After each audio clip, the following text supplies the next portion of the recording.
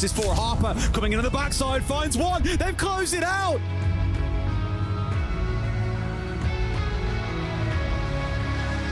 And Katsang wins it! Damwon Kia, still undefeated, have taken every single map, and they secure the spot one in their group. From this angle, Kansan, are you a miracle worker? You only need one more! And there it is! One of the best plays that we've seen at this tournament!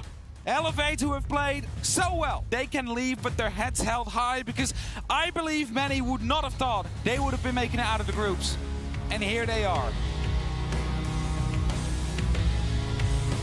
From 20 down to 6, here are your competitors.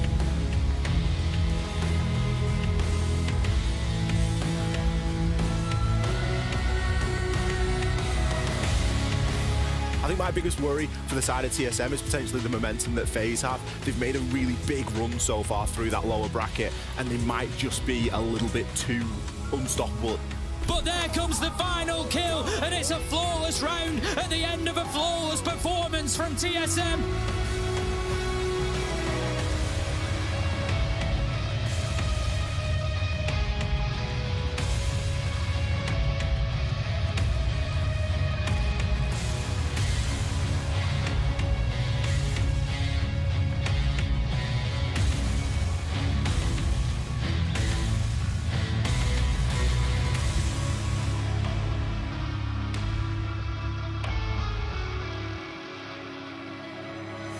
In over 2 weeks, we've gone from 20 teams to only 2. Let's welcome our competitors. TSM versus Team Empire, map number 1 is a best of 5. Joystick doesn't pull out ahead. He has a single bit of HP, and Chala says, no you don't. TSM steal Empire's map away, and they take Clubhouse. Merc might be able to get one, and there you go. What a performance from Merc. 14 damn kills and 7 damn rounds. TSM take map number 2. Geo in a 1v3, but Empire, they want to send this to map number 4. They just need a tiny bit of Geo's HP and they're gonna get it.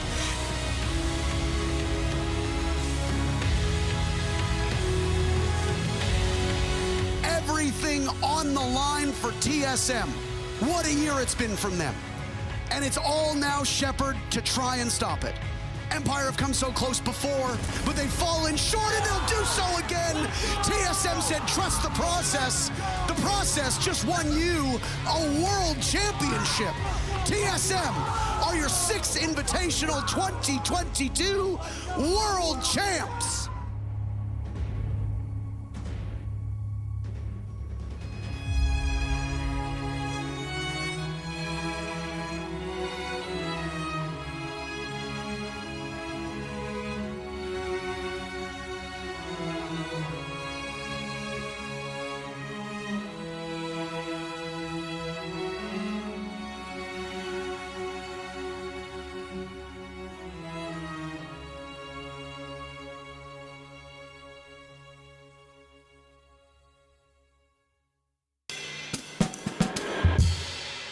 Check 1, 2.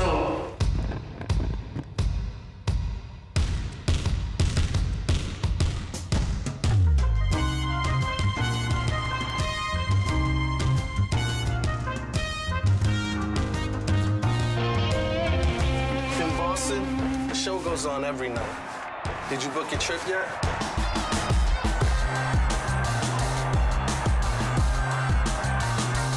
Boston never gets old.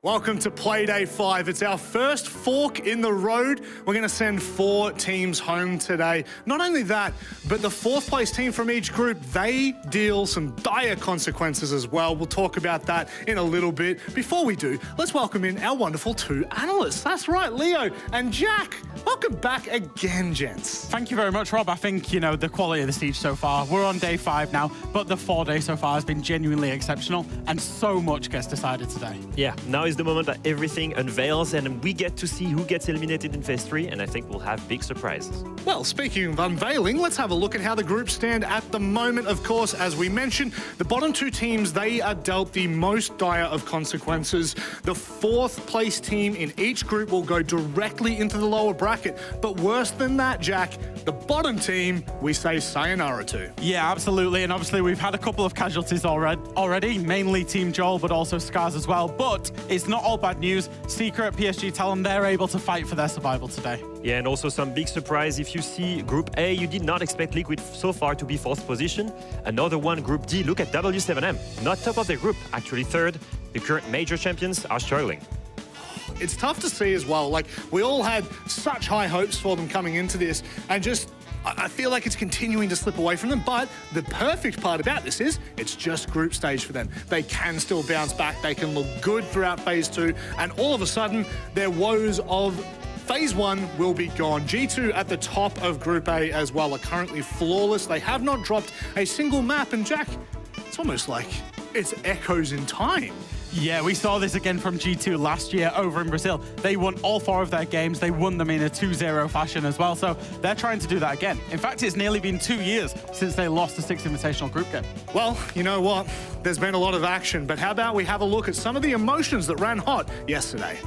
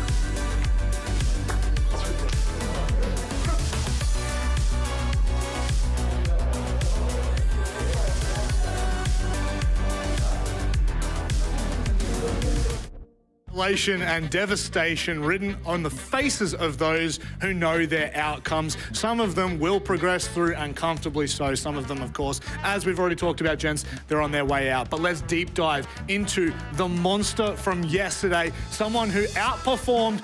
But Leo, it's like we've seen it time and time again. The Shaiko, you know, I'm the Shaiko show basically yesterday, right? I'm so happy to be on the desk so I don't have to face this guy anymore. He was already on his prime when I was playing, and look at him.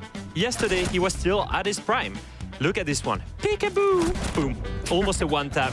I mean, honestly, it was incredible to see the prime Shaiko spawn picking, going aggressive. I was talking to Likefak yesterday and asking him, you know, why do you let this guy pick and overpick again and again in spawn kills, even in 5v3 situation? He told me when Shaiko is feeling it, you're not stopping him. Yeah, it's absolutely crazy. We often talk about BDS, and in a way, Leo, we forget to talk about Shaiko because what they're building there is such a good team environment where everybody's pulling their weight. Yeah. But then every now and again, it's not Shaiko having to hard carry, it's just that he's feeling himself, he's popping off, he's getting aces, and that was a classic Shaiko performance yesterday. And further back, I guess realistically, there's only one thing that caught our eye yesterday, right? It's the moment PSG Talon. They got their first win of the tournament. And Jack, it sets them up nicely, but it's still really hard to sell the story just yet. It's still really hard because they need to win today against BDS and then hope that Falcons lose to have any chance of survival in that group. But in isolation, what a result this was. They went up against the North American juggernaut in Dark Zero, a team that was expected to beat them. They managed to get it done 2-1. They could have got it done 2-0 as well, Leo. And what that tells you is just how much potential these guys have in APAC. If they could just deal with their mental pressure much better, they would be such a strong contender in international tournaments. I love it. We have such a long conversation when we're in the green room about APAC and where they could be and where they should be. But regardless, we obviously are sending two of those teams home. Who knows, maybe a third, maybe even a fourth today. Let's go ahead and have a look at the schedule. And Leo, I'll actually give it to you this time. What is your must-see game for today? Actually, I think it's going to be for Group B. It's going to be the third one here on the B stream, CAG versus Team Secret. Both of the teams are fighting to get out of the elimination spot. And it's crazy to say that when we think Team Secret used to be the second seed for Europe. Yeah, absolutely. Obviously, Team Secret need that clean 2-0 victory. Yep. If CAG pick up just one map in that best of 3, then CAG will manage to go through and eliminate Secret. It's a straight shootout between these two. It's kind of scary, I won't lie. But do you want to know what my game of the day is, Leo? Oh yeah, tell me. It's game 1 on the A stream. Team Liquid, they take on M80. That is the very first matchup. It kickstarts Playday 5 with a bang, and it's sure to deliver. Such high hopes of both of these teams coming into this, Jack. Yeah, absolutely. I think, in the group, I think Liquid would have expected to be a bit higher up in the table. They're facing down the barrel of literally in 4th place. If they lose this game, they will be 4th place into the low bracket. And for M80, they had a lot to prove after that day 1. And so far, they're proving it. Initially, we said Team Liquid is the most consistent team coming into this group. We expected them to be the first seed. Here, they're in the 4th spot, and they might start this SI in lower bracket in phase 2. So lots of stakes for these guys to finally beat M80. It is a straight shootout between these two teams. Whoever wins this fixture will be in the upper bracket. And then if M80 happen to lose it, they will be at the mercy of G2 and Unwanted later. Well, let's stop scraping around the surface. Let's deep dive into this bad boy. M80 have come into this tournament, with so many questions surrounding them, Leo.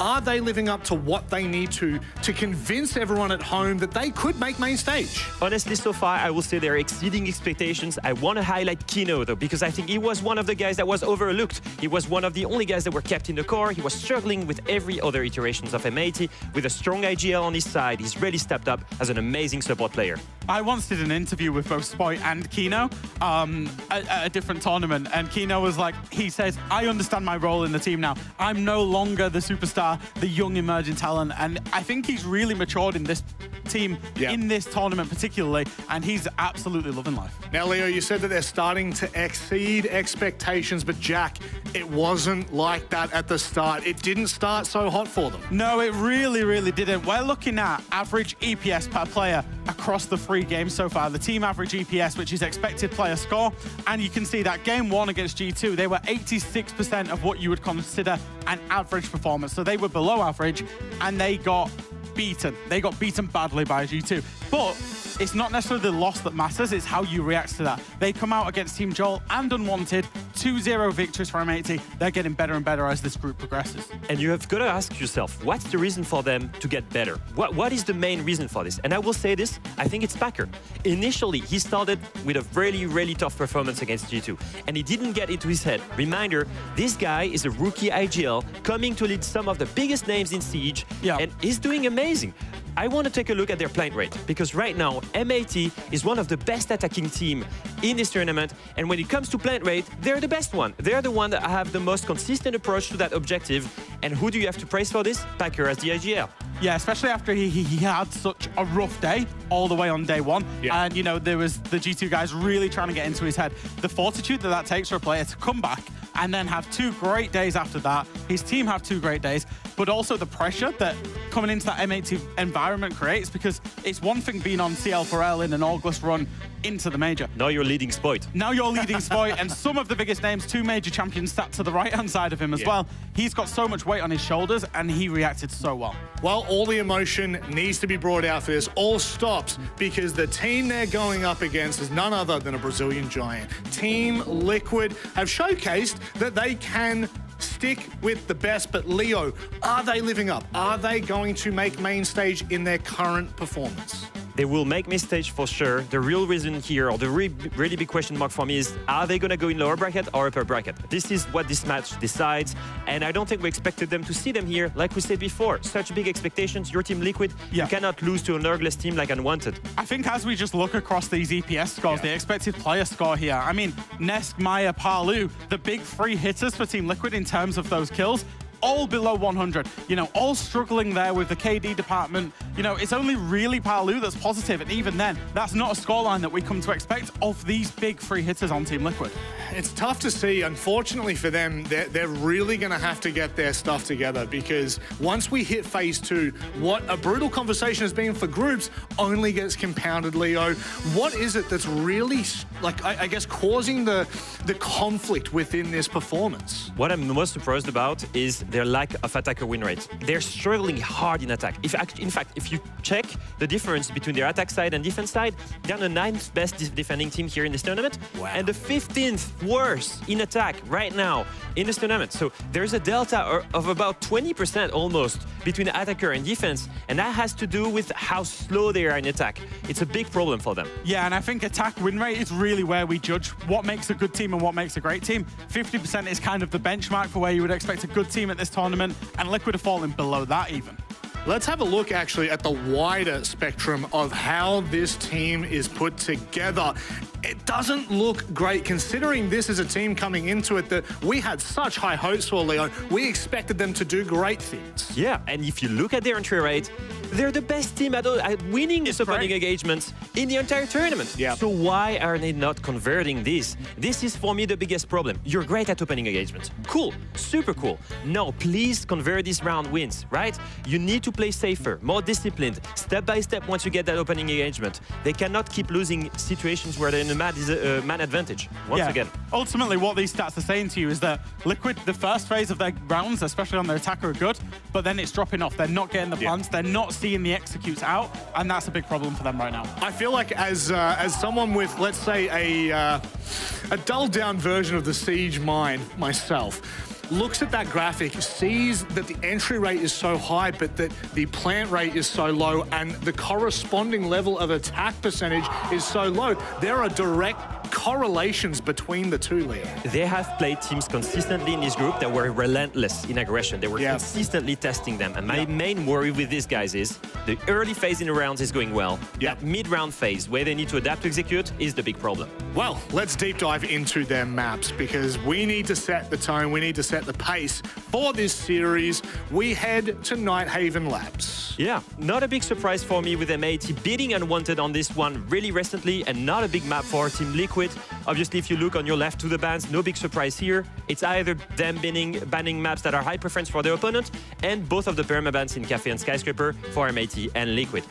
Now, if we move on to the pick, we see Consulate. Okay, that's a big surprise for me. It's a great map for M80. Reminder, these guys have beaten Joel 7-1 on this map. Yeah, I think this has to be a counter strat from Team Liquid. Obviously, Team Liquid have got the VOD on M80, even though they did win 7-1. They started the defense. So I think if Liquid knew that they were going to pick this map, they knew that they would be starting on attack up against M80's defense. They've seen everything, so even though it's a 7-1 victory, it was against Joel, and they will feel that they can counter it. Now, if we move on to the rest, we see Chalet ban, logical, because one of the best Liquid maps, and then Bank, which leads us to Border as a decider, mid-preference for both teams, and a big question marks actually for both. Liquid played it last against W7M in Montreal and lost it barely 7-8, if I remember well, and M80 still haven't showed it so far in this tournament with this new iteration.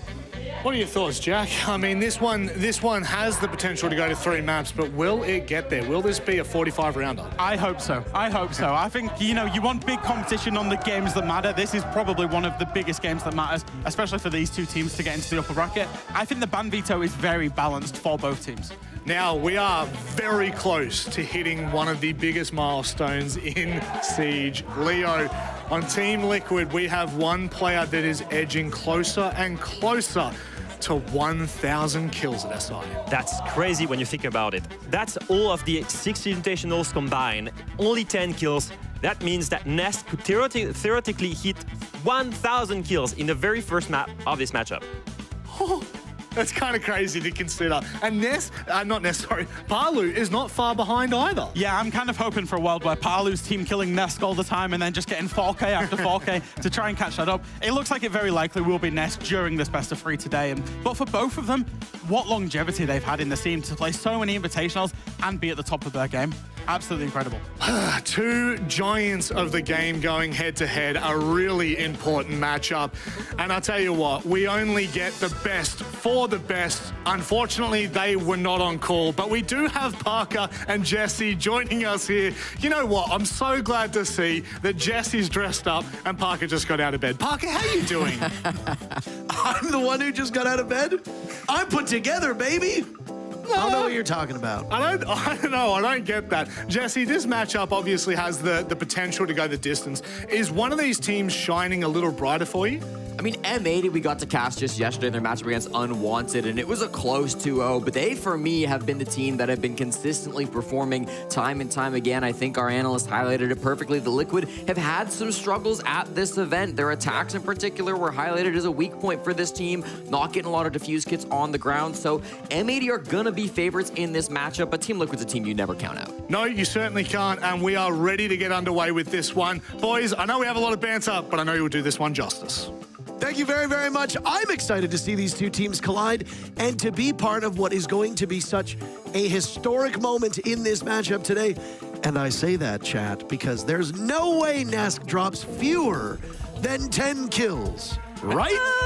Right? Surely not, Parker. Surely not. I will say Nesk has had a bit of a quiet tournament compared to how he's usually been performing over the last couple of years. Aside from his hard support captain of Lagonis, he has actually had the fewest kills of any of his teammates this tournament. So we still expect him to hit 10 on Nighthaven Labs, if not later on in the series. But yeah, we'll have to keep count on that for Nesk. Of course, 990 his current kill total. And Parker, before we get into this game, I gotta say, I remember 1 year ago in Sao Paulo, when Team Liquid and M80 faced off against each other on the final day of groups, just like they are now. I was working the desk for that game a year ago, and I remember that was one of the, if not the, most depressing games of Rainbow Six Siege I have ever watched. Because M80 at that point in time were already mathematically limited. They didn't win a single game, and they frankly showed up to that game looking limp and already defeated before it even began. Now, a year later, we see the exact same spot, final day of groups, Liquid versus M80, but we're in a whole different ballgame. M80 looking rejuvenated, already typing in the chat. There's no signs of depression anywhere near these players, so they're getting excited because they know that upper bracket is on the line. M80 taking out Monty and Fenrir this round, and Liquid banning out the Nook of all operators alongside the Kaid. Liquid, a team that are often very difficult to predict what they're going to ban out. They definitely kept it interesting today. Those two operators not on my board for what I thought they'd be removing. On the side of M80, they will choose to remove that shield of Lagonis. but at least for the first round, he's going to start by showing off a different shield instead. One last thing to highlight before we get into this game.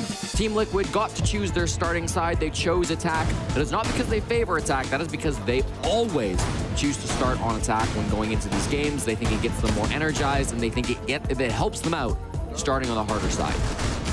Just talked about it in the pre-show, but just in case you missed the pre-show somehow, we'll instead talk about the groups just to fill some time. Yeah.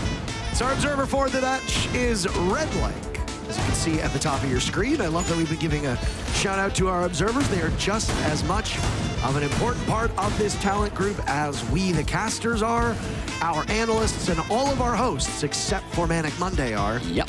Every single person comes together to put forward a good product, and the observers are included in that. We wouldn't be where we are without the good observing. This is Group A that we're watching. G2 Esports has claimed their spot at the top of the group. Team Joel was eliminated 2 days ago. They were the first team that we said goodbye to. Yesterday, we said goodbye to Scars as well. Now, they're still here. They haven't gone home just yet, but they won't be advancing any farther into the tournament. Team Liquid does find themselves on the bottom of the group, though, Jesse. Yeah. Trailing Unwanted by 2 points. The Brazilian team will be chasing 2 records. Palu is about 44 kills, I believe, away from breaching 1,000. Nesk is 10 away, and Lagonis is off to the races. Diffuser will greet him head on first and foremost. Resets and Palu on the board for Liquid. M80 found 2 kills of their own. Nesk gets it down, but cannot secure for the time being. Packer not retrievable. Nesk with 1. How about another? And now it's all up to Kino. It's all Brazilians left alive at the moment.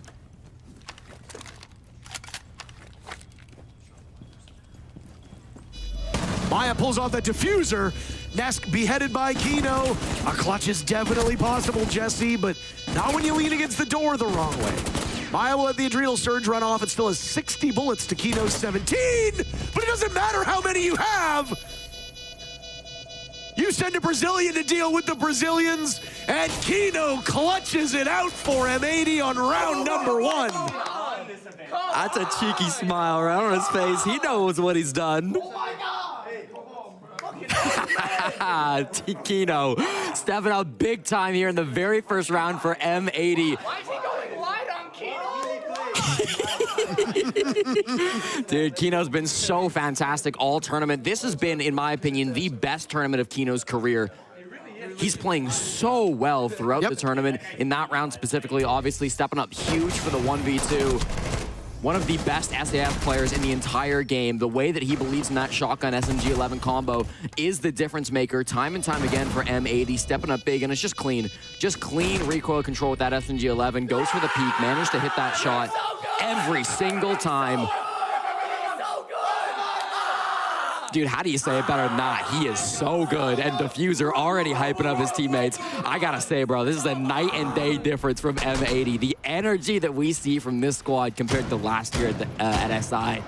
What a difference. Big round coming out from Kino with the 3K. 2 from Nesk, and I thought his entry was fantastic getting into sight there. It's a little unfortunate that Lagonis went down immediately on that blitz, and you gotta imagine with a bit of a better entry, that does go their way, but that was a coin flip round. Could have gone either direction. Kino just happened to be better on the first round of the day. And I think that's going to be the difference maker, Parker, between both Liquid and M80. It feels like the star players on M80, it feels like all 4 of their main fraggers are showing up here at the 6th Invitational, whereas Liquid have had a few more quiet performances from their individuals. So if they're not able to start off strong, that could be a huge problem, and it's particularly a huge problem for that start because Team Liquid need a 2-0 here to lock themselves into the upper bracket.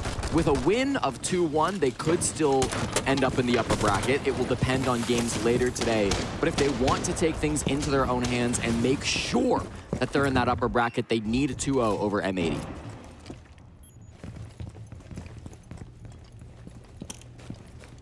G2 play today, by the way? I don't know outside of our game. I believe G2 are... no, I think they do play. It's Joel who has the day off. Right. So Team Joel's numbers are locked in. They've played all of their matches. They lost to Liquid 0-2. They lost to M80 0-2. They lost to Unwanted 0-2. They lost to G2 0-2. The Goyo of Spoit engaged with Maya, and Spoit is distracted. I don't think he knew that somebody was so close. Diffuser will falter as well. Scoreline is 1-0 for M80, but Team Liquid had full control that round until the post plant. We're seeing the same thing happen now here in round number 2. Resets dies to Gunner on the roam.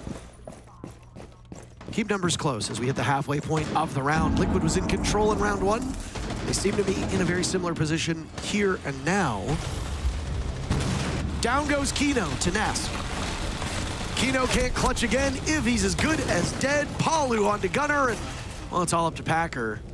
Packer had a rough start to the tournament, but has continued to improve as time has gone on. For sure. 4 players from Team Liquid now that he has to deal with. That's kind of highlighted how he's been on the up and up. Every single game, he's been better than the last. Can't get it done today, though. Maya finds his 3rd on the round. Maya has been an amazing entry player for Team Liquid. You saw the 2K in through storage in that round. He actually is contributing to Team Liquid being the best entry team at the entire tournament. Despite their struggles so far, they have a 61% success rate on the opening pick, and a large part of that comes from Maya, who's been taking the vast majority of their opening gunfights. He's usually doing an attack on that Deimos where he's running in and he's making some big plays. But doing it on the Twitch and doing it on the Finka so far, we had an early tack timeout from Bodega. From M80, yeah, that's not what I expected. It very easily could have been a 2-0, though. That first round was won by a Kino clutch. True. I mean, they're finding that Liquid are coming in very, very quickly these last couple of rounds. Into the bomb site immediately with that blitz round number 1, and then into storage immediately round number 2. And both times, I think M80 got a little caught off guard. Sure that, like, when we're playing positions close to each other, Willie and D, make sure you guys are common to each other. We need you guys fighting together. It's a great point by Packer. When they were up on that roam game, Spoit looked a little bit lost for that first gunfight. Diffuser was right next to him, and Diffuser wasn't able to get that trade. They both ended up going down to Maya. We'll see the replay of it here. There's Spoit dying, and then right afterwards, Diffuser dies. And that's kind of what Packer wants his teammates to try to avoid. Obviously, the young IGL, the desk highlighted how much pressure is on his shoulders to head into this game, and all tournament long, he's been put in a tough spot, but been stepping up for his teammates.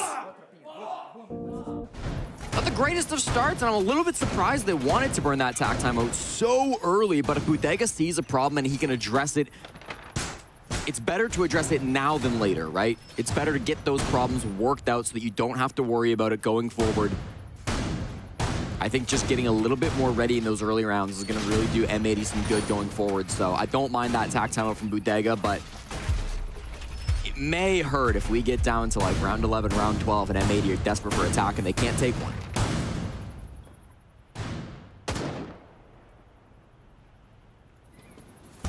We go to the 3rd bomb site now of storage, which is of course going to be every team's tertiary site on this map. It is okay. It's an okay bomb site. It is often very easy to plant inside that storage window if you can control basement and the IT breach.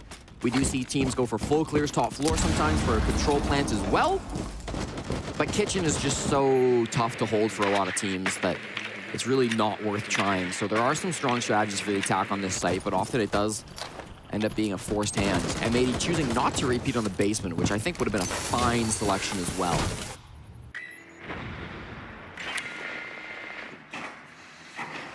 We're going to be on Nesk watch for most of this series as he now sits at 993 kills. 7 off of being the first player to break 1,000 kills at the 6 Invitational. Really is quite an absurd tally when you think about it. It's even more absurd that with all of these kills, Nesk has never won the big one. Yeah. They've never even won a major, Jesse. Like, It is crazy to think that with the legacy that Nesk and Palu will leave, that the only thing that they were able to muster was an OGA pit win for Palu and the Atlantic City win for Nesk. Leonis is in. Everybody is still up, right? Diffuser at the halfway point. Nesk over top eliminates Kino. And Lagoda should be able to get out of there lickety-split. Palu with 1 kill, Diffuser 1 as well. But the numbers for M80 will continue to trickle downwards. As Diffuser and Packer have the tough task of hopping onto that Diffuser that is very visible by the window. Nesk is also watching from above. He'll get smoked out on the upside-down rappel. Palu's doing all the killing for Nesk, and Lagonis guided that diffuser in the first place, will get the final kill. M80 called their timeout because there were some things they did not like. Does not surprise me in the slightest that things will continue to go badly for them. A lot of times teams cannot immediately action upon that change, that timeout. Also worth noting that Liquid gets to talk during the timeout too. An excellent execute. They exploit a blind spot in the defense for M80. Jump in and go for the very default plan to then get out of there. M80 asleep at the wheel a little bit there. I mean, the defuse kit just coming in through storage. That was actually all of M80 during that round, Parker. That's team comps. That's live team comps. You did a great impression. Thank you. I mean, Kino was obviously the guy playing inside the site. Should have been the one to call that out, but he was a little bit distracted. Ness got that opening pick onto Kino as he was playing kind of back inside of control rather than directly inside of storage itself. But, I mean, I think the plant going down so early from Team Liquid when they didn't really have that much map control, I think it was pretty much just the IT wall that had been opened up by Paulu. They had drones down below to confirm that it couldn't get nitroed from that vertical, and so Team Liquid in 90 seconds assessed that, hey guys, we have everything we need. Let's go hit the site. There's nothing stopping us here. M80 maybe just need to be a little bit more aware of what's going on from Team Liquid, that possibility is there. Even if we're early in the round, they can go for plays like that. So something to watch out for M80 going forward.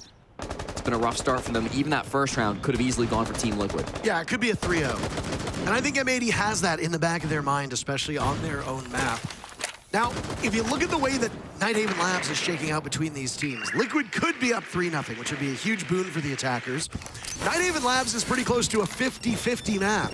53 rounds have been played. 53% of the rounds have been won by the defenders. 47% by the attackers. So, like every other map except for Clubhouse at the moment, this map skews towards the defenders. That's bad news for M80. This is your map. You're on the better side. Liquid always starts attack, like you said. They've given you a huge gift, which is that you get to run up the score on the easier side, and right now you're failing to do that. And as the desk highlighted, Liquid are a much better defending team than they are an attacking team. So you've got to imagine when they swap those sides, Liquid are going to be in for a treat. All of that has to play into why that early timeout was called by True as well. No, that's a great point. I mean, M80 are very aware of the stakes. They're very aware of how Team Liquid like to play as a team, and so they know how important it is to go up early on this first half. Team Liquid, looking for their third, are going to go for a connector side push, and they find an opening. Ness just walks in. And he gets shot away at from two separate players. Maya dropped as well as Packer hits the deck. Both of these teams at 3 apiece. Diffuser, terrific so far through this round, and now it's a 2v2. You're gonna need more out of him. Kino clutched on this bomb site before, and he is target number 1 for Team Liquid. Resets and Lagonas both engaging in some gunfire as Diffuser is trapped behind the bomb chassis. Lagonas wins it this time. No clutch attempt for Kino, and it's done with the sidearm for Liquid. They get their revenge on this bomb site, 3-1 for the Brazilians. I believe they call him Lagotness. I've from time to time. I've heard that. And clutches like that are exactly why he's earned that title. Fantastic play in the late round. He has consistently been Team Liquid's most clutch player, winning 40% of his clutches through the tournament prior to this matchup. That percentage will only go up after round number 4. Beautifully played. He's not often a player we talk about as having insane mechanics or insane aim. He's not on this team to get a bunch of kills. He actually has the lowest headshot percentage of any player at this event, and headshot percentage is not the greatest metric in Siege to define individual skill, but it does kind of tell a bit of a story as to who's aiming for the head and who's getting mostly body shots. And I think for Lagonas to step up, get a big clutch like that, it's got to be confidence inspiring for a Team Liquid that are already feeling good at the start of this game. Lagonas has been so consistent for this team, maybe not in the fragging, but in his planting. He's got the most plants on the team, of course, and then also just with his decision-making and shot calling. When he first joined this team, he was a very young IGL, just like Packer is today. Now Lagonas is a few years under his belt, coaching this or leading this team, and they've got a whole lot of trust in him. He's proven himself time and time again. 3-1 now for Team Liquid as M80. You've got to be a little bit worried about the mental. They were so loud after Kino clutched round number 1. I haven't heard much of that recently, though. Not a lot of good signs on the side of M80 so far on their own map. This is not the start that they wanted, especially as the desk before the show highlighted how much better M80 is getting over time, just consistent improvement. Their EPS has trended upwards in every single matchup that they've played. Terrific stuff by them, but eventually at some point you gotta lose, right? Every team loses once or twice. Spoit 1-4. He needs a good start to this round. Spoit's been having, back. He's been having a very slow event. He has, seriously. It's been weird how poor Spoit has been. I think we talked about this yesterday as Gunner and Resets come to blows. Lagonis dies. That's the Blackbeard down. A huge first pick for M80. We talked an awful lot about Nesk and Palu, but what about Maya? He's just as much of an offensive threat. The 3 tips of this Liquid Spear all now sitting at 5 kills. 15 kills across 4 completed rounds is great stuff. Spoit will be 1-5, Gunner 2-5. These are bad numbers for players who you expect to get kills. We talked about this in the unwanted matchup that M80 now also has more offensive threats. Spoit is not needed to carry as much as he has before, though it's still nice when he's able to do his thing. 6 kills for Nesk, that's all she wrote, because Diffuser has been so good at trading back for this M80 team. He very narrowly loses his life. He stays alive for the time being. It's him and Kino again. As the remainder of Diffuser is spotted, heard by the Logic Bomb as he's inside a cafeteria, and he gets swung up on by Palu. Liquid 3v1, the scoreline 3v1, and it very easily could be a 4-0 for Liquid at this point. Plenty of time now to rotate and get to the bomb site with 45 seconds left. The most clutch player on M80. They're going to need some big stuff out of him once again. He's already shown what he can do in round number 1. He's going to have to be the hero for M80 this round. Destroying his cameras, he knows that Palu is on the Dokkaebi and has hacked those, but the opponents will actually have all of that information from the Valkyrie and Oliver Util. It's the half play from Resets though. Kino doesn't even have a chance as he tries to reposition down inside of the site.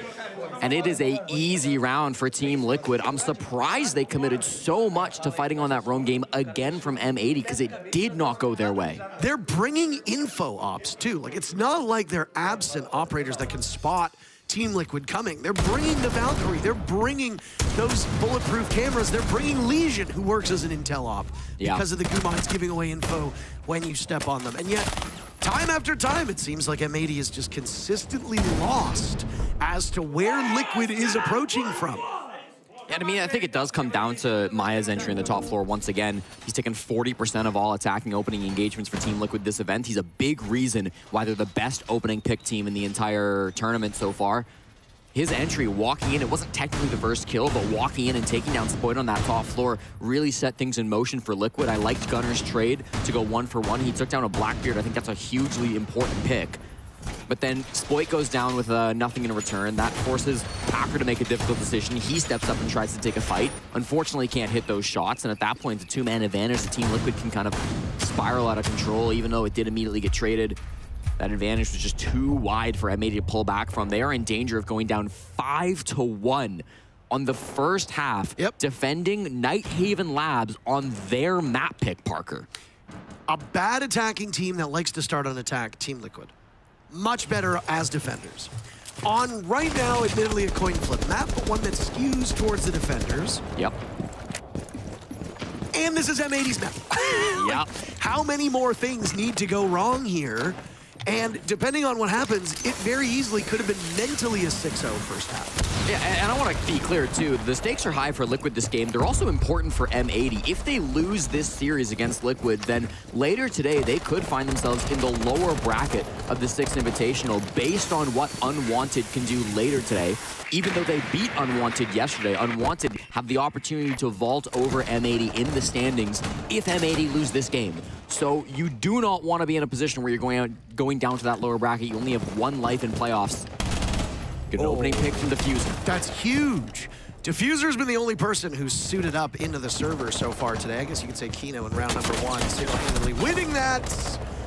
Diffuser plays that a little bit too quickly, and Lagonis punishes him for it.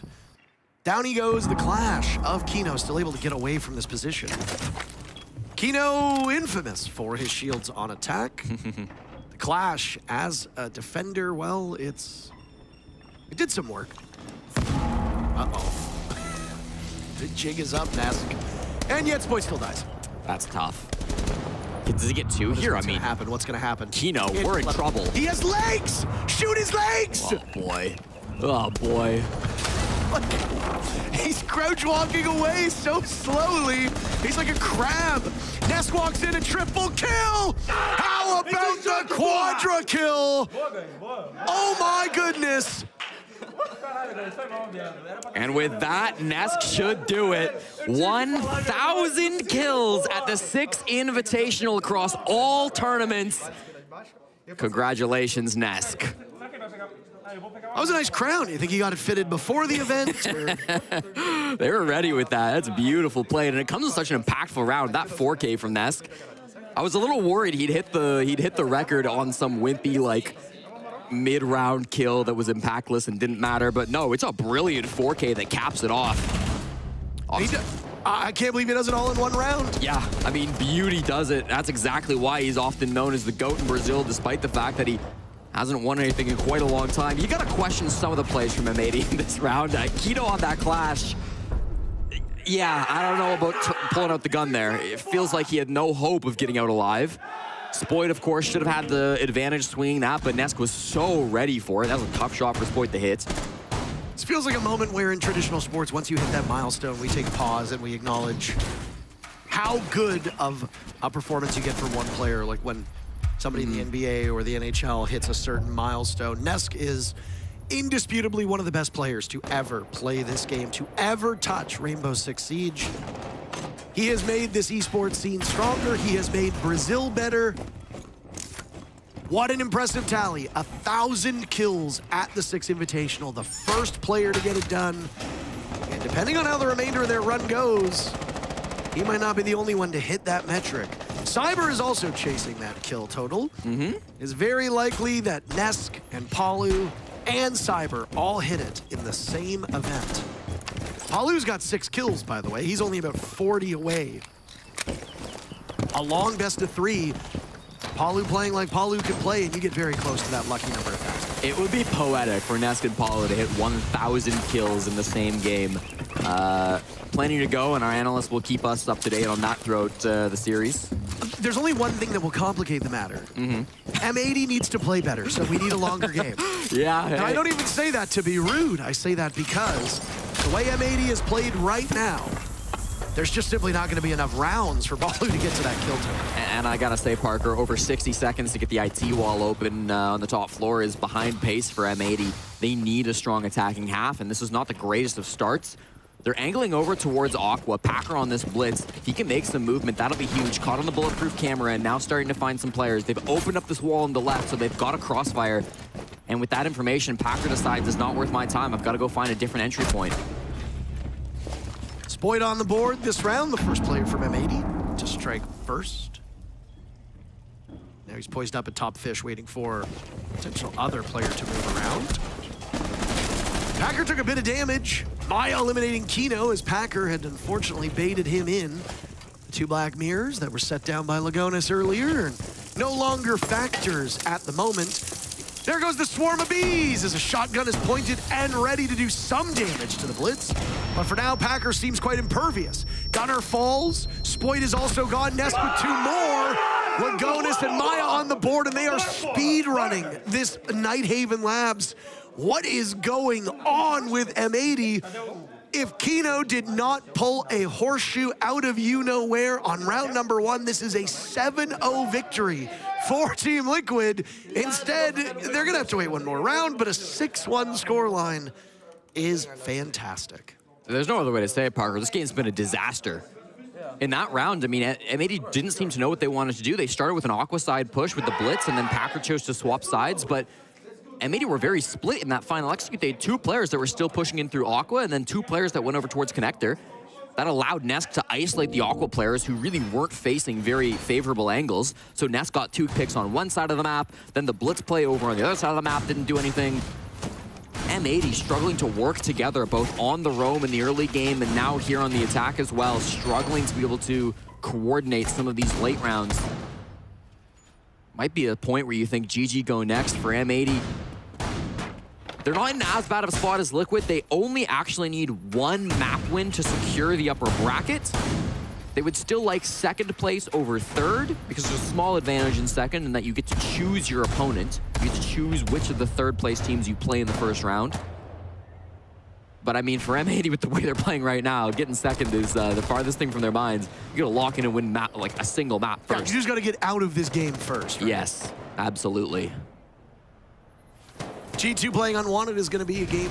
There's tons of fireworks later on. They're not in action at the moment. Oh, Maya's there to greet Packer, who pulls out his gun at the wrong time, and now Maya's on the ground looking for yet another cacophony of sounds over top of the bomb site as Lagonis fights back, and Maya second guesses himself on the vault in, but a Nitro Cell is there for insurance. Palu blows up Kino, and now the advantage for Team Liquid. 3v2. And notice the difference. M80, they jump at the same window that Liquid jumped into to try to entry, but Team Liquid are all playing together. There's Nitros from down below. All 5 players, even the ones that aren't on the roam, are contributing to that early round. They're able to trade each other out and have that teamwork. Now with its man advantage, Team Liquid can just sit inside the site, hold their staircases. It's gonna be Palu on the cargo stairs. Lagonis was vending, but he's fallen off at this point. M80 will have plenty of time and defuse kit and good soft breach, so this is still a winnable round, but they're going to need some big moments to come out of the former players of Cloud9 Beast Coast, Gunner and Diffuser. What can they get done here? At least you got 2 players with great synergy, good comms, and ability to play off of each other. For sure. You hear the one boogie drone going, there's another in back pocket. Gunner uses his very first logic bomb. So there are tools that M80 can use, but Liquid has access to them as well. One Kiva barrier in pocket of Lagonis, and those flashbangs won't make much difference for Palu if he engages the smart glasses. That was an insane angle with the mirror window, my goodness. Gunner now inside of Exo, taking an awful lot of damage through that kill hole that was made by resets. In a position where if he had Diffuser, he could go for the plant, but now it's Diffuser with Diffuser trying to get the Diffuser down, but Liquid are making sure that Diffuser does not get down by downing Diffuser. Diffuser takes down Palu. And with Diffuser in hand, he's on the typical Diffuser spot. I'm just having fun. To keep their hopes alive in their own map, Diffuser creeps up, and he gets taken out by Lagonis. You could say it was 8 rounds that should have been won by Team Liquid, but a 7-1 scoreline sends us away. We just got into the server 29 minutes ago, and we are already saying goodbye to map 1. Very kind of production to let us watch the warm-up for Team Liquid. I'm sure they'll be right and ready for their game against M80 as soon as M80 show up. What a dominant first map, 7-1. It does not get more insane than that. And of course, the only round that they won coming off a 1v2 clutch from Kino that probably shouldn't have even gone his way if not for some heroics. Nesk with 1,000 kills. That's the real storyline of map number 1. I know our analysts are going to want to break down that series. So let's toss it to them after this break.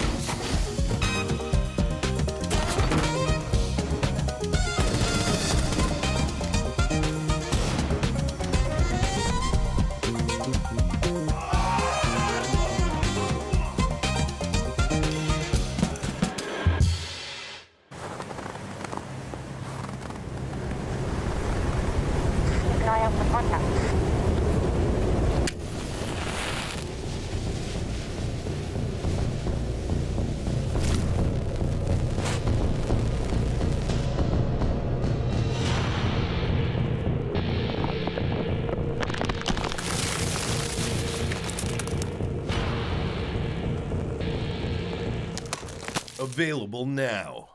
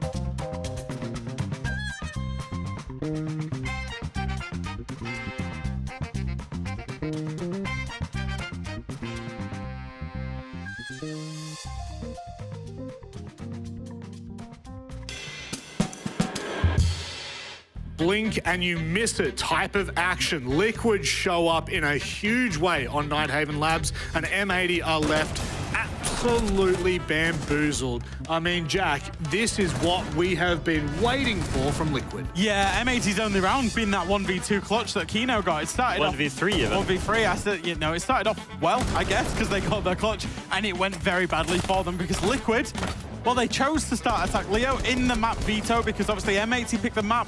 Liquid choose the start side. They chose the unfavorable side, and they went out and absolutely dominated a 5-1 attack split. M80 tried to react. They brought the clash. They tried to play aggressive. They tried to be a little bit more annoying, trying to disrupt the pace of Liquid. Nothing worked. I'm so impressed by Liquid's attacks. We started by saying that these guys, that was the weaker side, and they've showed us that they can prove, they proved their story, that they can attack properly. Nesk, amazing match. And as we mentioned, I think he had that 1,000 kills at SI target in his head. He certainly did, and you could see it. It was a moment that I am sure we will be looking back on as a monumental moment in Siege, and also just for Nesk as a player. I mean, what a fantastic milestone to hit. I'll keep it game related just for now, Jack. I think my question to you would be, with a player like Nesk hitting the mark, EPS is out of this world, where do M80 go from here? Yeah, I think it's tricky for them because they really didn't show up. Like, let's be honest, they looked quite asleep at the wheel, and Team Liquid looked like they were really, really hungry for their upper bracket. I think they've turned the pressure into a big positive for them because they came out, they made some bold choices, you know, with the operator bans, with starting attack, and they basically proved, we were sat here doubting them in the pre-game, right, Leo? And they've proved us wrong. They've shown that they do have it. This looks like a preset plan that is really well thought. and a perfect execution of it. They knew that pace was a big problem for them. Do you see them bring Thatcher, open up the walls very quickly, bring Grim with mini EMPs, open the walls very quickly again, try to get as much control as quickly as possible. Some really good rushes on round 3 that rush onto this TV bomb site as well. Super good play. I think in general, they had so many layers to their attacks. So impressive to watch. One thing I will say is we don't very often reach milestones like this. It's the first of its kind. I agree with Parker, which doesn't happen very often. We need to take a moment to sit in that and just understand what an achievement it truly was. Boy. Oh, boy. He's crouch walking away so slowly. He's like a crab. Ness walks in a triple kill. How about the quadra kill? Oh my goodness.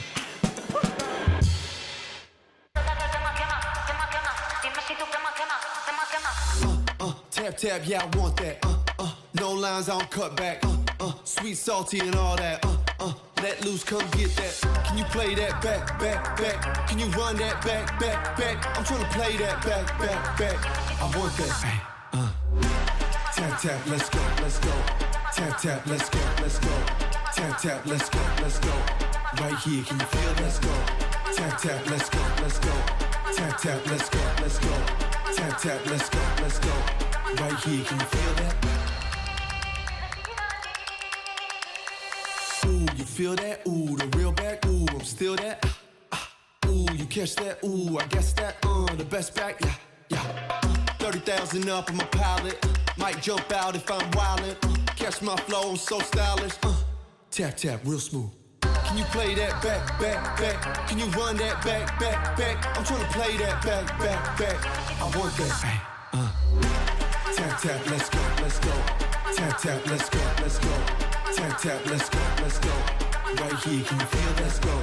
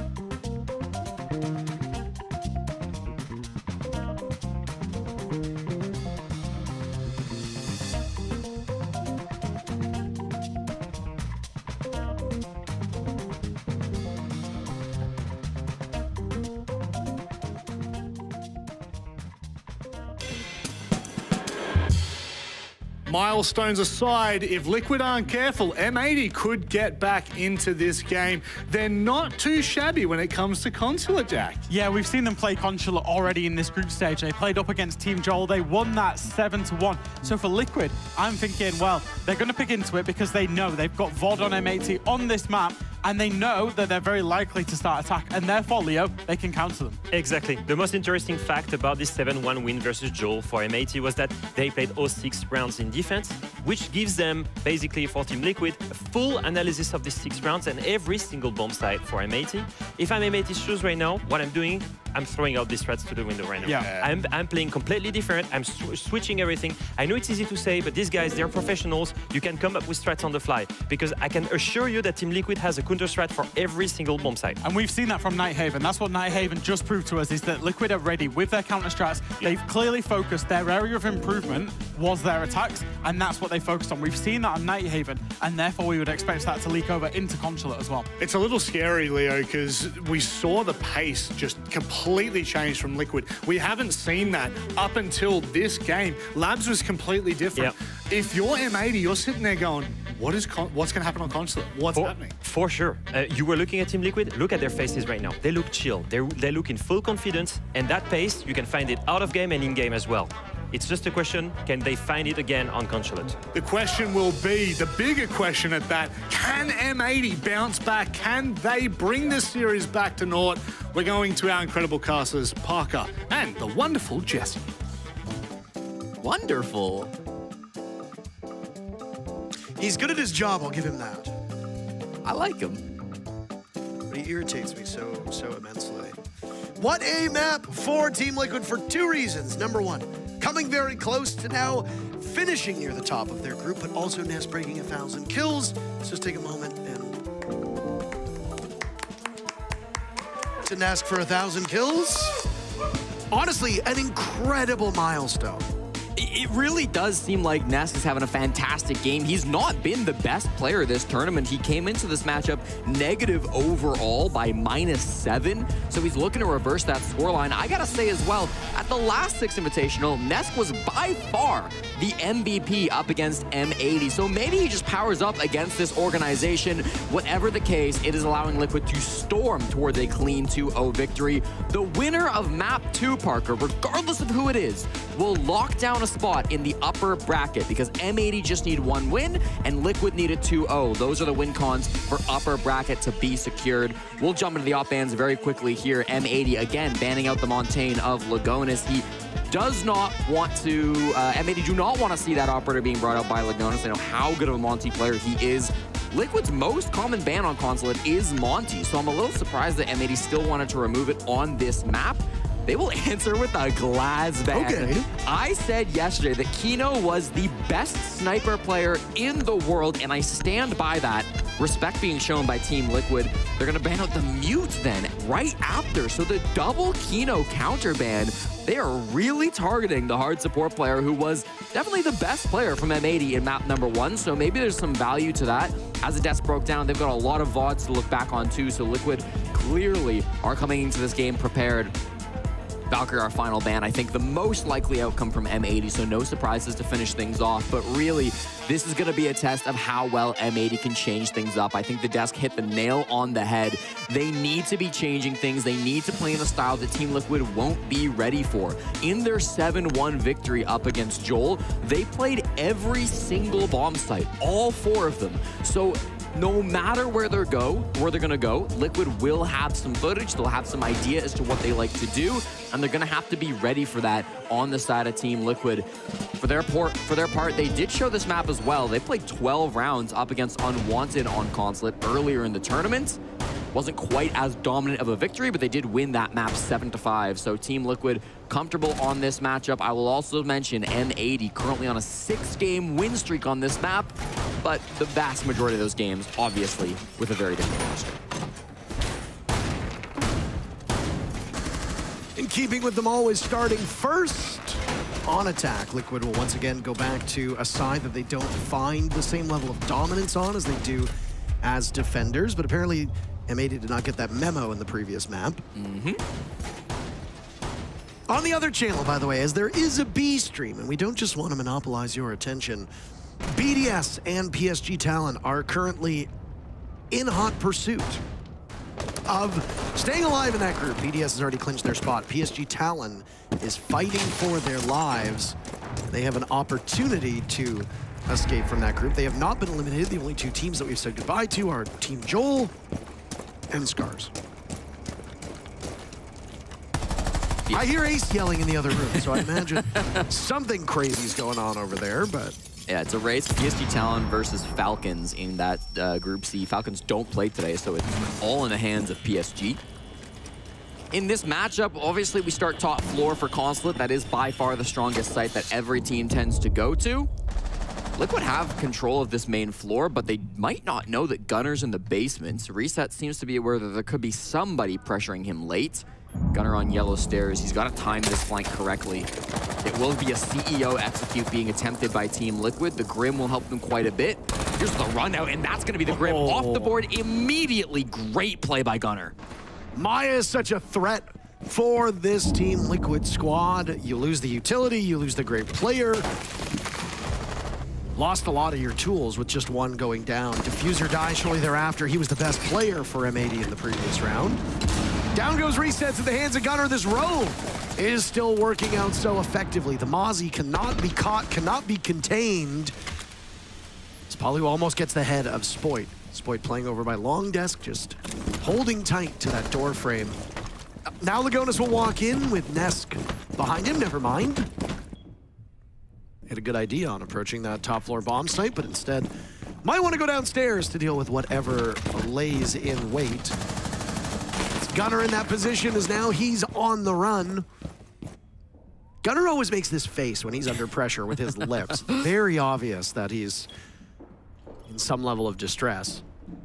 He's done so much for the team this round, 2 kills, and obviously wasting a ton of time on that bottom floor as well. Also rendering the Grim and the Dokkaebi useless. Yeah. On a top floor execute. Lagonis will sprint on in. There's some gas from Kino. Lagonis has to go out. We talk about the rhythm on that bottom floor bomb site for Bank, but we often forget that the same thing happens up top. Lots of flexibility here. As Palu sees 3 separate players, and he has a problem acquiring the right target. He sees Gunner, out goes the smoke. Nesk and Lagonis taking some damage. Palu falls to Spoit.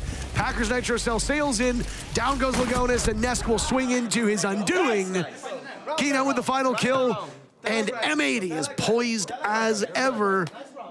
They had a rough first map. Good start to map 2, but they started map 1 like this as well.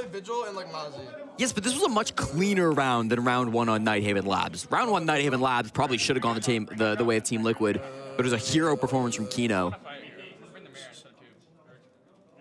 This time around on the top floor, it really did feel like M80. They started strong with Gunner, and he's going to be the MVP of that round for sure. Getting the 2K opener and roaming around that bottom floor with huge impact. But I think they played that late round really cleanly as well on the side of M80, you know, making sure that they deny that CEO plant with Toxic Babes. Kino was spacing those Toxic Babes really well, not tossing them out until you heard the repel in from the plant player. And then in those last couple of seconds, making sure they landed that Nitro Cell so the plant absolutely could not go down no matter what. Palu coming in through the yellow square, yellow side of things too, also not able to really find any impact, so very clean from M80. I love the way they played that first round. They got to try to keep that up. I will say Consulate compared to Nighthaven Labs can be a much more defender-sided map. Nighthaven, I think, does lean a bit towards the defenders historically, but it's certainly a map that attackers can have a lot of success on. It is rare to see an attacking team really have success on a map like Consulate. So you anticipate that M80 will walk away with a lead in this first half. If they don't, they're in huge trouble. Team Liquid have done it once before, but they'll lose another opening pick as Gunner finds his second in this game, spawn peek and resets. Opening picks so far in the hands of Gunner are integral at keeping his team ahead of the curve. Keep in mind that Liquid showed no signs of fear entering on Nighthaven Labs already. Gunner has put the fear of Jesus into their hearts. Resets and Maya were the first 2 to die in round number 1. The same will happen now in round 2. As Kino's been dropped, Gunner finished off. Diffuser on the board. Liquid reduced to just 2 players in a 2v3. Fire away into the corner. Lots of damage done to the Mira, but Diffuser continues to truck on. Palu almost missing the boat on that one. He runs right into Spoit in a very quick round for M80. Map 1 was fast. Map 2 looks to be about the same speed, at least at the moment. Team Liquid played that round like they got brunch plans in an hour. They sped through that site, immediately just hitting in the back with that Blackbeard, and it'll prompt a tactical timeout from Liquid after going down 0-2. Another early one being called in this series. This time it's the opposing team, and it is a 2-0 scoreline. A little surprising they want to call it so early, given that they are on consulate attack, but this is the decision being made by Hugzord, the coach of Team Liquid. Going back to Gunnar now on those back-to-back defenses entries, it is very common to see Gunnar having this success out on the roam. He's got a 35% entry participation on the defense. He is often the man on the defense who is running around and finding those opening gunfights.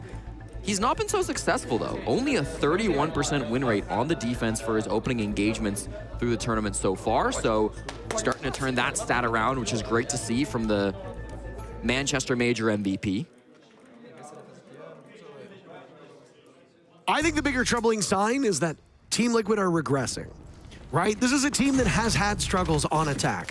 It looks like Nighthaven Labs might have been a bit of an anomaly, and now they're just going back to where they were before.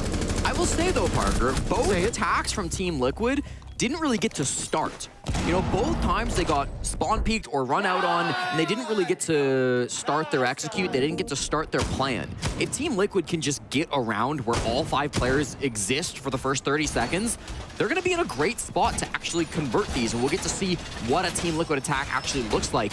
M80, for their part, have done a great job of just disrupting Liquid before they can get underway. See what new bag of tricks Liquid is able to bring now in this position, if we see any at all, of course. Spawn peaks are something you can't really account for, though. You can't really bake that into your strategy, right? Because it's not often that teams go for it. We have seen, I want to say, a lot more here at this event than in previous events we've watched. Now, these are numbers that we don't track ourselves, so it's one of those things where you just kind of have to go off of your gut feeling, but I don't know how many of you watching feel the same. It certainly seems like teams are taking more chances at the beginning of a round than in previous events. Remember it being this prevalent at SI last year, or Manchester, or Montreal. Obviously, for Team Liquid, they've been on the wrong side of it 2 rounds in a row. Starting by opening up on the basement. The bomb site is Piano, but there are a lot of players now on that bottom floor, and Diffuser with the Pulse will likely be their late round. Lagonis in on the shield again. He's been consistently rocking these operators, but it's Paul Lu to go down the Not just one, Jesse, but 2 and a third. Packer fish for another. He's worried about an upside down repel. Nesk still searching for his first kill. A flash goes out to Packer on yellow. Nesk in pursuit, wins the engagement. That was a bit of a team effort. Liquid can now reset, but again, oh my, a terrible start for this Brazilian team. M80 are eating them alive on the entry. With the mute ban, it's going to be Packer on the SAS operator and Kino on the Legion for only the 2nd time this event. Not a common op to see him picking up. Usually that goes to Spoit or Gunnar, but he says, what if I just ran a little Legion myself? Don't mind if I do. Packer certainly doing well with the SAS shotgun. Still plenty to do, though. It's going to be Spoit in a gunfight right up the top floor, but Nesk is better. Beauty shot. Can Gunnar find a trade? He can. It's all up to Nesk to clutch this one out. Mr. 1000 himself. Don't know if he'll have the luck or the wherewithal. He holds Diffuser, drops, and it's Diffuser to kill him and drop Diffuser. Yours, bro. Yours, fucking yours. Let's go. Packer's way too saucy, is that what they just said? Too saucy, Parker. Packer doesn't seem saucy at all. I think we just fight like. There was some sauce on those stairs. Was there? I'll bring the effects and do the lower thing. Okay? I knew they were gonna fuck. I think we bring nitros. There was definitely some sauce on those stairs. All right. The Liquid players, both Palu and Lagonis, were slipping and sliding in the sauce. Nesk maybe was able to eat up a bit, but ultimately Packer with that 2K entry is going to be the story of the round. That massive advantage that Team Liquid were never able to get away from, thanks to some good trading up on that top floor too. Kino did get involved, by the way, on that Legion into the late round. Packer has been better and better every single series. Yesterday, for the first time, Packer went positive at the 6th Invitational. He is once again the youngest IGL at this event, and he's been given a monumental task, being put in as the brand new captain for a brand new team with players like Spoit, Gunner, and Diffuser on it. That is a lot of pressure to be put on someone at the age of just 20. But he's stood up tall for it, and honestly, despite his poor stats to start this tournament, I think he's done a great job. I need to agree with you on that one. While M80 has done a good job, though, Team Liquid have done quite an abysmal job at responding. Nobody on this team seems to be able to stand up to the aggression for M80. Palu's kills have mostly been trades, so they're not as impactless as you would think from an 0-3 score line. You see, but everybody else has failed really to do all that much. And because of that, you're letting M80 just run all over you at the moment. You're getting knocked off stride early in the round, and then Liquid are not able to pivot. And these are the same issues that Liquid has encountered time and time again on attack. If everything is going to plan, you are unstoppable. The moment the smallest grain of sand gets in that gear, you're done for. I like that echo cam from Gunner. This one's nice too. Gets him a bit of intel up on that top floor. Can't quite capitalize off of it, but this is going to be a different push from Team Liquid. First round, they wanted a CEO execute, didn't find much luck with it. Now they're going to focus over towards admin instead. That means the Packer and Spoit will likely be the first points of contact for M80. But it's slow to get this control, Parker. It's slow because they're worried that the moment they get into the building, they're going to die. And that hesitation, I think, is for good reason. They find 2 very quick kills. Spoit dies as well. Palu with 2, Nesk with 1. Gunner's making that face again. That's the Gunner face. He and Kino, now with a Liquid team that has basically been untouched. Palu taking his lumps, but he soldiers onwards. I don't think Liquid are any fear of running out of time in this round. No, they got plenty to work with. They find Maya.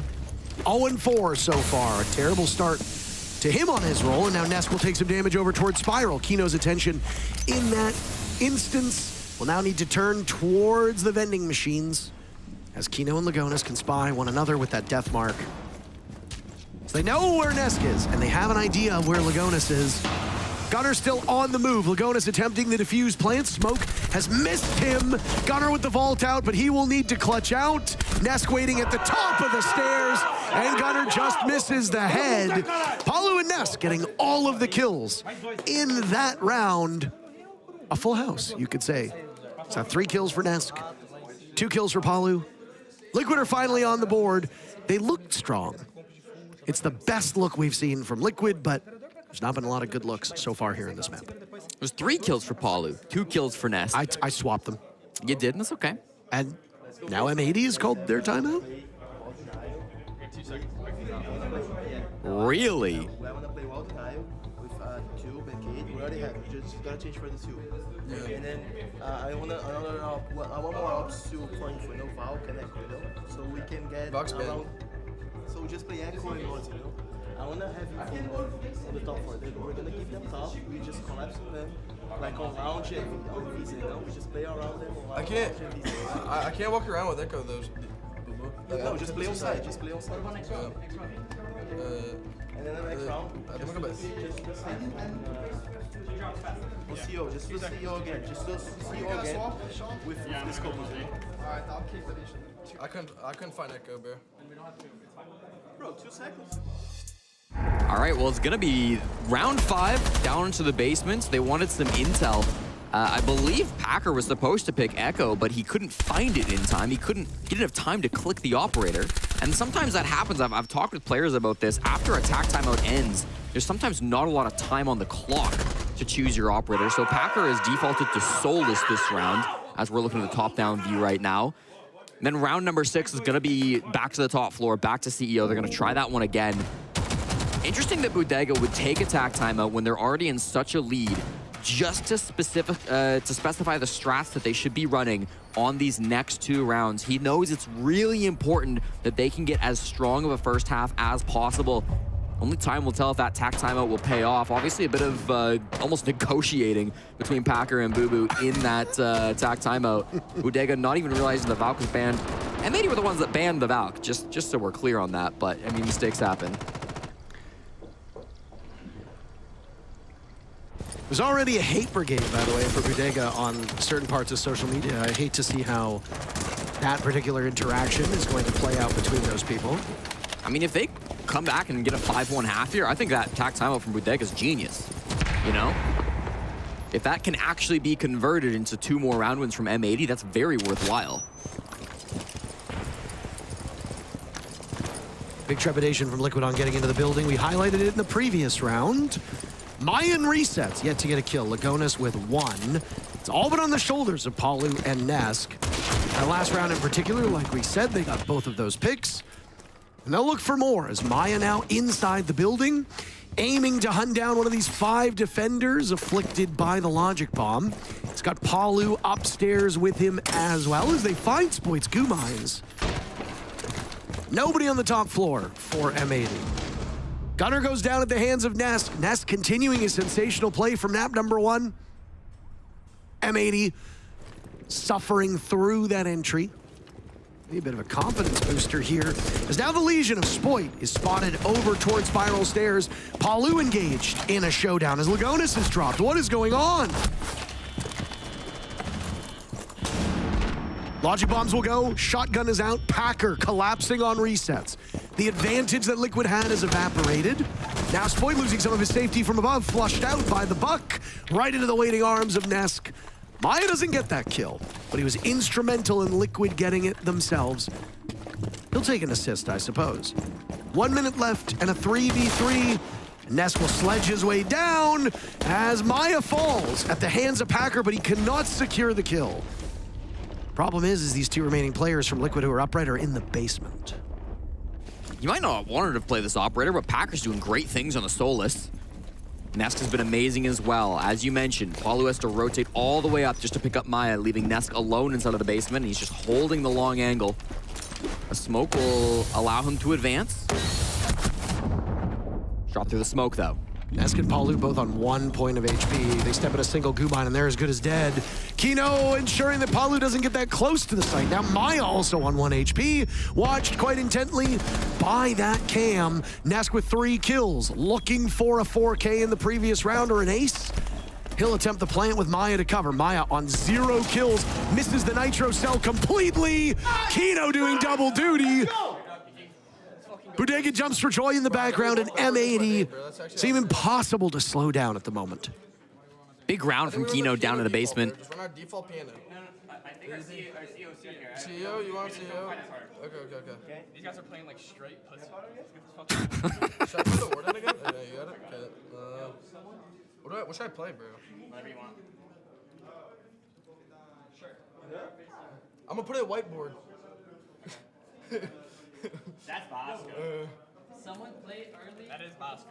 Someone try to shoot. He's picked the Mira, by the way, Packer has.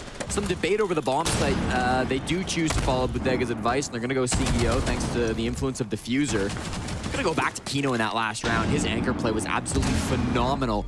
The roam game wasn't bad from M80. Not bad at all. They were able to trade things out really nicely to put Kino in that winning position, and then Kino hits the nail on the head. Kino grew up in the same town as both Palu and Nesk. I think that's kind of insane, don't you? Half of the players grew up in Sao Paulo. Okay, so? Still, they all come from the same place. Maybe Siege runs in their blood. Does feel like Kino is taken after the Masters a little bit. Bit younger of a career so far, but certainly replicating the success that Nesk and Palu have had throughout their long history. Both teams now hunting for a hammer in Boston. 4-1 is the lead. I said a 5-1 after that tack timeout would be a good result. returning to the top floor, you have to imagine Liquid would want to go for the same style of push where they focus over by admin, but they've changed a lot of operators around this time, Parker. They might be going for a different style of push to get the defuse, get in through meeting, or they may even just go back for a CEO take. They've got a lot of options based on this op lineup. Last kick of the can for Liquid on attack. Do Mayan resets go an entire half without getting a single kill? Would be devastating for Liquid's chances. A lot is talked about entry kills and the entry players. Maya, Nesk, and Palu are the 3 players on Liquid you expect to get most of the kills. 2 of them are doing their job quite well. Through 5 completed rounds, a 6th round right now we're in the midst of. Palu and Nesk combined for 13 kills. Just a little bit more than 2 a round, or 1 kill apiece per round, which is pretty damn good. The rest of the team combines for a single kill. For those of you without a visual reference, that means Lagonis, Maya, and Resets have 1 kill between all 3 of them. That is very bad. Especially for Resets. I mean, he's been their best player throughout this tournament. He's been getting the most kills out of anybody on the team. Entered into this matchup with 64 frags. To see him not performing is a big reason why Liquid haven't been able to find many rounds so far today. They've taken good space inside of admin. They forced all of M80 already back. They're no longer holding the vending stairs. Oh but my. They do get a pick as Gunnar just swings for Maya. 0-6 for the half. No drones for Liquid, so that would explain why they don't seem to know where any of these players for M80 stand. Out goes the concealment devices from Sens. A smoke will go 2, and now Lagonis breathing in an awful lot of gas. Desperate times call for desperate measures, and boy, are Liquid ever desperate. Nesk is on an absolute heater. He finished with double digits in map 1. He's at 9 kills, but that's all he'll get. Bro, resets is a bot, bro. Let's go. 5-1 for M80 through the first half. Liquid did the same in map number 1. Both of these teams demolishing each other, but on each other's maps. Way she goes sometimes, Parker. Liquid. Listen. I was trolling because, guys, I didn't have laser on my BB. Listen, we have blitzes. Ah, is that what it was? Okay. We're going instantly. Like, just Are you sure? That's why they banned the glass, though. Didn't have laser on his BB. That's the troll. Yeah. I mean, man, it's been a domination from M80, and Liquid had to know what they were getting into. They saw that M80 dominated Joel a few days ago. That was a 7-1 game. We could be looking at another 7-1 for M80. Maybe Liquid looked at that game and saw that it was against Joel, who were maybe the worst team at this tournament, and said, nah, we won't get 7-1 in that same fashion. Maybe they underestimated how much M80 really brought to that matchup. Started on the exact same half as Joel did, and they've gotten much the same results. Slightly different because M80 started that Joel game 6-0, then they lost their first attack and closed it out 7-1. So Liquid, I guess, did a little bit better on their attacks, but you got to imagine that M80 are still in a very dominating spot to win this game and send us all the way to a 3rd map. Once again as well, M80, if they can win Consulate here, despite the fact that the series will go to a 3rd map, M80 lock in an upper bracket finish in the group stage with just a single map win. We do have spoilers from the other side of the pond, aka the stream, aka the other room, aka the 2 Brits that are casting it. BDS and PSG Talon went to all 15 rounds. Wow. In map number 1, and spoilers, BDS 187. That's tough. PSG Talon playing for their lives in that series. Falcons has the day off, as you pointed out, so their fate is not in their hands. Resets with his very first kill. It's a rush strat from M80. It works out at the beginning, the onset. Both teams with 2 kills apiece. Oh my, Packer runs into 1. How about another? He finds 2 for his troubles. It's all to Maya, and Gunnar slaughters him. 10 seconds and this round is over. Please go. Let's go. It's always Sean in the back end. Come on, baby. Go to the prime time, baby. Go to the map, bro. Go to the map. All right, come on then. What the hell is going on? Hey, Packer's popping off. Nesk walked in bathroom. Spoit has not said a word. Everybody else is losing their minds. And the Swede is just, he's wired in. Jubilation spreading across the bench. Spoit cracks a smile. The first map was 7-1 for Liquid on M80's choice. It sure looks like that same result is about to unfold here as M80 are up 6-1 on Liquid's map. I believe the specific words from Packer were, and I quote, "Resets is a bot, bro." And while he did get his first kill last round, he also got a team kill that really did start to turn things around for Team Liquid. Ended off in a very close 1v1. I mean, it was chaos in the final moments of that round, but M80 very nearly lost it. They lost a lot of bodies themselves.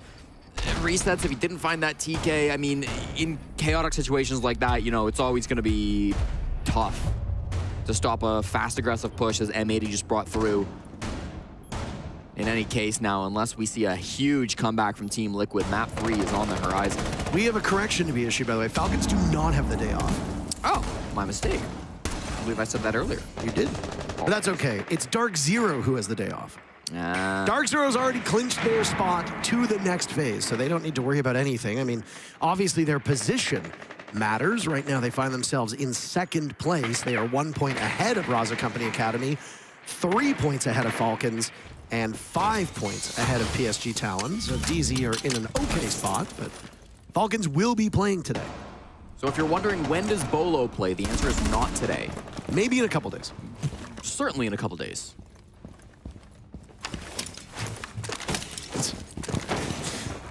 Spoit gets in, wants to open up the wall, and then immediately gets out. Yeah, I mean, that's standard for ace players. That's likely where the defuse kit will go late.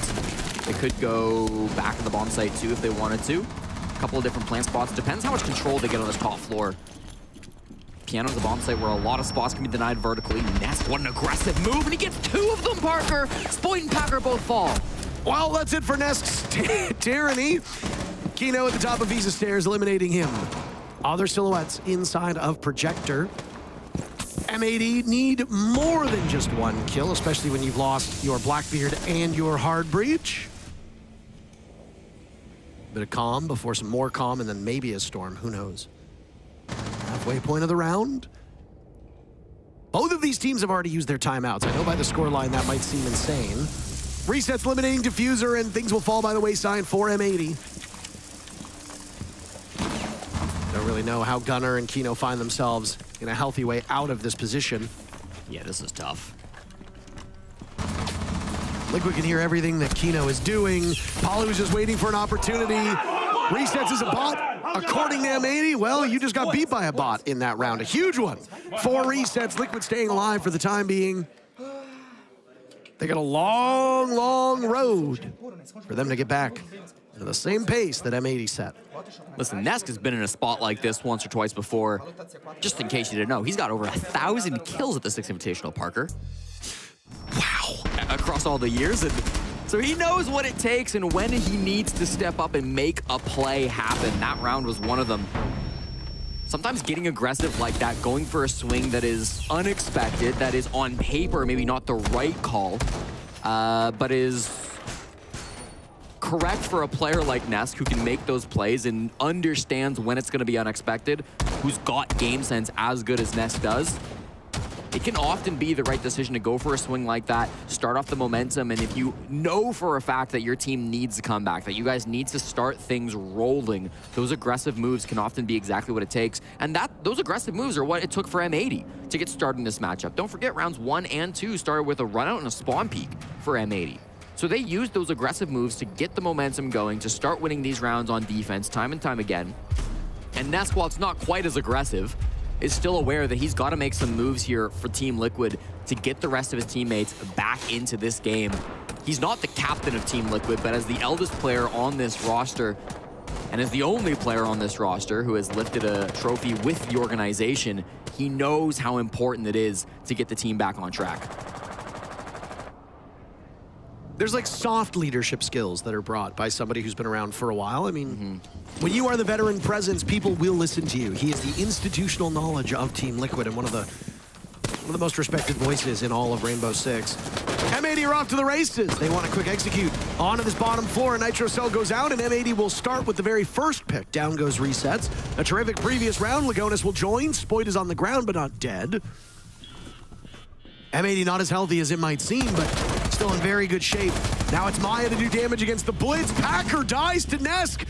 Where did Nesk come from? He just appeared as he teleports to the spiral stairs. Now it's Palu and Maya taking quite a bit of damage, and Kino and Gunner find themselves in a situation where they could easily win this for their team and send us to map number 3, Border, as that decider. Palu a nice flick, but he misses his shots. And now it's all up to the 5 HP of Maya. In Coffee Room, a good time for a break, but he's got work to be done. We still haven't hit the halfway point of this round yet, and it's a 1v1 with everything on the table. Kino with 10 kills. He's been sensational for this M80 squad. He was the top-rated player heading into yesterday's matches. Those ratings have shifted around a bit. Kino gets closer, and here's the thing. Maya can hear him. Kino has no intel.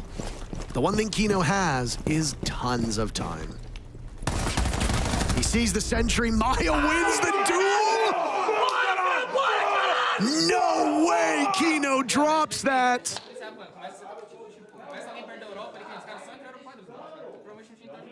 Liquid pulled that one out of their behinds. I have no clue how Maya wins that fight. You could have sneezed in Maya's direction and he would have died. 1 HP in a dream, but that's all that he needed. Big play coming out from the newest member of Team Liquid. It's his first clutch of the tournament. He's not been in many situations. The primary entry fragger for Team Liquid is often down early, and he almost was in this one too. So few HP points left on his character, but still managed to step up for 2 big picks. Stepping up big. Oh my God, Maya. He knows how important that clutch was for keeping Team Liquid's hopes alive in this map 2 against M80. It was just yesterday, Parker, that you and I casted a ridiculous comeback from a Brazilian team up against a North American team. I think that was a 6-1 that ended 7-5, if I'm not mistaken. And we are not necessarily headed that way yet, but we are on Consulate, one of the most defender-sided maps in the game. It's not going to be easy for M80 to turn this one around. And don't forget, they burned their TAC timeout when they were in the lead 3-1. So they will not have a chance to slow this game down if Liquid keep the ball rolling. What a comeback it would be for Liquid to get to overtime. They cannot win in regulation. As you see, M80 has them on the brink of defeat. So it's a long road. That long road is getting shorter round by round. We're fighting this match in 3-minute increments. The one thing working against Liquid is that as defenders, they are at the mercy of the bomb site rotation. Good news for them, though. Consulate has 4 viable bomb sites. Yep. And they are all overwhelmingly defender favored. Consulate is actually the most defender-sided map in the map pool right now. 66% of all rounds played have been won by the defenders. Every bomb site is 50% or above. Servers Tellers is literally sitting at 50-50. Everything else is in the 60% or above range. That bodes well for Liquid. Yeah, not a surprise here. Consulate has historically always been very defender-sided. So many little corners, so many strong bomb sites on this map, and they'll go to the strongest bomb site, top floor, as they continue to sit on match point for Team Liquid. When they played this map a couple days ago against Unwanted, they had a 67% defensive win rate. They didn't play Archives Tellers, but I'm sure they have it in their pocket. A vault in does not work out for Packer. He loses Diffuser right next to him. Packer's still upright, but a little bit worse for where he's holding on to that kit. Spoit is hoping that amidst the chaos, he can take advantage of this and fly under the radar. Liquid will give him no quarter right now. Not a single point of damage has been done to any of these Brazilian defenders. Gunner will target the smoke of Palu. Great choice. Yep. He and Nesk have been keeping the offense on this team alive. They combined for 20 kills at this point, still sitting at a kill per round as an average. Spoit on the board, so M80 has a good shot. The smoke of Palu will swing. Gunner losing the duel. Now a double lineup on the same door. Spoit almost handles both of them, but only does a little bit of damage. Now he's on the ground, and that sidearm is so good. Down goes 2 of them. Spoit almost single-handedly winning this round for M80. It pushes resets into an awkward position as now Palu is tagged in, walking up Packer with impunity, trying to get the diffuser down, but realizes he doesn't have an opening, but Spoit's there for the quad kill. It's him and resets with Packer holding on to that diffuser. Spoit just waiting for it. And how about an ace to send the map away into the win column for M80? The Swede has been quiet all series, but he comes alive when you need him most. It was a statement first map for Liquid. M80 does the same on map number 2. And between these two juggernauts, Jesse, we need a third map. There's a reason the GOAT is a GOAT, Parker. And it doesn't matter if he's had a bit of a quiet tournament so far. Rated the #1 player in the North American League, and that's very deserved. Proves exactly why his peers think of him so highly, as does the entire community. Spoit, incredibly talented, showcasing it in that final round. And a best-of-1 showdown on our third and final map here in this series. But first, a break. We'll be back in a few.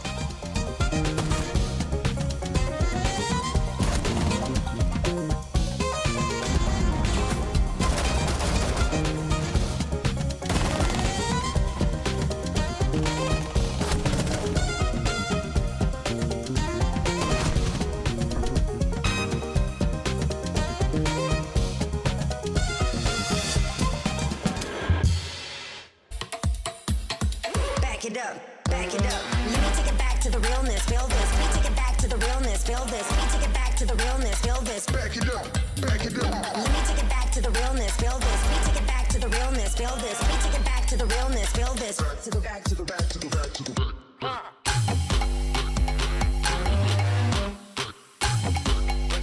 Take it back, take it back.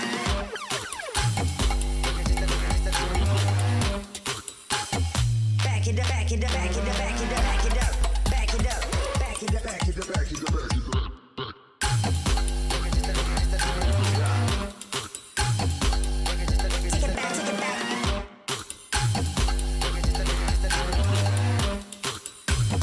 Back it up, back it up, back it up, back it up.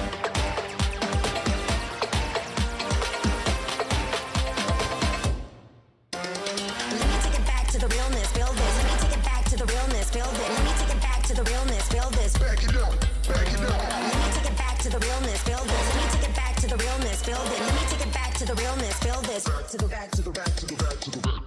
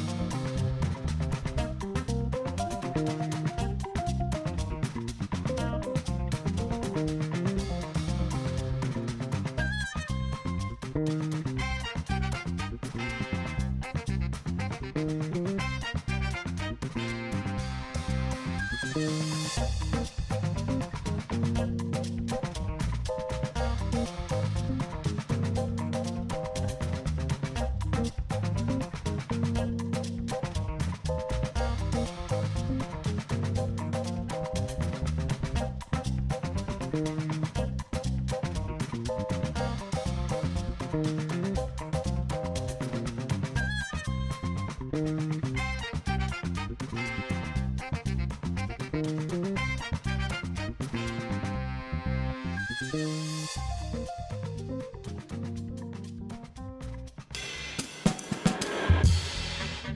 Liquid almost stared right back into a mirror. M80 were very close to 7-1ing them, but alas, they extended it a little further and maybe gave us a little bit of hope, Jack. I'm hoping there was a bit of hope in that. Yeah, I think so. I think they needed a big reaction, you know, coming into now their opponent's map pick. And M80, they were so good on the defense, and they got it done on console, Leo. Yeah, I think overall, you know, it's not a question of strategy right now. It's a question of throwing the strats out of the window, playing in rank, but playing together. And that's exactly what M80 is strong for. They have impressive individuals that can go back and forth, win those gunfights. That happen consistently for these guys. It's so rare in a best of 3 to see each team win their opponent's map pick, but I think in both maps there was elements of counter prep and baiting that went into the map vetoes. And like you said, I think for M80, we said that they maybe need to go a little bit different, and I think they did. They really increased their aggression, as you said. Unfortunately, I am going to note one particular moment that I looked at the scoreboard and was a little concerned, Leo. We had 3 players with a combined 5 kills heading into round 8 for Liquid. It was, I believe it was Resets, Maya, and Lagonis were unable to get on the scoreboard. They were struggling to get really any impact in this matchup. Yeah, Nesk was only the real player, like stepping up and saving his team. You can see he's the MVP of the map despite losing 7-3, which is huge. Yeah. I think the biggest thing for me is that it seems to be consistent with these guys, especially for players like Resets, for example. If they don't have a strong showing in the first rounds of the map, they tend to shut down.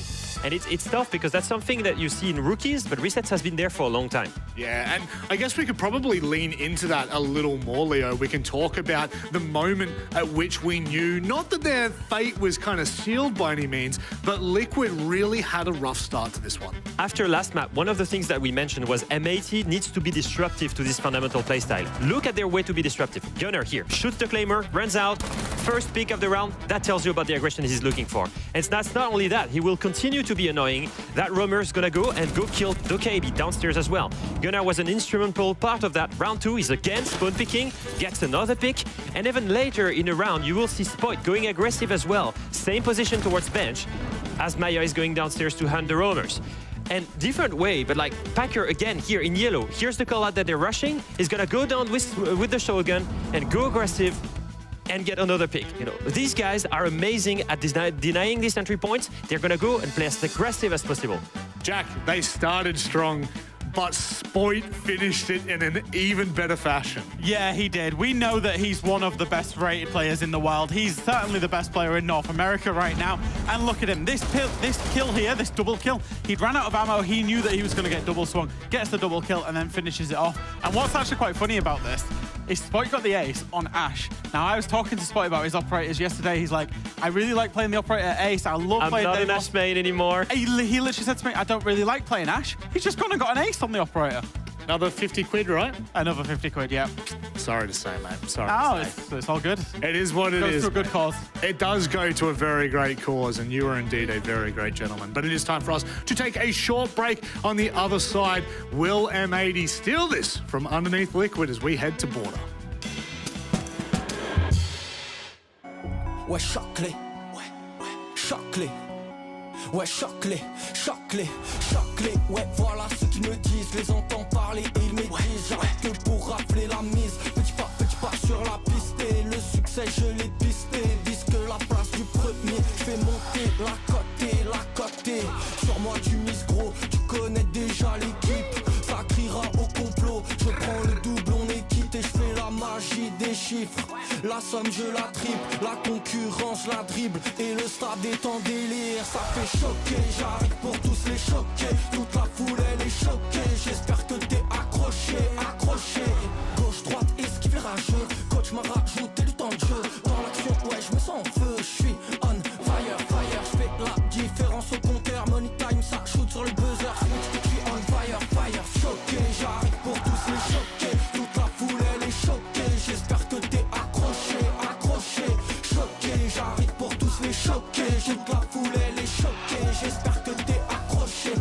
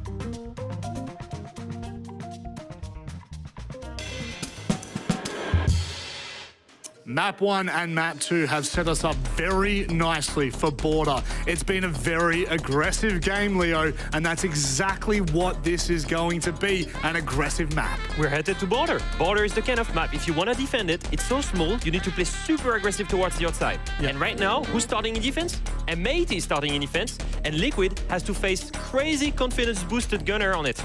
Yeah, it's a big thing for them. Obviously, it's all been about Liquid's attacks in my mind. Obviously, they were so good on map 1 on Nighthaven Labs. Yeah. They were not particularly great on Constant. They got caught out by M80's aggression. However, they can probably make quite a safe assessment that that's going to come from M80 on Border. They need to hit the reset button and now bring the Monty, bring the Blitz, bring the KB, the Lion. I want to see crowd control operators and discipline to shut down that aggression early. Jack, the context of this match is obviously, it's quite known. However, with M80 dropping, not M80 dropping that map, with Liquid dropping that map, the standings shake up a bit here. Yeah, absolutely. So M80 are guaranteed to be in the upper bracket now, but Liquid are playing. They have to win this map if they want any shot at playing through that upper bracket. If they lose, and they lose this fixture, they will be the 4th place team. They will start in the lower bracket. That is going to be heartbreak for Team Liquid. We know how good they've been at events recently, but it just feels as though they continue to miss the mark by small margins. Speaking of small margins, can't do this one.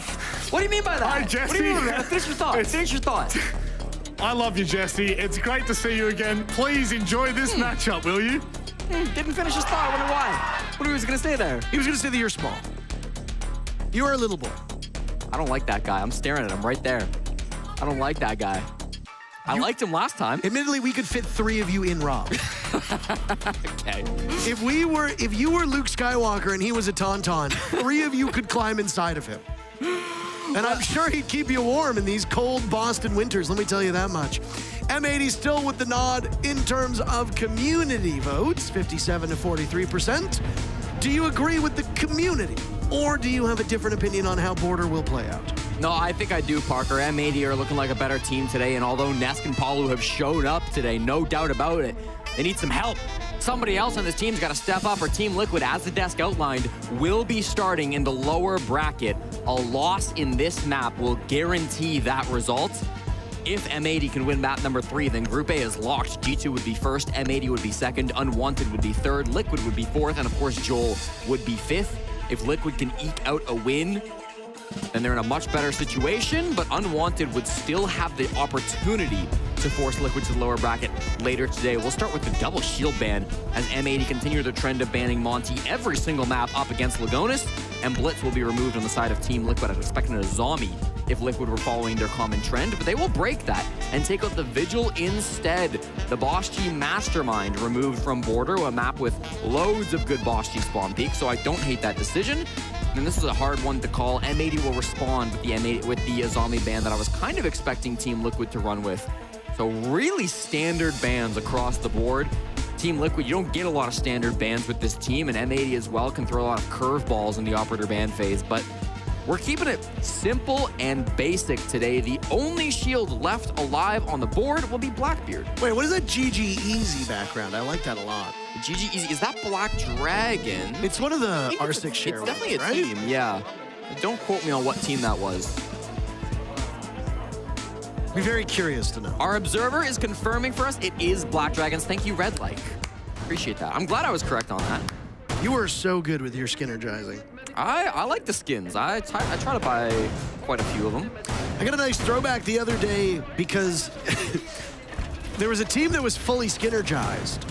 And if you recall, our first live event after the R6 share backgrounds went into effect was that Charlotte Major. And there was one player who forgot their background. I think they were on Astralis. I can't honestly quite remember.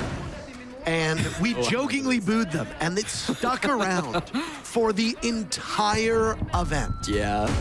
And every time it would show the operator lineup and somebody did not have their team background, they would get booed. Yeah. You created a monster that we could not control. I reveled in it. I thought it was very funny. But I got a reminder of it on social media just a day or two ago, and it's a nice memory. That and the One More Bite with NJR was excellent content. That was the same event that was inside of America. It's good to be back in the USA. We'll likely get more of those crowd As shenanigans. Canadians at the moment, it might not be the best. True. Start of this round, Spoit thought he was on the Vigil Boss G. He went for the classic Vigil spawn peak. He's rocking the DMR on Tubrau instead.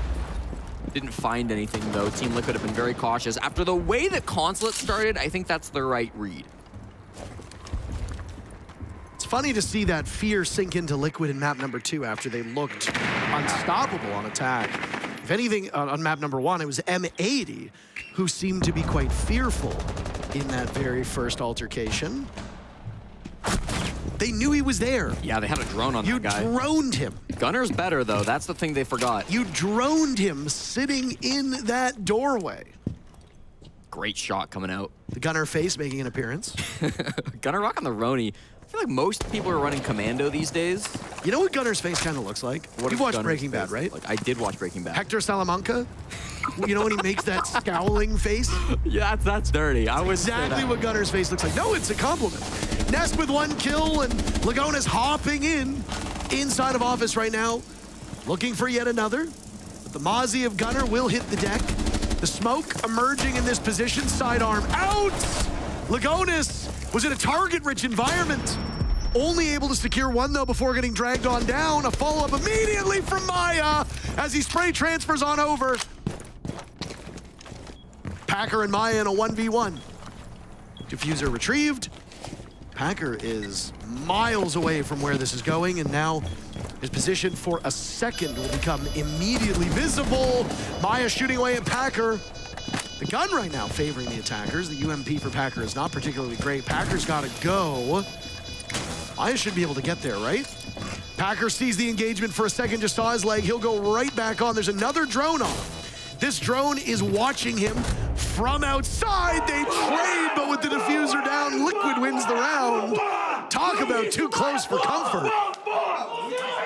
Nice play by Maya, stepping up big time in the very first round here on Border. One thing, every single map between these two teams, round 1 has been explosive with some brilliant play from a single individual. And the Portuguese coach, or the Brazilian coach of M80 screams back in Portuguese. Things you love to see. Bodega always gets active with the other Brazilian teams. Really well played by Maya. Packer as well hit some beautiful shots, including the last one. It was a crazy flick to finish things off, but it just wasn't enough. By the way, that first kill by Gunner, even in slow motion, there was no delay. Listen, that level of reflex is just insane, really, to know they're coming and just they're on your screen for a nanosecond and he gets the kill. That you can't teach that. No, and I mean, saying he looks like Hector Salamanca might not be a compliment. That is not what I said. I said the face is the same as the one that Hector Salamanca makes. You can't help but compliment that aim from Gunnar. He has been so good. Yesterday, he was one of the most important players in their win over Unwanted, his former team. Now he's stepping up big time again on M80. In my opinion, one of the smartest and most clutch players that we have in Rainbow Six Siege. There is a reason he's a major MVP. I know you antagonize me as a joke, and I don't want the people thinking it's sincere. That comparison was not intended as an insult. Hector Salamanca is I think, one of the best characters on modern television. I think his role was great. I think the way that the actor played it was great. Don't disagree. And I think that Gunnar making that face just resembles the mannerisms that a TV show character does. It's not a negative thing, and don't make the people think that I'm insulting him. I like Gunnar. Bathroom Tellers will be our second bomb site for M80 as they try to point, because you got nothing. Pull it back to the 1v1 clutch from Maya. Good drone work coming in from Nesk, and that will be shot. That won't be shot by Foyt. Never mind. A little bit of a blind spot perhaps there. It just got Didn't shot. Quite catch it. It just got it. Okay, good. Wow, that'll be the Bravo drone cleaned up then from Spoit. There are a few times where we don't know what a player is actually seeing. So that is correct. We are in the standard resolution. Some players play lower field of view in stretched res, which means that they don't necessarily see the same things that we do. For example, if somebody's on the side of your screen and we see him, they legitimately might not. And that's just something for not just us, but also the viewer to keep in mind. Oh my goodness. I guess we know whether Maya's in stretch res or not because he's almost sees the castle of Gunnar. And we're gonna find a pick right now. The Deimos of Maya, his most common operator, will jump in the building and finds the back of Gunnar, but he didn't hit the head. He does finish it off eventually as Gunnar hits the deck. Down to a 4v4 now as Spoit answers with a pick on the resets. Maya takes control of waiting, and he's hungry for a second. Kino inside of the bathroom is his target. Hacker goes down to Palu. It's the slowest map so far that we've seen. Nice shot by Maya, who's making up for lost time. He had a rough second map. He will not allow that to happen for a second time. In the urinal, it was Lagonas. Wasting some time away. Almost getting that diffuser down. He peels off. Now it's Spoit chased from above, and it's all up to diffusers. Lagonas will attempt a second time. Gets much deeper into it this time around. Palu spotted a drop as diffuser thinks he might have the down, but the pings betray him.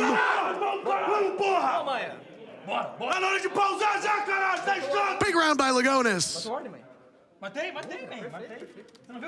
Lagonas went huge in that final couple of picks. Maya the start though, my God.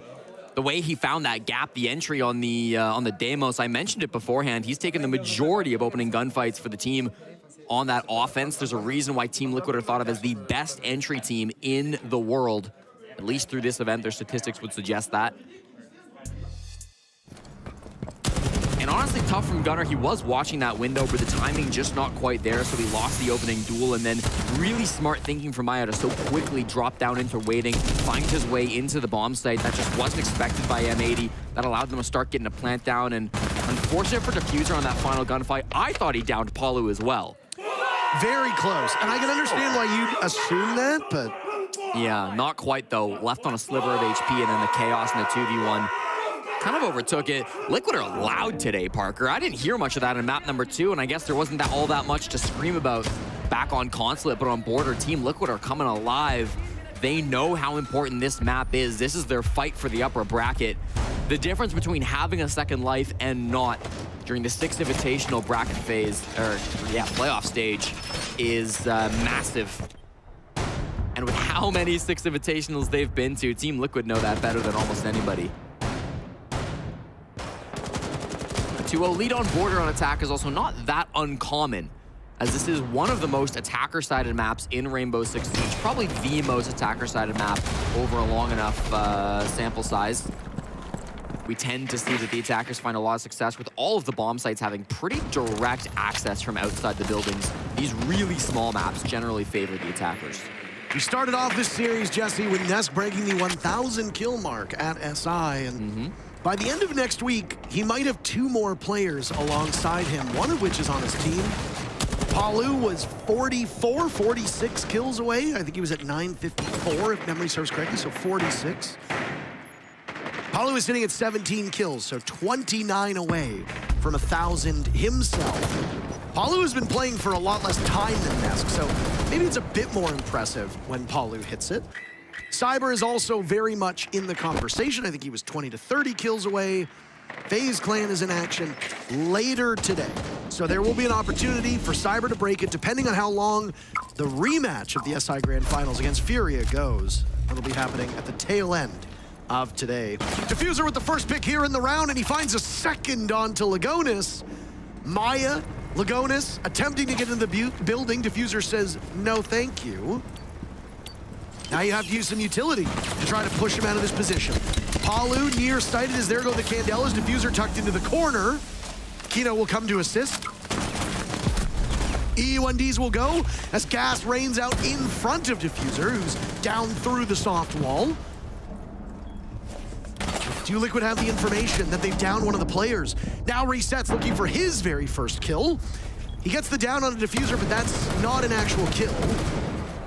He was downed earlier on, so either Palu or Nesk gets credited with that. 45 seconds to go, and a big advantage for M80. Watch out for Spoid on that flank. Nesk seems to be aware. Not quite, though. Here he comes creeping up. Nesk turns to Kino's attention. Spoid is there on that flank you talked about. What does Palu do in this situation? 3 targets, 30 seconds. 1 target for every 10 seconds. It's definitely doable. Spoid has not moved off his position. All of M80 are situated to watch Palu as he nears this armory bomb site.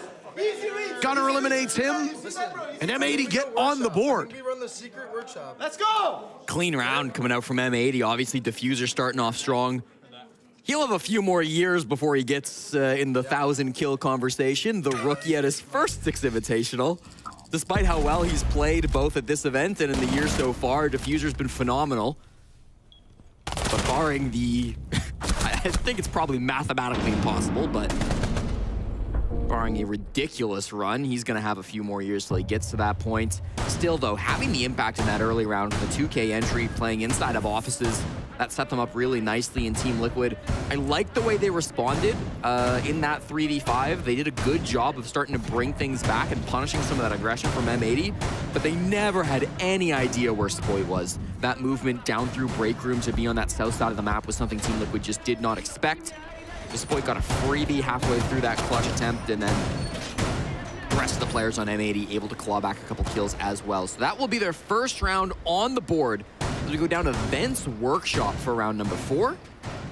Keeping it interesting on the site rotation. This is a map that has 3 sites that are similarly strong, and then custom supply is pretty bad, so you probably won't see that bomb site, but... We've seen it twice at this event. Okay. How has it gone? 50-50. Okay, fair enough. 1 win for the defenders, 1 win for the attackers. Border is the 2nd least played map, only ahead of Skyscraper. Border right now sitting at 72 rounds played over 6 matches. This will be match number 7. It is a defender-sided map, but it's closing in on 50-50 territory. Of all the rounds played, 56% of the rounds have been won by the defenders. 44% obviously won by the attackers. The only bomb site that has a negative win rate for the defenders is Ventilation Workshop. It's actually sitting at 45% for the defenders. 55% of all rounds on this bomb site won by the attackers. M80 wanted to go here, so they've obviously got something cooked up. It's not like they're going here as an act of desperation. Do Liquid have the tools to deal with it? Palu and Maya die immediately by Spoid and Diffuser, so it doesn't look like they have the tools, at least at the early onset, but Resets and Nest answer back immediately. A great shot from Diffuser through the wall. Diffuser's having an excellent day. Now he has to deal battle with Resets, and Diffuser gets both. What an impressive performance by the youngster.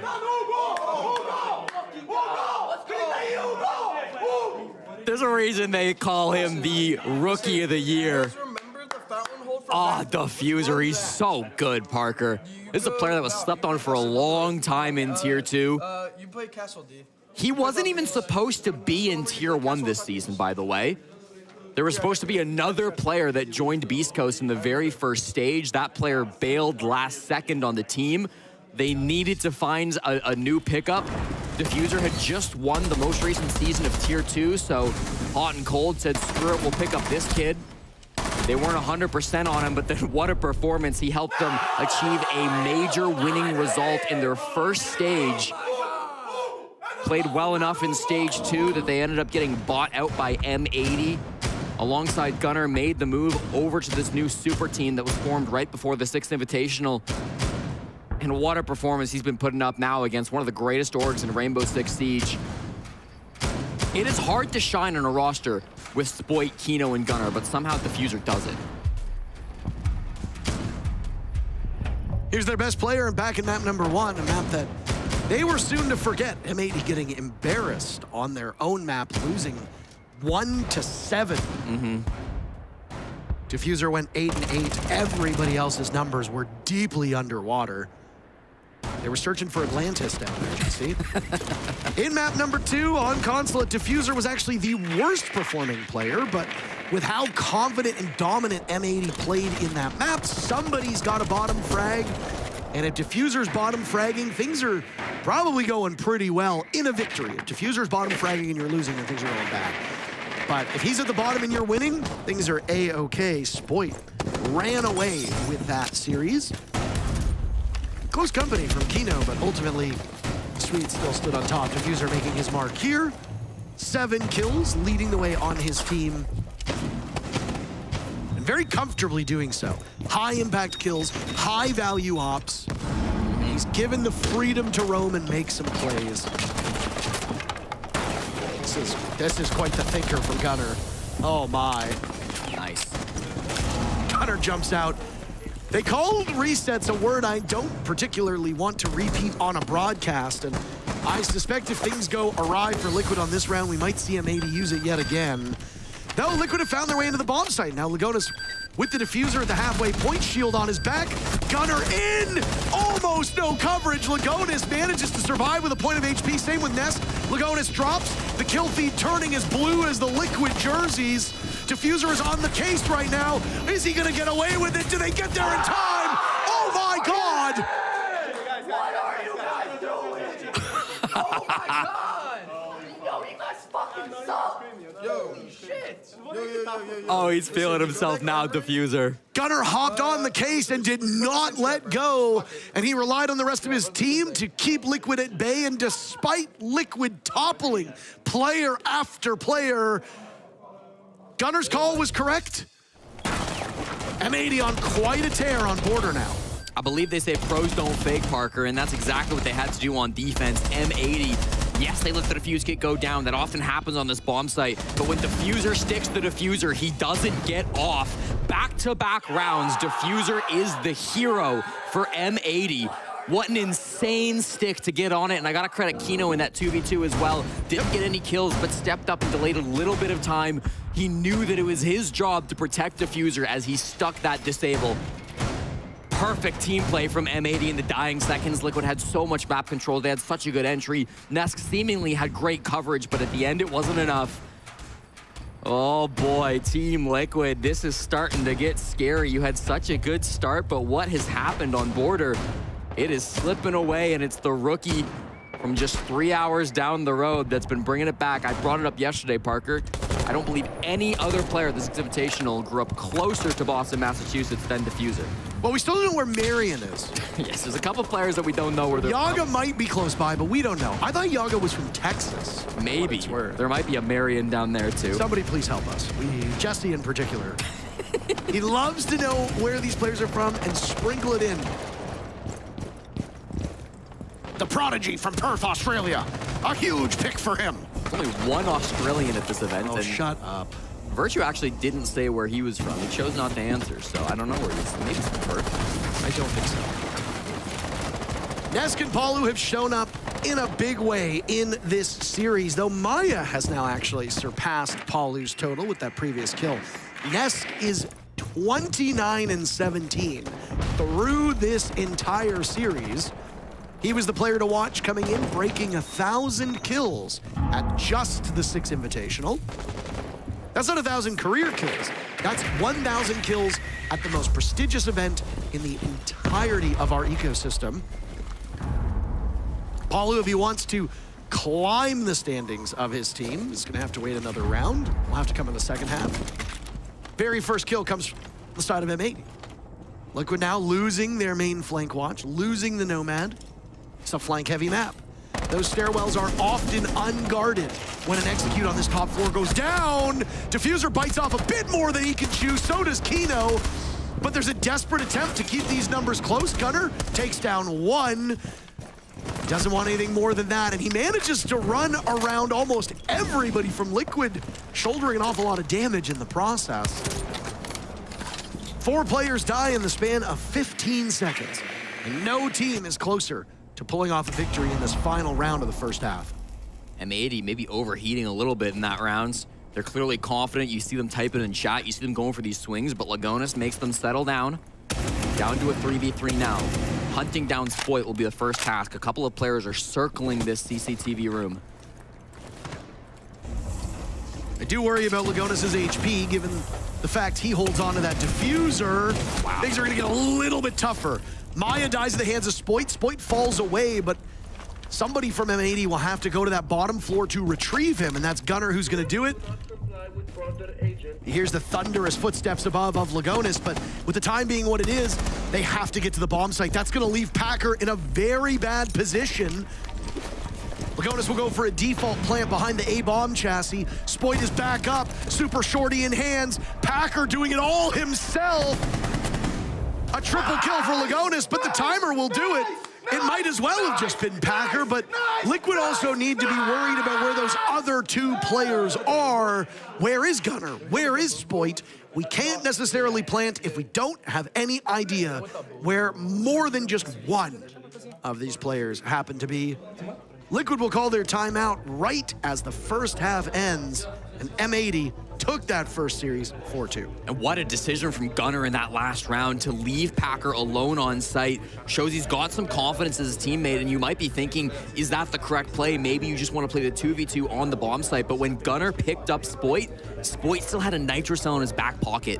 Even if Packer had gone down, they had good intel in the bomb site. Spoit would have been able to nitro cell that planter, and he was going down below to make that exact play. They didn't need to in the end, because Packer was so good on the anchor. But that was a brilliant call from Gunner, recognizing the utility in the pocket of his teammates. I think normally that's the wrong decision to leave your teammate in a 1v2 on site, but being aware of that utility, it made it the correct play. And even if that site play hadn't gone the way of Packer, they had an answer on the side of M80. That was really smart.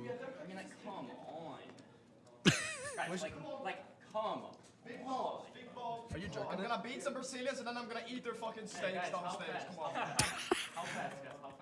It's off D. It's off D. Remember, because Treat yourself to some Brazilian steakhouse right after. What a way to celebrate should Spoit and company prevail. I saw on Twitter PSG Talon went to that same steakhouse after they got their first win the other day. We went to a steakhouse when we were in Brazil. We did. And I will never forget the look on Manic's face, Rob Monday, when the server brought around a bunch of chicken hearts, and he said, "What are they?" And then he tried them, and he went, "Oh, these are awful." And ever since then, whenever I'm at a grocery store and I see chicken hearts in the grocery aisles or at a butcher, I always send a photo to him just to remind him of the worst meal he's ever had. Chicken hearts are very chewy. They're not that pleasant. I thought they were quite good. They were, I don't know. If you don't like texture, you're not gonna like chicken hearts. It's really that simple. I suppose. I think the flavor's quite rich. They're a little bit salty. Yeah, the idea of eating the heart of an animal is kind of, it's kind of sick, to be honest. Like, that's awesome. It's very metal. But I don't have a transition to back to the game, Parker. I was gonna really say, tried. Maybe they'll be available at the steakhouse that M80 goes to should they win, but don't get too ahead of yourselves. There you go. In goes the Sens gadget. In goes the smoke. In goes all of M80. They burst through the door and find 3 very quick kills. Only 1 on the board for Liquid. Spoit doing 2 of those kills himself. Diffuser goes down, Packer dies. But right now, the advantage for M80 is so big, it's all gone. Wait a moment, Jesse. Nest tearing right through them. It's all up to Gunnar outside of the building. Palu emerging. Gunnar hitting the fadeaway shot. Now rotating over towards the case to try and get some visibility on it. Palu might be able to long arm this if Nest can swing onto the door. Gunnar cannot get both. Neska triple kill. All that is gambled by M80 is lost. Liquid take the very first round of the second half. If there's one duo you never want to count out, it's Nesk and Paulo in the clutch. I love watching Packer's face as his coach screams at a curtain. We really don't hear much from Bodega these days. We don't hear much from Bodega these days. Good one. Good try by Gunnar. He's been in those clutch situations before. Prior to this game, prior to Kino's clutch in round number 1, Gunnar was the only person on M80 that had successfully clutched around at the 6 Invitational. He'd clutched 3 of them coming into this game, but he can't make it another in this round. The plant was beautiful. Spoit's entry was amazing. Looked like Spoit already had reservations at the steakhouse the way that he started this round, but it is Nesk and Palu, the oldest duo in the game, standing up tall for Team Liquid as they've done so many times before. Both of them on that hunt for 1,000 frags at SI. One of them hit it, the other one's well on his way. This game's not gonna be easy for M80. 4 through half, defending on border, that's great. It's not bad at all, you're gonna be happy with that, but sometimes when sides swap around, and especially when you try to go up against Team Liquid's defenses, you find that things get a lot more difficult. We're only 1 round in. M80 have shown some good attacks so far in this tournament, but they need to show some more. Palu and Nesk are combining for 50 kills at the moment. Jeez. Across all 3 maps. Yeah, but I mean, maps 1 and 2 were not long, drawn-out affairs. It's not like these have been grueling 15-rounders. Yep. Map 1 was 8 rounds. Map 2 was 10 rounds. We are 7 rounds now into map number 3. These have been very quick turnovers in these maps, and yet the dynamic duo of Liquid is showing up. You cannot point fingers at these 2 players at the moment. Nesk in particular is having one of the best games he's had in a very long time. One of the things that Liquid wanted to do when they brought in Maya was take some of that pressure off of Palu and Nesk. They wanted somebody who would gel in terms of leadership, be able to help, and get kills. We found that there was a knock-on effect. Both Lagonis and Resets immediately started playing better after Maya came onto this team. And obviously, we don't need to say how it's affected both Nesk and Palu, both of whom are hitting their stride. All this to say, M80 are still the better team at the moment. So all of the compliments that we paid towards Liquid, M80 are matching them and even exceeding them round through round. And well, it doesn't take an analyst to tell you how good this M80 roster is. They're in already, Parker. Packer taken out from top floor. Nest gets 1 diffuser, continuing his hot play, breaking double digits. Down he goes at the hands of Maya. A 3v3 is what unfolds now as Maya reduces M80's numbers by 1. Gunnar and Spoit can taste this bomb site. Gunnar almost got a good look at 2 of these 3 remaining defenders. A nice, beautiful shot on the heads of Palu! And he almost does the same to Lagonis, who survives but for a moment. Gunnar knows exactly where he is, trapped in the corner. Spoit will try for the window and gets him. Excellent coordination. Gunnar set up that play. He's not credited with the kill, but boy, oh boy, does he help Spoit to get the job done. Now it's all up to Maya, who has not refused to give up this top floor. Yeah, and he still holds the defuse kit too. That's the important part. He has the advantage here. They've got to contest him on this vertical angle. No grenades for Spoit. No death march either. Only the skeleton key and 2 flashbangs for Gunnar. Maya wants to go for blows here, which I don't necessarily agree with. 20 seconds left, now Maya has dropped. Nitro cell ripped and ready. It does not connect. Spoit survives. Gunnar looking for the coverage as Maya will tuck himself in, and Spoit tucks him in even deeper to bed. M80's lead goes back to 2 rounds. 5-3 the scoreline. Oh my god, I didn't hear it. My bad, Sean, my bad. I didn't hear it. Spoit and Gunnar, enemies in the first stage of this season, allies in the second, and here at the 6th Invitational, well, allies just at the end here, actually. Enemies through the second, too. They really do work together in those final couple of moments, Parker. It got very tense. Even, obviously, when they got that first frag, right, the intel coming in from Gunnar, Spoit walking in for the pick, but even in the 2v1 up against Maya, you saw that Gunnar was the one who was baiting out Maya. He was drawing his attention, and then Spoit from the other direction walked in, picked up that defuse kit, went for a plant. You don't see Spoit planting all too often these days as the primary entry on this team, but he knows how to hold F when he has to. I really thought that Nitrocell might have been the answer for Team Liquid, but it just didn't quite hit.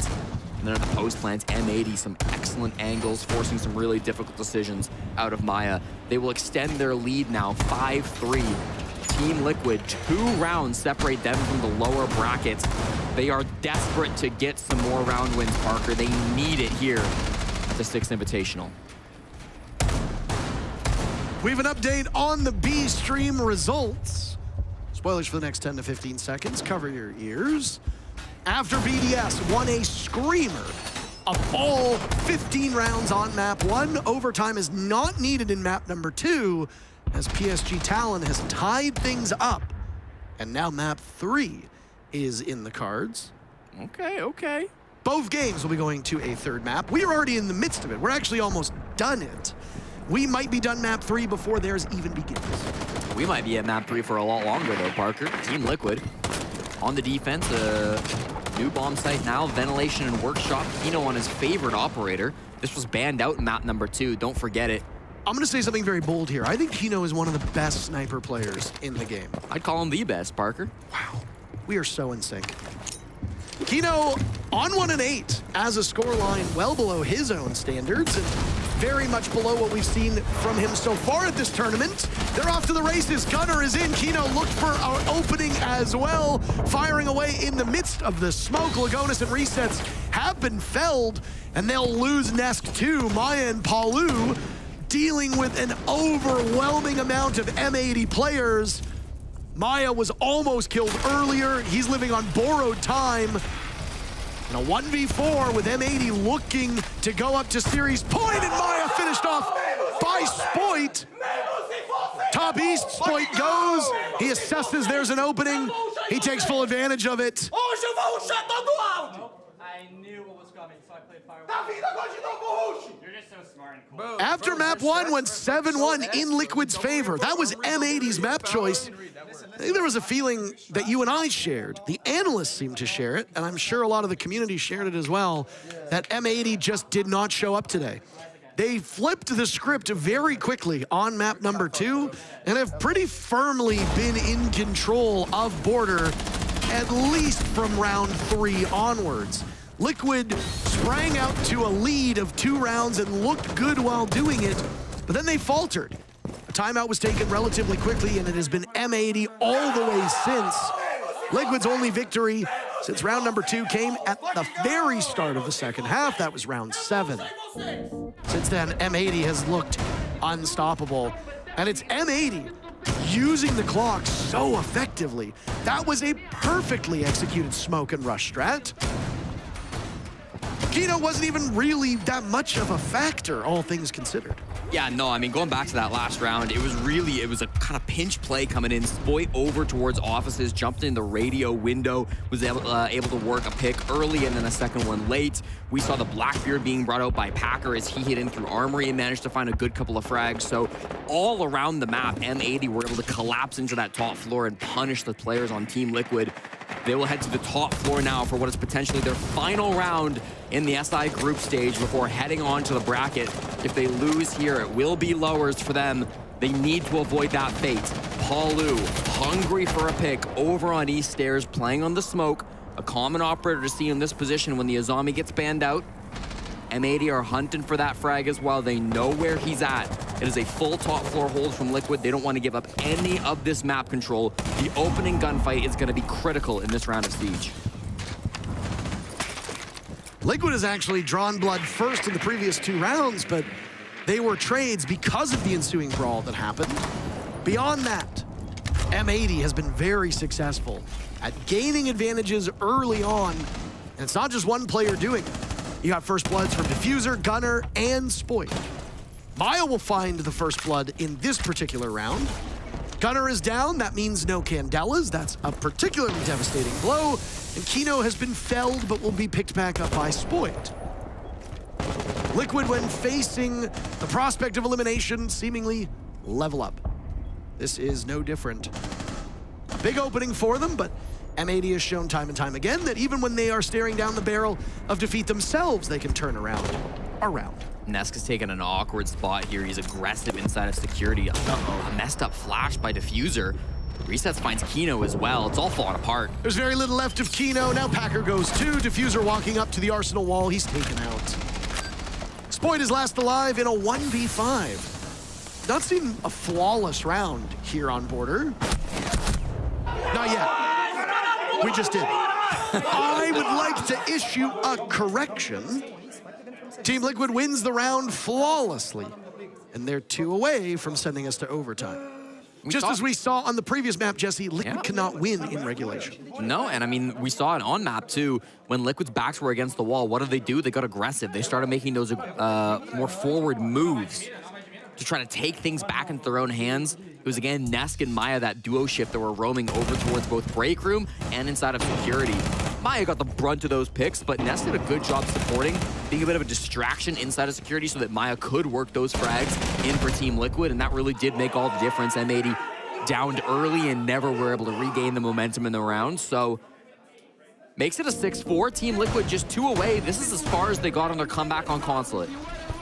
Farther even, as they could only manage 3 rounds on the previous map. Now they're hoping to get 2 more to force an overtime and maybe secure a spot in that upper bracket, but it is still a long road ahead of them.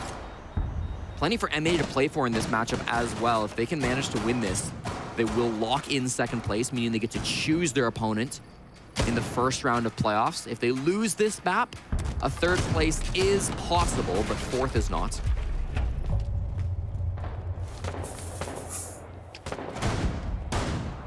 I'm a bit excited at the pace that this map is going because I do want to see what happens with BDS Talon. Yeah. In map number 3. I'm just a fan of the game.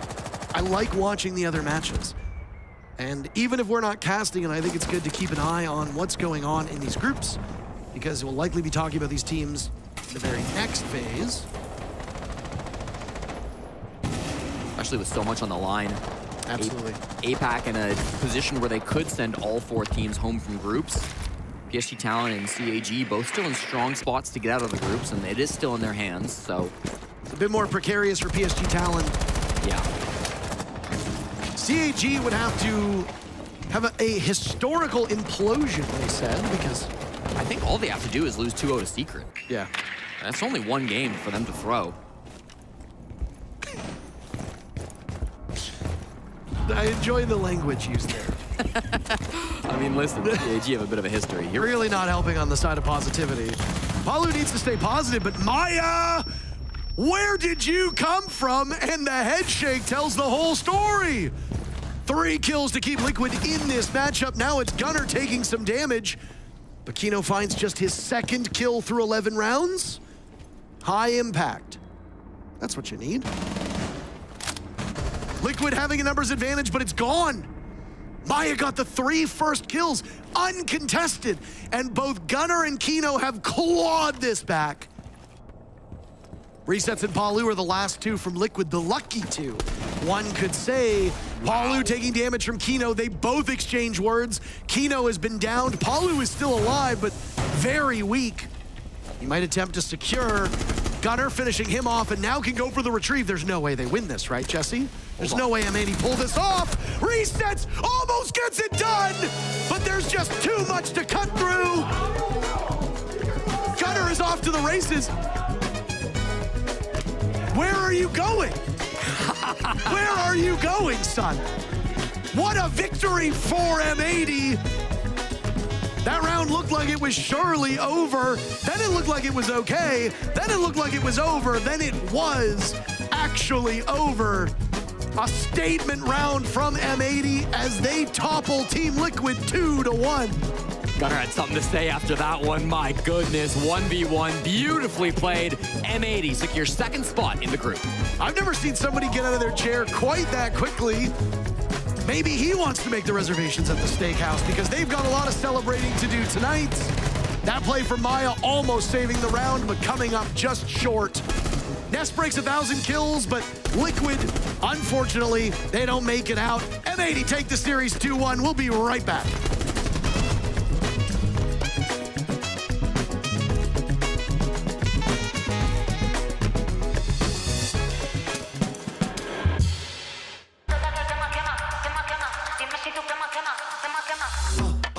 Tap, yeah, I want that. No lines, I don't cut back. Sweet, salty, and all that. Let loose, come get that. Can you play that back, back, back? Can you run that back, back, back? I'm trying to play that back, back, back. I want that. Tap, tap, let's go, let's go. Tap, tap, let's go, let's go. Tap, tap, let's go, let's go. Right here, can you feel? Let's go. Tap, tap, let's go, let's go. Tap, tap, let's go, let's go. Tap, tap, let's go, let's go. Right here, can you feel that? Ooh, you feel that? Ooh, the real back. Ooh, I'm still that.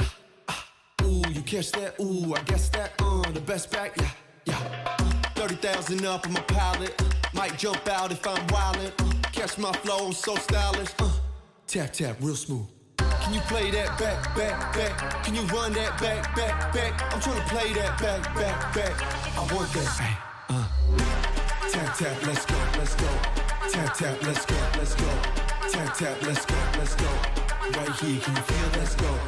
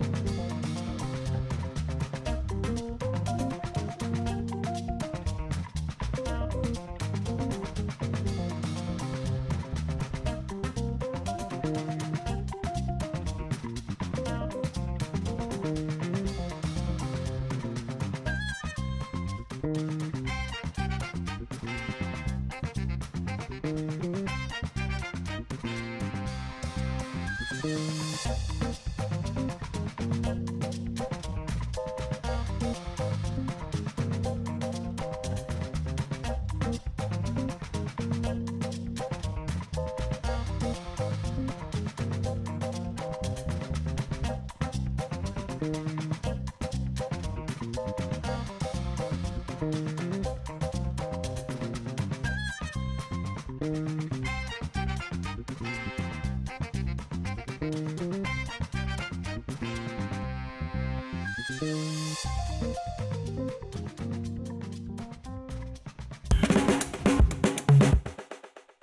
Gunnar after a very intense match, obviously a big win on the board.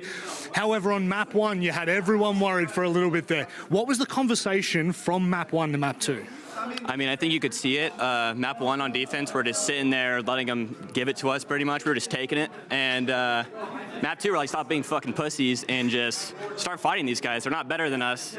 But map 1, we literally just sat there in corners hiding for our life, and it showed. They just walked us down, fucked us. So.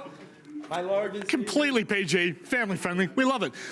That was actually something that we noted on the desk. Super aggressive game. Like, this is one of the most aggressive in-your-face games. Was that the game plan from map 2 onward? Was it just, we're going to have to fight? Well, it was a game plan from map 1 onward, but map 1, like, we just completely went away from the game plan. We were scared, timid. We had nothing to lose. Like, what are we being scared about, you know? So map 2, map 3, we're just fucking flying, and they can't handle that shit. It was very intense to watch, obviously. Again, you could see the emotion, the raw emotion coming out in a game like this. As we look back on some of the games, there's been a lot of reverse sweeps. Do you think there's a particular indicator that really, I guess, kind of makes that happen? I don't know, honestly. I just mean, you come back with like a fire in your ass after losing a map, you know, you just want to give it to them. Like, they're talking, you hear them yelling and stuff. So maybe there's a little like, it's got something to prove, but with VO3, you know, you can have a bad map, and you talk about those things, and you can always come back. It's just a matter of how good your team is mentally. Luckily, we were just a bunch of kids, and we just have fun, and so we don't really mentally destroy ourselves like some other teams do. I guess that's really important heading into phase 2 now. Obviously, I believe this now secures you for the upper bracket no matter what happens from here on out. That's super important. 2 chances here at SI as we head into the elimination phase. What do you think the biggest roadblock will be for you and the team? I don't know. I think we're just getting better, deeper as the tournament goes. We're seeing new looks a lot. We haven't had a ton of time to scrim as a team. We're always seeing new looks from all these teams. So, the meta right now, it's so diverse. You can do so many different things. Honestly, we just got to keep scrimming, keep getting new looks, keep, just doing new things, and hopefully we go deep with it. Mate, best of luck for phase 2, and we'll see you soon. Thank you. Look, they got smacked on map 1. They said it themselves in more colourful words, but at the end of the day, they only allowed Liquid to gain 7 more rounds across 2 maps, Leo. That's the performance we want from N80. Yeah, they switched the pace, exactly like we mentioned before, right? What they need to do right now is be disruptive. They needed to be in the face of Liquid. When you're playing against a conventional way of playing Siege, you need to be aggressive, get a few men going, and then at this moment, you just collapse, right? And this is consistently what M80 has done throughout 2 maps.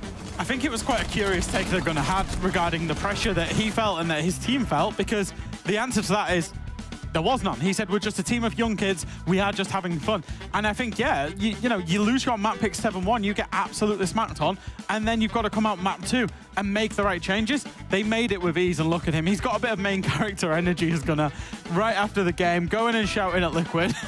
And yeah, look, they're not feeling any pressure. And I think if you compare that to Team Liquid, who pretty much will be feeling all the pressure in the world to have got a result into that fixture and ultimately didn't. Looking back, I mean, it's still a decent map from Liquid, but there just weren't enough opportunities that they really took, and they had them. Yeah, many different moments. They had a critical moment where they needed to be there, and it didn't happen. Super, super important mistakes from individuals. Even look at that last round. The last round is a 5v2. How do you lose that when you're Team Liquid? That happens way too consistently there. It's heartbreak if you are a Brazilian fan, if you're a Team Liquid fan at that, because, Jack, they have just been falling short. It's the story for Liquid is we keep having such high hopes, and they're just under-delivering. Yeah, it's unfortunately, it's the common scenario. I mean, I didn't expect them, being honest. Yeah. I did not expect them to fall short inside of this group, because they were the only team that came into this tournament in Group A with consistency, with a really, really high level of play in terms of their quality, with a big map pool, and they have fallen short. Of course, they will finish 4th in that group. They will get through and ultimately get out of it, but it's a big uphill task. They came in that group with the most consistency, but they also came in that group with the most pressure. And I think it showed in every critical moment here. Yeah. I will say, Nesk at 35 kills there. Only needed 10 to hit the 1,000 mark and went well and above. Unfortunately, not enough for his team. And Jack, there are some key moments from this match that just slipped away. Yeah, absolutely. I think this border came down to ultimately big moments, you know. That's what border comes down to a lot. First and foremost, you're going to see Gunnar here just not deny the defuse, and then Nesk. Unfortunately, he can't get the player off the counter defuse after having a big double kill. But look at this, he's painting all around him. He's painting a Da Vinci there, right? And unfortunately, that meant the diffuser had the time to stick it and get a 1 versus 2 clutch. Now, these clutches, these late rounds, it's not necessarily about strategy. It's not about a pre-concepted plan. It's about you in the moment, and M80 were coming out on top a lot. Sticking that takes a lot of guts in that kind of moment as well. Considering the stakes for both of these teams, there was that potential to slip back down. And the biggest difference maker between these two teams, composure. Composure and the way in dealing with the pressure. If Nesk goes there and just taps, it's an easy win. And look at M80 aggressive playstyle here. Look at Gunnar going in from sandwich window. At the same time, Packer from our door. At the same time, Glass from Arca's window. Look at this rush, so well coordinated. Every single entry point from that top floor bomb site was used by M80 to rush and crunch the anchors. And look at the lineup on the side of Liquid. They're playing super slow. Look, Fenrir, Tuberao, Double Wall Denial, and Mira. They wanted to play Turtle, and despite playing Turtle, you can still get rushed. Yeah. That's a big issue for Team Liquid. Obviously, this shakes the group up a little bit. Unfortunately, Liquid is just spiraled all the way down to the very bottom. Yeah. It's just such a difficult look. It really does hurt. Yeah, so with the way that these group standings line up, G2, before they were playing today, they were guaranteed first, whatever happened. M80 have now guaranteed themselves second, no matter what happens. That's because even if Unwanted pick up 4 points, they will lose the tiebreaker, which is mini-league round difference. Obviously, M80 hold that over them, and therefore, Unwanted are stuck in third place regardless of their game coming up, and Liquid will be the 4th place team. They will enter the bracket in that lower bracket and have to play through an absolute metric ton of games if they're going to make main stage. Actually, you just mentioned it, that next game, that next matchup here, Leo. I mean, G2, this is a free game for them. They can relax. And they should just, you know, enjoy the game, enjoy and try to reproduce what they've done at previous SIs, which means being flawless in the group, and just take this as way more experience. Reminder, they still have 2 new pickups, so they want as much game experience right now at this event. Before we move forward, how about we take a look back? The Detail, sponsored by Blacklight, of course. A really cheeky little play, I guess. A nice little 3K. And again, the main stakeholder for that one, Gunnar. If you look at it, Diffuser.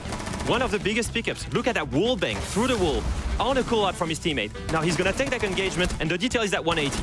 He's gonna stop playing against the guy coming in archives to do the 180, kill the one rotating through off his door, and then going through to Archive's door. Do you know what's crazy for me? Liquid played that perfectly. Liquid played that crossfire perfectly, because if you're playing a crossfire, you want it to be a full 180 degrees that he has to go left and right, and Diffuser was still so smart to anticipate that and get the kills. Tell you what, M80 are looking pretty decent heading into phase 2. Questions still here for Liquid. It's time for us to go to a short break, but on the other side, we have a nice chat with Hot and Cold.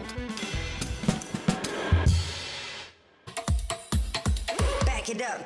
Back it up. Let me take it back to the realness. Feel this. Let me take it back to the realness. Feel this. Let me take it back to the realness. Feel this. Back it up. Back it up. Let me take it back to the realness. Feel this. Let me take it back to the realness. Feel this. Let me take it back to the realness. Feel this. Back to the back to the back to the back to the back.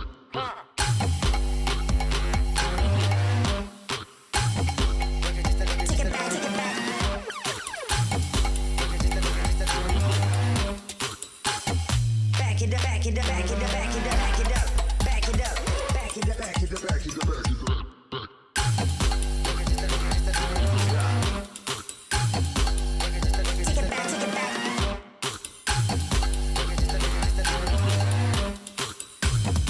Back it up. Take it back. Take it back. Back it up. Back it up. Back it up. Back it up.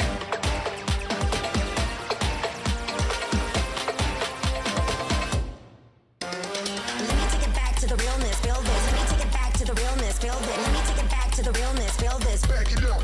Back it up. Let me take it back to the realness. Feel this. Let me take it back to the realness. Feel this. Let me take it back to the realness. Feel this. Back to the back to the back to the back to the back. Defending basement, for example, but they were able to lock it down up elsewhere as well without doing so. So We'll see how things go. Entry kills, of course, is something that we need to mention. It was super important back on Chalet. And there is our first. Misa takes down Solotov, and it's just a little bit too easy for PSG Talon. Far too easy for them.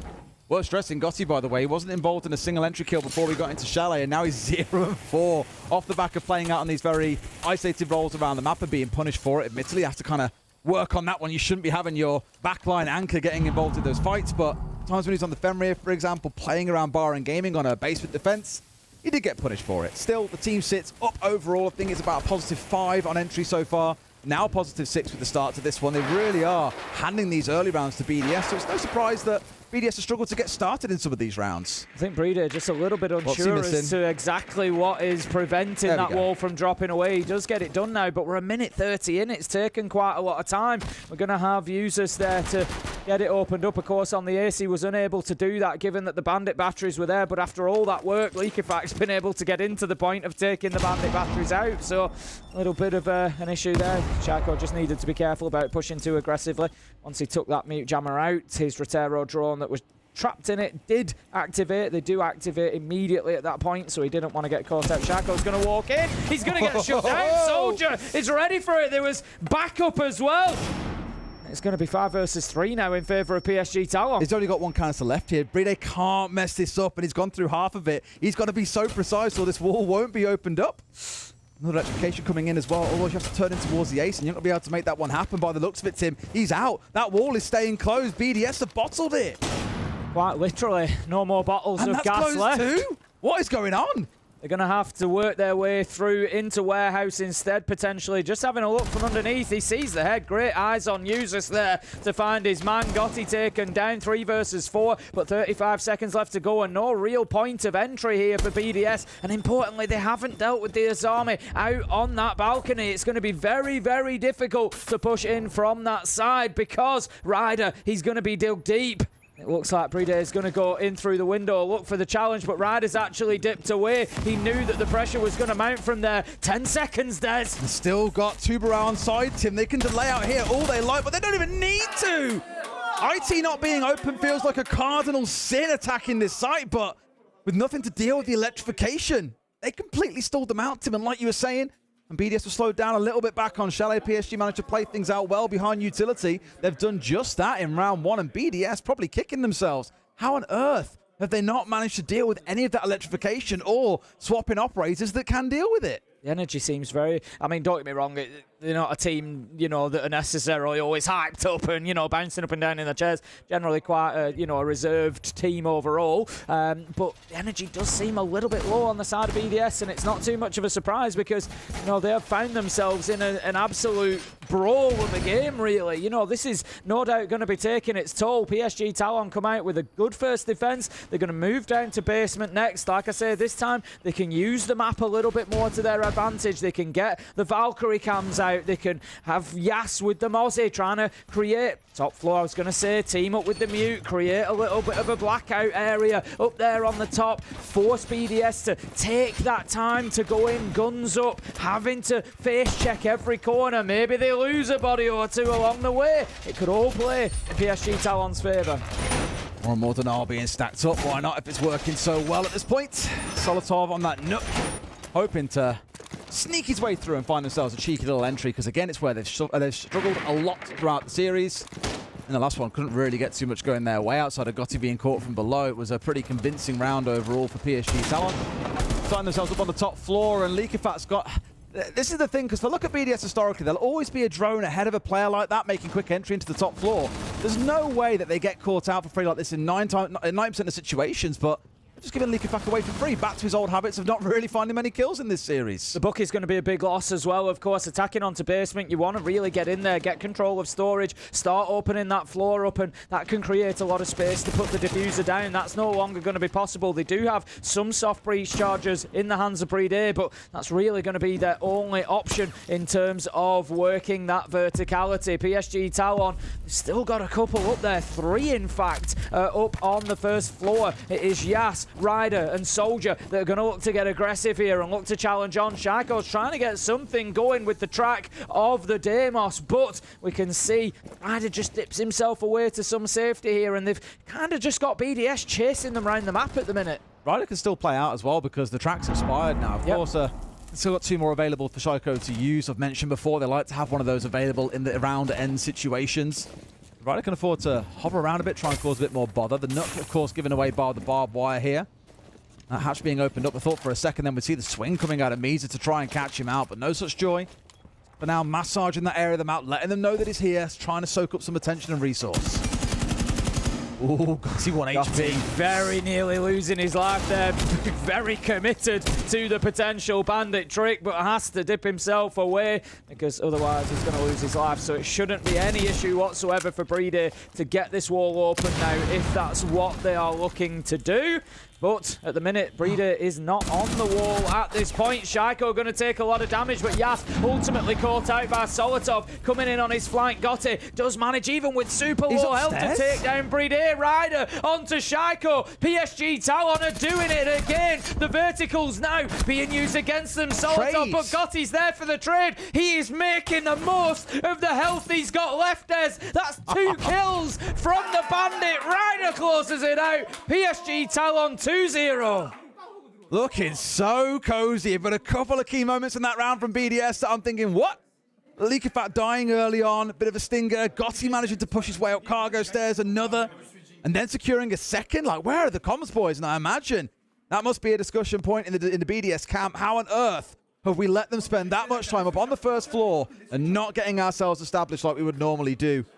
A few things to amend, no doubt, for BDS, but PSG Talon are off to a flying start on the defensive labs, Tim.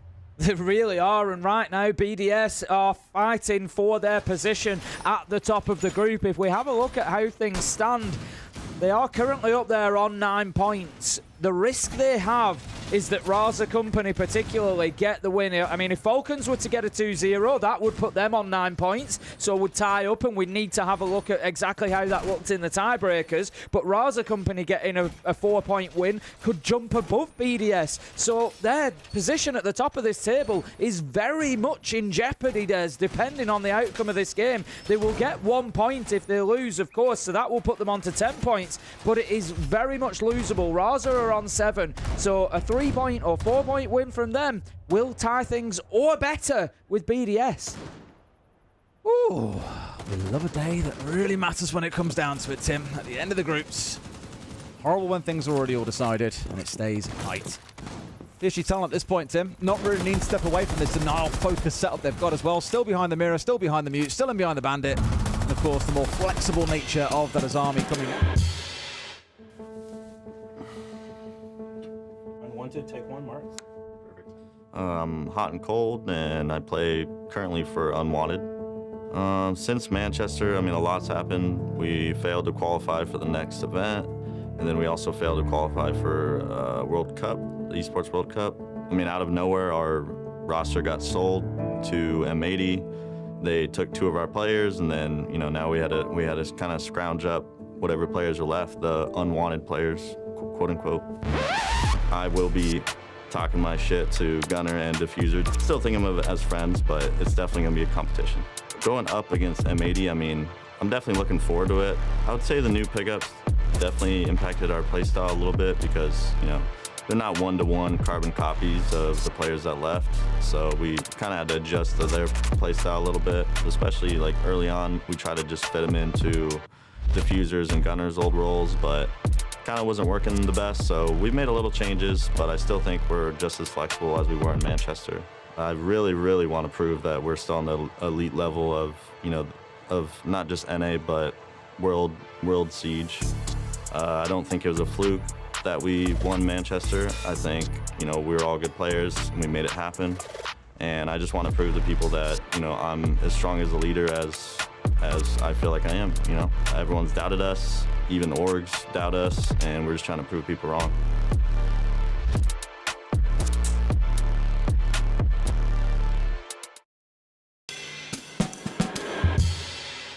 Guess you can try to silence the crowd, but ultimately the crowd for today are these two gentlemen. Lax joins us back on the desk as Leo has hot-footed out of here. Lax, you're probably a little closer to this than most people.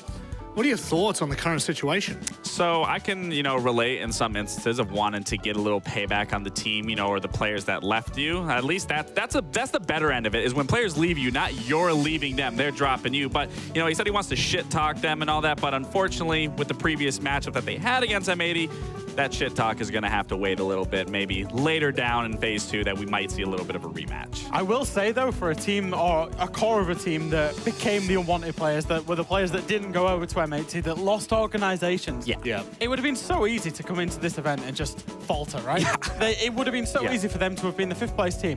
They're keeping it clean. They're playing super well. They've got themselves into the bracket. They've got themselves in the upper bracket. I think that's a phenomenal achievement already. And me and Fox have already referred to them as a band of misfits that are, accumulated a team together, put it together, made it work, obviously, in Montreal. It's the exact same situation here. They're picking up Dream. They're picking up Adam. And like you're saying, they're still finding success. It's just a matter about finding their stride. You said they could have finished bottom, but ultimately Joel's still in their group, so sorry. Kind of a little tough. No, but seriously, looking at this roster, how deep can they go, Lax? This is a huge ask, but could they end up doing more damage than some people expect? Yeah, I think absolutely. I don't think this is a team that you can count at by any means. I mean, you got to give the respect of 3 players that were the Montreal Major winners. Absolutely. They put in a lot of work. They know what it takes. I think it's just a matter of just finding that comfort with Dream and Adam, and like I said, finding their stride, because they have the foundation. They didn't have that foundation when they were that old Beast Coast roster. That was being accumulated through that entire stage into Montreal. Now they have the foundation. It's just a matter of just slotting Dream and Adam and figuring out those pieces of the puzzle and making it all work through and through. I think in a way Dream enhances this team as well, particularly within regards to shot calling and the communication. I went in, I listened to their communication. It's very, very good. And Houghton referenced it in that interview there where he said, I don't think it was a fluke. I don't think Manchester was a fluke. We are some of the highest level players inside North America, and that is so true. I think to Gaveni as well. Such a talented player at the front line of that team. Like, this team can go far. It's just about how far can they go. Well, they're going to have to go pretty far for this one. G2 currently flawless in their group, unwanted. Look to disturb that after this break. Ouais, choc-les. Choc-les. Ouais, choc-les, choc-les, choc-les. Ouais, voilà ce qu'ils me disent. Je les entends parler, ils maîtrisent. J'arrête que pour rappeler la mise. Petit pas sur la piste. Et le succès, je l'ai pisté. Disent que la place du premier fait monter la côté. Sur moi, tu mises gros. Tu connais déjà l'équipe. Ça criera au complot. Je prends le double, on est quitté. Je fais la magie des chiffres. La somme, je la triple. La concurrence, la dribble. Et le stade est en délire. Ça fait choquer, j'arrive pour tous les choquer. Toute la foule elle est choquée. J'espère que t'es accroché. Gauche, droite, esquive les rageux. Coach m'a rajouté du temps de jeu. Dans l'action, ouais, je me sens en feu. Je suis on fire. Je fais la différence au compteur. Money time, ça shoot sur le buzzer. Je suis on fire. Choqué, j'arrive pour tous les choquer. Toute la foule elle est choquée. J'espère que t'es accroché. Choqué, j'arrive pour tous les choquer. Toute la foule elle est choquée. J'espère que t'es accroché.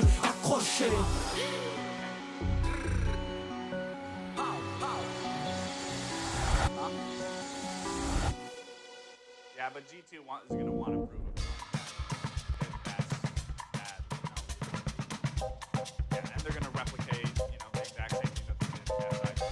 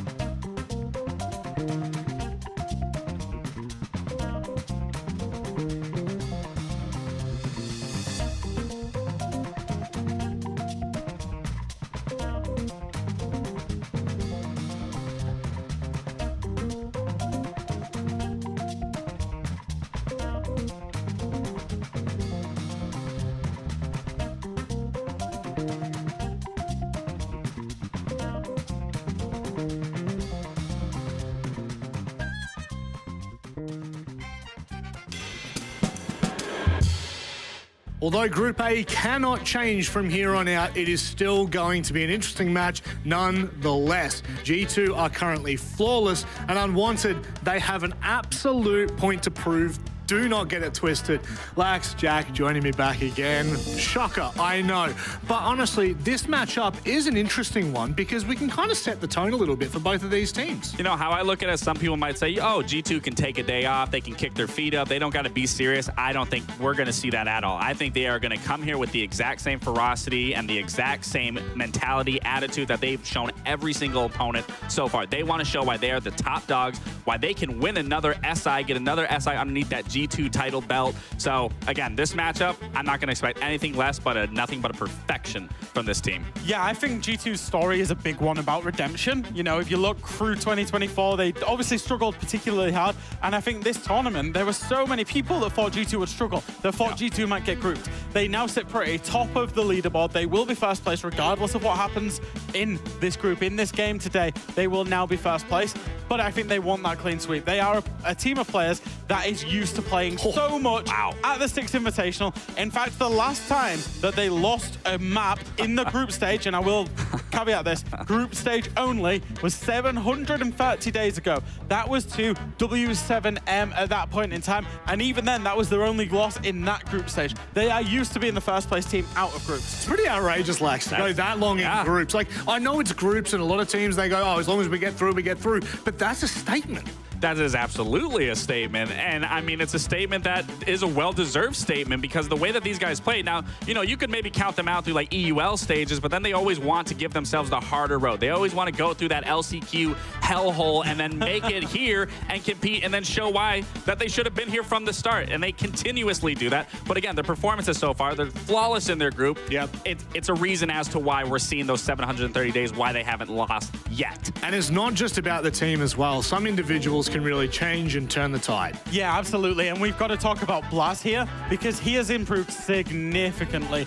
The left side of your screen here is Blaz's performance Montreal Major. -7, really still finding his way into it. Not great on the entry. And to be fair, he's not an entry player on this team. Not great on the entry on the right-hand side of your screen, which is Six Invitational. But I will say, a big jump in that KD. Now, Blaz's roles, look at the two defenders on each. He has been playing a lot of Castle. He plays a lot of, I would say, dirty operators for the team, particularly on defense. Yeah. Plays in this solos position where he can't bring a teammate with him, and it's reliant on him to find kills, and he becomes a big linchpin to why G2 win their rounds on defense.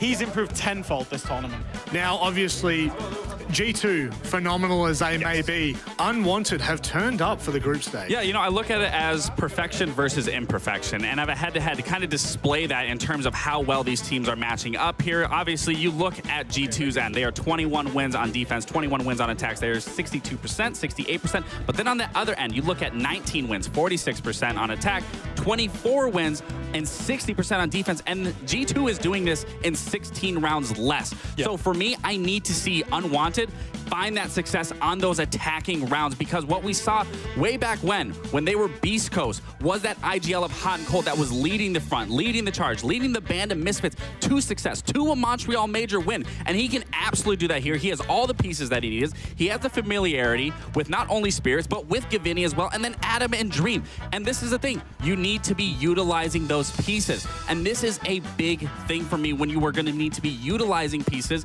is Dream. Dream is a player that is pivotal in so many different positions. When you think of Hot and Cold taking steps into terms of how he used to be able to plant, Hot and Cold is now on that role. I would like to see that actually reversed. And again, having those pieces utilized, because when Dream was actually able to plant, when you look at Dream's history, when we get to this slide, it shows what he was doing on Oxygen, where he was excelling on that Oxygen roster. And my experience with him, even if Fox was the IGL, Dream was doing such a good job with setting up the plan. He would then take over the round. And this is where I can see Hot and Cold alleviate that pressure from himself. Just focus on the round and let Dream take control. Again, first at SI 2023 with a total of 34 plants. NA stage 1, stage 2, he was 5th and 3rd, and then he tapered off here at 43rd because he's not planting. I want to see him in those positions because that is where he thrives the absolute best. I think this Unwanted team have made the obstacle of losing 2 of their best players an absolute opportunity. Picking up the big guy Dream and bringing him into that fold. Like Horn said in the interviews, they've had to change some roles around because of it. Dream is more naturally a support player. And I think, bringing him in, that shot calling, it will improve Unwanted in the long term. And they've made that obstacle a real opportunity for them. Yeah. Right, let's deep dive into the maps as well so we can start to set the stage and hopefully get an idea as to what to expect.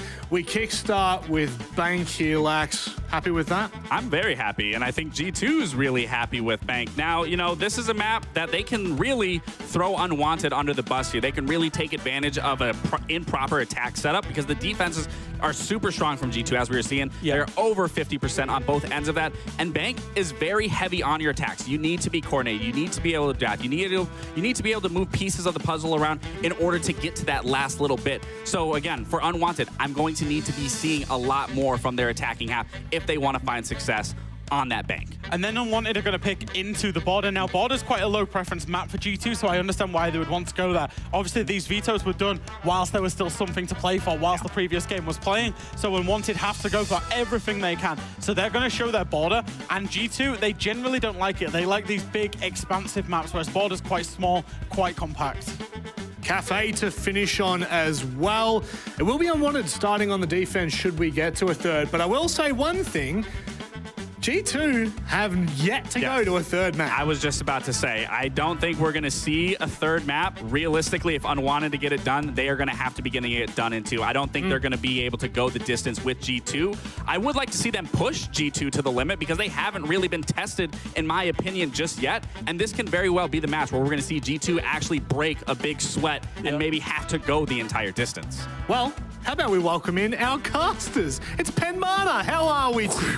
Oh, wow. Shocking. That was all ready for that. That was some blue steel moment there, Dev. How are you feeling? Mate, lovely to see you again. Yeah, likewise. I'm feeling great. We've had a pretty chill morning, had some brekkie, went out for some coffee. Nick over here has been stressing out watching the PSG game, which is still ongoing. Yep. And now we finally get to cast G2, which we've been pretty excited for. It's a shame that there is, in a way, very little stakes for this, but on the flip side, G2 could be the only team to go flawless. Yeah, it's a statement match, right? It's that can they go flawless? Can they make it look convincing? Because they've had a very sloppy year. So for G2, I think they're going to give it 100%. Okay, we've got a European and a North American standing. Well, an Englishman and a North American. You've been waiting. Right. I have been waiting for that. We talked about it last night. So are your allegiances sticking with NA here? No, I'm honestly going to go with G2. They're the only flawless team here so far, and back in 2023, and you also pulled up a historical record. They just don't lose in groups, so I don't see it happening here. Jack. Unlike Lax, I'm not going to abandon my region. I am still technically part of Europe. I think G2 get this done. I think the way they've been playing, I keep saying this time and time again to a lot of people, anybody that'll listen to me, there's lots of good signs for G2. The IGL change. Yeah. Cameraman joining them. The fact that they're making SI. And I know Dev's saying I'm yapping, but... Are we on camera still? Are we? Yeah, you are still on camera. Okay, my bad. But yeah, no, I think G2 will win this. Pengu, I know you've got minimal experience with G2. You don't really know what it's like playing for them. What are your thoughts in this one? I mean, it's a tough sell either way. So, Dev and I spoke about this. Uno is one of the few players that are up there on S-tier teams who's never actually won a final. Why not take SI's first trophy, right? Let's go all the way for G2. You going all the way? Yeah, they'll win the whole event. Do you know, actually, Rob, if you win this match, we actually, Yeah, that's it. You go we just cancel the rest of SI. If G2 win here against Unwanted, that's it. We just run it back. Okay, well, Dev, I guess it's time for your opinion. What do you think? No way, man. It's time to get underway. Let's go. Enjoy the game, boys. Get out of here, Rob. Get these guys off the stream. It's time to get into it. G2, yeah, they are the only flawless team. FaZe also undefeated in their group, the group of death, but different because they have dropped a few maps so far, whereas G2, like, they have barely even been pressured. We've got a new look for G2. They have made some roster changes. Uno's in, and most importantly, Uno's taking that IGLing role away from Alamau. As a result, Alamau is now the highest rated player in the entire tournament. That's crazy. He's been unlocked, and he's at the next level again. He was once a major champion on Team 1 when Lagonis was IGLing. I think it was maybe the secret sauce that G2 needed to unlock Alamau's full potential, get the IGLing role out of his hands. Not just that, but I think giving Alamau a foot soldier on the ground to move around the map, that's Loira. Loira Demon, as he's called currently at this event there. He is on your screen. He has been instrumental for G2's success in the LCQs to get to this level at the 6 Invitationals. He gets the injuries, he creates the gaps, he finds space. He does so much work for this roster in the kill area of the map, whereas Uno, the mastermind, he'll just say, guys, let's do this glass blitz rush strat and just go crazy with it. Yeah, similarity between these two teams. Neither one qualified for the Montreal Major. Unwanted, of course, as Beast Coast champions in Manchester. The Miracle in Manchester, G2 first bailed out of that event. They really struggled, but quite a revival they have had since then. Loira's in, we got Uno, we've got G2 back in form. 71% of you have backed the European squad for this matchup.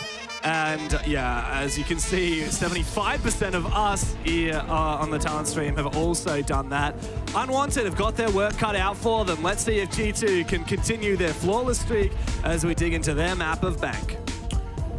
Togepi bans. It's so boring, man. But you gotta do it. It's Bank. Like, unlocked like evil Pengu there. I know, it's just one of those. That's more fun. That's way more fun. So Bank's a huge map. Togepi, phenomenal operator. Same with, you know, those niche ops like say Zero, for example. Doesn't get seen very much. Bank is a map where you can bring out those more niche-oriented operators. Blitz is one of those as well.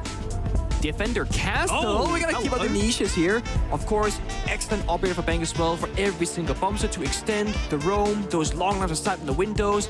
Bank is very open. Castle and Asami, two of the only defenders that can kind of close off those positions and make things a lot more safer for the defenders.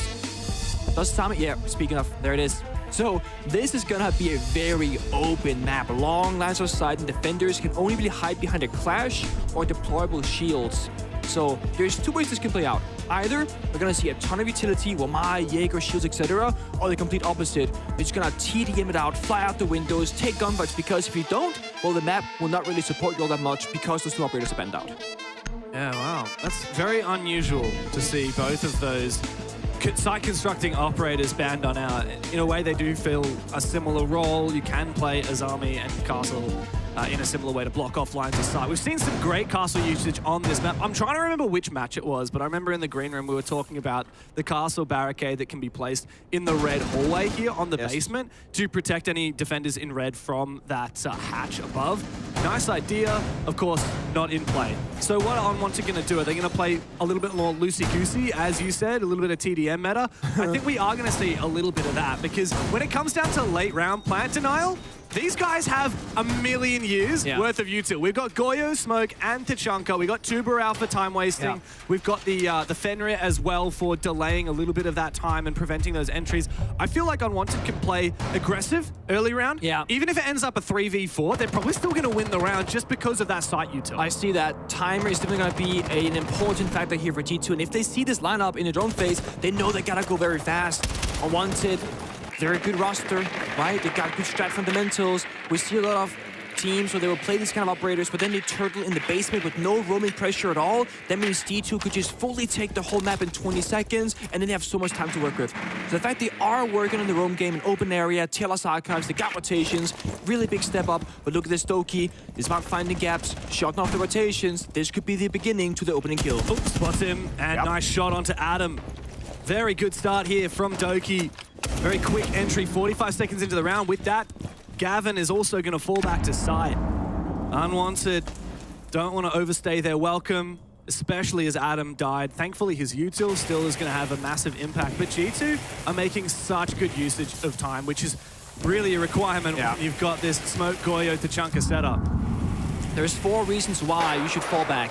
One, you lose a player in defense, you can't risk losing more, so therefore you fall back. Two, timer is low enough, so you feel like you got enough time out of the room, you fall back. You get a kill, you can fall back, or you shoot enough drones, you can fall back. Unwanted, of course, they've lost a player. That's one of the few negative reasons as to why they fell back so early in the round. And because of that, G2, they have so much time on the clock. 1 minute 30, every hatch is opened up by both the Maverick and the Hibana. They're just about to take server stairs control, and once they do that, they can start working the bomb site. We gotta see Smoke, Spirits have some value here on the blue staircase. If he doesn't find a kill or stays alive for a good amount of time, they have no other real way back into this besides just plant deny.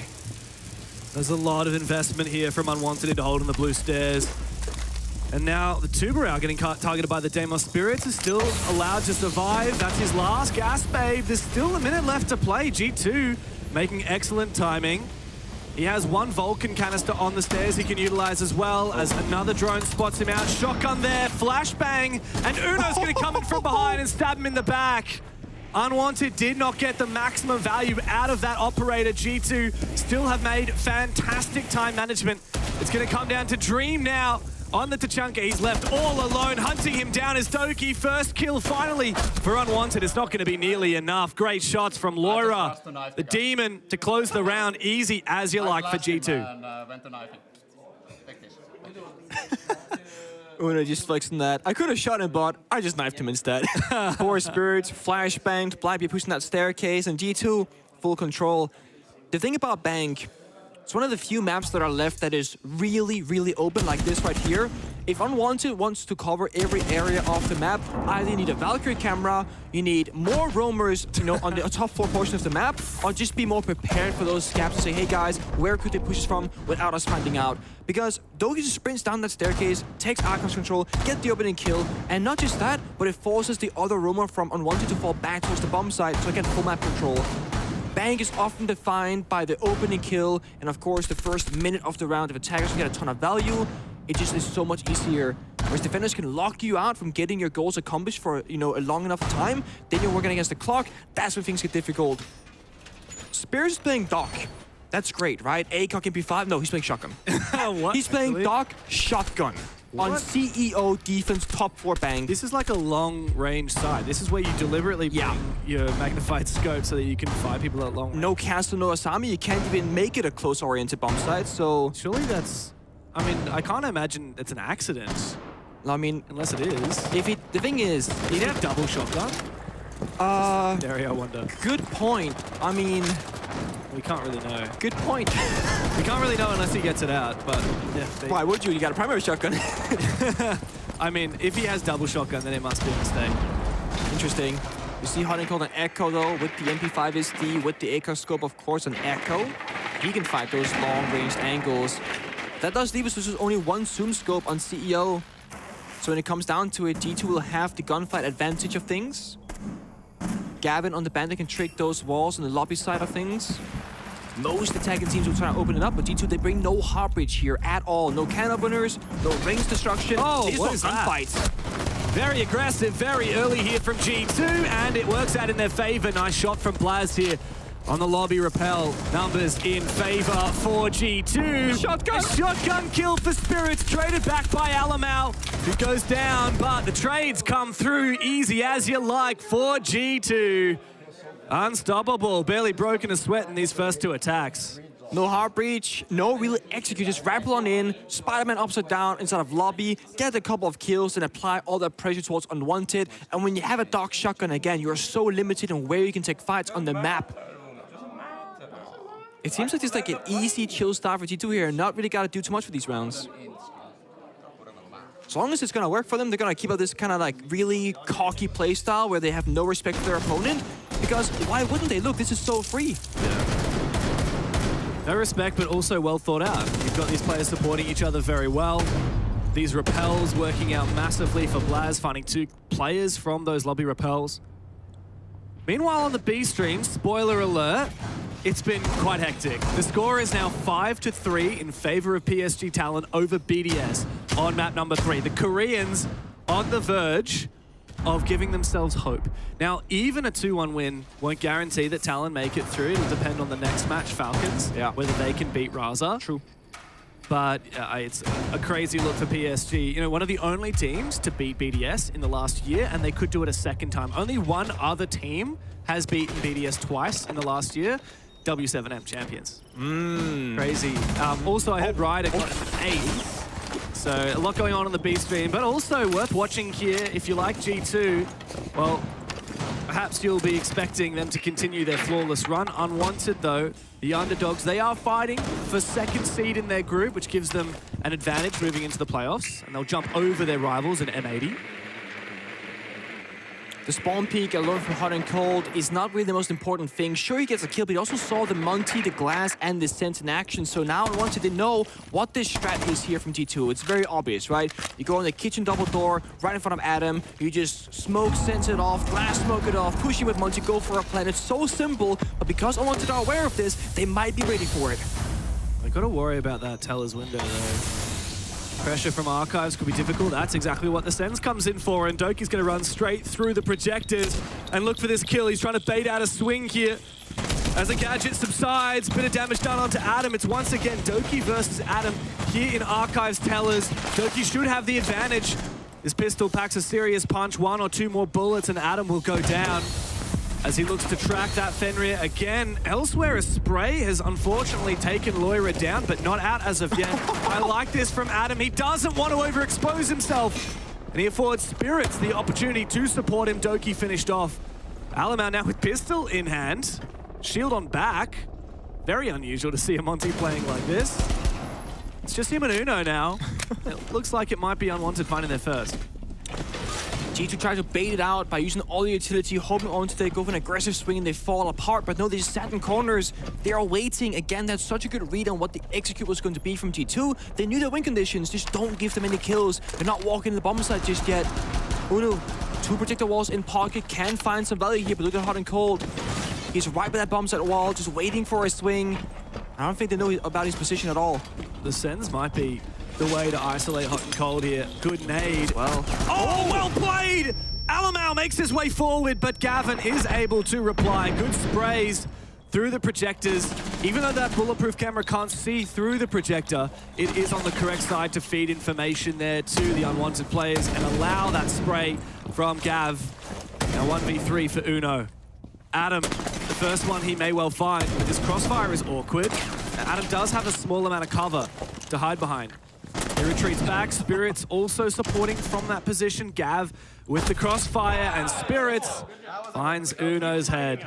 Finally, something in it for Unwanted. Such good discipline as well. Again, this is a team for Unwanted where, and I don't mean this in a negative way, but they are quote-unquote worse individual players compared to a lot of teams at this event, but they are the better team compared to most teams at this event.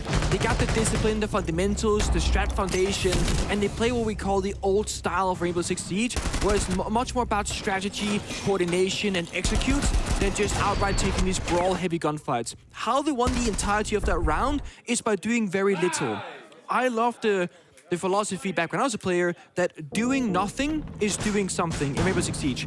And I think that round portrays that beautifully because Hot and Cold was in the same corner the entire round, and the fact that he didn't die until the very end was a massive reason why G2 couldn't just push into the bomb site door and get the bomb planted down. Same thing for Adam. He was getting tracked by 2 or 3 different trackers by Doki on the demos. He was getting grenaded out, he was getting droned out. He just AFK'd in the corner and again didn't give up his life.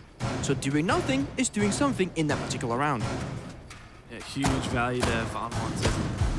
I like the way they work together as well. Like we said, when the Sens projectors cut the line of sight, isolated Hot and Cold, there was still support by shooting through the projectors. Yeah. Thanks to the info fed from the bulletproof camera. Really nice work for Unwanted. And I have a score update for Stream B if you want, Nick. I just checked on my phone, actually, but it's delayed stream. Well, I have an up-to-date one from production. What's that? So spoiler alert, guys. PSG Talon currently have match and series point over BDS. 6-3 up on their attacking side. The third map. It was max. It was on map 1. It could have been a 12 right there, couldn't it? It was. Well, it was, what, a 5-1 lead in favor of BDS that PSG brought back to a 7-5. Oh, sorry, yeah. 7-6? 7-6? Yes, 7-6. Yeah, 7-6. And then bottled it, and BDS won. Meanwhile, Laura just chilling, taking Garrett's control. Very uncharacteristic for most teams to give Garrett for free like this. Loira keeping the camera behind him alive knowingly because he's a nuke, he can't quite get seen by the gadget at all. He might just break this apart. Remember I said in the beginning, he's the gap finder. He creates space. If he gets one kill, that space created. Are they aware of it? No, seemingly not. Dream goes down. Loira launches his way into the site. He's now hiding in lockers. He's worried about pressure from the hatch above. You can see how suspicious Unwanted are, however. There's a player in Fold. Doki sprints on through. Loira's looking the wrong direction. And Hot and Cold will find his kill from inside of Gold. Doki finished off. Not coordinated enough for G2. Loira is going to have to make a hero play. Oh, that was a bit surprising. What's Gav doing? Not aware of the hatch control above, taken by Blaz. Maybe winnable as Spirits goes for a retake on the top floor. Blaz wary about a flank. Hot and Cold still hiding inside of Gold. It's almost like the defenders became the attackers and vice versa right now. Loira, he needs to find one more player. Hot and Cold is downstairs. Spirits on the hatch. But both teams quite isolated. They can plant lockers here for free. There are two angles. There's a hatch drop and the red flank right now. So I think Unwanted got the right spot on this. There's no info. Hot and Cold's position as he creeps up through Vault. It's Blaz. He doesn't time it well. Is Hot and Cold going to be able to deny this plan? Blaz starts watching at the last moment. He's trying to cover up two angles at once. It's not easy. Meanwhile, Spirits has found his. It's all up to Blaz now. He knows where both of these players are. Out comes the pistol. Easy spray from the SMG for Hot and Cold. And Unwanted, well, a solid retake from them. They've tied up the score. Hot and Cold Spirits' synergy there. The backstep from the red vault area takes the first gunfire. Blast has to contest with the swing. That's when Spirit pushes on up and takes down the planter of Loira. So it's very small, but that mini execute. Better play by Unwanted, I gotta say. And G2 a little bit mistimed. It's always tough when you play the nuke like that, because if nuke walks in and just dies, you get nothing for it. But if nuke walks in and gets a couple of kills, that bomb site is wide open. Unfortunately for G2, the second Loira got his first opening pick onto the Warden, that's the same moment that two separate G2 players died on the roam clear up above, and they started sprinting towards the bomb site, but it fell apart in the meantime. Had they waited 5 more seconds, it's a 5 versus 4, they got bomb site control, but let's say Loira doesn't find that pick, then they're doing nothing in the meantime, so they have to work both angles. Spirits is back on the dock, no longer with a shotgun. Yeah, it must have been a mistake. It must have been a mistake. I mean, it doesn't really make sense to me because you got secondary pistol shotgun as well, but hey. Yeah, I have a feeling that the reason you're playing dock on this side for Spirits is, okay, I'm in a hard holder position with lots of long angles. Because the castle and the Azami are banned, like you said, we can't create short engagements. In fact, you know, last time it was Blaz, I believe, on the line. He had a DMR, I can't remember which operator he was. Okay. But he got 2 kills from those repels. I think the idea from Unwanted is to do like the old school counter Raketi strat, where you just pick someone with a really good gun on defense and you just contest all these repels. That's the thinking for sure. Now this bomb site, Taylor's Archives, has a very low pick rate and a very 50-50 kind of win percentage, because it can be hard to attack if you don't know how to do it. Kind of like a clubhouse bar situation. But for the most part, again, the issue is most bomb sites revolves around holding the other parts of the map. You know, you go above the bomb site, you defend CEO, you go around the bomb site like open area. But these areas are very difficult to hold when it's not the bomb site, because you don't have any reinforcement, you got no utility. And with CG2 for these pre-placed drones, they got tons of yellow ping information. And again, they got better guns with longer zoom scopes in these very long gunfights. Unfortunately, though, Gavin was allowed to escape. He's now doubled back inside again. Loira is covering off his position. All G2 needs to do is have Loira watching and the rest of the team trying to poke and prod Gav to try and force him back into Loira's line of sight. However, Gav dashes out of there and Uno's gone down. Loira eventually does trade and finish off Gavin. It's a good job though. Burning time, getting that kill. Hot and Cold hiding in lobby the entire time, by the way. And he's gone unnoticed, misdroned. Why would he check that area, right? So Hot and Cold should be good for at least 1. He needs to have an impact though. With there's the rest no one here yet. Just Doki. Yeah, they're not going to know about it. If Doki tries to move up towards Tellers, he's a dead man walking. The thing is, right now it's a 4 versus 3. But with a Hot and Cold hiding in lobby like that, it's kind of like a 3 versus... Oh, he spots him! He sees him, no! He should be free. Fresh meat now for Doki. As Hot and Cold is exposed, Spirits could theoretically try and support him from up above. Oh, nice shot though from Hot and Cold. Doki gets bested. Meanwhile, Hot and Cold has also sprayed down and found one in sight. Spirits still in control. Oh, what a shot from the Frenchman! 2v2 now. Loira Inside, takes down a Yokai, but sprayed down by Hot and Cold. This guy has the site on lock. Now it's Blaz inside. I mean, how is he going to make this one work? Do you keep contesting Hot and Cold after what's happened now? The two of your teammates gone upstairs looking for a retake as the Echo drone zooms on over. Ooh, that's a bit of a whiff. Finally, it goes down. There's information, though, at least vaguely, on the position of this last G2 player as Dream goes for a flank. And Hot and Cold is above. Dream claims it. How does he do it? Beautiful combo there from Hot and Cold and Dream. Works a charm. It's ridiculous. He's hiding the entire time. He gets droned out at a very bad moment for the team because G2 were, approaching the bomb site. Gets Doki, sprints back into lobby, gets the player into the bomb site halfway across the map shortly after. I mean, the value that Hot and Cold got in that round was instrumental to the victory. This right here takes down Doki, sprints over here, gets a second kill, just keeps applying the pressure and stopping G2 from accomplishing their plan of getting down that diffuser. I don't know how Hot and Cold can see anything on this angle. Right? 3 headshots with the hollow sight. He must be running some crazy stretch rest. Oh, he's leaning forward so much. Leaning in. About 3 centimeters from the screen. That's how he sees it. Yeah, oh, beautiful work. Great stuff from one of the most OG players in the game. I mean, Hot and Cold was playing for Flipside, SK back when you were at your peak as well. He's 26 years old, one of the oldest players in the tournament. Yeah, been around for a hot minute as well. I've got it that his career has been going for 8 years and 9 months since 2016. Wow. He's played on stage at 9 different events and was also a champion once. I believe that was he on the SSG roster, the one SI? No, he was on the major roster, the major winning roster, of course. Yes, that's the one. There it is. Trying to see you work it out there. I was like, I'm looking at my notes and I'm like, there's so much information. How do I process all this? Dude's played at 4 SIs, by the way. This is his 5th. 7 majors. 3 Pro League finals. That's how you know he's an OG. Yeah, the Pro League finals. How many did you play Pro League finals? I couldn't tell you. Probably less than 7, actually. I'm gonna guess 5. Yeah, but I won 4 of them. Touche. Yeah. Qualify less often, but win more often. It's one of those curses, blessings. G2 looking to go fast, but the Capcom trap slows them down. Twitch drone takes it out, but look at this. Step by the bomb site doors, bomb site window, getting the pig. This is the go sign. Go, go, go, go, go. Get some more. Nice spray. Uno to drop now.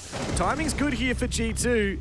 And Unwanted not finding any safe haven to play on site. Adam in an awkward spot, but he will find Loira. Oh, the second one. But thick and fast, G2 collapse on the site. A surprising amount of celebration from the Unwanted players considering they lost that round. G2 had a very explosive and successful attack. Just saw the player came off blast there for a second, and he has like, I don't know, notes that goes like line by line with spacing. It looks like it's very specific prep work, and one of the things that's kind of flown under the radar for G2 is that they got a bigger support staff now. So they had Romalo for a good while now, which has been like the strat, and he's been counter-stratting as well. He's very known for that. But now they got a cameraman doing his assistant coach.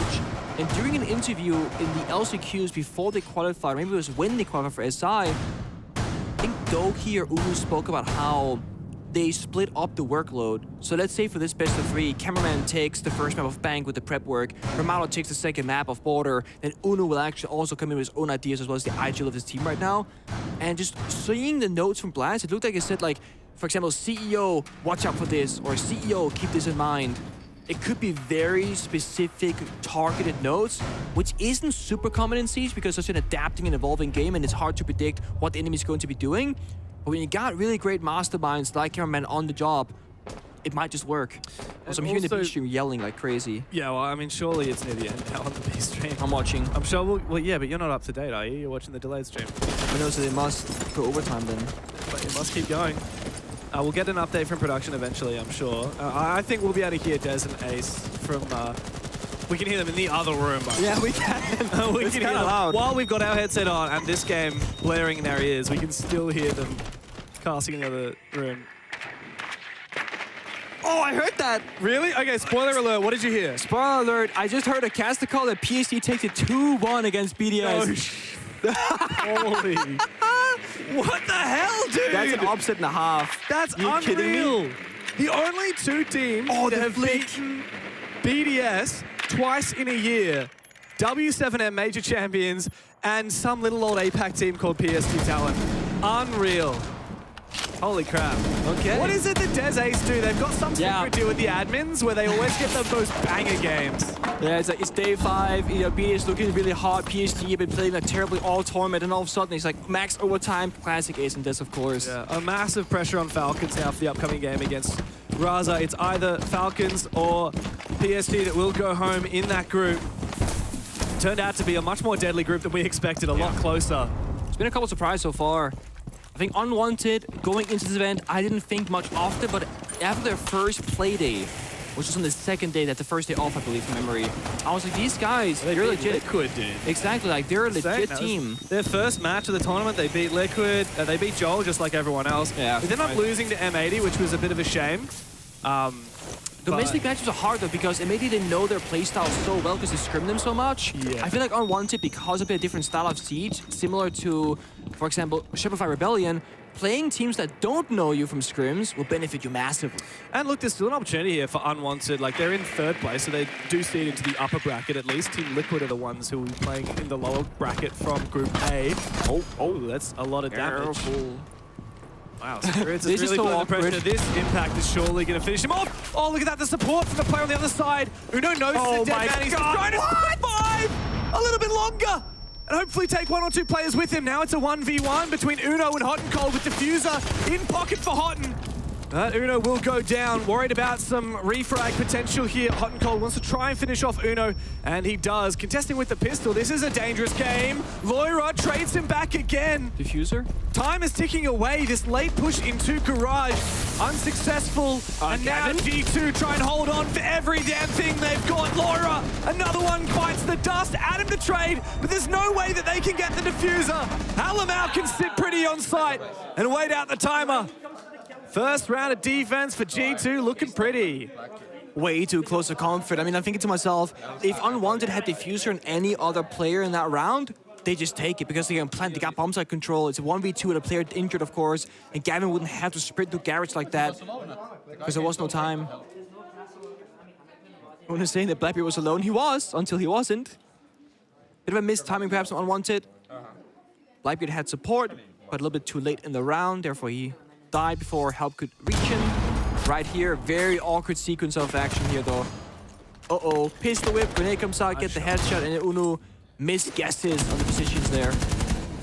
I do feel like impact grenades have kind of fallen out of fashion a little bit, but in this meta with so many shields available, they are one of the best ways, especially with the nerfs to the shields with guard break. Like, if you land an impact, not only are you doing damage with it, but you're also knocking that shield back, likely giving you enough time to finish off the player. And we're seeing, with the mechanics of players at Six Invitational, we're seeing a lot of foot shots onto shields, and a lot of hand shots onto shields that are making it really hard to play those seemingly protective operators. Like, if you're not playing a Monty, you got to be really worried because you can get minced in half a second to the feet.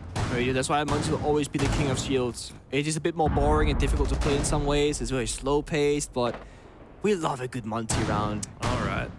Haven't seen it yet so far, though.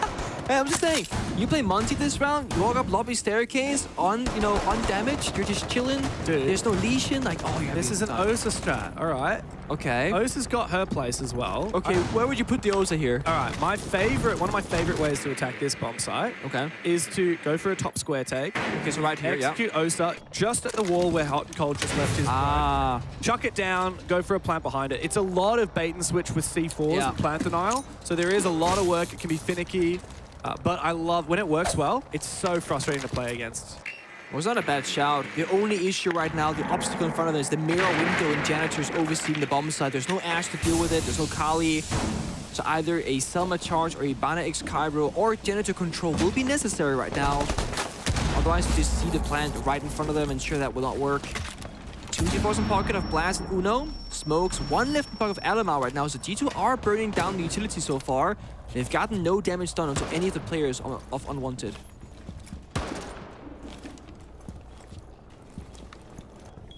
Good progress though made. That's the plant spot right there. This is a cheeky spot. They want to get this breach open. Doki will likely have to move. This rappel, though, from Dream hasn't had a lot of impact. Doki now with the wall breaching. He's still playing this deadly game. He may be spotted by the Blackbeard. He does. Takes a bit of damage, but he does retreat successfully. With 2 players on the windows, I have no idea how he's survived, but he is able to shoot off. Here's the Osa. Yeah, the Osa comes in. He's able to protect the janitor wall from those Selmas. He's in such an awkward spot. He gets away with his life somehow. So this is the plan that you said that you wanted to go for. Exactly. They're doing it. It's finicky though, because there's so many opportunities to deny, and Doki's found a shot on the Dream. He's managed to get away with his life as well, knowing that Hot and Cold is now in the building. There's no one on rappel to cut him off. 45 seconds. This will be risky. Gavin gets the kill though. It's a good start. Osa's dead now. Oh, here we go. Spirits right in front of it. Alamau finds one, traded back by Spirits. And now desperately, Gav looks to try and take down Uno, who was in position for plant denial below. He gets the down, he gets the finish, 25 seconds. Gav's such low HP. Blaz and Doki, their positions both revealed. It's up to Spirits now to bring out this Scar and look for something. Look for some shots with the rifle. A nade tossed out loose. And Blaz has fallen back in his position. Doki, he's just gonna bait for Blaz. And now Gav is left with so much to do. Blaz continuing to run around, doubles back for a shot. Gavin finds him. Doki just needs to hide. And G2 find their 5th. Doki says well played. 2 rounds on time, bro. This guy was everywhere.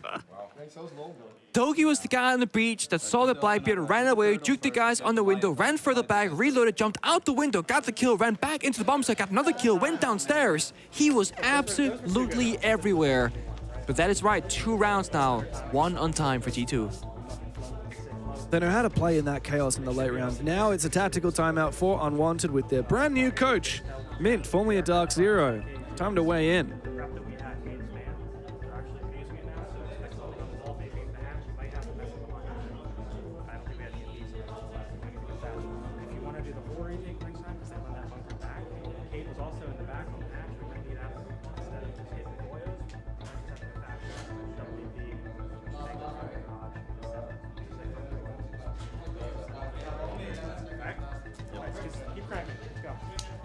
He's so chill. Yeah. I do love the energy. I mean, Mint, a very mature player. He formerly a player himself, right? Coaching this team and coaching Dark Zero for quite some time. You expect him to be cool, calm, and collected in a moment like this, which is exactly what they needed. This was a play and a half from Alamau, by the way. Eventually finished off. I unfortunately couldn't actually hear a lot of what Mint was saying. No. But it was very much strategic. It was very much, we know that they're going to bring this operator, or they've adapted to us. I heard something at the start. He said, they've figured out our game plan, so we can't do this anymore. Good adaptations. Very much quite a tactical and strategic coach. Sometimes it's more just a mental reset in those tactical timeouts, but that sounded very much gameplay specific. Also, it was just him talking. There was not a whole lot of dialogue, right? From back and forth. It was, hey, I got my 60 seconds, listen up, boys, and then lock it in.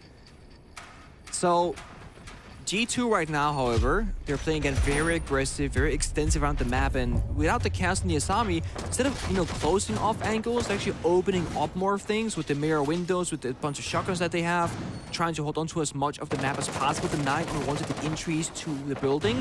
And if you go back to what Langston was talking about when the Analysts were here, Unwanted, they've always been a very plan-oriented team, especially with Dream coming into the picture. G2 are trying to make sure that Unwanted cannot reach the bomb site in a 5v5 execute scenario and make it a brawl battle on their own clear, so that when they get to the bomb site, if they can do it, they either have low time, a low amount of players alive, and they can't go for their usual takes. So G2 will definitely fight for as much map as possible right now with these extended roams. Ooh. That was a bit gnarly. I thought that was an angle there for a sec. Blackbeard, baby. Not to be. Such a good rappel operator. That shield stays covering their face. You can't quite take any damage from bullets, just like C4's impact grenades. Like the pre-rip C4 from Blaz, as I say that, it does miss, unfortunately.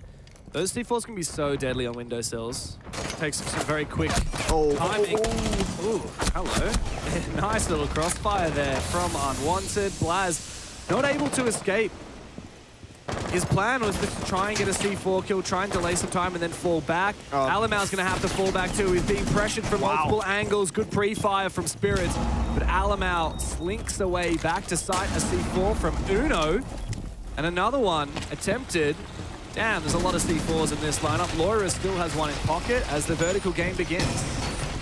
Good value there from the Ash. 2 Ash breaches, 2 mirror windows shattered rather. But that quad wall on bottom heaven is quadruple reinforced Kai Tuberau. So Unwanted, they're going to be funneled into the entryways that G2 decide.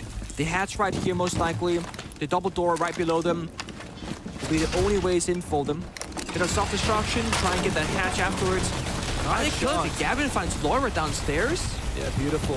The vert game is working out really well for Unwanted. Despite all the C4s from G2, they only claimed one player, and it wasn't one of the vert players. There's still breaching rounds in pocket for both Dream and Gav. There is more vert to be done, but I don't think so. They're not seemingly focusing too much up on the Telus position. Instead, they're going to go straight to site. Alamau does find Hot and Cold on the drop. Here comes the flank from Uno. Traded back.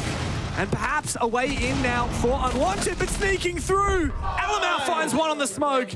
It's another shutout for G2 as they claim map point here on Bank. I respect the off-pace play there. Unwanted could have waited longer. Blackbeard could have dropped with Diffuser maybe and get down there safely. Dogi said, stop playing shield, you are terrible. Dude, that's a wild thing to say, 6-3 up in all chat.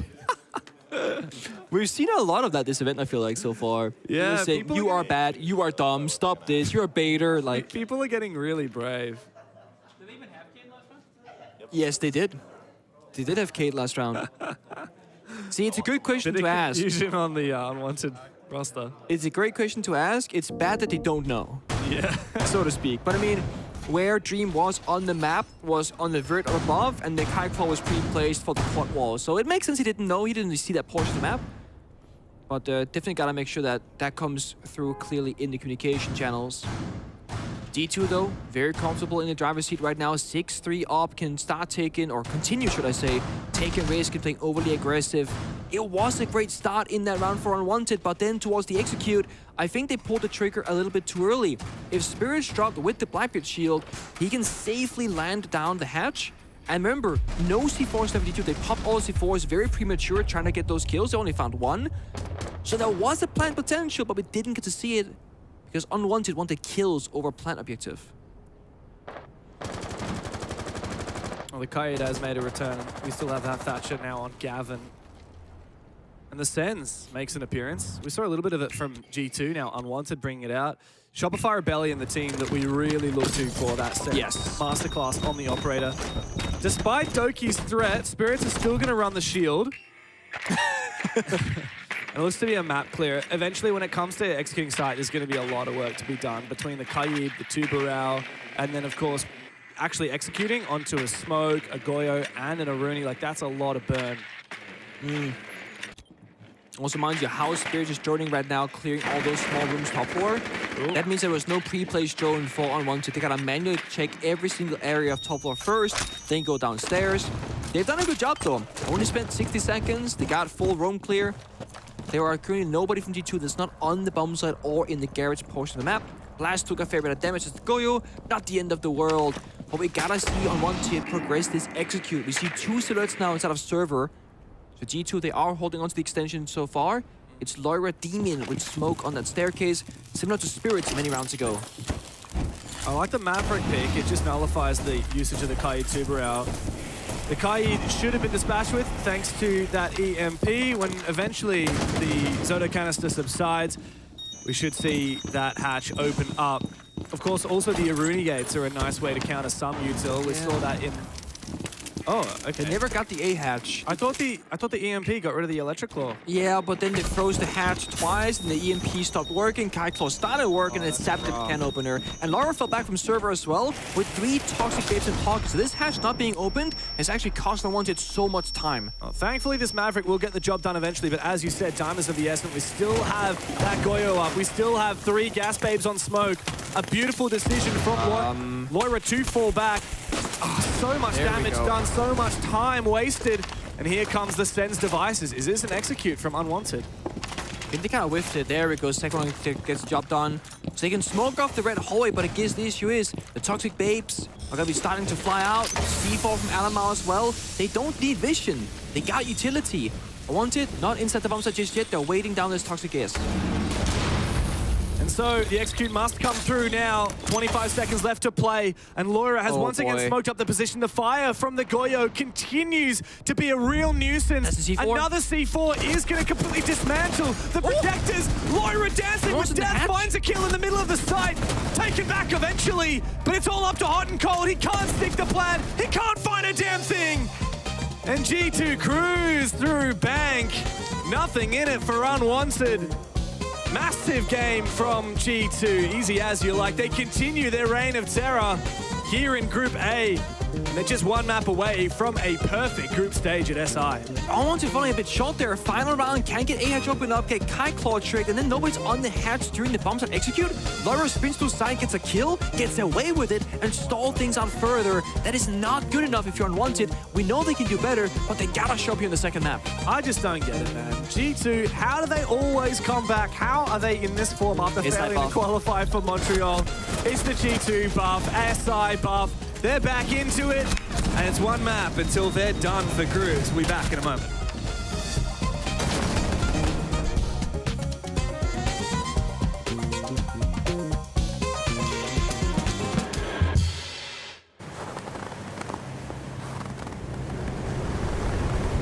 Keep an eye out for contact.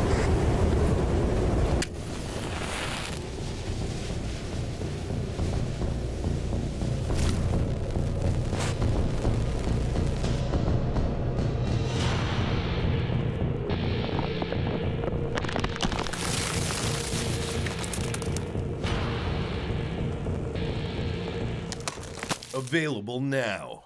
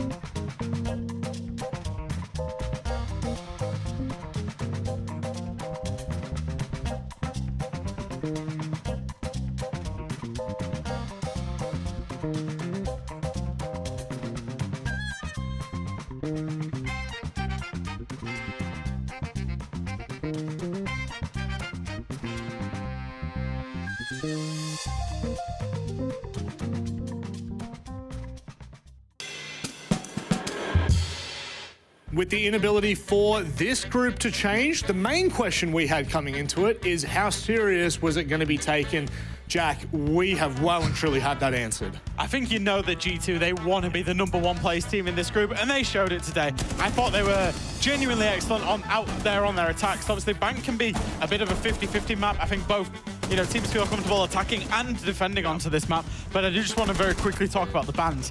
Castle ban from G2, Azami ban from Unwanted, meant that there was no security in any of the bomb sites for the defenders, and it made it, in my mind, quite an attacker-favored path for G2, and they were able to get out there and convert it, and I think that's why they wanted that. They wanted the easy attacks, get out there, assert the dominance, and then they knew that as soon as the side swap would happen, they would be able to get aggressive and outfight Unwanted. I mean, just in terms of even that castle ban, like that hinders so much of that top floor hold when the sites are a mid-floor site or that bottom floor site. But something that really stuck out to me with watching this G2 match is their ability to exploit bomb sites, being able to understand where a gap can be found and then playing off that. We talked about that one round where Loyra went through Garage on that Nook and created so much space, created so much chaos in the comms. Granted, Unwanted did bring that round back, but had they got way too overzealous, comms being way too sophisticated and hectic, that round easily could have been a G2 round. Now, having a look back at a graphic we showed in the pre-show to try and give some context for this matchup,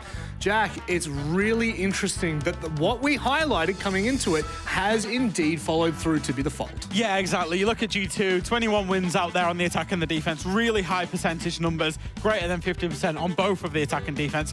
For Unwanted, they were fine on the defense, but their attack was their problem, and ultimately, what did we see inside of Bank?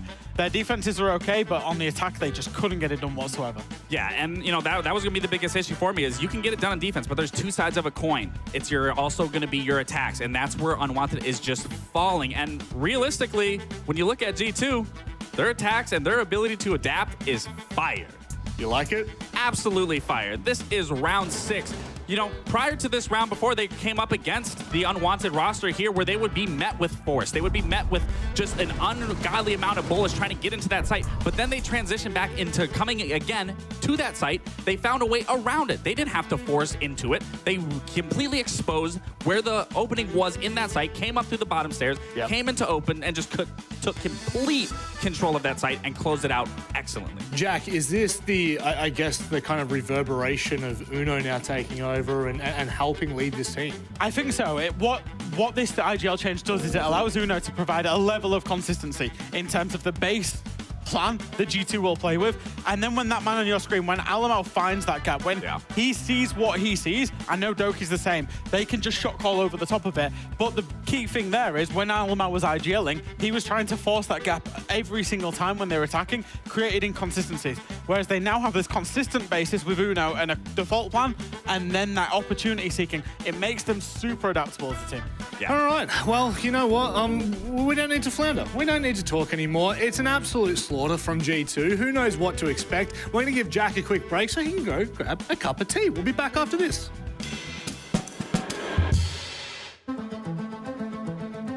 There are many great players who are not champions, who have never lifted the hammer, who might never lift the hammer. And it's not because they aren't good enough, they just might not put in what it requires to really get there. Because they are the goods and not the greats.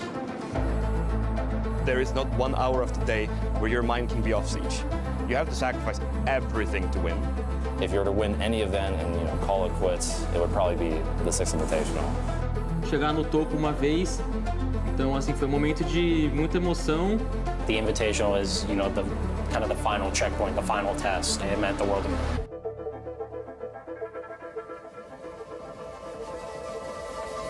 History will be be made here because for the first time on home soil, a Brazilian team will win a World Championship. The only thing that matters is the 4 guys next to you, your coach, and the screen in front of you. No one ever really just goes and wins. You have to go through the pain, the hardships. Phase are exploding! You have to go all in, that's it. Quem perdeu foi nós tudo ali. E a gente que vai virar isso aqui agora. Você tem que confiar muito no seu time. Não vamos desistir, não vamos desistir. And brought it all the way back!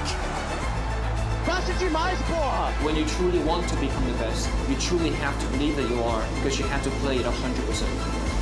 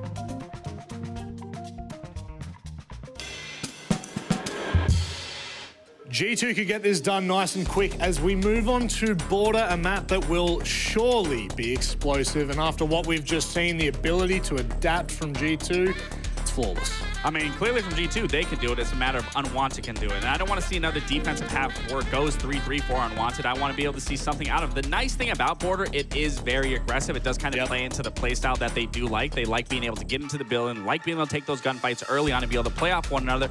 Border does house that kind of playstyle. But the difference is, if you're being met by a G2 that is going to stop that, it's then going to be on them to be able to do exactly what G2 was doing and finding a way around, finding the opening, creating chaos. And if they can't do that, this is just going to be another result of just G2 running away with an entire series. Border is quite a low preference map for G2. I presume that's why Unwanted picked into it. And I think, again, I think there will be gaps to exploit if you're Unwanted. It's not all over. You've clearly seen something in G2's Border. They played it a little bit through the LCQ process, and they didn't look impenetrable on it, but it does come down to you having the confidence in those gunfights early doors and, you know, coming reeling off the back of a loss, and a pretty easy loss at that point. It's about Unwanted to react. Look, it's an important game for G2. They could go flawless throughout group stages all the way back from 2 years ago now. It's absolutely insane. But we're going to go to our casters with a question for them. What do you prefer? Do you prefer Penmata or Devgu? Both suck. They're both the kind of mid. What would we be? I feel like it doesn't really work. Penmata. Penmata? I kind of hate that. We're going to have to workshop it. Yeah. If anyone has any ideas back home, please tweet at us at Rainbow6. But of course, we have G2 versus Unwanted. It's map number 2. G2, let's be real, there's a serious chance that they could just wipe the floor with Unwanted from here on out. The only team yet to drop a map at 6 Invitational. They're currently on a win streak of 16 maps in a row. G2, 16? Holistically, not just at SI, but they went through the SI qualifiers. They played in the Malta Cyber Series.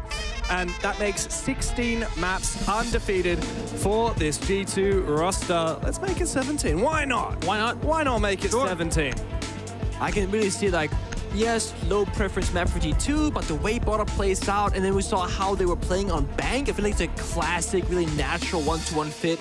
Operators, of course, can be banned out to again make the attack inside even stronger. We saw the Cass, we saw the Asami being removed from play before. It's Spirits getting target banned by G2, that Blitz being removed from play once more. Border's a great multi-map though, so if you don't want to play Blitz, could do that. You guys, you're playing as G2 in 2023. That's cute. Yeah, well, if you were playing as G2 in 2023, I mean, that was when they were world champions. You probably would lose. Doka old meta. It's funny because Dokubi's like one of the most played and banned operators. Yeah, definitely not old. I mean, yes, Dokubi is old meta. Dokubi is also current meta. Yeah. Dokubi will probably also be future meta. Dokubi is just pretty damn good. Pretty damn good. Oh, Unwanted banning the Asami when they're starting defense on board. That's risky in my mind. I get why you do it, but you gotta survive the first half first to have any sort of, you know, real chance in the second half. That's the challenge here, right? Unwanted's map pick, G2 have chosen the starting side of attack, which is favored. Now you got no Mira, no Azami. Those are the two operators that create these hard bunker positions that you can play off of from an advantage on the defensive side. Without that, I mean, Castle, you can change the map, but it doesn't create like unfavored gunfights in your favor. It's a hard look. By the way, can I just say that tat, sick. I love Adam's tat. He's got it's like a tree, kind of like the tree of Gondor, you know, from like. I don't think it's that tree. It's a different tree. It's a different tree, but it's a sick looking tree. I respect that. I kind of want Unwanted to win just because of that tattoo. Just because of that tattoo? Yeah. Adam is now my favorite player. He is my GOAT. Oh, you're so whipped, man. Down bad for the tattoos, but I dig it. I like it. Castle is being brought in the first round, no real surprise. It's a great operator on Border as well as a Bang. Probably two strongest maps, I would argue, for Castle, without being too hard about it. Yeah. But G2, I mean, all they gotta do is the same as before. Break things apart, find gaps, create openings. This first round doesn't really scream anything crazy to me. It's very standard G2 stuff. There's no, like, you know, there's the sense, the glass, the shield operator, nothing like that at all. It's a very dynamic, flexible, where you can go for armory, you can go for archives, you can go a little bit downstairs to the Grim Beast, the Ash Charges, for example. See what they can do. Of course, Loira, Alamau, Doki, the trio. I was gonna say trio entry couple, if you will. They always go that same play, yellow pings out, go for a floor bang, or wall bang rather. But the Fenrir of Adam is way back into office. Here's that Castle, making it a little bit safer to play at top of East stairs for Doki. Adam's getting quite aggressively. Doki's found his pick. I believe that was deep into office on a hot and cold, and it does leave Adam in an awkward spot. He's gonna go for a jump out and a wall bang onto Doki. Good trade, however, from that rappel. G2 looking very solid. Going to be an easy finish off there for Uno as he breaches this wall into Archives. It's a flying start for G2. However, a few blows taken, a few punches Unwanted managed to land. I still feel like G2, with such time on the board, are in an advantage here. I would say so. The only issue is, can they get into the bomb site for a plant position? No smoke grenades, no shield for coverage. Uno's gonna try and go for it. It's actually gotten pretty damn close. It's out of office right now by that destructible wall. By the side, he's just planting. Wanted giving it up for free. What? Minute 20 left on the clock, and the diffuser is down now from Uno. Nobody from Unwanted seemingly aware of it. A big flank opportunity from Dream, but it will likely be heard, and Alamau is completely aware of it. He's watching the angle. He takes a bit of damage, but he gets the better of Dream. All up to Spirits now. That's C4. Far too late to deny that plant, and it doesn't find a damn thing. And now it's a 1 versus 3. Alamau's got him dead to rights, spraying through the fountain wall, and nothing in it for Unwanted. Great start for G2 on Border. I mean, Border is one of those maps where once the bomb gets planted on attack, it's pretty much game over. That's Toki, you know what it is. I already talked to Carl about it. Like when I'm focusing on focusing on IGLing. You can't play well. If I hold an angle, I don't sleep on the guy pushing. Yeah. So I play so safe outside.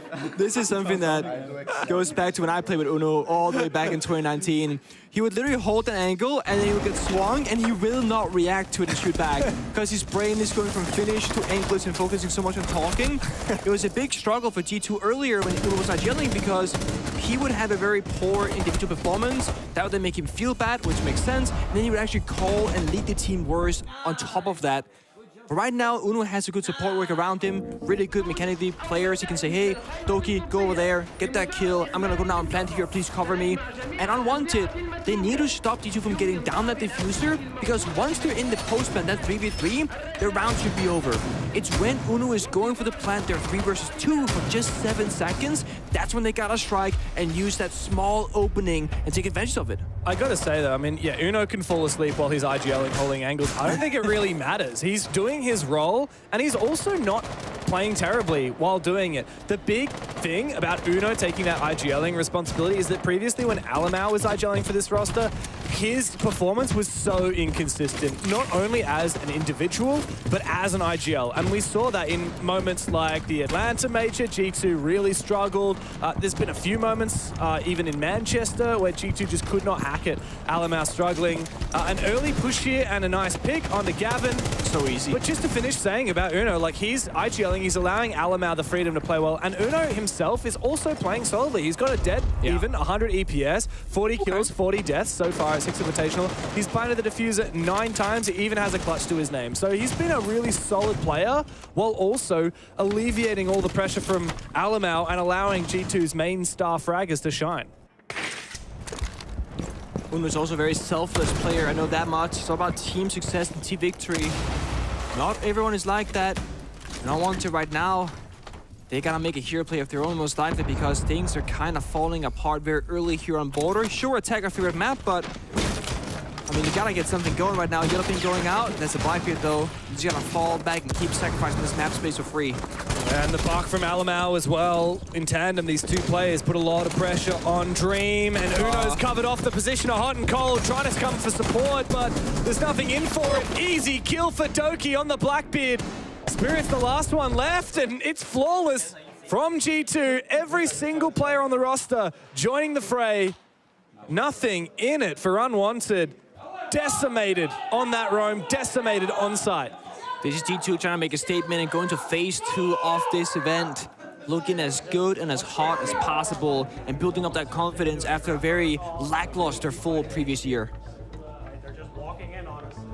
We should be early tactical from Mint. Break door, fucking run out. I'm dropping castle, going cap can, and we'll play I'm dropping castle, going cap can. We need to keep jiggling, keep helping each other, keep flooding them, okay? Do not give them any space, right? Just keep fighting. I don't care. We use this as a stress test, we practice. Okay? I like that. Comms and fighting. That's all I want from you guys. You run no man on the big ball? No. It's actually cold for Mint. We're doing this as a stress test, I don't care. Yeah. Like, and it's very much about fighting back. It's funny because when Canadian on Shopify Rebellion was saying, I don't care, like, just chill, this is just a scrim, it's 0-0. he was saying that, but you could see the team really didn't believe it. I genuinely think Mint does not care if Unwanted lose this game, and you need to have a level of that kind of peace and release that gives you. And if Unwanted just say, okay, right now, we're just practicing playing hyper-aggressive, because G2, if you give them space, they're going to take the map really well. So let's stop playing these castle strategies, let's stop playing these anchor positions. Let's just get hyper-aggressive. If we lose, so what? We've stress-tested ourselves. We've tested how we do playing aggressively, and that's going to give us a lot of information going into playoffs, for which Unwanted is already guaranteed to be third seed out of this group. Yeah, I was going to say, they're locked in third. They cannot get fourth, they can't get second, so if they start mental booming themselves, like, oh, we're losing G2, we're terrible, yada yada, like, what's the point, right? This is like the best practice you could ever Literally, get. this is a scrim for them. For G2, they want to go flawless, they want to stay 2-0, they want to look the most dominant for themselves. But for Unwanted, it's just about getting ready for the future, what's ahead of them. So, real like that from Mint. We saw, Dream said it, I'm gonna ditch the castle and play Capcan. I mean, a little bit unconventional, but it works. It's a good Spirits and Ella, they got the Fenrir as well. Like, it's just trap operators, good guns, much more loose on the map. And again, as Mint said, fight for the entries. When G2 wants to go in through a door into the building, be there, fight them back, stop them, slow them down. Yeah, I really like this Ella pick, actually. Have a look at the traps from Unwanted. We got Capcan, Legion, Ella, and Fenrir. That's 4 different trap operators. The only thing missing really is like a Frost. Melusi? Maybe a Melusi, yeah. This looks to be a quick execute, though. G2 have read this well. They're not allowing the aggressive play style because they're just going for a quick execute. And Blaz, he's repelled so quickly into Sandwich. Doki took a lot of damage, but he did survive. Now Gav, he comes into sight and comes to life with a T5. 1 kill, but Blaz shuts him down. Another one for Blaz on the Blackbeard. He is a menace. Loira the Demon finds the last 2. Try and get aggressive all you want, Unwanted. G2, they could play that game too. The best scenario we could have gotten from this game is to win this round. But we're not saying it because they're recording.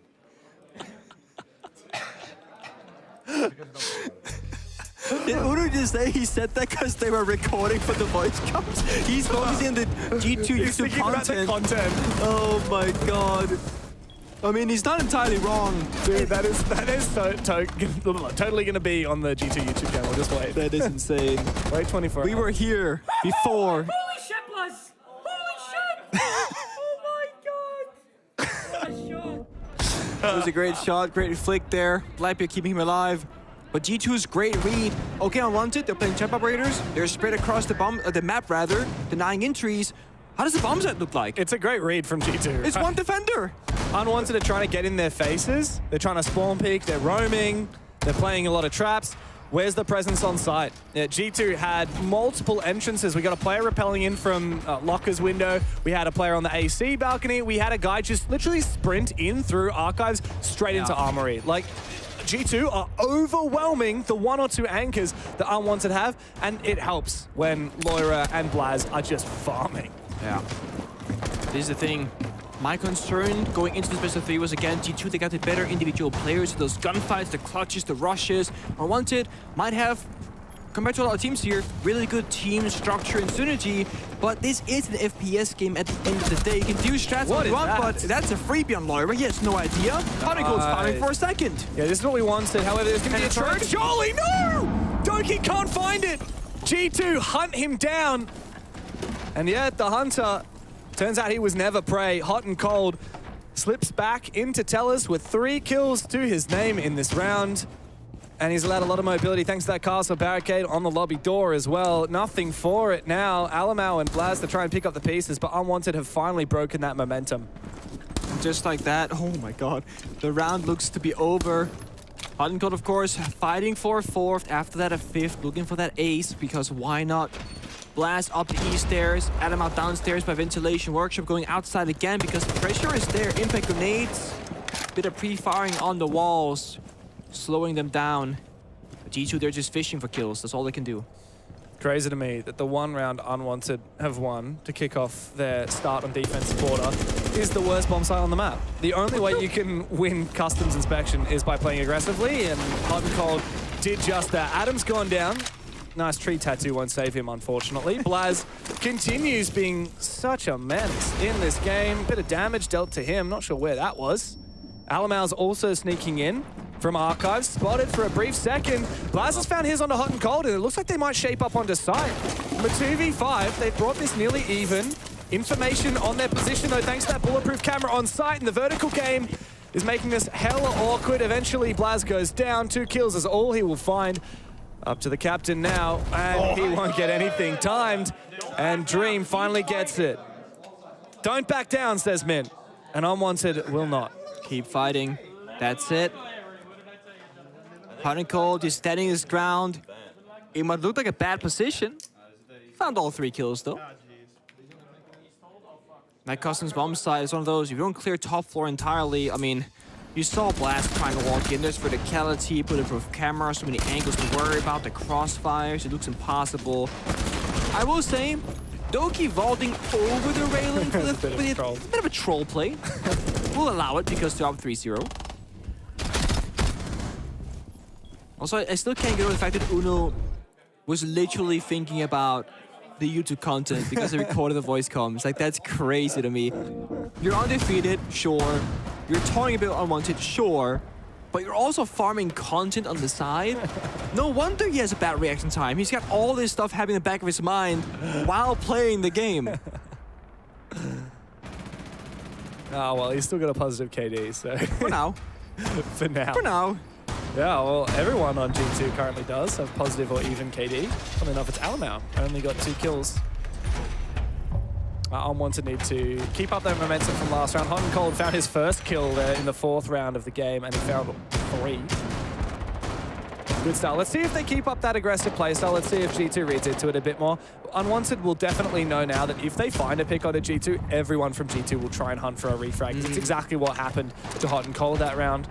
Ironically, G2 were just a little bit too spaced out that it allowed Unwanted to get each and every one of those players pushing for a refrag. Adam takes down Uno nice and early. I guess he was thinking finish again.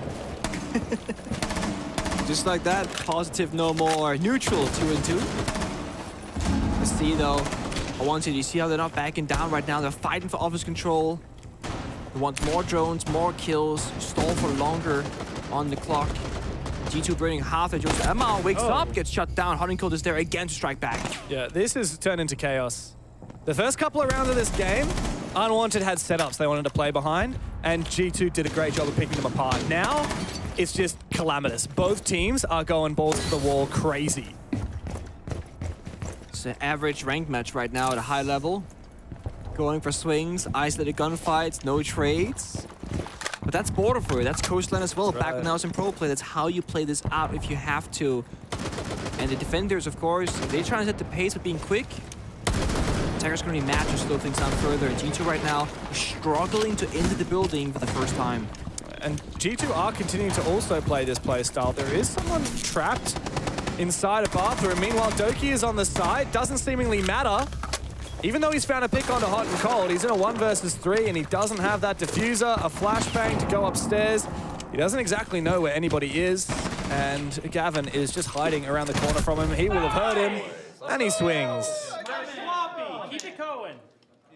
Did he say nice and sloppy? I think that's what he said. Mint like said sloppy. I heard that. I was like, okay. Curious though, if they play all 4 bomb sides, they got so much flexibility as well in operator, or rather bomb side choices. Right now, of course, because they're winning, a bit more locked in. They want customs, they want ventilation. So it's Tillers or Armory up next. Both of which D2 did a great job at the previous time around. Armory, actually. Okay. I'd love to see the stats like of how many trades usually happen per round in like average game at 6 Invitational, and how many are happening in this game. Because I think all these kills, for the most part, are isolated. There was like 1 trade in that round. Every other kill was just like some 1v1 happening on the other side of the map to where the rest of a player's team is. And that's a playstyle that's been spearheaded by both of these teams. Unwanted have clearly found their groove now. I'm wondering what G2 are going to do about it. Are they going to play more execute heavy? Are they going to play slower? Monty, Nook. Monty and Nook? What's the idea here? I think it's going to be like a 4-1 strat, right? You got like the Monty and 3 other people, minus the Nook. They go on one side as the Armory. Nook can backstab, go for an entry, create a distraction, for example. The great thing about Monty on border is that you can go for any of the possible executes. You can go for army, you can go for archives, you can roam clear security, you can go below, up a staircase, you can clear east stairs. Monty isn't limited a whole lot on this map, unlike other maps like Cafe, for example, where it seems like you got maybe one avenue to go down, and that's it. It's the safest, it's the best. Much more flexible on border. You see Uno goes towards east stairs. Blast on the Archives balcony gets the win control hot and cold as they mute off the board. This looks like an office take already, but they can rotate around and change if they need to. Numbers advantage is of huge benefit to G2 as well if they want to shut down the hyper-aggressive playstyle that Unwanted are trying to engage. Once you've got numbers advantage, you can just play for trades, and that kind of nullifies that aggressive, sloppy playstyle that Unwanted want to have here, especially when you got something like that Monty. So the idea here is, same as last time, get Doki over here, reach the wall to Archives bomb site, walk in with the Monty, stop planting. It can be that simple. We know there are no C4s on the side of Unwanted. There's no plant deny besides a singular Elmec Griswold mine that can be tossed out to stop things for, you know, for 7 seconds. Or reset the timer at least. Spotted.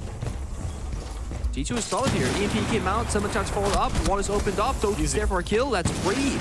And now again, they keep building the lead further and further, plus the Monty. This looks to be an unstoppable round for G2. Yeah, very few ways that Unwanted can deny this plan. Oh, here's an aggressive play. Oh, Loira, you got to win this fight. Adam on the other side being toyed with. Loira eventually gets him, and he's being cheeky about it too. It's all up to Dream, and he is somehow stuck behind enemy lines for 2 kills. Plan denied, but he is detected outside. Cap Trap finds him 1 kill. Surely not. The 1 versus 5. Alamau and Loira have to make good on what G2 plays. But now Dream, he's living large. It's up to Alamau to save G2 from embarrassment. Thank God he does. Hey, good fucking try. That could have been epic. Even in the old chat, Doki says, nice try, Dream. That's an embarrassment for G2. Oh my God. There was a double Captain Trap on the sandwich window repellent armor. That's what the Captain Trap went off in that 1v5. It's a bit of a tilter for G2. I mean, absolutely. I'm surprised they're not laughing about it. Like, Unwanted lost that round, and yet we went to their cameras straight away, and we saw them all celebrating despite losing the round just to gas up Dream. Look at this. Plant denied, and then even wins this fight when full detected. Nice shot. Oh, it's so close. His heart must have been racing. Because at first it's like, I mean, I might as well jump out this window. We've already lost the round, right? And the closer you get to the 1v1, the worse it gets. Because all of a sudden, what was impossible now seems like it could actually be done. And then you fall in the 1v1. It's the worst way to lose a round like that. And everyone who plays Siege knows that feeling when the adrenaline has hit. Like, it is pumping truckloads into you. And you're just sitting there after, like, trying to calm yourself down in that moment, especially because he didn't have, like, the closure of winning the round. He's sitting there, like, heart pumping and trying to think about the next round. Unfortunate for Dream not to win that, but, I mean, that's he's still pretty huge for Unwanted, and the rest of the team celebrating is a testament to that. Yeah. No hard feelings. No, oh my God, you should have won that, bro. No. Not at all. No business doing that. Now we'll keep him up at night, though. Tonight, while Dream is going to sleep, he's just going to be dreaming about what could have happened had he beat Alamau in that 1v1. It's like you win the round, you lift the trophy, all the fans, they swarm you, they scream your name, Dream, Dream, Dream. You'll wake up from that fever dream being like, oh, if only that was reality. We lost the game in the end 0-2. Yeah, that's a hell of a lot of damage done to Spirits. Again, these SI players, the mechanics, being able to shoot feet of these shield players, unreal. Oh, the risk here from Laura, but again, you see G2, same thing as Unwanted. They know the win condition, fight back, shoot back, take the gunfights, win them. Alma takes down Hot and Cold again, falling so early on the nuke. No more backstab from Unwanted. We gotta see the Mountain Spirits get into play because it's been us to build the entire round so far. Yeah, but there's so much util on the top of East Bears. He's finally taken down that castle barricade, but now we have support from Alamau, who's got impacts, by the way. That could be helpful. Spirits is already low HP. Meanwhile, Blaz finishes off Gav. And not a lot in it now for Unwanted. A low HP Monty and 2 players to try and support him, while G2 still have this incredibly extended aggression. Alamau almost spots Spirits.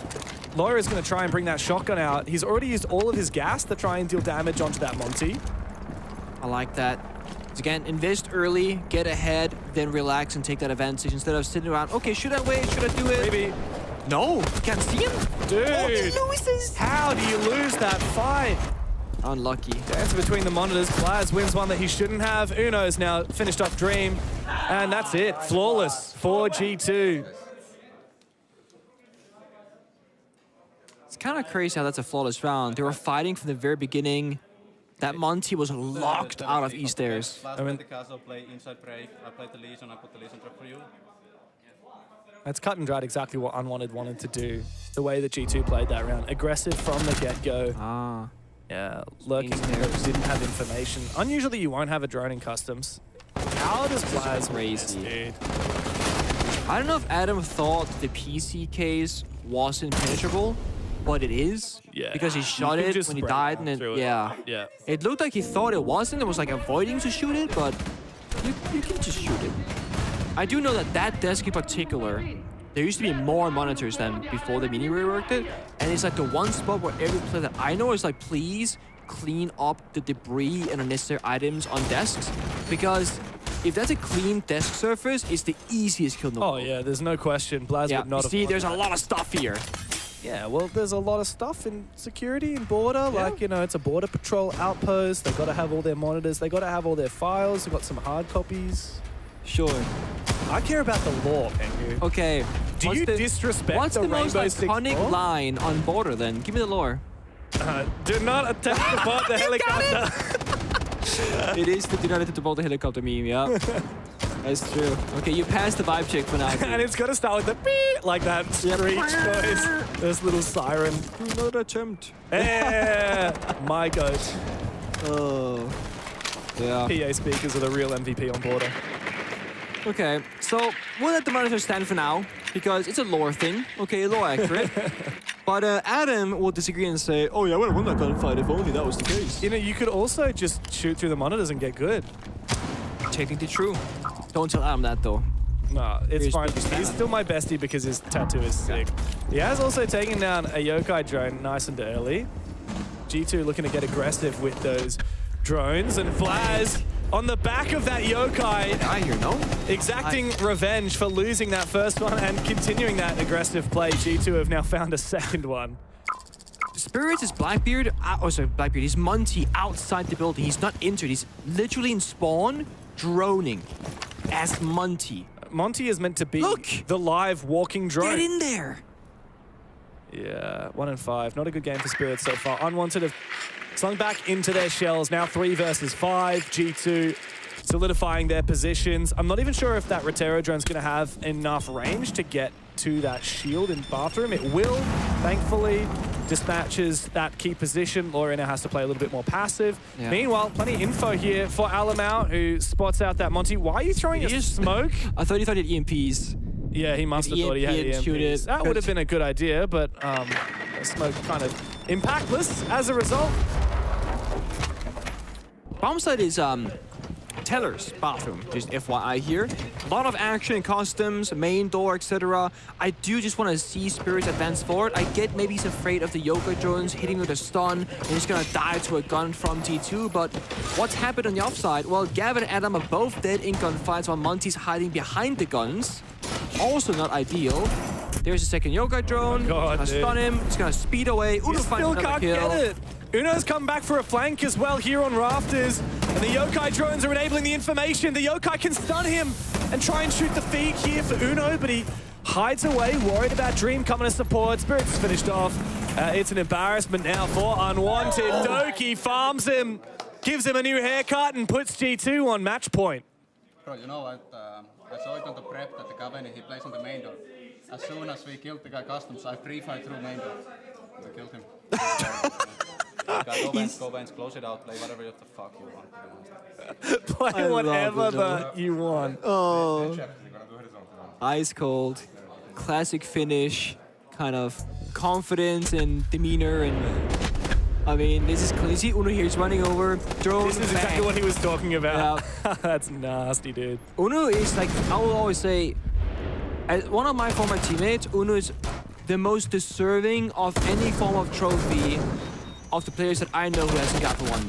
Yeah. He has a really good read for the game, understanding. He's a great teammate. He's great to be around. Nice, good job. And he's grinded for many years at this point, never won, but been in grand finals. This is the 7th Six Invitational that Uno has played. The highest he's ever come is 4th. Oh, 4th, actually. 4th. Wait, Which I believe was last year with... No. Oh, obviously, yeah. No, because he wasn't on G2 last No, he wasn't. I'll check that. I was gonna say. He's come second at a major. That would have been Riley. Yeah, Riley major, 28-19 against Empire. I remember that loss. That was, whenever I see Uno, not like, when I saw him when I started casting, he'd be like, you know what, Nick, I really wish that we had one Riley major with me or played that finalist side. Where it was last year. He was on G2 last year, Six Invitational 2024. He got top 4. I forgot they got 4th there, actually. Yeah. Yeah, just behind Virtus Pro, that's right. Yeah, but they ended up losing it to, I believe it was W7. Yeah, W7. That's right. Yeah, I mean, well, we didn't see a map won on stage by a non-Brazilian team up until Virtus Pro in the lower bracket final, taking a map off of W7M. And of course, let's not forget the show match where Team World took down Team Brazil. All right. Fantastic clutch at the end by upcoming Australian player called Dev Harder. Did hear about that. This self-glaze is they crazy. They still talk about that. Okay. Well, I'm going to talk about G2 Unwanted because I don't want any of that smoke from these show mats. We saw a drop down. Doki finds Gavin as well. Doki injured on the ground now. Can he get confirmed, however, because G2 keep crawling away with injured Lara wins the gunfight. How many shoulder swing? How many jiggles can he do before he finds it? Adam says, get out of here. Is Doki going to be able to be finished off, though? Because this could be an advantage for Unwanted if they're able to capitalize here. The shield going inside. He's falling. He's so good. Unwanted finishes him off eventually, but damage is done here by the Scott. I mean, yeah, emotional damage right there. Unwanted is sprint to the building, Shield, Deimos, Ying. They got all these kind of execute operators, and they don't get to get anywhere near the bomb side. Uno said, just play ventilation, it doesn't matter. Doki said, if I got had Rook armor, thank Element might go for the revive.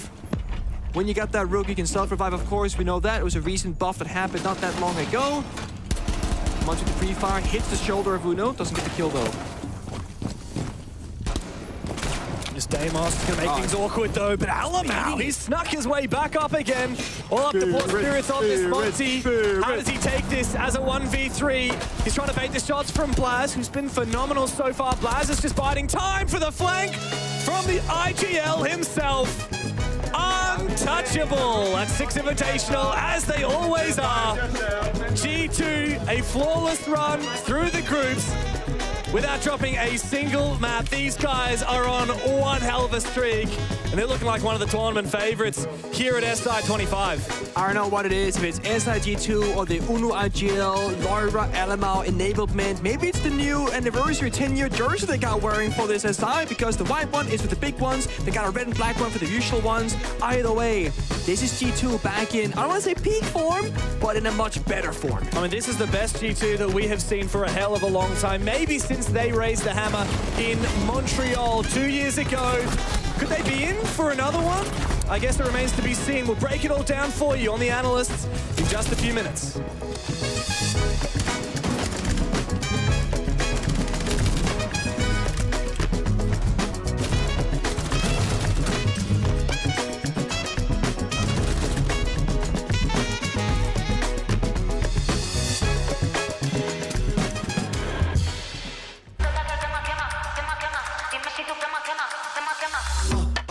Tap, yeah, I want that. No lines, I don't cut back. Sweet, salty, and all that. Let loose, come get that. Can you play that back, back, back? Can you run that back, back, back? I'm trying to play that back, back, back. I want that. Tap, tap, let's go, let's go. Tap, tap, let's go, let's go. Tap, tap, let's go, let's go. Right here, can you feel? Let's go. Tap, tap, let's go, let's go. Tap, tap, let's go, let's go. Tap, tap, let's go, let's go. Right here, can you feel that? Ooh, you feel that? Ooh, the real back. Ooh, I'm still that. Ooh, you catch that? Ooh, I guess that. The best back. Yeah, yeah. 30,000 up on my pallet. Might jump out if I'm wildin'. Catch my flow, I'm so stylish. Tap, tap, real smooth. Can you play that back, back, back? Can you run that back, back, back? I'm trying to play that back, back, back. I want that. Tap, tap, let's go, let's go. Tap, tap, let's go, let's go. Tap, tap, let's go, let's go. Right here, can you feel? Let's go.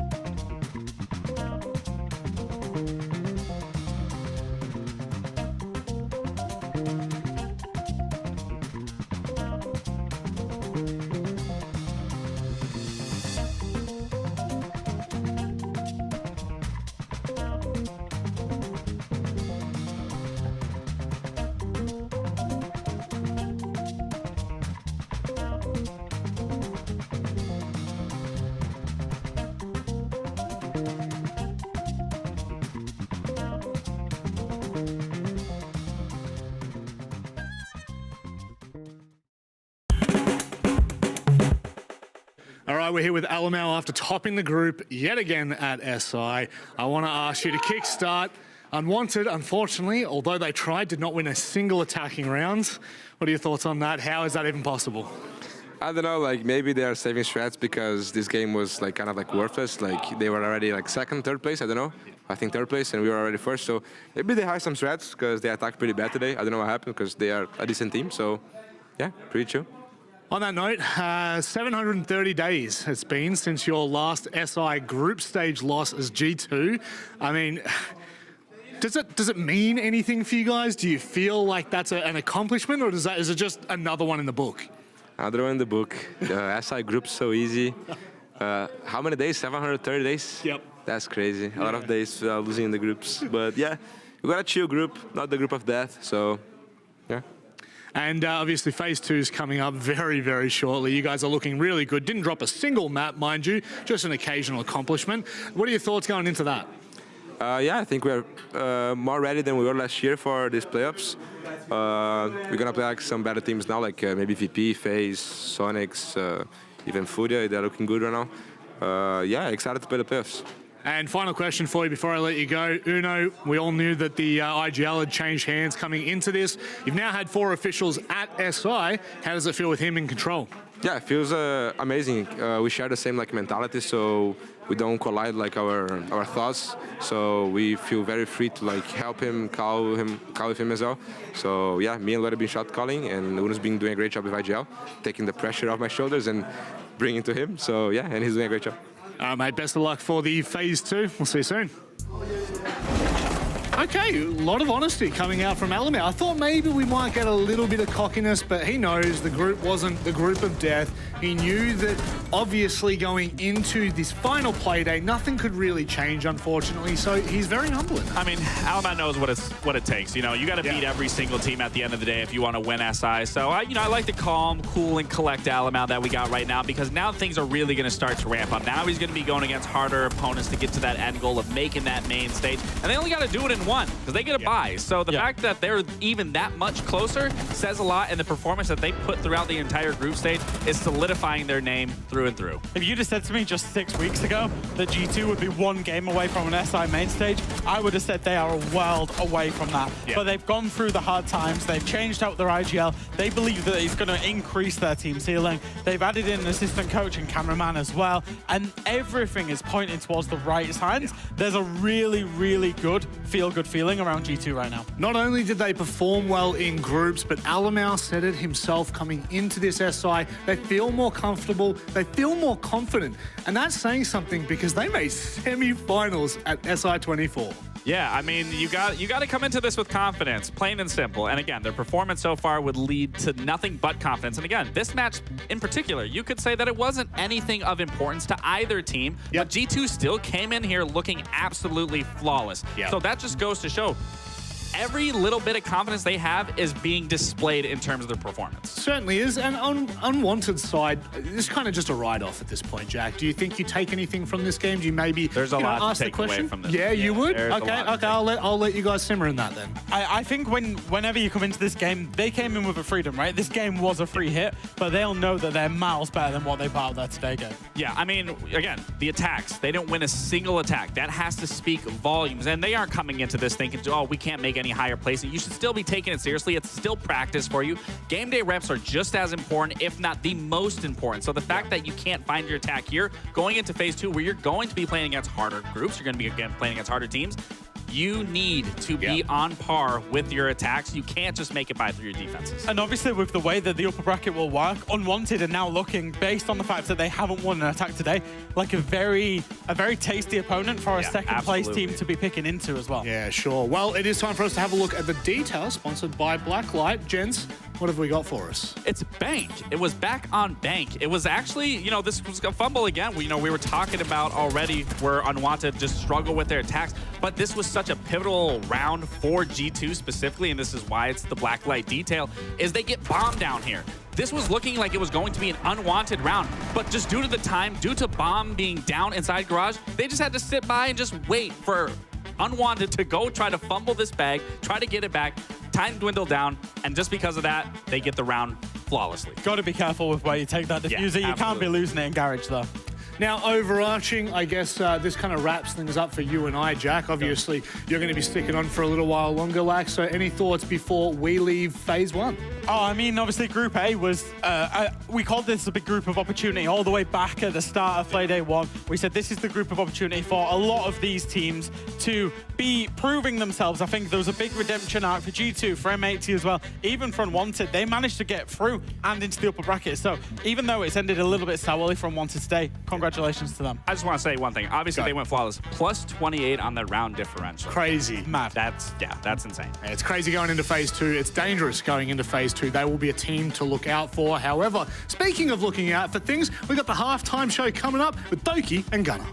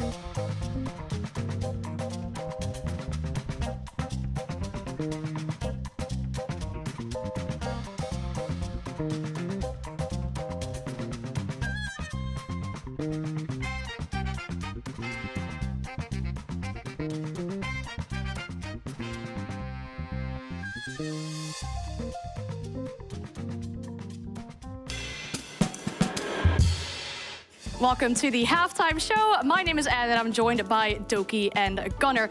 We're gonna have you guys rank something without knowing what is next. But the reason why we're gonna rank is we got you two in here because you're both good at something. That's what we're gonna be ranking. What do you think it could be that we got you guys in here for? I think we're ranking players, I'll be honest. Players killing people in game? No. It's a specific category in game or something that you do. Not necessarily category, maybe I got it wrong there, but something that you two are both very good at. Brainless plays?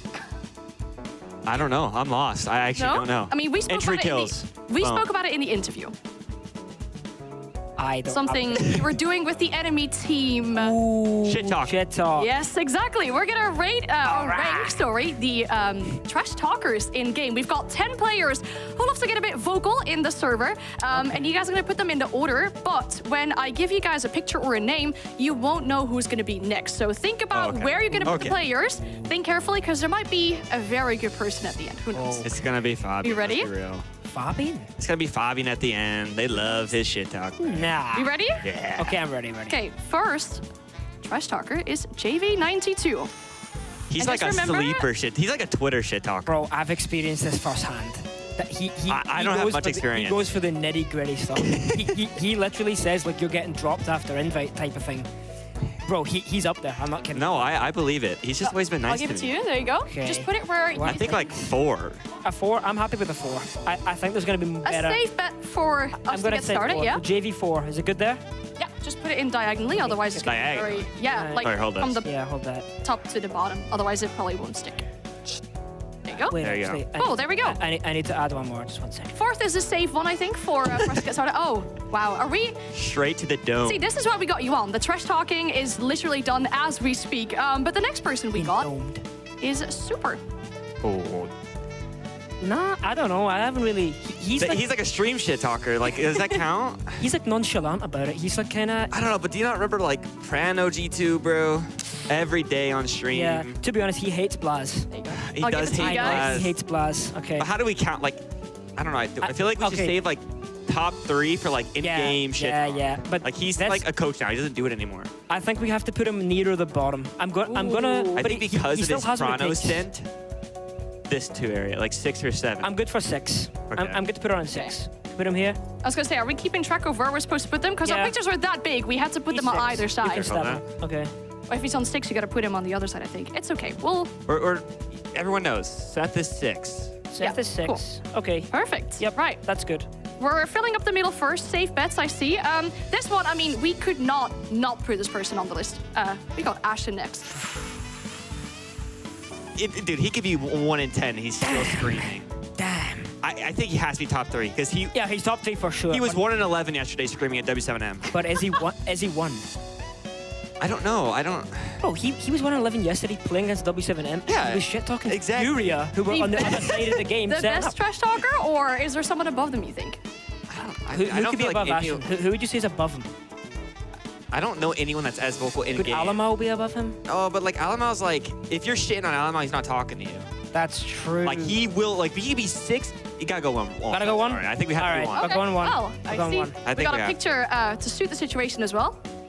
I'd take great photo there. Ashton could literally be 1 in 11. He's Down 6-0. He'll still call Right. you shit. Well, Gunnar, we got you on for a reason, because we got you as well to be included in the list. Oh, like, listen. Where would you put yourself? I just recently stopped muting chat. To be honest, you weren't talking much when I beat you. I wasn't. I was getting slaughtered, but. That's a 10. That's a 10. You think so? No. I'm a nice guy. I'm a nice guy. I'm only kidding. All right, I'll give it to you. To be honest, I've experienced nice things from you. You hit like I nice haven't shots in been the that chat. Like, Yeah. You're a nice guy. No, just talking to the enemy in general. Doesn't have to be me. Oh no! I call the shit players shit, like because they're shit. Aura, Like Aura, 7. I- 7. That's Seven. a 7. Ooh, so that means we're That's still a gonna seven. have people that are below Gunnar. That's on a this I think there's list. nicer people than me. I'm sure. Yeah. Okay. That's 7.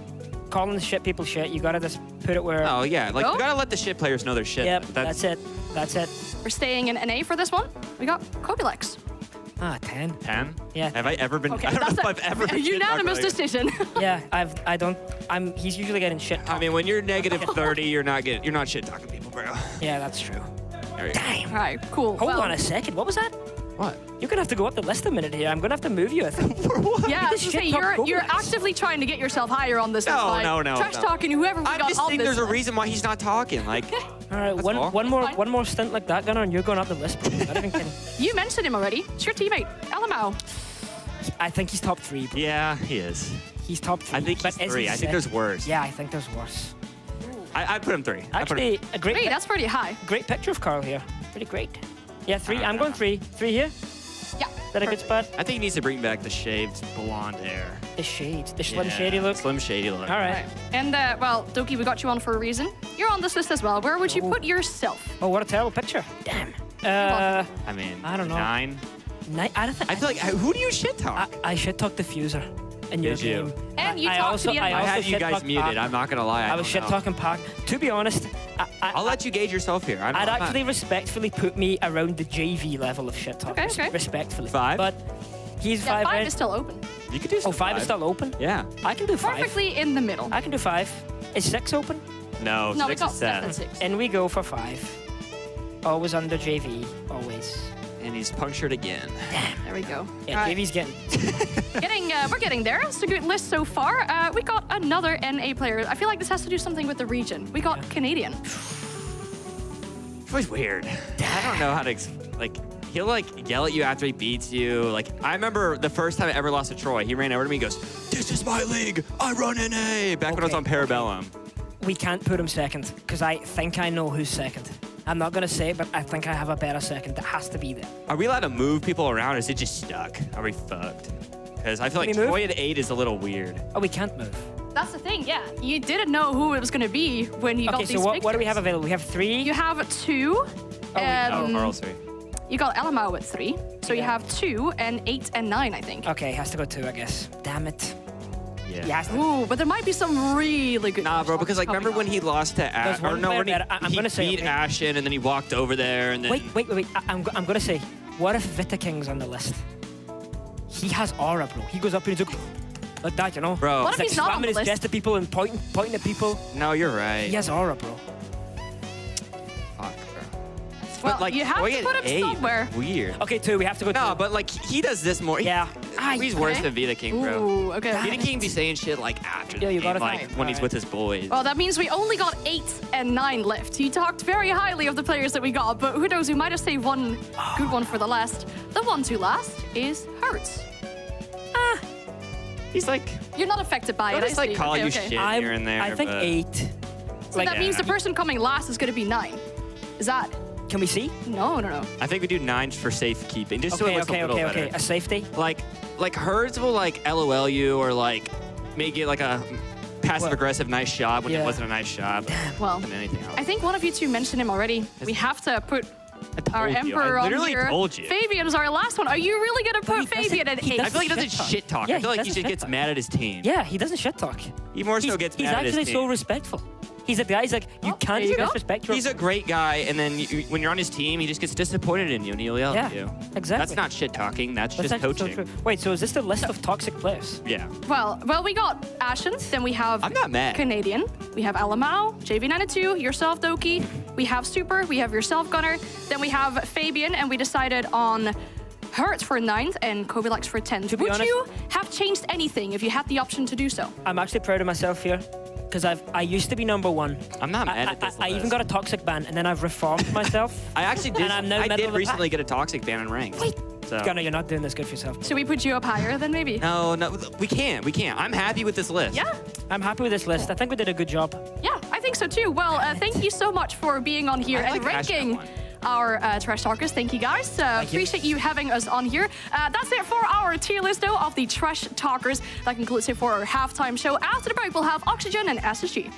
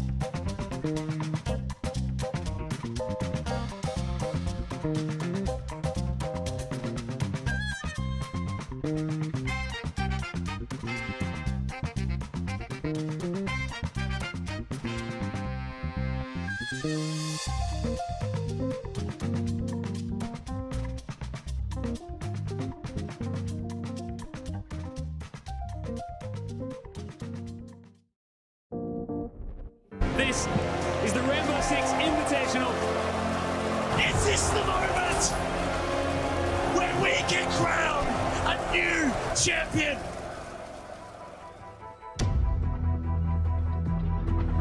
Let's go. At the end of the game, we on top. I got a team full of champions, huh? Check on the stats, I've been racking them up. My brother need me, I'm backing them up. Picking up over the corner, I got my team, I'm never a loner.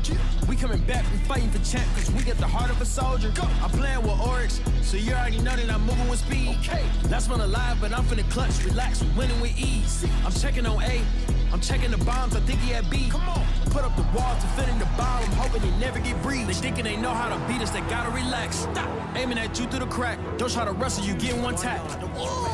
I'm pushing with all of my brothers, we moving in packs.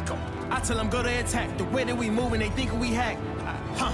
We came here to win, we never pull up to lose. Tired of playing it cool, just give me a second to get in my groove. We beating them fair and square, we play by the rules. I'm doing this for my team, already winners, got nothing to prove. Let's go! Welcome back to the Six Invitational. My name is Anne, and I'm joined by Foxy and Lexing. I don't know about you guys, but every single time I hear that song in the video, I just get a little bit more hyped about it. I just gotta say, the verse where he says, I move so clean, you're gonna get one tap, and then it just went into the actual one tap on Bank, that was clean. That was clean production. If anybody asked me to name 5 DDG songs, I'm definitely saying that one. That one's gotta be top one. I mean, I'm glad you mentioned DDG as well, because he's of course the one who made this song. We have some good news, because if you like that song, it is coming out on February 14th, the song and the music video made by DDG. So keep your eyes open for that on the social media channels. Very exciting stuff we got coming out. A song dedicated to Rainbow Six Siege is always very cool. But I want to ask you guys, before we get into the game, you saw the halftime show, right? You saw the tier list or the ranking of the trash talkers. When you two were playing yourselves, where would you put yourself on this list if you had a number to pick? Ourselves? I mean, I definitely think I was probably the most like vocal one on my team. Yeah. I'd probably put myself maybe around like 3 or 4. I already know. Me and Lex were talking about it. We already know like some of the names that we would switch up on it. I'd put myself probably like 3 or 4. If you were to ask me if it was like the first stage of just Xbox Pro League, I am 100% taking the #1 spot without a doubt. But as me and Fox were on a team, I put myself at a 10. I didn't really trash talk all that much. I didn't really care. I was too old for it. All right, I see you. Well, that happens, of course, as well. We'll talk about the game that's got coming up here. A lot of players from the NA region that were on this tier list, and we got some more NA players coming right up. Oxygen versus SSG. No strangers to each other, as they are from the same region. They could still both be in that top 2 of the group. It's more likely that we'll have SSG there, though, because Oxygen need the points to keep themselves out of the lower bracket. I couldn't imagine a better game for OXG and SSG, because interregionally, I mean, we know OXG wasn't really a threat. Yeah. And now coming to this event, they're a whole new different team, and I really can't stress enough the improvements that OXG have been making. They're doing the hard parts first. The hard part is attacking. They're able to consistently get their attacking wins, and you can just see it clear as day. They're the 4th best in the tournament so far. They're doing the attacks. The issues that OXG had in the regular stage was coordination and communication, but they have that. And on attack, it's so hard. And on defense, to be that low, to not be able to convert it to the easier side, yes, the percentages aren't that far apart, but defense usually gets the edge. And the fact that they're not able to have that same level of synergy on defense is still some growing pains, but it does show that OXG is fixing the the issues that we saw in their previous stage. And sometimes you have to get to an event to be able to see what's not working after you fix the previous issues. Yeah, and especially, you know, we're talking about their last stage, their previous years. I mean, this is a big improvement. Just goes to show that all they needed was more time, getting just suited with this roster. Obviously, Gomez taking that IGL role a little more serious. Huh? What'd you say? 2 years. Yeah, 2 years. Yeah, for sure. It's definitely been quite some time, but it is good to see those improvements. So yeah, it going against SSG, this is going to be a scarier Oxygen from the last time we saw them, which would have been in the Pro League, where SSG would win 7-5.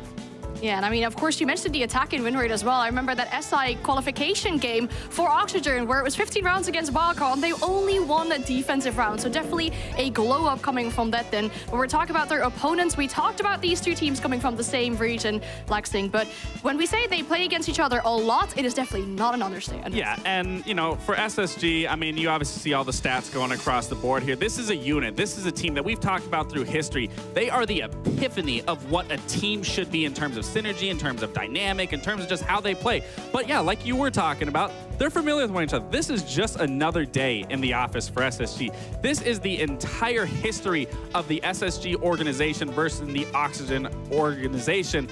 Obviously, these numbers, heavily... Look at the global standings. Definitely heavily outweigh one or the other. But again, like you were saying, Oxygen has been improving, but SSG has been maintaining the consistent chokehold over this Oxygen roster, Oxygen org. So I'm not expecting anything less from these guys, that they're going to come here, perform, do what they got to do to get it done. Yeah, and we talked about at the start of the season that big players that we need to see shape up wasn't going to be Ashen or wasn't going to be Benja. It's going to be one of the old guard players. Yes. And I think that's what we've been seeing so far. Yeah.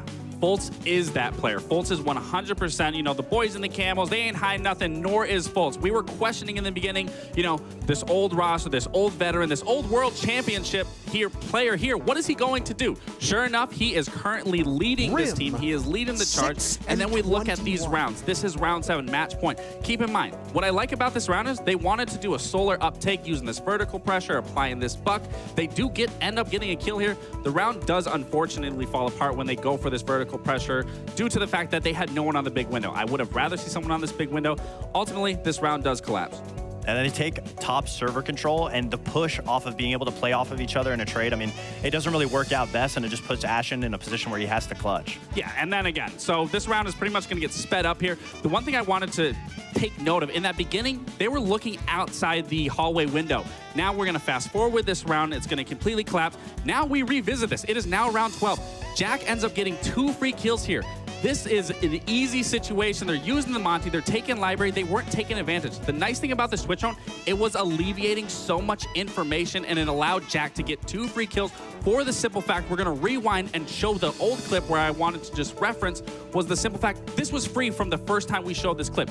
The W7 players felt safe, and this now allowed Jack, once they rotated around, taking that library, it allowed them to get 2 free kills. And this round was realistically, the series was won just for the simple fact they made that adaptation. They were able to just play outside the map, let W7M peek into them, and then just completely clean up shop at the end, doing it flawlessly in a 3-1, and that's what closed out the series for them. So it goes to show Fultz is not only adapting as a player and putting up that performance, but he's putting his team up and setting them up for success in their best position. And they needed that. I mean, that was a great clip to just highlight the adaptability that SSG is bringing, because they have amazing strategy behind the scenes, but they really needed that voice, that pinhole player, to be somebody to step up and command the teams to make the changes they need in the server. And obviously, when Fultz is also top in the charts, it just makes things that much easier. Yeah, we're looking at Fultz right now as well, having, of course, won SI 5 years ago, still active in Rainbow Six Siege. A good accomplishment for him, for himself there. We're going to look at the map veto between these teams. We saw like 30 maps or 30 series played against each other, so there's definitely a lot of history and knowledge on what maps they like to play. Yeah, so there's not going to be anything too crazy here coming out of Bank from SSG. This is a map. This is a staple for them. They love this map. They know how to work this map, not only on an attacking side, but especially on that defensive side. For Oxygen, it's a little bit questionable for me because they aren't great at this map. And I will say, they are getting better on their attacks, but their defenses is where we're going to need to see them persevere here, because that is their weaker side. So if they're getting the hard stuff done, like Fox said, if they can just collapse and keep tight, hold on their defense, Bank can be a really good map for them, but we have to see their defense shape up going into Bank. Because Bank is all about the defenses. And then we go on to Labs, which is OXG's pick. That's so far one of their favorite, most comfortable maps that they love to go to. The amount of room that you have on it to go for these aggressive plays, they have the players to be sporadic for it. It makes a lot of sense. And then Consulate, also a fan favorite for them. So I could see it if it goes to a full three maps. I think OXG takes it in the third one. I don't know if Bank will go their way. I could see it going 1-1, and I'm hoping for a full just best of three series between these two teams. I really want to see the improvement from both of them. Yeah, well, I'm glad I got you two as the NA experts on for this one, because I'm actually quite curious. Say you've never watched these two teams before. Who would you say, as of right now, is the better one of these two teams? It's a difficult situation to be in because I think me and Lax are going to say the exact same thing. I think we both agree that SSG is probably the better team currently. Correct. But me personally, the amount of improvement that OXG has had from when we saw them a couple months ago to now is immense. Remember, this is if we haven't seen either. If we haven't seen them. If we haven't seen them, I think we have to give the edge to SSG. I'd but have to agree. In my opinion, I really do think OXG is coming to the table here as the better team currently throughout the tournament. I think we can absolutely see a best of three here and go the full distance. And again, that content will actually be a rematch of the most recent Pro League where SSG would win 7-5.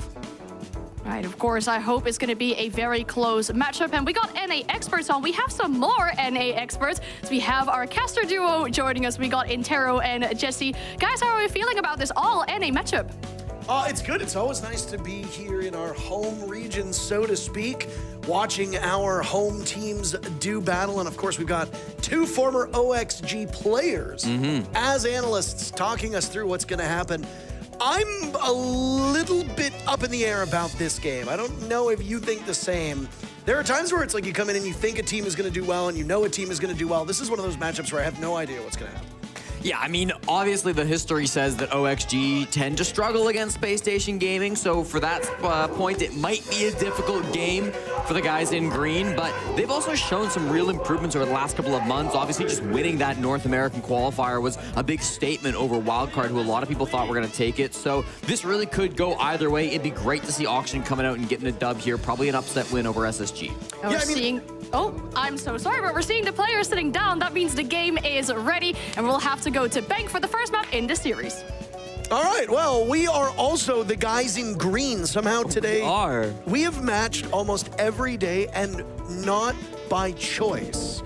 We have just showed up at our green room, and we have always been wearing the same colors. And I think that's beautiful, Jesse. I think that's really quite nice. The community seems to have a good idea as to who's going to win this matchup. It is a lopsided vote in favor of Space Station Gaming, 77%. 23% of you think it'll be OXG. If you put a proverbial gun to my head and you said, you gotta choose one, a water gun, of course, I would lean towards SSG based off of what we've seen from them so far, but I think the desk made a very good point, which was OXG are making continuous improvements. You never really know what to expect with them, and I think this matchup is a great example of that. I gotta say, we start here on Bank, and I mean, this is one of those maps that will be interesting to see how it plays out. SSG lost this map 7-1 to Virtus Pro just a few days ago. Prior to that, it has been a staple for them, obviously a 7-game win streak before that loss to Virtus Pro, so they are a good Bank team, but we have some history that does say that, you know, maybe this won't be the strongest of maps for SSG. On this other side, Oxygen, they do enjoy Bank, 5-1 since the summer offseason, so they've been very, very strong. That only loss was an 8-7 game against Wildcard 2. So Oxygen, plenty to play for here inside of Bank. They know how important this game is. They know they can beat SSG with this matchup. Obviously, as I said, the history between these two teams does suggest SSG would have an edge. SSG have won 11 of their last 13 encounters, Parker. That's kind of an insane stat between two teams that play against each other all the time in the North American League. And those two losses, they were only an 8-7 BO1 back in 2023. Hard to count that. And then an open qualifier game in which SSG got their revenge on Oxygen just a couple of days later. So we really don't have a wealth of experience seeing OXG beat SSG, but, you know, it has happened. I always try to call these inter-regional matchups funny, quirky little things like El Clasico and stuff like that. But I mean, this Hard to talk about a heavyweight bout when it is so lopsided in favor of one team. We want to sell you the best story humanly possible, and I think it would be a disservice to try to compare these two teams as contemporaries. They are not. Based on their history, as you just pointed out, Space Station is the clear favorite solely off of that one metric. So the story then shifts to a David versus Goliath-esque story. I mean, we all remember that it was David who actually won, not Goliath. That's so true. Will that happen here? I'm not entirely certain. In a best of 3, things change a little bit than in a best of 1. But OXG are going to be the plucky underdogs in this matchup. The community seems to think so, and based on the history between the two teams, it is very much the case. Yes, and it's important to note, just for the group standings, as a quick reminder, after this game, W7M will place off against Scars. If we take for granted that W7M will defeat Scars, which I think is very likely because Scars have yet to win a map here at the Six Invitational, then the loser of this series is in a very dangerous spot to go down to the lower bracket. Specifically, OXG, if they lose, are guaranteed to be in that lower bracket. SSG would need to lose a straight 2-0 to be in that lower bracket. If SSG can win even one map, they should be good to avoid. That fate. They would be jumping up to 9 points at that, and then OXG, the max they would have is 8, so SSG would still be ahead of Oxygen if they can win one map in this BO3 series. So these are the stakes. SSG, one map is all it's going to take. They also have a possibility for second, but they cannot quite eclipse Virtus Pro to get that first place bye. No, Eclipse doesn't play anymore. Eclipse hasn't played in a long time. I like Deckel. He was one of my favorite players when he was an active combatant. Yeah, me too. I hope he's doing well in whatever endeavors he is currently taking part in. While we get deeper into today, as it's our very final day of the groups, most of the standings have been put in place. Now, as you just talked about, there will still be some jostling that occurs. But 2 groups have yet to confirm a bottom place team. While we await for a mic issue to be resolved, we could take some time to speak about the groups. Group A was the very first group to get some solidification in regards to that top 4. Team Joel was eliminated on Wednesday. Today is Friday for those that don't have access to a calendar.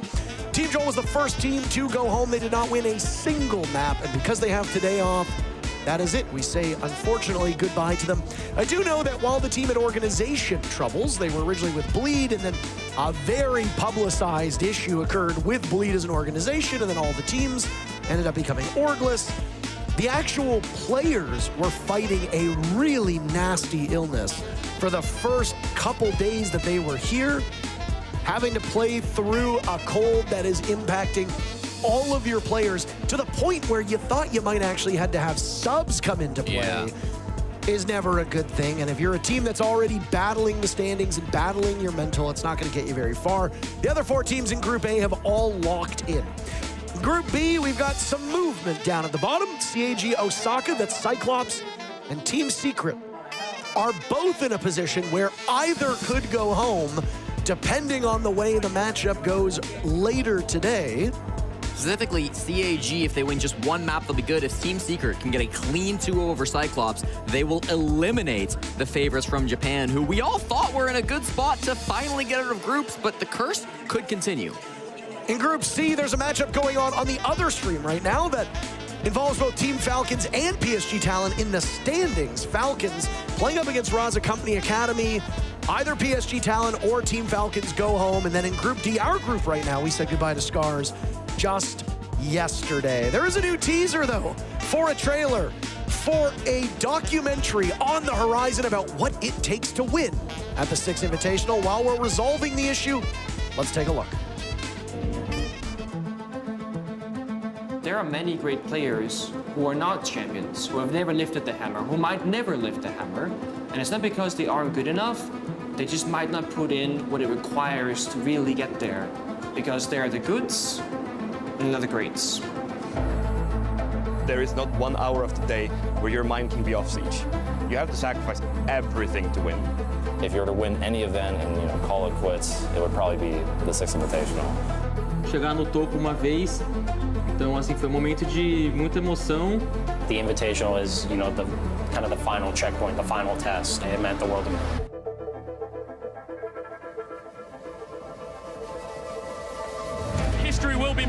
because for the first time on home soil, a Brazilian team will win a World Championship. The only thing that matters is the 4 guys next to you, your coach, and the screen in front of you. No one ever really just goes and wins. You have to go through the pain, the hardships. Phase are exploding! You have to go all in, that's it. Quem perdeu foi nós tudo ali. E a gente que vai virar isso aqui agora. Você tem que confiar muito no seu time. Não vamos desistir, não vamos desistir. Damian Sakiemi and brought it all the way back! Passa demais, porra! When you truly want to become the best, you truly have to believe that you are, because you have to play it 100%.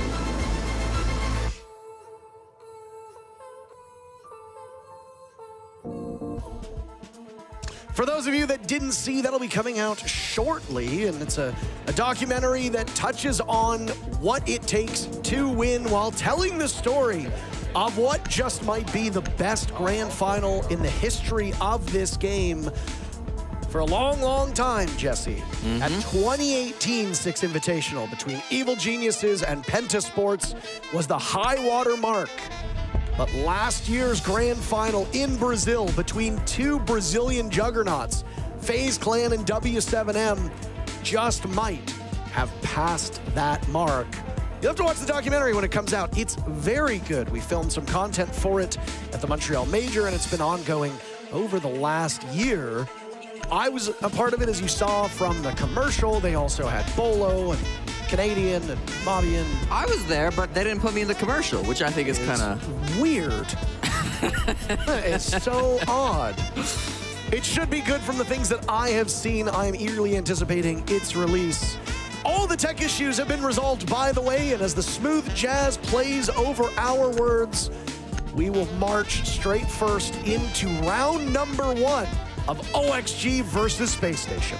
You see the operator bands up at the top of your screen as they just passed on by. Important to note, because the colors are swapped, we do have the bands misattributed. So Oxygen Esports banned out the Ying, and Fenrir SSG banned out Monty and Kaid. I know they're under the wrong teams up at the top, but just trust me on this one.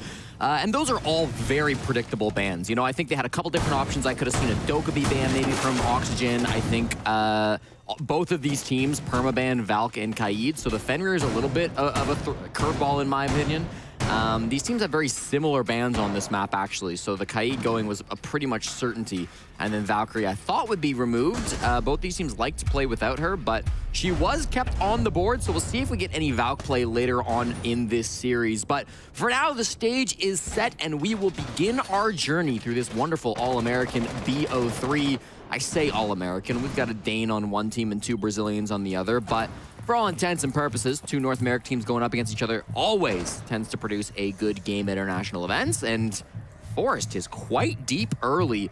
Not the common sight for an opening pick, but he's got the potential with this positioning inside a dirt tunnel. He saw Dia sprint right past him, and that trigger finger was so disciplined. Forest has been a hard support player for Space Station, to the point where he has by far and away the worst stats on the team in terms of kills. But again, when you get a support player like that, you don't necessarily need to rack them up. Impact kills were the name of the game, and Forest has the first kill of this series. Nice little map control, and that's a great play from Forest. Not only getting the opening pick, but so much space too. With no time and no util, they've got control of server. That's excellent for SSG. It's going to be an immediate problem for Auction that they're going to have to find a way to solve. They've got a lot of plant denial still inside the site. They've got those Goyo canisters. They're going to have Evil Eyes as well being brought up by Diaz, but you got to wonder how long will those Evil Eyes last if Forest is able to hack some of them. Oh, not long. Forest is gone, so any hacking that happened has happened, and anything that didn't will not. It is a bit strange that there was nobody watching server at all, since it's very common for a smoke to play that power position on blue stairs. You'll often have a warden there as well. OXG winning right now in terms of kills. Gomez is on the board. Benjamaster will join Forest in the afterlife. 3 players remain for Space Station. A Grim, a Hibana, and a Sens. Those are not necessarily 3 operators that you want to see on this bomb site, but there are some benefits. Number 1, you can paralyze these defenders with the bees. You can cut off their line of sight with Ashen's smoke. I guess you could, but there's a Goyo canister underneath That red hatch, this is excellent. I love the way OXG is responding to this. They have an advantage, and guess what they're doing? They're boxing out Space Station, Jesse. They absolutely are, Parker. They've really stalled this out. Gomez finds one more, leading Faults into a 1v4, where he likely will be stuffed out, caught in the elevator. They know exactly where he's at. They all line up, and Gomez will hit the final shot to remove Faults and start things strong. For the guys in green, Oxygen Esports will take the first round, despite the shenanigans that Forrest brought to that first one. They will bring it on back, and that was a really nice play. Y'all can type it in chat, good entry, as he was caught off guard a little bit by that little movement from Forrest, but ultimately the rest of the team responded quite nicely. It's unfortunate that Forrest did go down to Diaz. Man, he was on drone, and Diaz just found a long angle onto him. It's a tough one to lose out on if you're Forrest. Through the soft wall, too. Yeah. Yaga, the pride of Marion, Iowa. We learned where Marion was, thankfully. I think it was Foxa who told us he was from Iowa. Yeah. We were trying to figure that one out. Oh, I saw Virtue in the elevator, too. He's from Melbourne. So he's from Melbourne. Yeah, he's not from Perth. I made a joke about Perth, and he goes, people from Perth aren't real Australians. So I don't look, I'm not going to get in the way of a good civil war, okay? Canada likes to talk about English Canadians and French Canadians. We already got that ourselves, okay? I'm not stepping into another one. Right. But if Virtue says it, I have no choice but to believe it. That's just how it works. Well, he's the only Australian that qualified, so nobody from Perth can show up and talk their side. Literally work with Australians. Yeah, they didn't qualify. They lost. Xenox and Dev qualified enough to be here. Raven, the former caster, works for Ubisoft. He's here as well. I mean, there's Australians present that we could speak to. Yeah, but they're not... If they can't show their stuff on the server, then I don't think their opinion matters. That said, like... Virtue's lost every game, so he's struggling to show his stuff on the server, too. Oh, my goodness. I'm sorry. Man's catching strays. See how many gray hairs he's developing? I'm graying very quickly. Hey, if he wins the next one and wins it 2-0, all will be forgiven. Thrust more frustration onto this poor man. Wow. Second round in a row where the entry for Space Station has seemingly caught OXG off guard. It was Forrest in round number 1. Now it's Ashen to pick apart Gomez. Gomez, just based on numbers and impact, was the most important player on Oxygen in the previous round. Newers will die at the hands of Benjamaster, and already Space Station have put together a better second round than we saw in round number 1. We've got another one of those attackers lined up. Yaga's trying for a C4 here. Benjamaster's outside, so I mean, the silhouettes are a bit deceptive. There have been times as well when we throw up a nitro cell and somebody's on the other side of a hard wall, for example, and it looks like they're gonna kill them. Whoopsies. There's a Vault cam inside of stock, so as soon as somebody walks on in, one of the dead players can call for that. Yaga is in a dangerous situation, by the way, really struggling. He's on a drone, finds that. Diaz is over across the hall in conference, though, and might actually have a beat on this, depending on the way that's structured. If there's a soft wall over the black mirror, Yaga has the hard walls of trading that he has to deal with. Diaz is focused elsewhere, never mind. So Diaz is not really able to come to much assistance. I'm shocked Yaga's still alive, though. I mean, he's wasted a good amount of time. They've been really focused on him. They can keep 1 or 2 players on him because of their advantage, and Ashen and Fultz get very active. Yaga was the last impediment. He was spotted so early in the round, and they let him marinate, Jesse. They get the final kill, and it's a flawless round for SSG. I'm just fighting that guy the whole round, bro. They were fighting the stock guy the entire round, literally. Credit to the rest of the players, though. Collapsing in on the other defenders that were set up across the map. Started with this great entry that cleaned up Gomez. Yaga had to retake that position. Usually you want those Kiba barriers inside of stock to build yourself up a fortress. It can be really hard to play that spot without those Kibas. Credit to Yaga for existing as long as he did there. The janitor player ended up going down. A couple of those window players on SSG managed to find a couple of frags too. So we're able to really work those picks before they had to go for any sort of an execute. Nicely done by SSG, just winning their fights from around the bomb site. That will tie things up at 1. That top floor, sometimes avoided by teams, but when Azami is up and when Castle is up, especially Azami, it can be quite a strong bomb site. Wasn't quite there for OXG, and I think the early death from the Azami contributed to that quite a bit.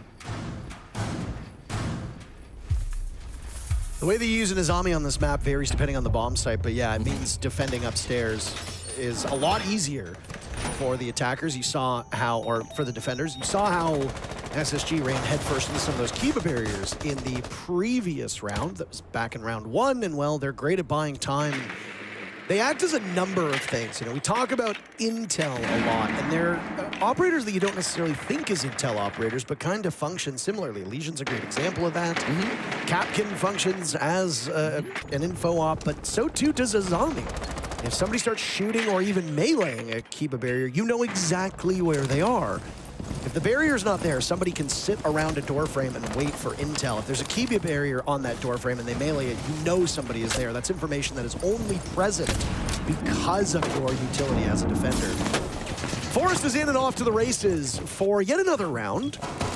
Yaga manages to get away, and that is a scary predicament as a defender to find yourself in. Yeah, all of OXG giving up top floor pretty quickly here. They don't want that smoke from Forest on the blitz. Also, speaking of intel operators, only took 1 round of playing against a Valkyrie for Ashen to decide, nope, that's it, we're going to bring IQ. And I think we'll see a lot of this operator throughout the map because she is so good at countering that Valk, and I expect we'll see a lot of Valk in this matchup, as I said, during the operator bans. I feel like a broken record, but this is one of Valk's best maps because there are so many big open areas. There's an area called Open Area, for crying out loud. But there's a lot of places, nooks and crannies, that you can put these Valkyrie cameras in and gain an incredible amount of information. Teams are not going to try to look for a tiny little camera in the lobby, for example. You bring an IQ to. So far now, a lot of control from SSG. They forced Newers back down to the basement. They've got main stairs control. They've also, of course, got full top, which they've had for a while now. Curious what Newers wants to do in the basement. Playing the Orcs, he can go for a hatch jump up, either in sight or, maybe more excitingly, up through gold into the main lobby. There's probably going to be somebody watching for that, though. First kill comes at the 56-second remaining mark, because SSG are not suffering through a lack of information. There's still 6 drones that are available, which is quite a number for how deep into this round we are. Bolts and Forest now tackling towards that open area site. Hat will be the first point of contact that they have to deal with. That's the Clash sitting over by the B-bomb site. Good news, you have Disruptive Force in the Zofia that could potentially handle it. They don't want to run headfirst into the shield, so you got to isolate the players off-site. That's Forrest's job as he sees one now on the stairs. And Malusi will back up for the time being. Newers dies shortly thereafter. That's clear passage for Forrest to get in. He loses Benjamaster at his side to Diaz, and now it's time for Gomez to get active. A little bit too late. Diaz the only active gun at the moment unless Hat puts his shield on his back, which he has. Firing away, but both of them sustaining some damage. And as the defuse plant goes down, Ashen's coverage is perfect. J90 gets the exit kill, and Space Station takes the lead. You fucking dumbass! Good job. And so it begins. Some kind words being exchanged between friends. SSG, solid push coming in through the hallway there. Getting that early pick on Yaga, I think, was quite impactful. Taking down the smoke right at the start of that push. Yaga going down, that was the pick from J90. Yaga has not had the greatest of tournaments so far. Been a little bit lower on the stat sheet. Ashen hit some great shots coming in through the main stairs, and then Hat finding himself in a 1vx on the Clash. Usually an operator that wants to be at the brunt of that push, but played over towards Cafeteria rather than being in an open area where that push ended up coming through. Newers was playing down in the basement on that Orcs and then rotated back to an anchor spot. You gotta wonder what would have happened if he'd gone for some kind of a flank, either up through the gold hatch or maybe over by server stairs instead. He had some opportunities, and as an Oryx, maybe it's a bit predictable, but you always kind of think that that opportunity will come through, that there will be a flank. He chose not to go for that flank. It didn't really come through for him, so tough start for the guys on Oxygen. They will go back to the one site that they were able to win. Downstairs bomb site. Bank enters today as our 3rd most played map. It's tied with Consulate.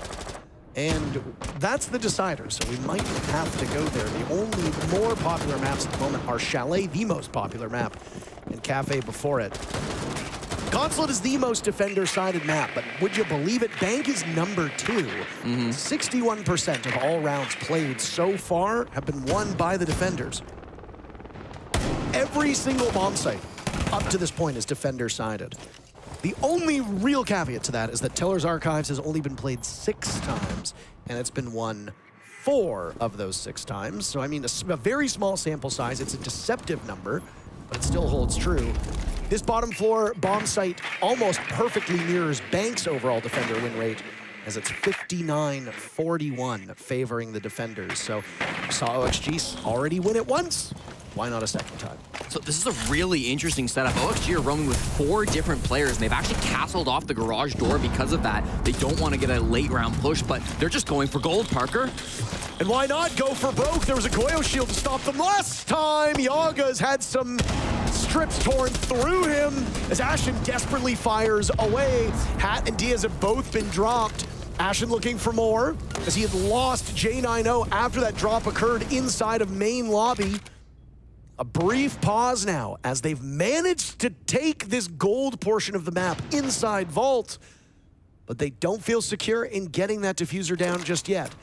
Forrest on the shield operator, he's going to be the one tasked with it. There's an opportunity to get into B here. Gomez is the difference maker. Fultz gets into position, plenty of time for Space Station because of that early burst of action. Still a minute left on the clock. Oh my. Newer is reacting off of that intel of the goo mine, and Ashen punishes him. Now it's Fultz. He wasn't expecting Gomez inside of elevator. Ashen knows his position is there. Forrest absorbing an awful lot of damage, and they managed to get both of the picks. The down had come out earlier on to Gomez inside of elevator, and only a single player remained inside lockers. Space Station went for broken round number 1. They fell short. They have made no mistakes since then, and Oxygen must be feeling the heat as Redeemer will call their timeout. For CEO, make sure, like, if we're going to flank below, make sure we're looking for the drones. They've got a ton of drones, a ton of info on you guys to make plays. They are stalling, though. They are going slow. Should we try to bunker again, dude? I think you could see you got to play aggressive. Like, we got to be jumping out on the windows. I think we're playing a little bit too safe. In like the mid to late round, like when it's starting to get crunch time, we need to identify something and power it. Okay, I think we're just playing a little bit too reserved, and they're just picking us off through holes and angles, and we're not even able to get in gunfights. So I think we really need to make sure. You guys want a bunker, guys, or no? Bunker or CO? We're running CO right now. Okay, let's go CO. CO is fine. Just play a little bit more aggressive. With CO, we just got like a single pick. Yes. CEO is going to be the call, and a more aggressive playstyle will be the goal for Oxygen as we load into round number 5. Wise words from Redeemer, who's been with this team for so long. I've got to go back to round number 4, though. This was one of the most interesting setups that I've seen on Bank in a really long time, where Oxygen committed to that roam game with 4 different players, and they tried to secure the site by using the castle. But by seeing that, SSG decided, wait, we can take a lot of free space with the castle. They moved Sens and Osa and Glaz in through garage with all that free space through the castle barricade. Then they used Sens to make a safe opening onto the gold hatch so they couldn't get killed out by tellers. They rushed in through the bottom floor, both in gold and in through garage. They got a lot of space for free. That was a really genius attack from SSG. Whether they've seen that play before from Oxygen or whether they were able to adapt on the fly, I was really impressed by that push from Space Station. I can tell you were a fan because there was an Osa on the board and you did not tar and feather the attackers for it. I will say, Osa is, my problem with Osa in a lot of pushes is she's used for the plants, which often fails. But when you bring Osa to garage, the goal is not to plant, but it's to cover. And so I don't mind that as much. I'm glad that they get your approval. Have you told these teams that before? Listen, most people know I pick you at Osa at this point. They get the Jesse J Chick thumbs up. There you go. Great job. I think it's right to be critical of operators when you think they're used incorrectly. I mean, Finka was very, very strong for a long, long time, and teams just didn't use her. And then just one day they're like, what if we use her and a bunch of LMGs? And nothing really changed. All of these operators with all of these guns and these kits were in the game. Some teams are just very resistant to changing things up, and some are not going to experiment the same way. You need a real crack at the meta in order to try something new, and then if it doesn't work, you get crucified for not doing what does work. Redeemer told the team to go aggressive this round, so my eyes are pinned onto Newers, who's playing by the CEO windows, but he's still not really making a move. Nobody on Oxygen has heeded the wisdom and tried to make a play, Parker. It feels like somebody is waiting for that opportunity, but they've hunkered in with Castle and Azami, and they're just going to wait for SSG to make the move. This is an easy bomb site to get aggressive on, though, right? You can get really active inside of trading. You can get active over towards Square as long as nobody's on Skylight. You can get active on cutting off a late push from inside a lobby. J9O's got a drone inside a lobby, so they're probably going to put somebody there in SSG's side of things.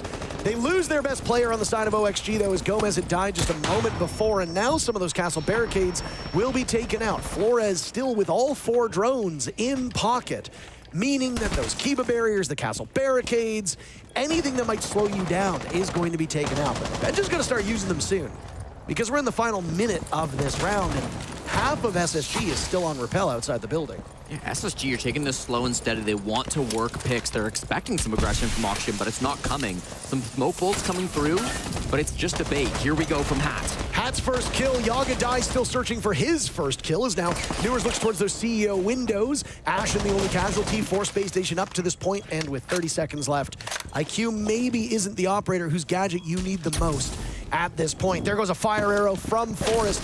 Benja still yet to use a Rotero drone. I don't know if it's just they need him elsewhere, but that utility could crack open this bomb site. Fultz will now look for something over towards conference room. He sees the Black Mirror. J9O dies at the hands of Hat, and they're waiting for a pop-up, but Space Station have completely stalled out. They're running right into these defenders and losing the duel. Diaz with a huge 2-piece.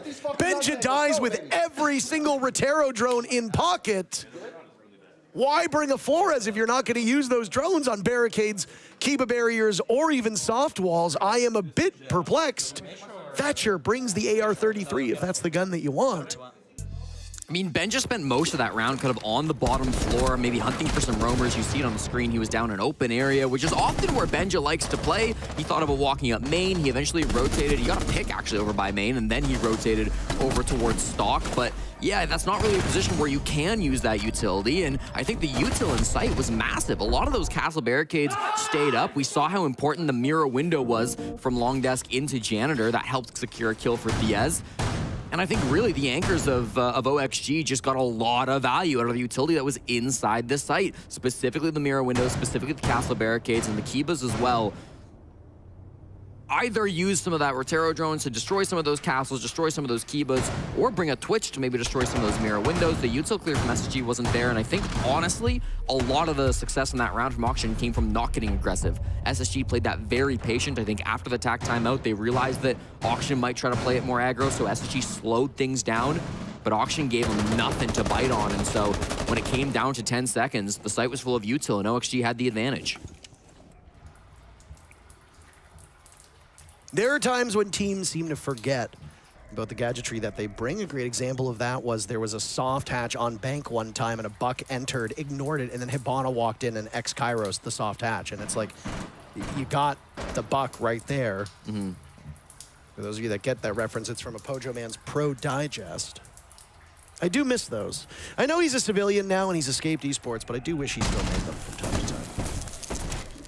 Yeah, Opossums has been doing very similar content recently. That's good stuff. Very, very good, yeah. Very, very good stuff. Boris is in his same old position down inside a dirt tunnel.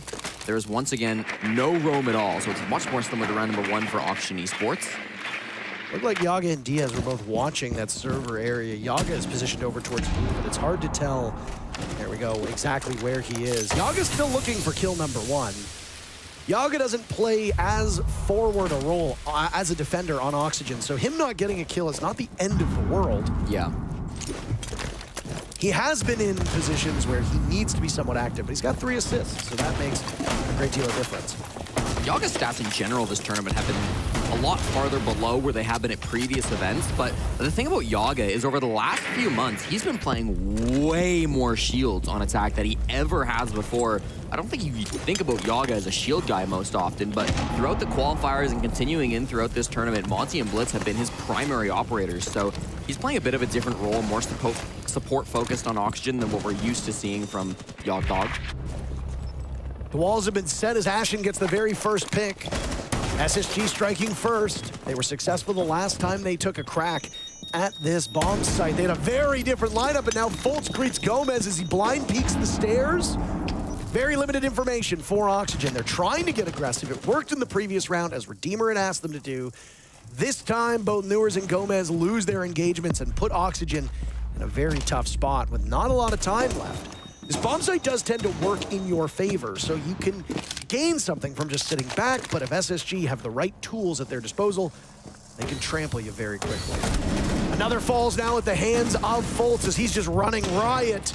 And it's Diaz to try and stop a flawless round. Out goes the Nitro Cell, but he has no visibility. Fultz will have no problem getting the diffuser down. 2 kills and the objective is excellent for the former world champion. Diaz turning over towards Cash side, sees J90. The money explodes, so does J90's body. But Diaz is in no real position to affect the objective at the moment. J90 with a heaping amount of disrespect. And Forrest will finish the round. J90 took no pleasure in that. No smile on Jack's face. Obviously very bitter about being the chosen one to die in that round, but blood for the blood god, I suppose. First half in the books, Jesse. Space Station emerges with a 4-2 lead. I think they played better this half in general. Great entry from Ashen inside a garage. He got, I think, 2 that round, and then, of course, coming through faults on the main stairs as well. We got to see that Sens buff go to work at the end in the 1v5 as Diaz could not see through that wall. That's a recent change inside the game if you've not been playing the most recent updates. Just a clean hit that comes in through the main stairs and works those picks in through garage. A lot of teams on that bomb site will heavily focus in towards server, and SSG have done that in the past too, but they know how to push the backside of that site as well. And for a team like Auction, when they play a setup where it really relies on slowing down a server plant, playing that util game with Goyo canisters and Toxic Babes and C4s, disrupting the meta a little bit, going for a different style of push as SSG did in almost every single basement push. I think, yeah, basically literally every basement push. That kind of caught Auction off guard time and time again. They never seem to be able to learn from their mistakes. So Space Station, a great first half, 4 rounds attacking onto Bank feels very good. This basement bomb site, if they can lock it down as most teams tend to do so, then that's at least 6 rounds from SSG. They only need to win the other sites a single time to get a regulation win over OXG. Which is honestly very possible given the way that these sites get played out. I mean, admittedly, we are looking at an attacker-sided Bank because of the way the Space Station started off this match, but I don't necessarily think that will hold. If that's the case, all you got to do is go through that rotation like you talked about, and that's very, very likely to happen. Locker CCTV, this downstairs bomb site, coming in at 60% win rate for the defenders. CEO Lounge, that upstairs bomb site, 55% of all rounds won by the defenders. Open area, sitting at a staggering 72% of all rounds won by the defenders. These are very frustrating numbers if you are on attack, and that is great for Space Station moving forward. Newer's inside the building early, looking to be that entry player that he is for Oxygen Esports. Fultz is somewhat nearby. He's over inside of elevators at the moment, so there is one player that they could try to find on this roam. Ashen is also playing server stairs with the Boss G, but a very reserved hold from Space Station. They're going to allow Newers to have this control. They didn't get any kills. They didn't even shoot a single drone as Oxygen have taken all of this space for free. Finally, the first drone will fall a minute 30 into this round, but for Oxygen, I think they're going to be pretty happy with this result. They've got the Twitch drone to deal with some of those Goyo canisters inside the site. They've got great execute utility with the Sens from Diaz, but also these Bs being held in by Newers. They've got Gomez to open some walls, Yaga to stop any shenanigans. Yokai's a problem. Well, Gomez still wins the duel. They even hard pinged him to try and distract him, but Gomez was so fixated on blue that it cost Ashen his life, and there's no damage that's been done to Oxygen at all either. This is a big gamble from Space Station. I love the idea, but huge credit to Gomez for not losing sight of the objective. With that opening pick, they know that they've got control of blue and they will rush towards the site. Ideally not with reckless abandon. The Goyo Flames will keep them at bay for the time being. 40 seconds means 20 will remain on the clock when Oxygen will have safe passage to the site. Newers are taking quite a bit of damage earlier on. Hat pulverizing Fultz. These Echo Drone coordinated bits are not working. Oxygen with 3 unanswered kills. Strategically, SSG seemed so sound. And yet it's Forrest and J90 looking at what was planned and saying, where did we go wrong?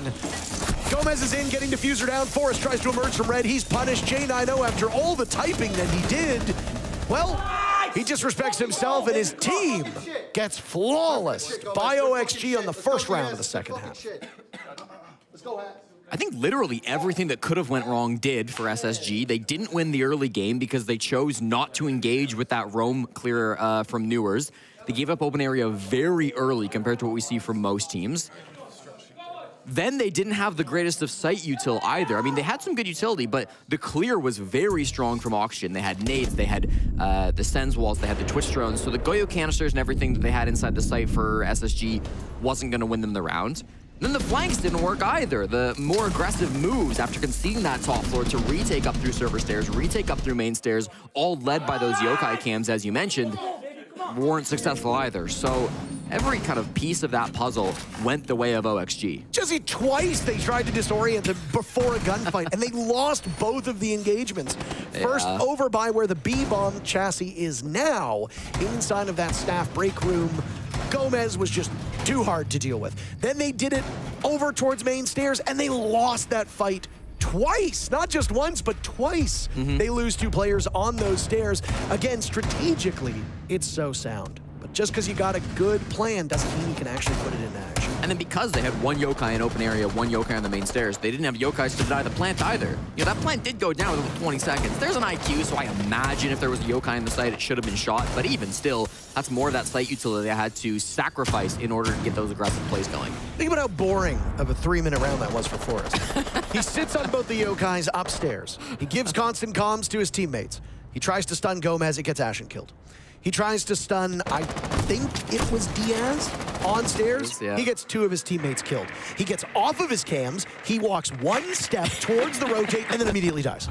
That is the life of a support player in Rainbow Six Siege, and Forrest must not have had any fun whatsoever in that. Yeah, Forrest is always kind of that late round player for SSG. He likes to stay alive. He likes to play inside the site. That's where he's most often used, but tough round sometimes when you're playing those roles. I'm sure Forrest knows that very well. Yaga finds the opening pick. A nice shot, headshot straight on the Benja with the glass. Cleanly taking out the Valkyrie player for SSG and gaining the man advantage. Oxygen have a interesting attacking lineup as they've got the Nook from Gomez, who have an opportunity to enter maybe through the back alley, maybe through front door, wherever he pleases. And then, of course, these smokes, which are likely going to be used for the execute. They've got 1 left on Yaga and still 2 on Diaz.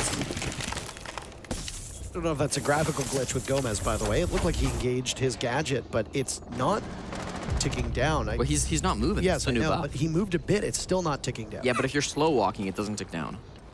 If you're crouch walking like this. I assumed he was walking a little bit faster. He is not. Be invisible the whole round if you want to on Nook now. Hey, you just stand there. What I said about the graphical glitch, by the way, it's because when he activated it, you also didn't see the bars show up on the screen. Yeah. Y'all got some planting. Yeah, and they just continue to narrow down these players. Gomez, hilariously, the only one to die so far on the side of OXG.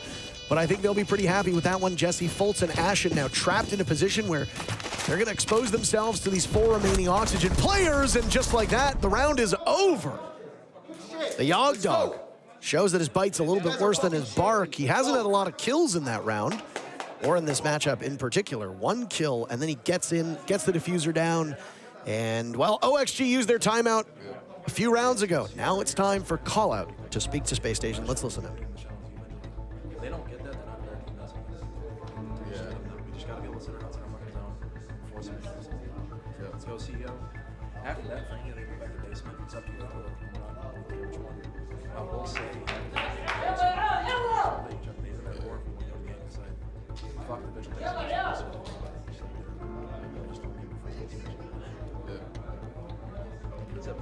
They can do something here. Yeah. Plant nods too. CEO 3.9 is gonna play Beta Bar.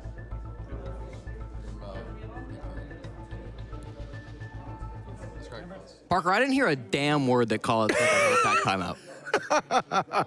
Across the way, Falcons and Raza Company Academy are playing each other. And I mean, it sounded like Arabic. I couldn't really tell. But it seemed like team yelling, some yelling from either Raza Company Academy or Team Falcons was louder than Callout and the rest of this team. Now, I will say that there are certain coaches that do not like being listened in on. I don't know if Callout is one of those, but that was a very deliberate decision to speak quietly. Yeah. And I wonder if part of it is because we do broadcast the things that the coaches say, and they don't want that information being readily understood. I suppose if you go back and yank up the volume, you could probably hear it. Yeah. Well, I mean, SSG are not generally a team who are shy of raising their voices. Maybe they just decide that that is Ashen's job and no one else is allowed to speak. Nobody's allowed. No. Everybody else needs to save their voice, and then they donate it to Ashen so that he can keep yelling round after round, game after game. That's going to be important. That's like what we do with Tim and Emmy. What? We give them our voices, and that's why they are so stagnant. That makes sense, actually. That makes sense, yes. It's funny because all my life I've been told by my friends how loud I am, etc., and yet I don't. You can't hold a candle to Lynx or Ace or Emmy or even Dev, who's been quite loud. Yeah. As of late, and I look on with great admiration for those pipes. This is a profession that encourages a lot of loud people to get involved. Loud people who just like talking. Loud yappers. That's all we have here in Rainbow Six Siege. People who like to just be loud and talk all the time aren't usually the popular ones. So, I mean, you draw from that your own conclusions here. You don't really know what SSG is going to try to fix because, as you pointed out, we didn't hear a damn thing that they said. Some late setup going on inside the site, the Mira window. They haven't been committed to holding stock. It's a very reserved hold from Space Station. They've got a lot of players just tucked inside the site. This is low. This is obviously not just on the shoulders of Newers, who just missed one of those nades, but there have been a lot of failed lineups. Now, one of the things added to the game over the last year is the ability to see your projectile trail. There's really very little reason, unless the trails are busted, why we keep seeing teams miss nades, banking them incorrectly, botching nitro cells on openings. Like, Newers tried to throw a grenade through that very clear opening, and it missed. It bounced. And I'm not sure. I'm not sure why it happens. Is it just? Is it urgency? Is there something wrong? I don't know, but it's been happening way more than I've noticed before. I think a lot of people too have just gotten used to throwing without the outline, that they don't want to wait for it to show up. Sometimes could be that, you know, over eagerness. Yeah. Been quiet so far from Oxygen. They're trying to do what SSG did and just wait for a pick, but SSG are giving up nothing in return. Almost painfully slow round here. And again, this comes back to the bomb site, the upstairs bomb site. You can be very aggressive as a defender. You can take engagements towards the double windows. You can roam down in lobby. You can cut off square. You can also deal with an aggressive stock hold. That's not the setup that we see from Space Station at all. This is a very passive style of defense. And they've got lots of lines of, I guess, a contingency plan, if you want to say that, redundancies. They've got Yokai drones, they've got nitro cells. Yaga, who'd been patiently waiting for a kill, finds it. He gets yet another at the top of main stairs. Ashen is on the board, but Hat gives the advantage right back to OXG. As Newers is now down, the numbers for Oxygen are good. Fultz is the last man standing. As a Mira, you've got a great rate of fire, but you've got a small magazine. Fultz will take down one, but that's it. OXG, they're benefiting from this lethargy on defense. And now, Oxygen with the lead. Talked about how Yaga's most played operators coming into this game were both Monty and Blitz. It was a tie between those two ops for his most played attackers. But maybe he just needs to play more guns in his hands. Looked perfect as he walked up those spiral stairs. OXG spent so long setting up outside of square, but particularly down below the bomb site. And through that whole time, SSG couldn't get a read on where the push was coming from. Usually when you see slow pushes like that, the defensive team kind of read in, okay, it's about to come from this direction. They've been taking too long. We know where they're set up. But even as it took so long, because there was still a bit of pressure on those CEO windows, there was still a bit of pressure over towards top square and over towards stock, SSG weren't able to read into the fact that a lot of players were congregating down below and were going to come in through that spiral staircase. So credit to Oxygen. These last couple of attacks, ever since the side swap, have been fantastic, and they always come into it with a good game plan that is catching SSG off guard time and time again. OXG now take the lead after SSG looked dominating in that first half. I did say that we are looking at an attacker-sided bank, and I didn't necessarily think it would change. I am happy to admit when I am wrong, and in this instance, I am the mayor of Wrongville. Only 2 of the 9 rounds played so far have broke in favor of the defenders. If that's the case, this means it's a long road for Space Station, but hold on a moment. Benjamaster, who was allergic to his ability earlier on, might just be allergic to that gadgetry on the Vigil. Takes matters into his own hands with a fight on the Hat on Repel, and the lead goes to Space Station with a lot of rounds still to go. Benja pretty isolated up here. Ashen and Jane, I know, are together in open area, but Benja, as far as he's concerned, is very solo. Newers is kind of sandwiched between these roamers as he's staring at the open area players, but they've still got Benja instead of Trump here. Ashen inside of open area trying to keep these players from OXG at bay. Newers is so mechanically gifted. He gets one pick. He knows the Ela is in close range. The wall explodes and Newers finishes the reload just in time to kill Benjamaster. Goodness gracious, son, buy yourself a lottery ticket because you just got incredibly lucky. J9O manages to escape. I don't think they want to feed a third player to Newers at this rate, but the Sens of Diaz should die at the hands of J9O. That's exactly what happens. And now Jack will finally get the last word against Newers, who was softened up earlier on. This roam right now from Space Station, it started off weak, but it has picked up very quickly. Gomez now flummoxed by the position of Fultz. Yaga had a slow start to this game, 0-5. 5 kills, 1 death since. They'll get Newers up. That's a gun in hand to join Yaga, and it immediately helps. Yaga can play a bit more aggressive. Fultz dies because of it. Forrest and J9O, the last two standing. All of this action happening, none of it on the actual bomb site, Jesse. A heavy roam, and J9O, what a hero he's been this round. He's going to need to find a few more. Forrest has actually retreated back towards server. That's not going to be an expected position. As he hears those beepers, he might get a free pick onto the player coming down server stairs. Yaga no. Forrest peeks and misses his shot. Yaga full control now with diffuser in hand. What a round for him, and Newers single-handedly carrying this team forward. J9O is stellar at wasting time. Doesn't exactly have the kit to deal with long-range engagements, but 2 players at close range? Ooh boy, Ella, eat your heart out. Newers will now drop with the bees swarming him. Yaga in to get diffuser down. J9O, position given away. There wasn't much of Newers. J9O struggled to get him before. He'll now go after Yaga, and the Yog Dog pops up, and he does it all this round. OXG move to map point. These guys are actually shooting the pen. They are, bro. Yo, Liam, need some diapers? Uh-oh, bro. I will say this. I am a 34-year-old man. Uh-huh. And hearing a pro player ask another if they need diapers on broadcast, it warms the heart. I gotta tell you, I don't care how old you are. A diaper joke, you're never expecting that. Dude. It catches you off guard. It's good. Credit to Ad for that one.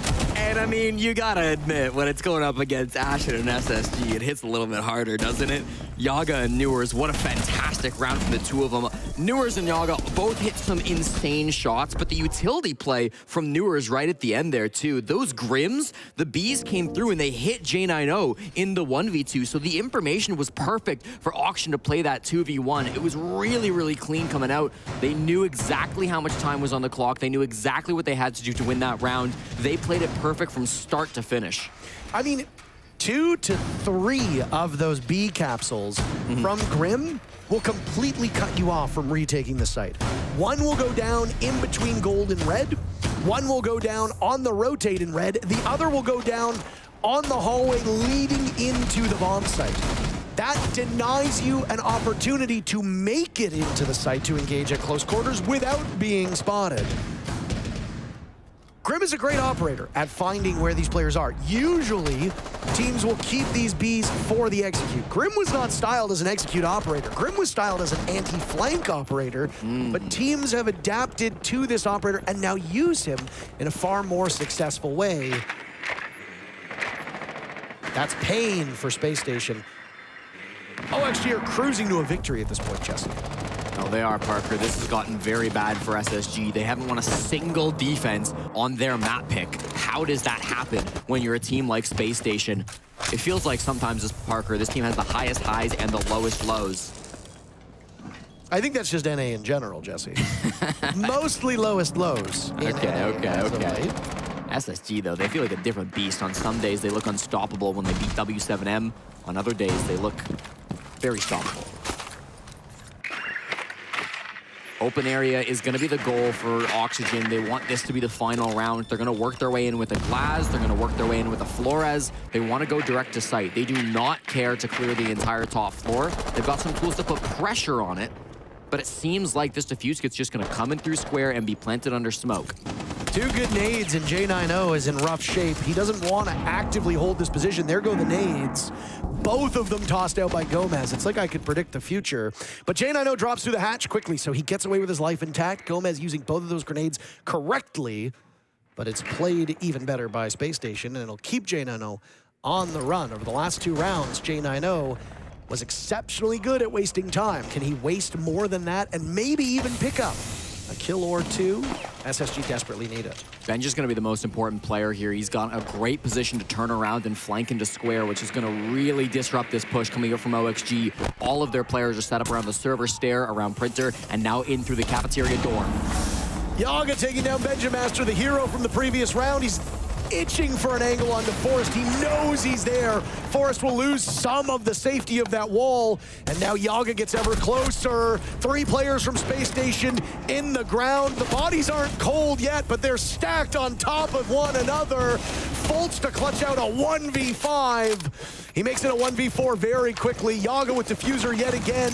9 kills for Yaga. He's been sensational, but he didn't do it alone. Newers with the final kill, and OXG takes map 1.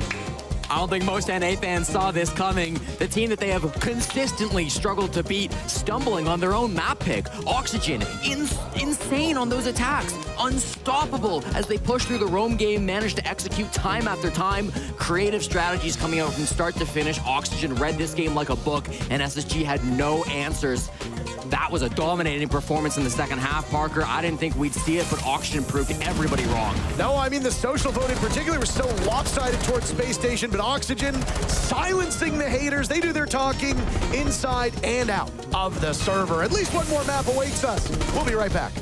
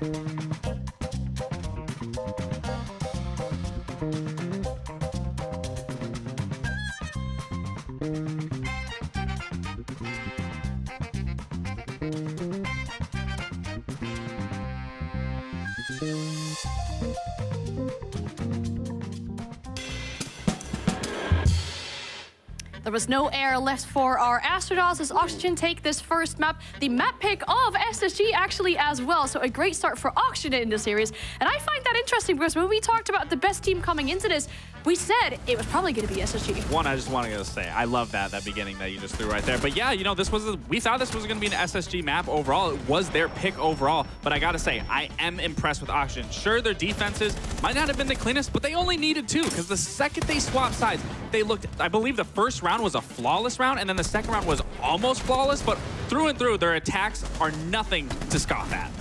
Yeah, that's something we definitely talked about going into this game, and more to highlight from Oxygen. We talked about them having to do the hard work on the attack, but the defenses were a bit lacking going into this game, and that's the improvement we've been seeing from them. So I guess you agree that the attacks have been absolutely amazing. Yeah, absolutely. And I got a round that kind of demonstrates what their rounds look like and what that can be articulated to be.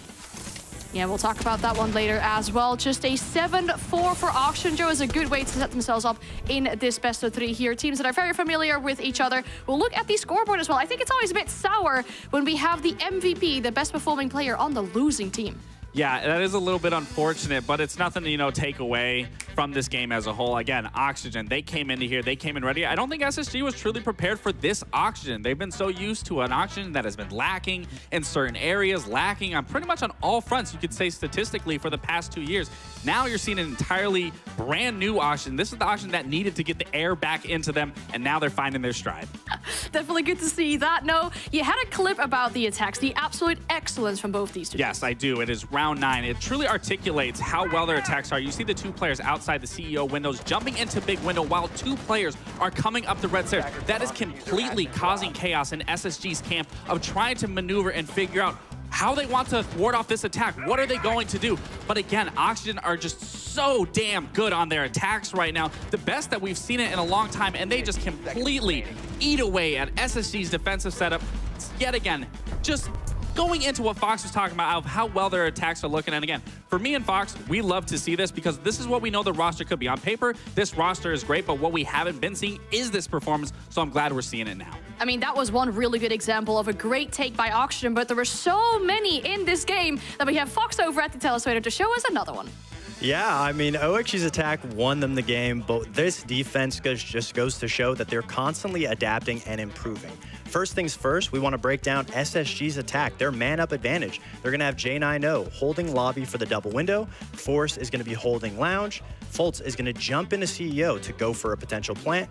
Ashen is holding all of CEO control. And the last guy, Benja, is going to sneak up white and be the X Factor player. Now, OXG is in a position where they have to info gather, figure out what SSG is doing, and assess accordingly. But first things first, the only person that's stopping SSG from going for this execute is Newers inside lounge. So that's the first player that they're going to try to isolate. Newers gets pushed out and gets put into a position where he says, guys, if I don't get help right now, I'm going to fall down. I'm going to lose. We will lose the round. We'll lose CEO. What does Hat do? Hat responds, taking the pressure off of CEO control so that Newers could hopefully last his life a little bit. He's going to get the pick onto the square player, and Newers is going to run back inside of lounge, staying alive. But on the other side of the map, Yogg, info gathering. He's going to try and find Benja, go for a calculated 1v1. Even if he loses it, he knows where Benja is. That surprise will no longer be a surprise. As we're going to see, Hat gets the pick. Yogg goes down, but that means Benja's position is exposed. He now has to rotate. SSG understands with Newers back in lounge, we're not going to be able to plant CEO here. We have to adapt. We have to clear out the site. So SSG rotates over to top square. Fultz is going to push in through Janitor's Closet. Benja is going to push in through Stock. Force is going to jump in through CEO. And J9O is going to push up red. But if you pay close attention to where OXG is, they've created an OXG triangle where SSG is known to go missing. And that's exactly what we see. They don't need each other to be able to trade, but they're in a position just for it. Hat gets a nice little cleanup onto J9O. Newers gets a nice little cleanup onto Forest. And it leaves SSG in a position where they probably lost the round unless they try to go for isolated 1v1s. But OXG, again, this triangle is so scary because they can constantly hold every single position from each other, and they don't even need to because they get the picks in the first place. But just in case Newers and Diaz are able to hold Closet, Hat's able to cover both players on behind. Newers inside, Newers can hold Longda. Sorry, Newers are stuck on my head right now. But there's a lot of arrows, but it just goes to show that OXG is constantly in positions where they can cover each other if things go wrong. And that's what got them the win in the end. Hopefully OXG can carry it into map 2, or maybe SSG has something to answer for it. But we'll see it after a short break.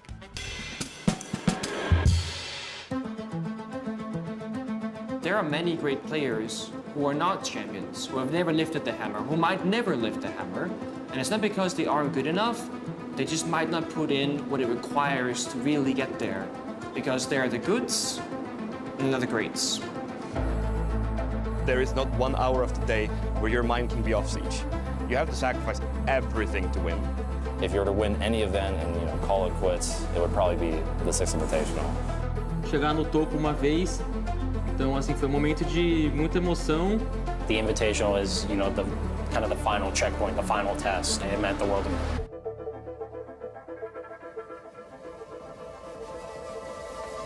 History will be made here because for the first time on home soil, a Brazilian team will win a world championship. The only thing that matters is the 4 guys next to you, your coach, and the screen in front of you. No one ever really just goes and wins. You have to go through the pain, the hardships. Phase are exploding! You have to go all in, that's it. Quem perdeu foi nós tudo ali. E a gente que vai virar isso aqui agora. Você tem que confiar muito no seu time. Não vamos desistir, não vamos desistir. Sakiemi and brought it all the way back!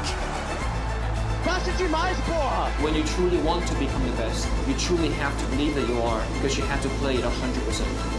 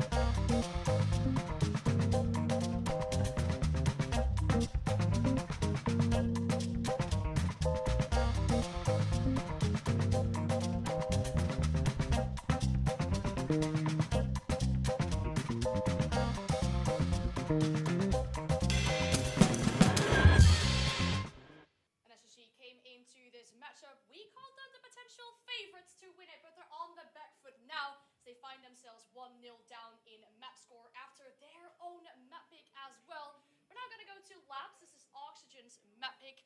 We talked about the attacks. Oxygen will be starting on the attack as well. What is going to happen? I mean, I think OXG at the rate that they're playing right now, I mean, they're so strong to stop. You're going to have to cool them down on their momentum. Yeah. I mean, they're the third best attacking team in the tournament, and obviously we saw how dominant they were on their attacks. That really wasn't the issue. Their defenses were the issues coming in, and obviously they instantly auto-corrected that. They fixed it. We highlighted in the breakdown. They only need 1 or 2 rounds because their attacks are so dominant. On a map like Labs, attacks are everything. If you get a good lead on attack, then you're sitting pretty on defense. Did we hear anything through that? Yeah, absolutely. I think the biggest thing, I mean, for their attacks alone, is they didn't need to abuse meta. They didn't need to bring shields. They didn't need to bring blitz. They were using glass. They were using those smokes. They were just playing off one another, getting that util, getting that information, even off of those Zofia canisters. I mean, there are so many things that Oxygen is just doing that we haven't seen from them in such a long time. So again, for me, this is great for Oxygen. You're going to be starting out on your attack. You're already hot on it. For SSG, what I'm going to need to be seeing is problem solving, playing off one another. Nice thing about Nighthaven Labs, it is very small of a map, so you should be forced to be playing with one another. But if you can't seem to pick apart this attack and what they're going to be bringing towards you, you're going to be struggling through and through with each and every single round. So again, you can't be relying on your operators. You got to be relying on your teamwork. SSG has to surprise OXG. They have to bring the aggression because right now, the fundamentals, I agree. That's what OXG is hitting right now. Just the trades, just playing off of each other, and they're hitting shots right now. And that's so hard to break, especially with momentum. So if you want to break their stride, you need to take it to them. I mean, if there's a player that can do it, it could be Ashen. I mean, he still had a great map last map. He's still loud as always. Yeah. So that'll be the one X factor variable that could stop that. Yeah, well, he really talks that talk, but can he walk the walk as well to keep SSG in this matchup? We're gonna go find out on the second map of the series, Nighthaven Labs. Thank you so very much. Always great to hear from the desk. And again, the insight that can be brought by two players who played on OXG. It's always really nice to hear what they have to add. I mean, you don't need to be a former player of Oxygen to watch that match and be able to talk about it. Certainly not. And actually, I think the thing I enjoyed most from our desk was their use of statistics, because Foxay brought up that OXG are the third best attacking team through this tournament, and he was correct. Oxygen have been great on attack all tournament long, so maybe we shouldn't be so surprised how strong their attacks were on Bank for map number 1. They came in with some excellent plans, some excellent ideas of how they wanted to play that map, so great on OXG, but can they continue it through the first half of Nighthaven Labs? That's going to be the question. Because it's their map pick, you got to assume that they would be able to, but let's jump right into the operator bands and figure out what we're going to take off the board. Starting with SSG, I would think maybe a Ying. I don't know. It was hard to predict. It will be the Monty instead. So wanting to remove that shield. As I mentioned, Yogg has been playing a ton of shields for the last couple of months for Oxygen. And honestly, with the way he was playing with a gun in his hand in that last map, I was thinking maybe they wanted him on the Monty because that was threatening from the Yogg dog. But no, they will take it out instead. Maverick becoming an extremely popular ban on this map because he is so good on that main breach down in the basement, especially if you're going for an exo plant. So we see a lot of good map bans. Also strong, of course, for the IT wall. Tubera will be our next ban. That was Oxygen's perma ban on this map. Not perma, but it's their most common for sure. And then I would expect an Azami or Kaij to come out next from SSG, and they will be tried and true. The Azami taken off the board in their matchup here against Oxygen Esports. So the stage is set, and we are getting ready to jump into this matchup. Oxygen once again in a precarious situation where they are desperately trying to 2-0 SSG so that they can lock themselves into the upper bracket. Community poll tightened as well. I don't know if you saw those numbers, but the people are becoming believers in Oxygen. Me too. You're an OXG believer now? I am. I mean, they played extremely well map number 1, Parker. They really did, Jesse. I think they have what it takes to win map 1. What do you think? To win map 1? I think so. I think Oxygen are a team that are capable of taking map 1 against SSG. I would have to agree with that. Don't know why we're starting on map 2 first. That's very bizarre. But here we are. Nighthaven Labs and Bank. What similarities do they have and how do they differ? Nighthaven Labs is directly in the middle of the pack when it comes to most picked rates. Most pick rate, there's 3 maps that have been picked less times than Nighthaven Labs, though it should tie layer and it will close in on Consulate now as well. Nighthaven Labs is returning to a designation it had for a lot of other events, which is that it is the 50-50 map. Yeah. 53% of all rounds played won by the defenders, 47% for the attackers. Command center and server upstairs, assembly and tank on the bottom floor, and then storage and control room on the main floor are the only 3 bomb sites that have been played. That kitchen site that we talked about before has never shown up. 2 of those bomb sites, by the way, with positive win rates for the defenders. The bottom floor site skews towards the attackers. So if you expect to have a 2-1 quarter or a 4-2 first half, presumably the attackers should be able to win those bottom floor bomb sites both times that they occur. Should they occur 2 times? With the zombie band out, Raptors, as always, will be very difficult for these teams to hold. And it was given up very early by SSG. The bomb site's down below, so maybe not too much of a surprise. Oh, my Ashen. Caught up on the roam game, of course, no help either. Vaults is around the top floor, so is Benja, but when Newers is on, he's on. Ashen has shown consistency issues throughout this tournament. Newers has as well. Both of these teams have had pronounced struggles. Ashen will bleed out inside of Electrical. Will they be able to follow up on the side of OXG in time? Will they bait him for a kill? It looks like Ashen is being left to die on his lonesome. Gomez will get the kill on the kill feed, but ultimately it goes to Newers. That's the way that this game works. If you get the down, you're the one who ultimately gets the tally, even if it doesn't show up on that kill feed. Oxygen needed a strong start. They've already got it. potential another pickup as Gomez is quickly working his way towards the cargo stairs. The nade will force them back, though, and he's not going to try to get a pick off that. Maybe blow through the hatch. It was opened by the defense, and now that could come back to punish them. But it looks like he's going to back off as the Nitrocell flies through the hatch instead. The missed opportunity from Newers. That R4C maybe just a bit too unwieldy through those rails. Yaga on the board very early. It took him 6 rounds to get his first kill on Bank. He's already got one quickly. Benja will fire back. Down goes Newers. That boogie drone will sit and wait, haunt them, as it could be just tearing through that floor, but will not. Benja an opportunity to now go above with 30 seconds left. Yeah, I mean, 30 seconds, you're gonna go top floor if you're Benja. Surely OXG have to just ignore that and hit the site. Hat in a plant spot, and these smoke grenades will cover. 3 players from OXG to overlook. Make that 2 now, as Yaga dies and Hat falls shortly thereafter. Diaz and Gomez still standing, hot on the heels of these remaining defenders who will have to win in a slugfight. 6-shooter in hand for Forest. Down goes Diaz. Now it's Gomez to pick up the kit, but he's being red-pinged, and J9O will shut him down. Jack did some talking in chat in the previous map, and he did some talking in the server. This time, the war of words will result in a victory for Space Station. A great start from OXG, but they don't end up winning the round. Space Station does. At the very end of that round, Hat saw the problem, but he didn't have time to deal with it. As soon as he went for that plant, he noted the bulletproof camera. He pinged it for his teammates, but there was nothing he could do but hold F, and that bulletproof, of course, was being manned by Faults from the grave, and he was doing a great job of calling the information to his teammates, letting them know when the plant was happening. It was easy at that point to swing out of the smoke from the defense and clean up that planter so that they could not get the objective down onto the ground. Beautifully done by SSG. The roam game started scrappy. Obviously, Ashen went down early. Faults then tried to roam as well, was cleaned up by Yaga.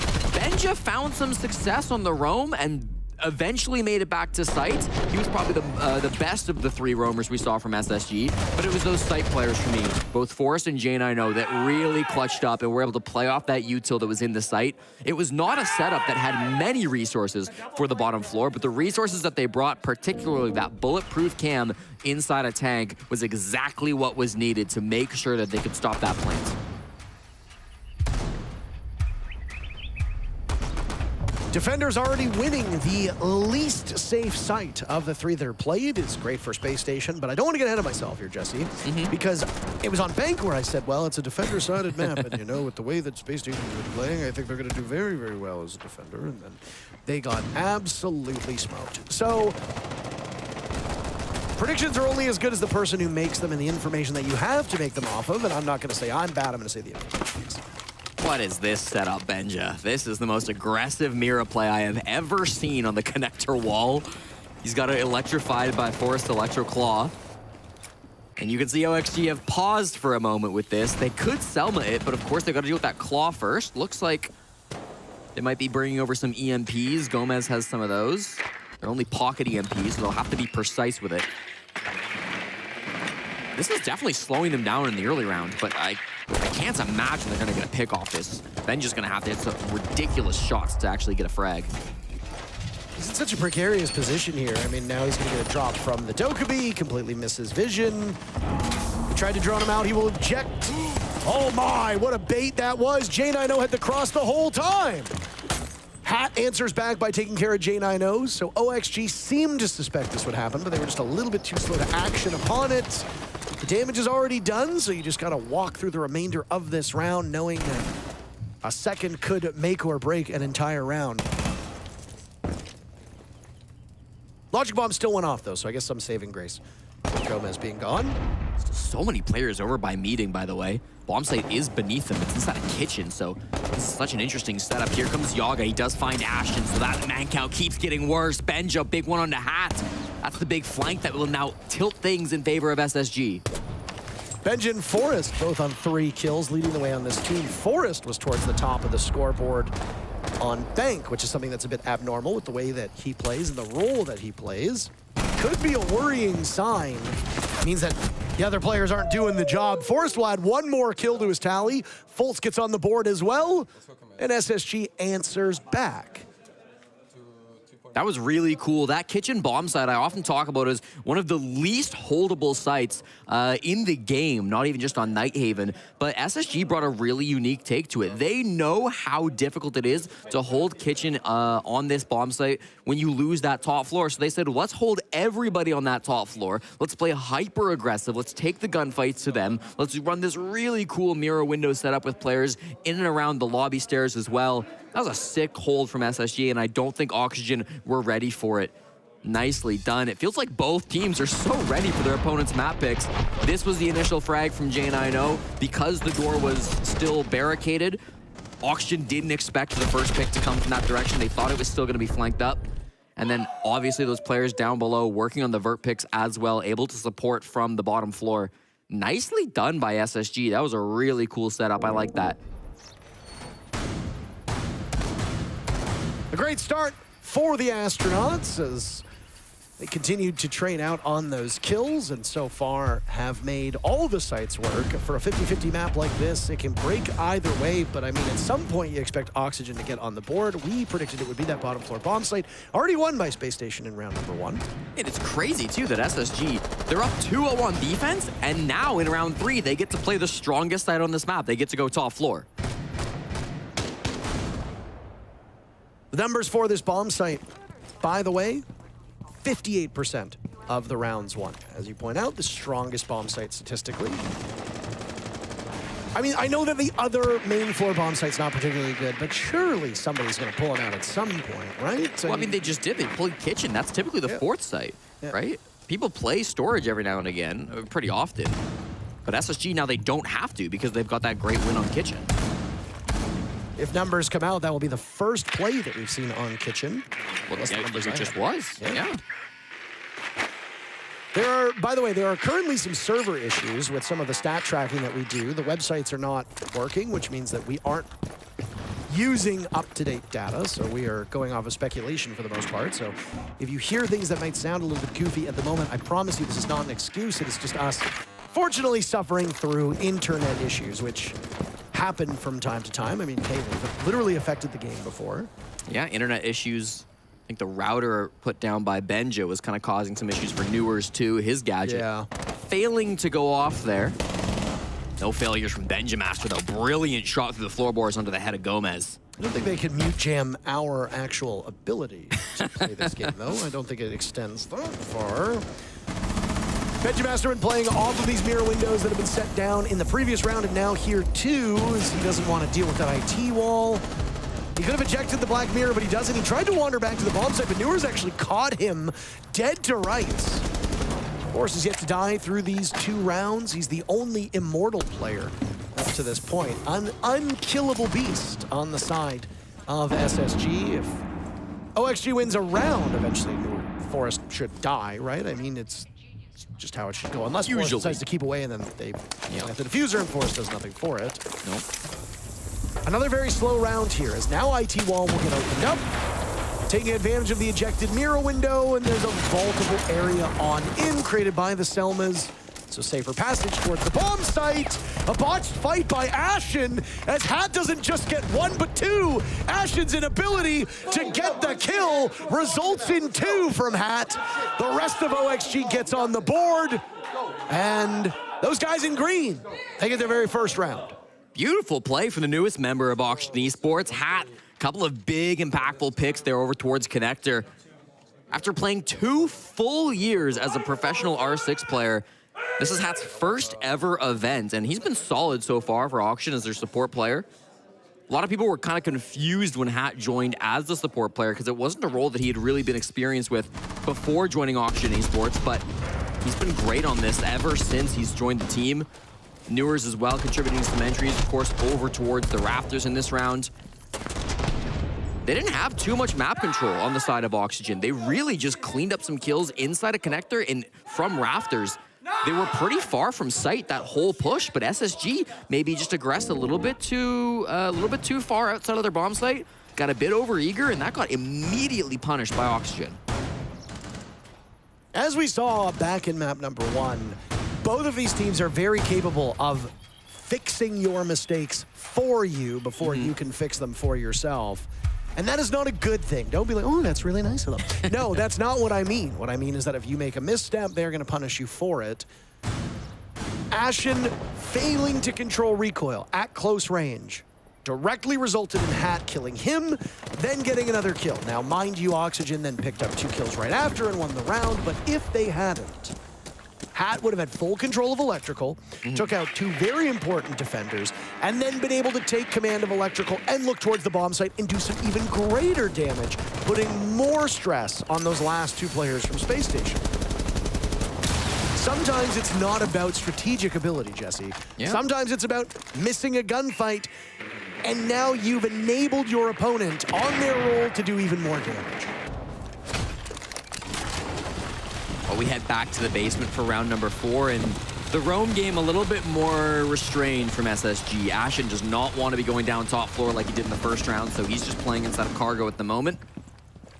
Nobody's directly inside of storage. Fault and Benj aren't too far away. They're together in control. That got droned out not too long ago.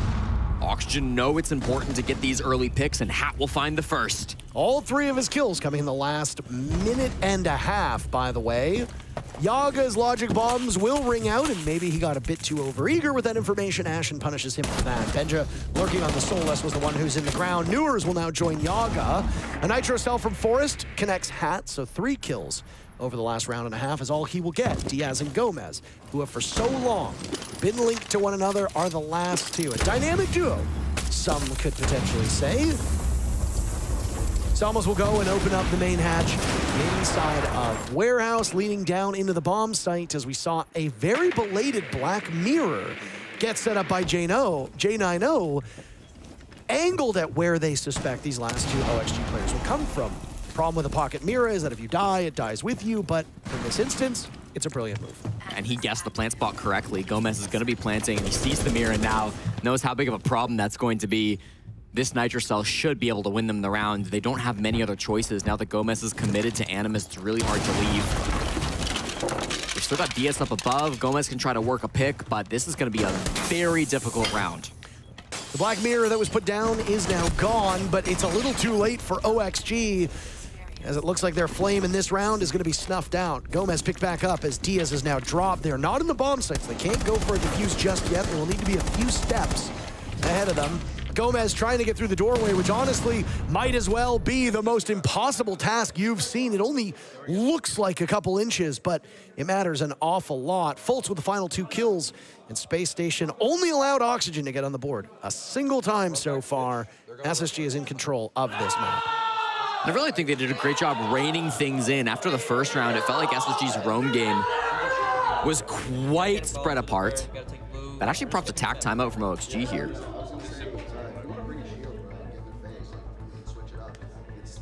Clears are really slow, and we're not all bodied up for the trade. They either go kitch or they might go storage. They haven't got storage yet, so they could go storage. I think anything where we're like clearing util in their site to make them come back to site and then take the gaps. Like there's a ton of gaps on these guys. We're very like predictable on our attacks, and they're just like layering after they get the pick. So like we just need to go a little bit quicker. I think a shield could speed it up. If you don't want to go shield, we just need to be bodied up. We got to be moving quicker. We're playing way too slow. Listen, you guys got this. Let's get a couple rounds on attack. I just heard I want a Blackbeard. I think that was probably, I'm not sure who that was. I thought maybe it was Yaga. Okay, and he does select it in the server now. Liam, you start supply with the Legion, and then Brox, you start fucking site with the. You get a Goomine on site. And I can confirm SSG will be going back to Kitchen for round number 5, so we'll see their setup and if it is going to be the same kind of strategy they ran previously. But OXG, they want to speed this up. They want to try to do so with a shield. You heard that coming out from Redeemer. Once again, the long-standing coach of OXG. He's been on that team for, I think, longer than all of the players. Newers would be the oldest player on that roster, at least in terms of his time with the team. I think Redeemer outranks him in terms of how long he's been there. Redeemer's been with that core for eternity. Hopes was also a member of the coaching staff, but they announced his departure quite some time ago, which leaves Redeemer as the last man standing. Yeah, I mean, that whole OXG roster has seen a real overhaul. Yeah. Since they were at SI 2 years ago, they've just kind of been making roster move after roster move after roster move, and nothing really clicked until now, finally, when they were able to win that NALCQ. And frankly, they've had a pretty decent run here at the Six Invitational. Not all smiles, but certainly I think have done better than a lot of people gave them credit for. And we can see the setup from SSG. No longer are they going to be running that mirror window on the top floor to try to play aggressively, and so it's going to be free for Half to open this wall. No electricity, no mirror windows. Instead, they're relying on Forrest on the Clash, who's playing down towards the lobby, and the top floor is being very loosely held. Benjamaster and Jane, I know, the only players wanting to commit to this top floor. One thing that we did pick up with Redeemer saying about them playing a little too passively does also track with what they said on map number 1, was that they needed to be more aggressive, and it worked. I mean, OXG woke up after that pep talk. Bank is a map that allows you to get very aggressive, though. It is a big map. If you have a deficit of information, you can get very easily caught by a flank. It allows roamers to do so well. 10 people are alive, Jesse, and Hat is getting the diffuser down. By the way, as we vamp, we are halfway through this round. Newers with the very first leadoff pick, and there will be chaos inside of the server. As now the Clash pops up, Forrest trying to slow down these attackers. Oxygen have scrambled out of this position as Oxygen just walked in, planted the kid inside a kitchen, and then walked out. Forrest is on the diffuser. Everybody is alive. OXG is scrambling to stop this, but nobody will get there in time. And just as they caught SSG off guard, Space Station will do the same to Oxygen. That was a clean post plan coming through from SSG. Oxygen, they thought they had a gap. This is something Redeemer said in the attack timeout. He said there's tons of gaps. You just got to hit that gap, and certainly they did find a way into the bomb site. The kitchen window, the most basic copper-ranked way into that site, well, it was left wide open. So Oxygen said, I would love to jump in and plant the defuse kit simply on this window. But Forrest and Ashen were so ready for that. Forrest, playing on that Clash, was able to put the shield on his back and be safe as he started to disable that defuse kit. So it was really hard for those players outside the window to shoot him as he was on the disable. And then Ashen just kept swinging the window and got kill after kill after kill after kill as he knew exactly where their heads were going to be lined up. That was impressive stuff, and I'm sure we can see part of it here. Newers up above was doing some good work. But really, for me, it was Ashen playing on the window. Just some nutty shots. There's one, and here's two. And then, of course, Forrest, who had the brilliant idea to just jump on the defuse kit. The shield's so effective. I was going to say, I mean, you're a Clash. You completely shut down the ability for them to shoot you depending on the way that you are approaching that case. Jesse, not only have we seen Cafeteria Kitchen twice, which as of the start of this series has never been played at SI up to this point, at least again, if that data that we're working off of is correct. But the defenders have now won it both times. It is a 100% success rate for the defenders. And I think you can attribute that solely to the creativity and the minds on SSG. The strats that they came up with before this game to play a unique style of kitchen, play it in two different ways that really haven't been seen before, specifically in that first round with the mirror window set up at top. And then, you know, the Clash over by lobby is a bit more standard from SSG from what we've seen from teams previously on that site. But, I mean, the way they used that post plant was absolutely brilliant. So SSG deserve full credit for this anomaly in the statistics, and maybe we'll see some other teams starting to pick up this bomb site as we go deeper and deeper into SI.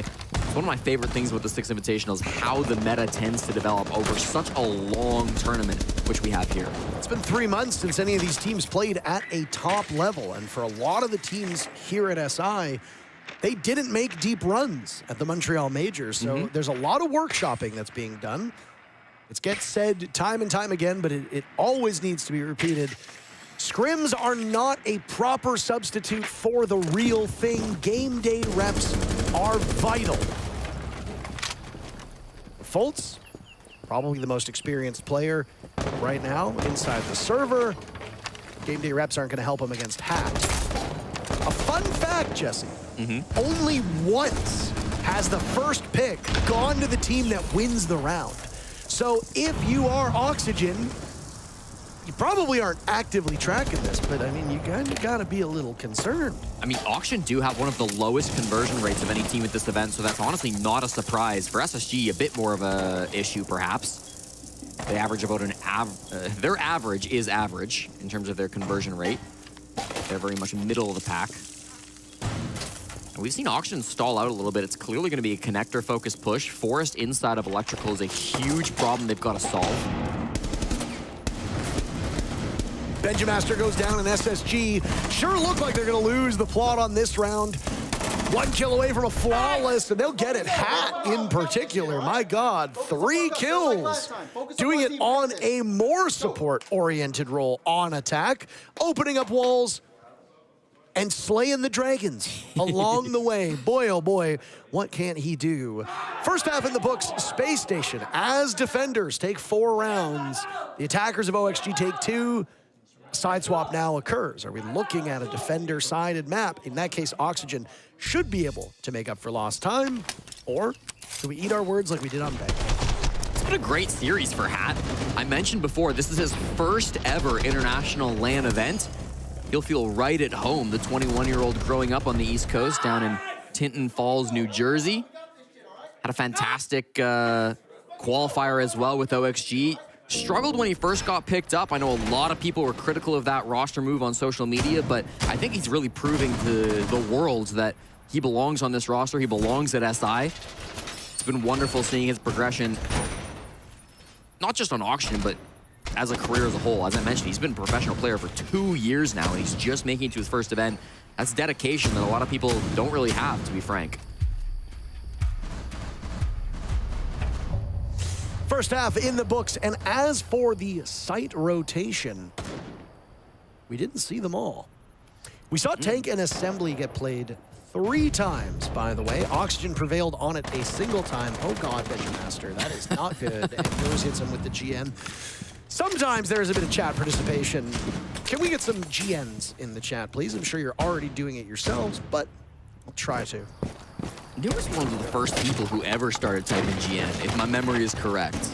The first person to do it, if memory serves correctly, was Merc. It was either Merc or Geo. It was Merc. Merc hit it against E United on Consulate and said GN or GG's GN or something like that, never type again. Yeah. Or something along those lines. I believe Geo also said it a couple times. Merc affiliated with M80 Academy, by the way, and Geo has been co-streaming this event. I don't know if any of you have tuned into that, but I like Geo. No, me too. I miss Geo. Yeah, might be back one day, but I think Geo, in terms of what he brings as an IGL and leadership, would be an upgrade for a number of NA teams. Now, obviously, why teams choose to pick up certain players is something that I am not privy to, so maybe he gets picked up, maybe he doesn't, but I do think, just on paper, from what I know, he would be an upgrade for some teams.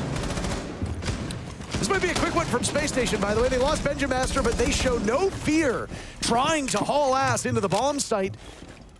Ashen, well, he's been sat down. So this push from SSG is already slowly falling apart. Opened up that wall from EXO towards the bomb site, and now more work is being done on that main floor. Oh, okay. Hat's luck ran out, Jesse.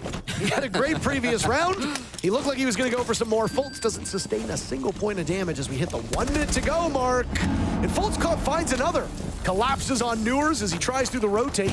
Main floor control should be very firmly in the hands of Space Station. They go about opening up sight lines to make life a little bit less comfortable for the OXG defenders. Smart to go back upstairs to kind of regain that man advantage. Now they'll commit to the plant with the shield. No, not quite. They wanted the Blackbeard on the side of OXG when they were on attack. Now they have to deal with it as defenders, and they handle it quite well. Diaz only has 1 kill so far, so they'll need a big impact round from him. Yaga, 5. Not exactly leading this team. Fultz taking an awful lot of damage. There's Diaz on the board to go positive. No! He's a target dummy against J90. Valcam in sight, give information. And now from above, Yaga with a super shorty in hand will wait an agonizingly long period of time to open this up. Still getting pinged away at J90 going for the engagement and will now go back. Vision has been robbed, but Yaga will go for the rotate through the hatch. J90 attempted the plant right as it hit 0-0-0, but doesn't get it in time. The clock gives the round to OXG, and you can see the frustration on the face of J90. And you can't see it, but let me tell you, the chat just lit up for Oxygen players. Type into that 1v1.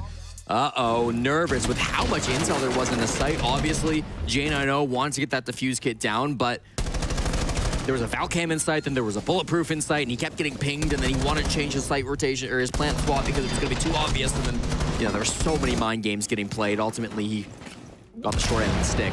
You don't expect there to be so many levels of redundancy. You know, there's a Valcam in sight and a bulletproof. Most people think, okay, there's one or the other. So yeah. You go in, you're a bit tunnel visioned, and you're focused on getting the objective down. And suddenly you're like, wait, why am I still getting hit? And I actually think it was a really heads-up play for J90 to stop before he went for the initial plant and look around the ceiling, and he spotted the Valcam. And I was thinking to myself, wow, you know, that's really heads up. He didn't even try to plant. He knows there's a camera on him, and then he was still getting red pinged. And I was like, wait a minute, what? And then, of course, there was the bulletproof camera that he had to deal with, too. So, yeah, that was a tough one for J90. Obviously, almost making the comeback off of some brilliant plays from Fultz. The team captain currently attending his 6th straight Invitational. I remember when I used to cast him teaming with Merc all the way back in Challenger League. That was OB, wasn't it? OC, yes. Organized Chaos. Merc, of course, moved on to higher heights. SI champion, of course, but then also now coaching Stompin. That'll be a new career high. I will admit, I don't use Twitter much these days. Uh-huh. I'm not going to get into why, because it doesn't matter. But the amount of times that a player in North America plays badly and all the chatters just say, you know, Stompin's coming for your job. And I'm like, man, this guy's going to be playing for 5 teams by the end of it. Everybody wants a piece. Yeah, well, he's currently signed to M80 Academy, so I assume they'd get first dibs if he does make it in Tier 1. He's not 18 yet. He will turn 18, I believe, next month, if my memory is correct. Okay. Plenty of time to make a major somewhere down the line. For sure. I think we'll see some of him at some point. Wow, what a prediction that is. I'm sure something will happen at some point in the future. No, I mean, I think he'll Let's make hand it it to Jesse J. Chin. I think he'll make it to T1, is what I'm trying to say. First death mark will go off now as this round is already at the halfway point, but neither team has engaged one another. It's still just a utility game for the moment. Calm before more calm, and then maybe some calm, and then hopefully the storm. Yeah, well, I mean, SSG are going to need to make some kind of a storm here. Raptor's still somewhat being held. Newers is on the opposite side of this wall, but they could pressure it. Scott was about to say, this gunfight from Fultz is really going to set the tempo for this next round. Because if he dies, that means somebody from OXG can now move up with a bit more confidence. Somebody from SSG might have to take up that same space on Raptors. If they don't have time to get over there, then the next person in IT is going to be even a more precarious spot.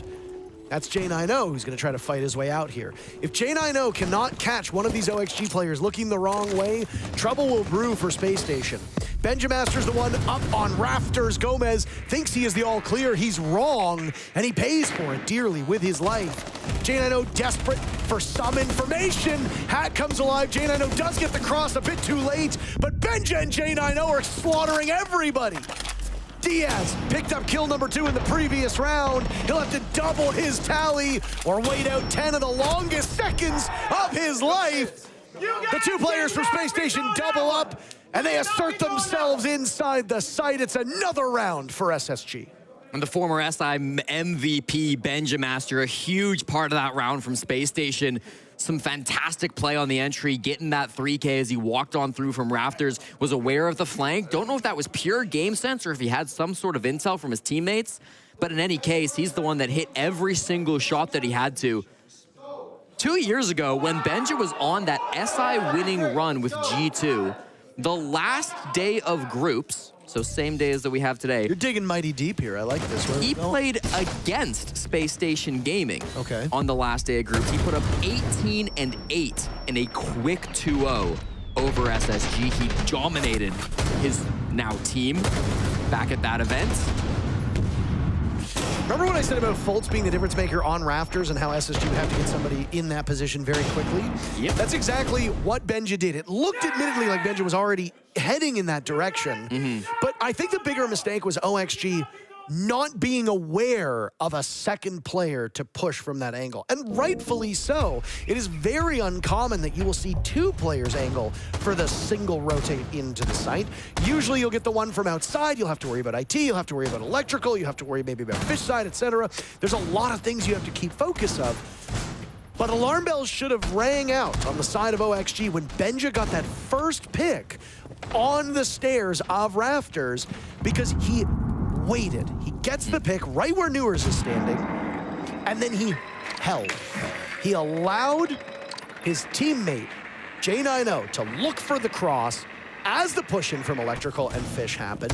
Hat falls, and Benja, in the midst of the chaos, then takes the initiative to step forward and catches 2 more players of OXG looking in the wrong direction. And suddenly, what seemed like OXG having an impervious defense, well, the walls got breached very quickly, and the hordes were over the top. Now SSG hoping to bring us to a consulate in just 2 more rounds. They'll have to attack onto storage. First time we're seeing this bomb site all game long, because SSG themselves didn't choose to play it, instead opting for kitchen as a tertiary site, or actually secondary site. It's going to be important to clear through this top floor, or at the very least maintain control of IT. If you're going for a storage window plant, you don't need that much control, but they're taking a bit more control than that, so it seems like they might go for a different style of plants. Hold on, though, Faults, giving the defuse kit straight into the arms of Gomez. That's a bad predicament to be in, but a vault over from Benja as he continues to be hot from his previous round. He'll immediately use a logic bomb in response. The only person that it's affected, by the way, is Yaga. 3 players from OXG within a short run of that mute jammer to silence the calls. Second logic bomb will now go off. Benja has used all of his gadgetry and will find an opportunity to go into the site. The mute of Hat was so distracted by the Blackbeard of Forest that it allowed Benja to puncture over top of the site. Now the follow-up. J90 sees the backside of Yaga. Yaga didn't really have full information. Jack looking for a second. Newers gets seated by Benja. Another 3K, but it doesn't stop there. A 4th will be had by the Dane. SSG now at light speed, and there's no way OXG seems to be able to catch them. Shades of the SI champion shining through in this incredibly important couple of rounds as they try to close things out against Oxygen and force a 3rd. Benja Master, my God.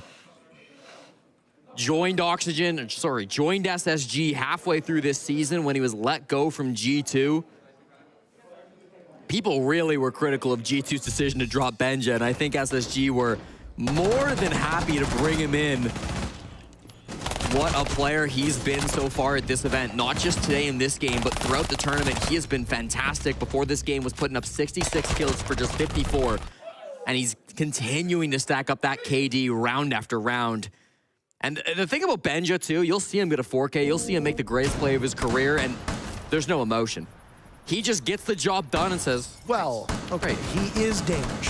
He is, and you can tell by just watching. The Danes themselves, of which we work with many, yes, will tell you that they are often very cut and dry. I've seen Nick smile once or twice. Nick's got like an infectious smile. There's a lot of photos up there of Nick smiling. Yeah, yeah. He giggles. Maybe a bit of an outlier for Danish people. Well, keep in mind, he's moved around a lot. He has. He's lived in a lot of different places. He's lived in Germany, he's lived in the UK, he's lived in Denmark, he's lived in America. Yep, yep. He is Mr. Worldwide. He's a well-traveled man. And he's bald just like Pitbull now, too, so there you go. I can't remember if he's casting in the other room right now or not. Maybe he's up in the green room listening, and I'm going to get a WTF message from him. Or just a bunch of question marks. Forrest is off to the races. Nitro cell by Gomez as he stares down the shield, and there's really very little place for him to go. Forrest is a bit slow. Gomez hits 2. How does Forrest allow him to get away? Things have gone from bad to worse. And Diaz is now up as an insurance policy.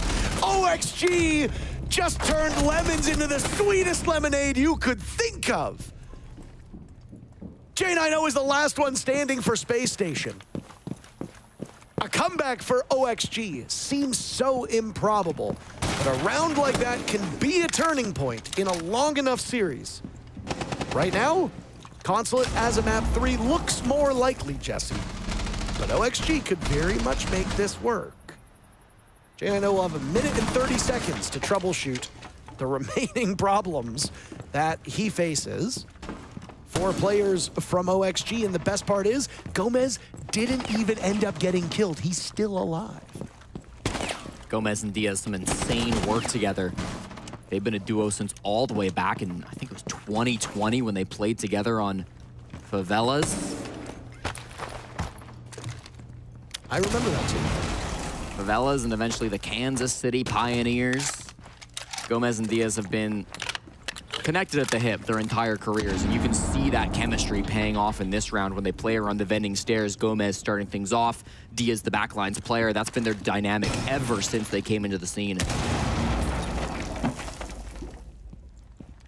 I do appreciate the fact that J9O is trying to work through this. I mean, very easily could have just waited and taken a timeout of sorts, but instead, he's gonna give it the old college try. He's had multiple opportunities to see Diaz, by the way. He was right next to him on the wall, and then there was that punch hole there, too, that I don't think either of them really saw. Diaz finally gets his man. Fucking got this. Let's go. Good fucking shit. Let's go back up.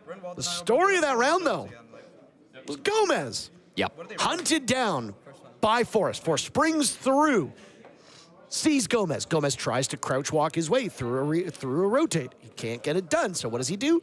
He tries to take off. 2 other players from Space Station figure, okay, well, we got him on the run. The yakety sax music is playing in the background. We'll easily take him down, no problem. Gomez kills both of them. Yep. And then they get Diaz into a position where he comes up those stairs. And boy, oh boy, here are the kills. Technically, he didn't get Benjamaster. Benjamaster was felled by Diaz. So Diaz doesn't get the confirmation, but he got the down, and the kill goes to him. But either way, the scramble back to the site was well communicated, and OXG had enough players in position to punish SSG. What is going on here?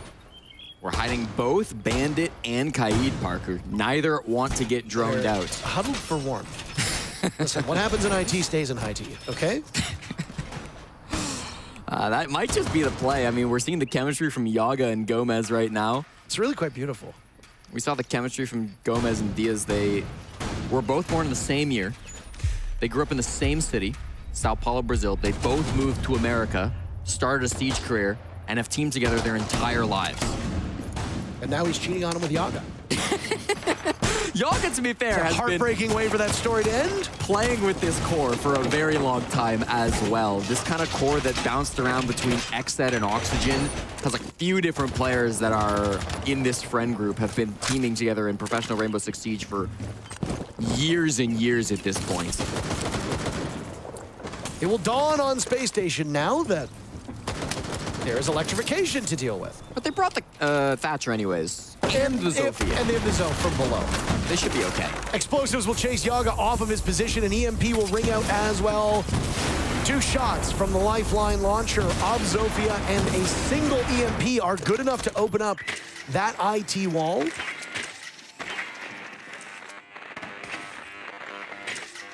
It's the identical setup to what we saw before, where Fultz tried to march his way in, and Benjamaster stabbed a dagger through the hearts of those OXG defenders. Good timing, too, to get that open. 1 minute off of the clock, and you've already opened up IT. Yep. That means Oxygen has to play a little bit farther back and a bit more sheltered. Yep, but the util clear has been fantastic so far for SSG. Business as usual for this round. I'm interested to see where Forrest is going to bring that defuse kit on the blitz. A lot of pressure being opened up over towards Connector right now. If they do commit to that side of the push, they'll have to go up against Diaz and Yaga, who are holding that side of the map. A lot of times you do see shields go towards Aqua, though, and that's where Forrest is running to right now. If he commits to that, he'll have to fight up against Hat. So perfectly showcased by our Observer, who's playing on that Ella, which is a top operator to get past top Aqua. When you're stunned and going against the Scorpion, you are in a really awkward situation, and Forrest will run in now. Disoriented, no real vision. EMP still afflicting Hat, so he's lost his reticle. That's pretty damning for the Scorpion. Gomez might as well be dead, but he still has a gun in hand. Diaz and Hat buried very quickly. Both teams losing 2. Plenty of time for either team to make a graceful recovery. Forrest amidst the smoke will get the diffuser at the halfway point. Fultz and J9O to cover. Newer's absorbing an awful lot of damage. They get Forrest before the diffuser can be planted. Now one of the two remaining players from SSG will need to recover it, or just go for kills. Why not? Yaga punished. It's all up to Gomez. Space Station hoping that this time they can stick the landing. Gomez is going to die at the hands of Fultz in just a second. No, I'm completely wrong. Now it's up to Jack to clutch. Gomez sees him, but the slow walk from J9O is too good. Space Station takes map number 2, and it's not going to be a quick one between these two regional squads. NA teams will need a third map because of course they will. Not much typing in the server after the flex player of SSG collects the 1v1. Oxygen keeping quiet after that one, and they clean up on their opponent's map pick, forcing that third. And we expect to see this between two top titans of North America. Obviously, SSG have had their number historically, but with OXG off to such a hot start, we thought maybe that was going to be it. Apparently not. They're still laughing, so at least they're in good spirits. All things considered, a third map of Consulate will effectively work as a best of one as these two teams do battle for seeding in their group. Which squad comes out ahead? Find out in a few minutes.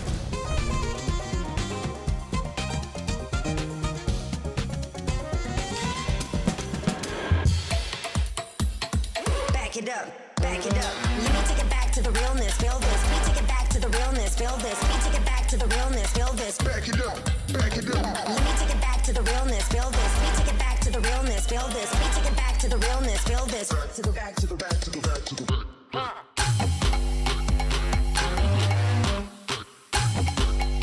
Take it back, take it back.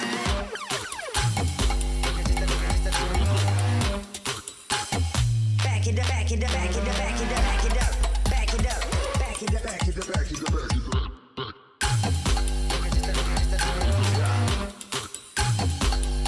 Take it back, take it back.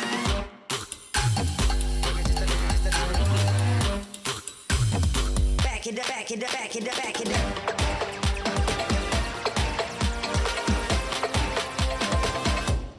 Let me take it back to the realness, feel this. Let me take it back to the realness, feel this. Let me take it back to the realness, feel this. Back it up, back it up. Let me take it back to the realness, feel this. Let me take it back to the realness, feel this. Let me take it back to the realness, feel this. Back to the back to the back to the back to the back.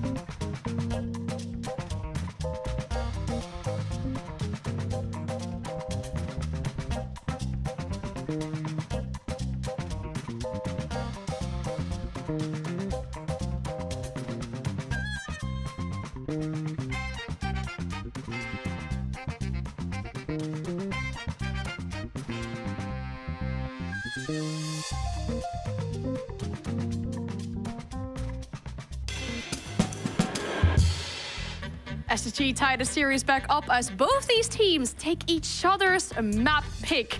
We're down to essentially a best of one, what the caster said as well. But from this map, though, we wanted to see aggression. Are we happy with the amount of aggression that we saw? From SSG, I mean, absolutely. They came out the gate swinging. I was really comfortable and happy with what we saw from them. I do like OXG's defenses. Once they did get onto that side, they were playing together. That's some things that we wanted to see consistency out of OXG. But their attacks, we talked about it. They're so good on attack, but all of their attacks so far on labs were just constantly getting shut down by SSG. They weren't really able to make anything happen. And I think once the sides swapped, the damage was already done. And OXG couldn't get enough rounds mustered back to be able to even out the man count. And I feel like SSG is a very big momentum team. And once they went up that 4-1 before it became a 4-2 split, the mentality was already there for SSG. Yeah, again, for Oxygen, you know, we praise them for their attacks on Bank, but the attacks here, and this was what I was worried about. You're now going to be playing against a team that can play together, that they're going to be confined in one area, and you're going to have to fight your way through that.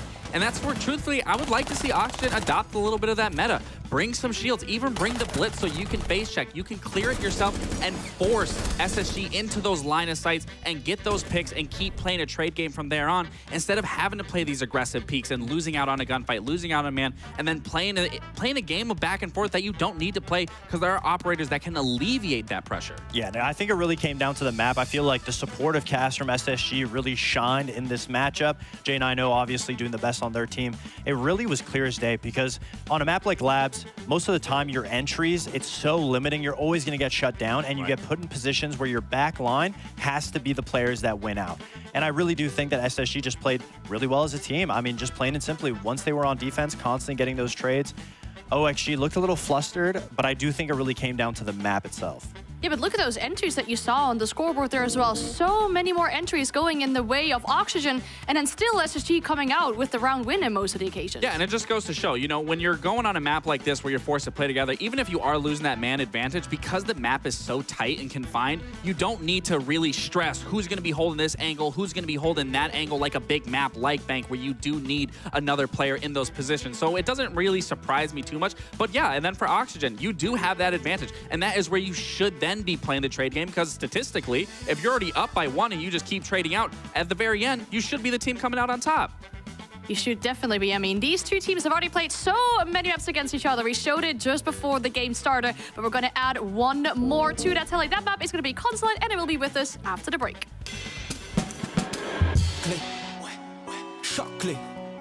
Ouais, choque-les, choque-les, choque-les. Ouais, voilà ce qu'ils me disent. Les entends parler et ils maîtrisent. J'arrête que pour rappeler la mise. Petit pas sur la piste. Et le succès, je l'ai pisté. Disent que la place du premier. Fais monter la côté. Sur moi, tu mises gros. Tu connais déjà l'équipe. Ça criera au complot. Je prends le double, on est quitté. Je fais la magie des chiffres. La somme, je la triple. La concurrence, la dribble. Et le stade est en délire. Ça fait choquer, j'arrive pour tous les choquer. Toute la foule elle est choquée. J'espère que t'es accroché.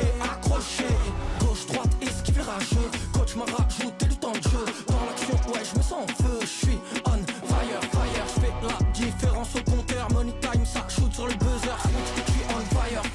Choqué, j'arrive pour tous les choquer. Toute la foule elle est choquée. J'espère que t'es accroché. Choqué, j'arrive pour tous les choquer. Toute la foule elle est choquée. J'espère que t'es accroché.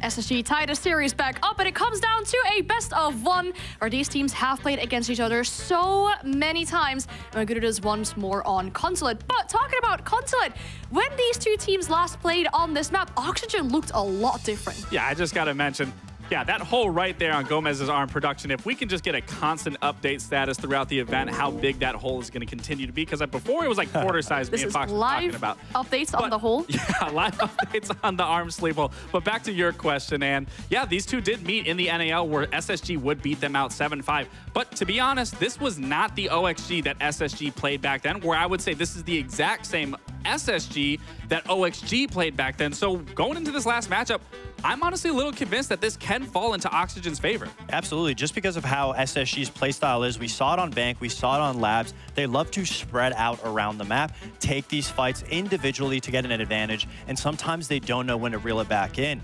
OXG, though, at the time when they played and lost 7-5, OXG just didn't even look like a team at that moment. Now, I mean, it's a completely different situation for OXG. They're playing together. They're able to capitalize on individual plays. If SSG don't play together as a team and they let that get taken from them, I mean, Gomez's arm sleeve hole isn't the only one that's going to be, you know, so SSG really needs to make sure that they're on top of it. There it is.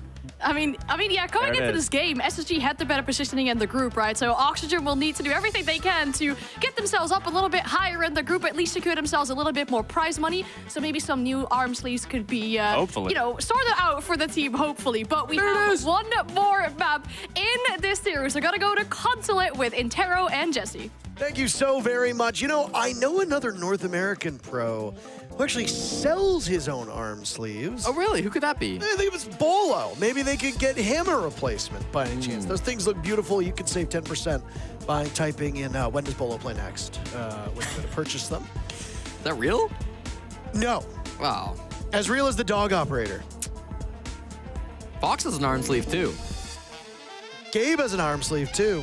Everybody's got As they're leaving, the analysts are shouting their goods at us. Please, please buy my sleeves.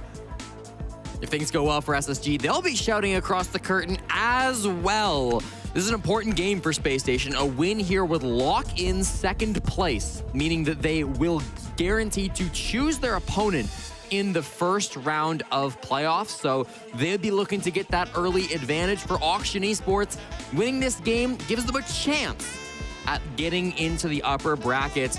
In order to not start in the lower bracket, OXG need to win this map against SSG, and then they need scars to 2-0 W7M, which is unlikely, but possible. They'll be playing, I believe, on this stream right after this game concludes. So Oxygen will be rooting on Scars as much as they can if they can come down to win this game. No matter what happens, SSG will be ahead of Auction in the standings after this game.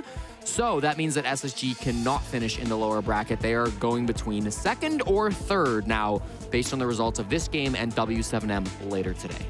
And it's not just this group that's going to be in action, though, as the operator bands roll in. We're going to be paying a disproportionate amount of interest to our attention to this particular matchup. Can you believe it?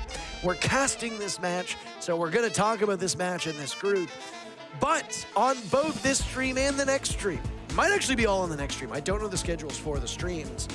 Team Secret and CAG will be playing in a hugely pivotal matchup that will be a must watch for everybody who likes Rainbow Six. CAG Osaka has been, unfortunately, one of the teams that goes home first, or at least in that first group, at most of the events they go to. That roster's actually been at a lot of events. I think it was 11 events they've been grouped in a row. I mean, at least you're making it to 11 events. That's good. Yeah. And they are consistent in the fact that they go home early. They are going to go up against Team Secret. And CAG Osaka, aka Cyclops, is not exactly the team in that matchup that you would think to be the favorite, but on paper, they certainly are. Team Secret has had quite a challenging go of it here in Boston. Only a single point for the European team, who through their last 2 majors have made top 8 both times. I think I just stole your point. No, I was going to talk about operator bans. Well, talk about them then.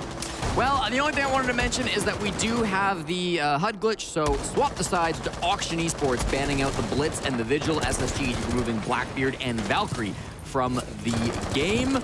That Vigil ban obviously targeting Ashen, who loves that operator. The Blitz ban targeting out onto Forrest, who loves that operator, and the Blackbeard ban being targeted onto Yaga, who played that operator with great effect earlier in this matchup. We'll start with OXG also on piano, which is almost never the primary bomb site for these teams, throwing a bit of the wrench in the plans of SSG. They might not be expecting that. It can often be held much the same as the top floor bomb site, but there are some differences to it. You can still retreat off that top floor to go play in the site. A good time to mention that this is the most defender-sided bomb site of all 4 of the sites on Consulate. Consulate is also the most defender-sided bomb site in the map pool right now. So you get a very defender-friendly map, and then you go to the most defender-friendly of the bomb sites. I like this choice by Oxygen, and honestly, if they lose it, maybe a little bit worried for OXG. Yeah, Auction should be off to an early lead on these defenses, but they're a good attacking team too, as was highlighted by our analyst, so don't forget about that. We move to the second half. Will be plenty of games still to play, even if this first half doesn't go the way of OXG. Could be an admin side clear from Space Station. Not really much being contested by Oxygen. Of course, with the bomb site being piano, it's hard to extend this far across the top floor. You know, I'm a huge fan of Extreme Home Makeover. Yeah? And Forrest seems to be trying out right now upstairs. Sledging away, breaking his hammers per minute record. All of these teams vying for the hammer here in Boston. That's what's at stake. One of the most instantly recognizable trophies in all of esports, if I do say so myself. There are a lot of good trophies out there in all ecosystems, but I got a soft spot for ours. Gomez taking down J90 Oxygen, using this bomb site to full effectiveness. Hat taking an awful lot of damage from Fultz, but still surviving.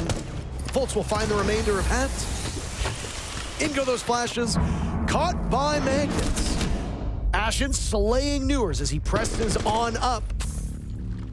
Slow crawl of the Banshee will prevent Benja from taking the space he needs. Gomez finds a second for his troubles, and now it's Forrest to join the party. Over towards Vending, Yaga in on the action. Gomez finds yet another kill. Ashen dies at the hands of none other than Gomez. What a magnificent round from Gomez and Oxygen across the board. I believe that was a 4K, but we will need to wait to see the stats when we get back in, because one of them might have been a down again that he collapsed upon. And no, it is a genuine 4K for Gomez. And statistically speaking, Gomez kind of needs that 4K. He has not had the greatest of statistics ever since kind of taking over as the IGL and team captain of this squad. His stats have kind of lagged behind a little bit. I know he didn't have the best numbers in Stage 2 of the North American League either, but do not forget how good he was as a mechanical player back when this team was a little bit different with some different players on it. He has always been a player to step up when the pressure's been the highest, and Gomez is extremely talented in his role. To be popping off like this as the in-game leader is certainly something to keep an eye out for. We see a lot of IGLs actually fragging out in the current meta. Liquifact probably the most obvious example, the most famous fragging IGL that we have in the game right now, but there's quite a few out there. I would also even put Fault somewhat in that category as an IGL who is not usually the lowest ranked on his team in terms of kill, who's not playing those super traditional hard support roles all the time, but he is on the Thermite this round. An operator that for a long period of time had the nickname of being the Fragmite. So it's not abnormal to see a Thermite getting kills, though obviously that operator doesn't have the same prominence that it used to at that point in time. That was also when he was one hard breacher and then became one of 2 hard breachers when they added Hibana, and for a long period of time, this game just had the 2. Hell, even when Maverick was added, a lot of teams didn't consider him to be a genuine hard breacher. They saw him as more of an accessory to hard breach. And he still sometimes plays that way. It really depends on the specific wall and the way the team wants to use him. I would go so far as to say he's a hard breacher for hatches. Yeah, he can get walls too, though. He can get walls, absolutely, but he relies on somebody else, right? You cut down that metal sheet and then it needs to be opened up. You cannot do the job yourself. But every single hard breacher in this game has some kind of weak spot. Ace, it's hatches. Hibana, it's smaller holes. Thermite, it's that you have to get up close. All of these operators have some kind of drawback. That's why they're balanced the way that they are. Top floor is obviously going to be the goal. I think it's going to be an admin side clear, but they've really taken their time on getting in and around admin. The defuse kit still is over there, but pressure in towards bathroom and spiral too. Balcony wall opened up cinematically in front of your eyes. What is Newer's going to be able to do? He was droned out many minutes ago, and now he's kind of in a spot where he wants to fall back. I'm not sure SSG know exactly what style of push they want to commit to still, Parker. No, I'm a little worried about the next steps for Space Station. They're now rotating around as it seems like they'll go for a split take here. They've sent Benjamaster upstairs in admin all on his own, and he'll confront quite a lot of barricades that, well, they're gonna know where he's coming from. Goyo canisters, maybe a bit early, but will still at least slow down the advance of Space Station as they wait for those fires to clear, and Oxygen seems to be getting a bit antsy. Finally, SSG learns how to use Rotero drones. Nitro Cell will get Ashen and almost Fultz as well. He's been down 2. An excellent start from Oxygen as now Benjamaster falters. 2 that remain for Space Station as Fultz might be irretrievable. J90 dies. Forrest right next to Fultz, but he's got to worry about what lays in wait behind him. Fultz crawling to safety. Toxic Babe goes out. Nobody swinging on Forrest. They will allow him to pick up Fultz. Hat does the job with the SMG-11, and Fultz will wait for one of the 5 players to show themselves. Gomez will be the first and also the last. 2-0 for OXG. I honestly think that Nitro Cell from DS was probably the main thing that won Oxygen that round, as well as the fact that SSG's push was a little all over the place. They started with some pressure over by admin. They eventually moved Diffuse Kit to Spiral, where they had 2 players, and at the same time, 2 other players were pushing over towards Yellow. But then Diaz launched that C4, and that got 2 kills, including the downed player. That was kind of just, that was on me. I just didn't really have we didn't really have a gap in like their D right there to like explode. I'm glad he said that, because it didn't look like they had much of a plan. It felt like they couldn't find that gap, as Fultz was saying, and they were hunting for it the whole round. Sometimes as the IGL, you know, you got to stand up, take responsibility, say, I didn't really find a gap, and, well, that's exactly what happened for SSG. You got to appreciate that from the veteran. Also, that's a big credit to Oxygen. Yes. I mean, it's not just SSG taking responsibility, Jesse, but it's also commendation to Oxygen for how airtight that setup was. Yeah, that's a great point. I mean, that setup was really strong. They showed a lot of strong force over towards admin. A big part of that was Newers on the Azami, who wasn't getting into direct gunfights, but showed enough of a presence, put up enough Kiva barriers that SSG thought, yeah, an admin push is not really going to work out. So then they kind of, you know, they opened up the balcony, they had some pressure over towards Yellow, over towards Spiral, and never really found an opening. And that is really good work from Oxygen on the defense. 2-0 now on the most defender side of map in the pool. Doing what we expect from teams that know how to play this map. SSG will have opportunities, at least on their half as defenders, but you cannot allow OXG to run up the score on you in the interim. You got to get to that point first, and that's still 4 rounds away. Technically 3 if you count this round that we're in right now.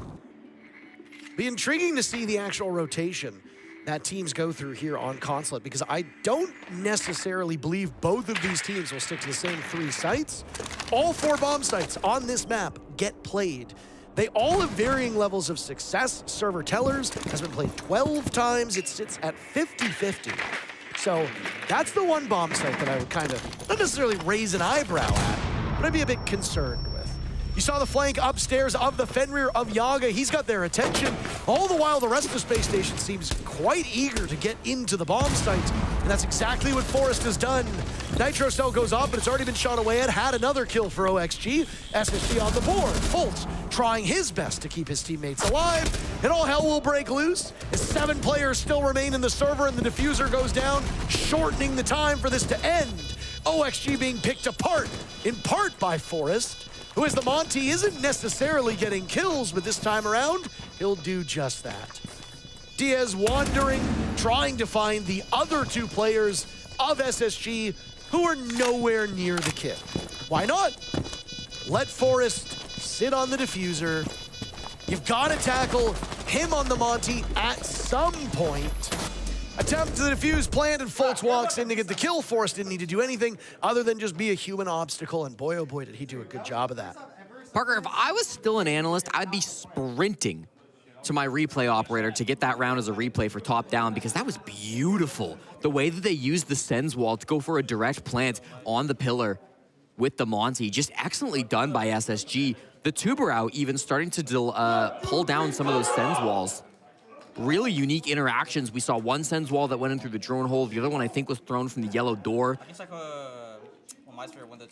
They blocked so much sightlines, and of course there was a Warden back in sight, but it doesn't matter because Warden, after the new update, cannot see through those Sens walls, and there was absolutely nothing they could do to stop that monster from getting the defuse, get down inside a pillar. The air jabs were set up on yellow stairs to provide protection from any kind of flank that came out from Oxygen. That was just a really well set up SSG, and I'm glad that we saw that after their push in round number 2 really fell flat and couldn't find anything to get going. They immediately answer with a well-constructed push from start to finish that all looked brilliant. A masterclass over 2 rounds. First, it was OXG's defense in round number 2, and then Space Station's execute in round number 3. It's almost like you're doing Fox A's job on the telestrator for him. Wow, he's the one who's got to break it down, not me. He does a great job on those, by the way. Leo also doing a lot of the telestrator work. Jack, yes, I think, has done some from time to time. Yes. I deliberately left out Laxing, thinking he would get mad. He's not stormed into the control room just yet, so I fear he's either not listening to me, or maybe he simply ignores me. As a former analyst, I can say, when you're talking, the stream does tend to get muted. Of course. I appreciate you telling me these things right now when we are sharing a mic with each other. Unfortunately, a blast that I was not allowed to mute you when we were co-casters. It is a challenge, isn't it? Yeah, I suppose. You can always take your headset off and just leave the mic in front of your mouth. I guess you can hear me in real life, I suppose. Yeah, you're still standing right next to me. I'm sorry this is such a difficult situation for you to be in, but I would also like to note that you willingly joined me as a co-caster after Nick said that he couldn't any longer. Okay, well, you know. Come to think of it, why did Nick want to leave? Well, that's gonna fester. We've got a lot of control from Auction still on that top floor. 4 of their 5 players remain above the bomb site. SSG have not really tried to clear them out. Instead, they're existing over towards our tellers, over towards kind of the front door, the main lobby. They've got this Sens once again, but that won't protect you from a plant denial up above. They've got to find some other way to stop these vertical players from stopping their plant. Bravo drone to hack a cam, that'll be nice, but it won't stop any denials. They don't have any, they have 2 traditional smokes, I should say, in the pocket of J90, and actually 2 more from Forest. Here comes the util. They're loving this sense, and I mean, why not? It's working. Yaga had aerial coverage, and he manages to cut down Benjamaster. The Dane still searching for a kill. J90 falters, and Newers capitalizes off of that. Oxygen with 2 opening picks. While there are 5 OXG players still upright, they've got to be concerned with this clock. How good is the lockout from Space Station? Fultz gets siege timinged and misses an early opportunity and an easy kill over towards Spiral. But good news, you got Forest on the flank. 2 from SSG remain and plenty of time to hop on the case. But you got to take out these last 2 players It's all up to Fultz as Ashen has been dropped. Not a player from OXG is on the diffuser. Now Gomez will go. Fultz held at bay. Oxygen will have no problem getting this one. And the defenders continue their winning ways. 2 rounds in a row from quick pushes. One works, the other falls short. SSG at least trying. OXG, 3-1. Nice response to the post plant. I gotta say, SSG keeping up with these Sens strats. I said the Sens wall is not gonna help you if you tried to plant without clearing up above, but it actually did amazing work. They didn't have a direct vertical angle onto the plant spot. They only had that sort of angled viewpoint of the player down below to try to stop that plant. And so the Sens wall actually did stop the players from the top floor from denying that plant, and it was really brilliantly run by SSG. They have been cooking with these Sens strats on Consulate, saving it for a big game like this one against their North American rivals. The post plant a little too clean, though, in round number 4, so it'll still be Oxygen to run the day, but I still, even though they're losing 3-1, I gotta admire the creativity on that. I'm really enjoying this series. Me too. I mean, and I don't say that as somebody who usually watches NA because I really don't have any loyalty to an actual region. I don't frankly care if North American teams do well. It doesn't trouble me in the slightest. If all of NA went home tomorrow, I mean, I think it'd be bad for the audience, but it doesn't really impact my enjoyment of the games. But the way that these two teams are trying to problem solve in real time, and there's a very obvious stylistic difference to the way that they approach Siege. It's great to see. It's very refreshing, and I'm frankly liking it. I like that OXG also has been able to rise to the occasion. I think there were some concerns that this would be a cakewalk for Space Station. They would take 2-0, and OXG, because they came in through the LCQs and maybe haven't been the best team over the last year, that there'd be some issues, but no. OXG are performing admirably, and on this round, they have done what has happened in every single round, which is kill Benjamaster. He has no impact on the round. 0-5 for the Buck. Ashen will answer back on to Newers. Damage to SSG is still done. They need the Danish player of Benjamaster to pick things up. Yeah, we were glazing him on the last map, but he's not really done much to achieve that same result from us today. Map number 3's been difficult, but it is a 4-on-4. The rest of his teammates are not in that bad of a spot. Full admin control now being held by SSG. Inside the hallway, and the Sens comes out once again. Forrest needed the go-ahead to get over towards Projector. Fultz dies. Forrest was able to move him off of that spot with a grenade. One good enough kill, the other not good enough in the slightest. Ashen and J90 now the two standing. J90 himself has been held off the score sheet, so Benjamaster is not alone on his team in that regard. Ashen and J90 in similar positions. Ashen was over towards the top of Visa by that admin door. J90 was over by top spiral. Remaining minute is OXG just playing a patient game. Gone is the aggression that we saw from the first 2 maps. They just need to let SSG come to them. Gomez was certainly doing that. They've grouped up. I like that from SSG. Side by side, making an awful racket right now. You're not cooking the nade, you're just waiting to toss it. Into the corner it goes, beautifully flushed out. They were expecting another over towards Spiral. J90 anticipating this move.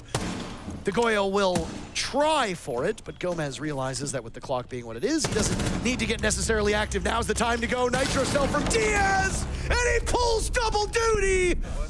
Out goes the explosive. Out go the bullets from the SMG-11, and nothing is tripping up OXG for the moment. Back-to-back rounds on that top floor where Diaz is hitting some beautiful nitro cells. Bro, I feel like they're just gonna play display. They're gonna bring Dokkaebi and shit. I don't know if he's sick or what, but still having a fantastic job. It's very emotional. Hey, he's feeling sick with the nitros, let me tell you that. Some beauty play, some fantastic tosses. It's not been the defense where his strong suit has been this tournament so far. He's actually the statistically best attacking player at the Six Invitational entirely. A 1.83 attacking KD ratio. He has primarily been fragging out on the offense, where he's been able to let loose a little bit on the Ash. He's been flexing around to quite a few other operators. Yeah, just do secret. Yeah, just do secret and hatch. But on the defense, his late round passive play, especially with that utility, is some of the best in the world. And I remember seeing him put that on display at top 8s in tournaments, through deep runs across the globe, both on this auction team and on that former XSET squad. A couple different orgs that he's played for. He has been absolutely phenomenal, and I think he's starting to show that now. He's only put up 3 kills in this map, Parker, but the impact that he has had, and I include 1 down with the Nitro Cell, have been absolutely fantastic.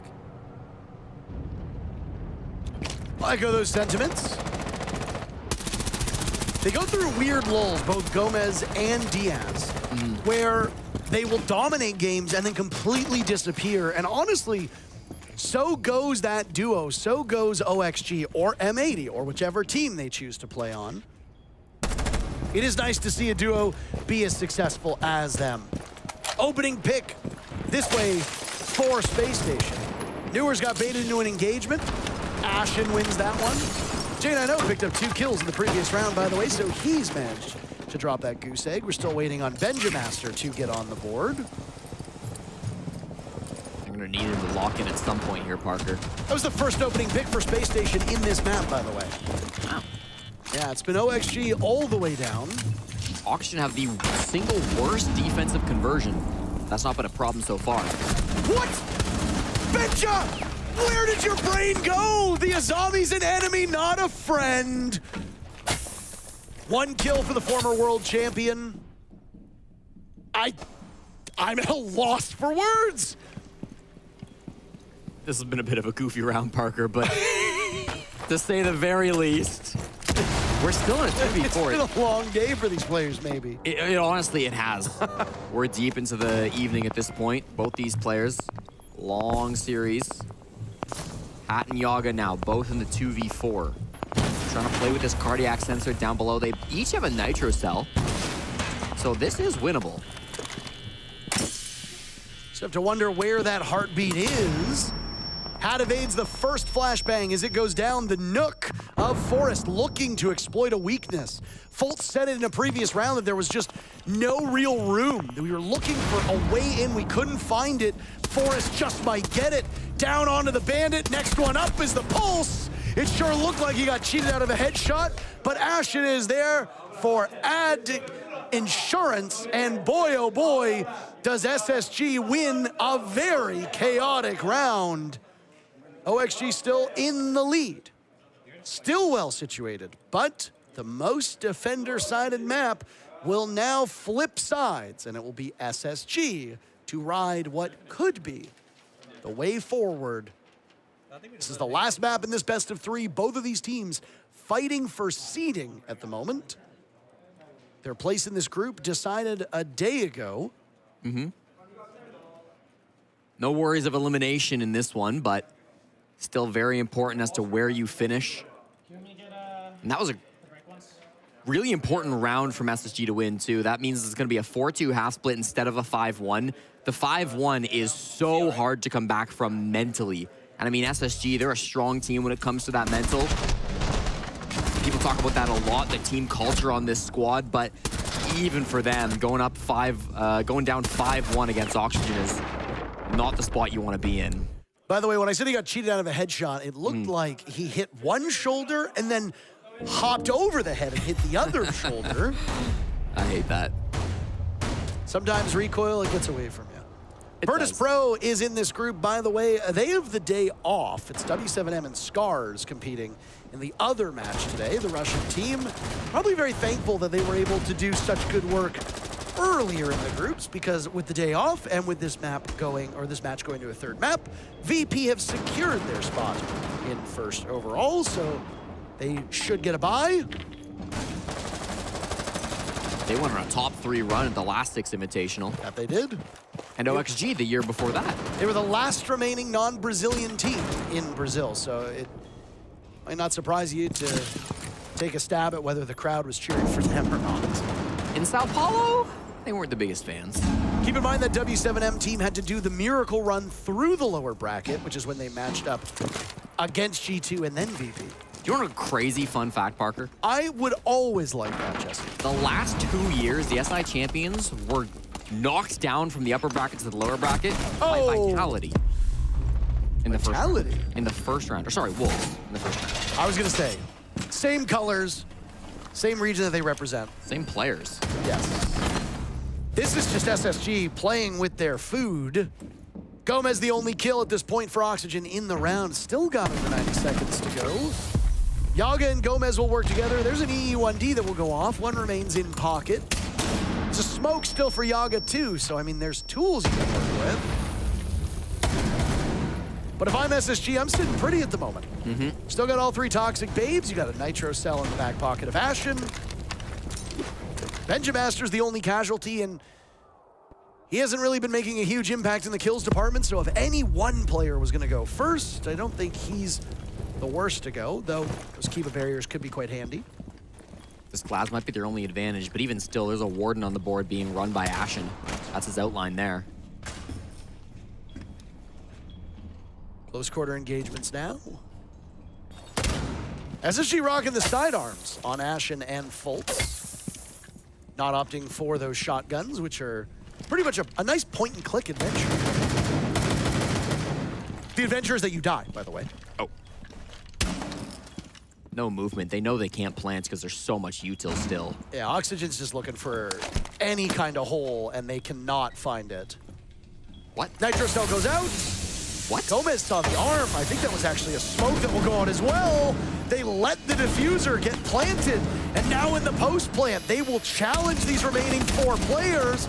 Yaga with his own sidearm out. He's all alone, but there have been 2 downs on the side of SSG. Fulton J90 still up, but J90 reads the retake, and SSG, they win their very first defense. OXG went so slow on that 2v4. I think SSG fell asleep inside the site. Let the plant go down, but it was fine in the end. The post plant was clean. J90 stepping up big time in the 4v2 post plant. Beautifully done in the end. And I'll probably attack timeout from Redeemer. Listen, it really just comes down to the energy. Let's bring the energy up. Let's make sure we're not making all of these mistakes going slow. If we're taking gas, we're all gonna fight together. Alright? Got this fucking match, not doing anything crazy. All we gotta do is focus on what we're doing. Right? We're taking gaps, we all gotta fly together. Get off the position. Let's put this shit up. Let's close this game. We got this. Alright, round by round, finish this shit. We're not doing anything nuts. Let's play together. If we're gonna go fast, we all go fast together. If we go slow, take our time. Let's make sure we're taking info. We didn't know a single op going into that round. So let's try to do a little bit better job of gaining info on the ops. Let's get this. Let's get this fucking map. We got this shit. Let's go. Pretty remarkable that they played that round blind. Yep. You overheard what Redeemer said. Maybe you didn't hear. He said that we didn't know a single op going into that round. One of the beautiful things about Operator Repick is that you can customize your attack lineup to best counter what defenders get brought by your opponents. But OXG were not able to effectively drone out any of those ops. They didn't know a single op. It came mighty close, though, all things considered. Don't know how much easier it's going to get now that there's an actual mute on the board. Yeah, that makes getting that drone intel a little bit more difficult. See what Auction can manage to find.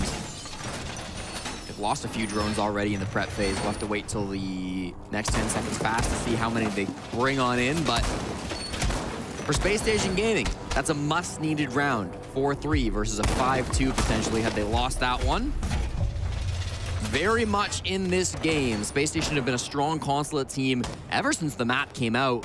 They got a huge 7-2 win over Scars a few days ago, and as the analyst brought up, they beat OXG on this map back during the regular season of the NAL. That was a 7-5, if my memory is correct on that game. And I'm not just remembering from Stage 2. I did look at this before the game. So I think that we're looking to go to a close finish. 12 rounds would be expected. I can see a 15. Why not? I think we've earned it after this series.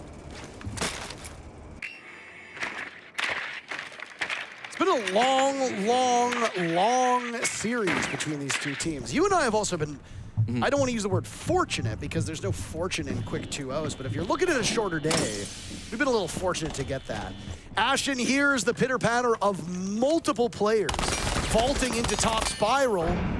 Fultz sustaining an awful lot of damage. Hat has shaken him off, and Hat is taking an unbelievable hurting from that goo mine. It's dropped him to 30% of his HP.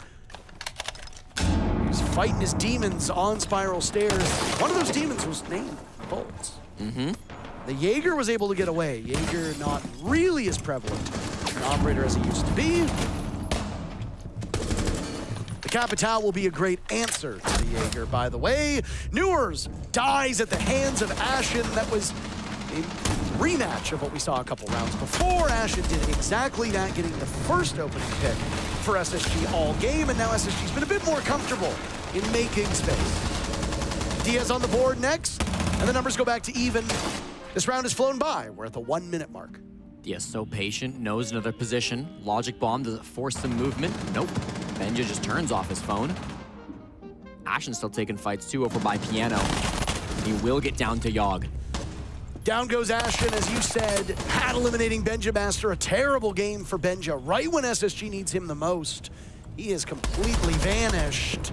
J90 gives it up on Yellow Door. He has to go for broke. When you are at such a disadvantage, you have no choice but to take chances, because if you don't, they'll hunt you down and double up on you.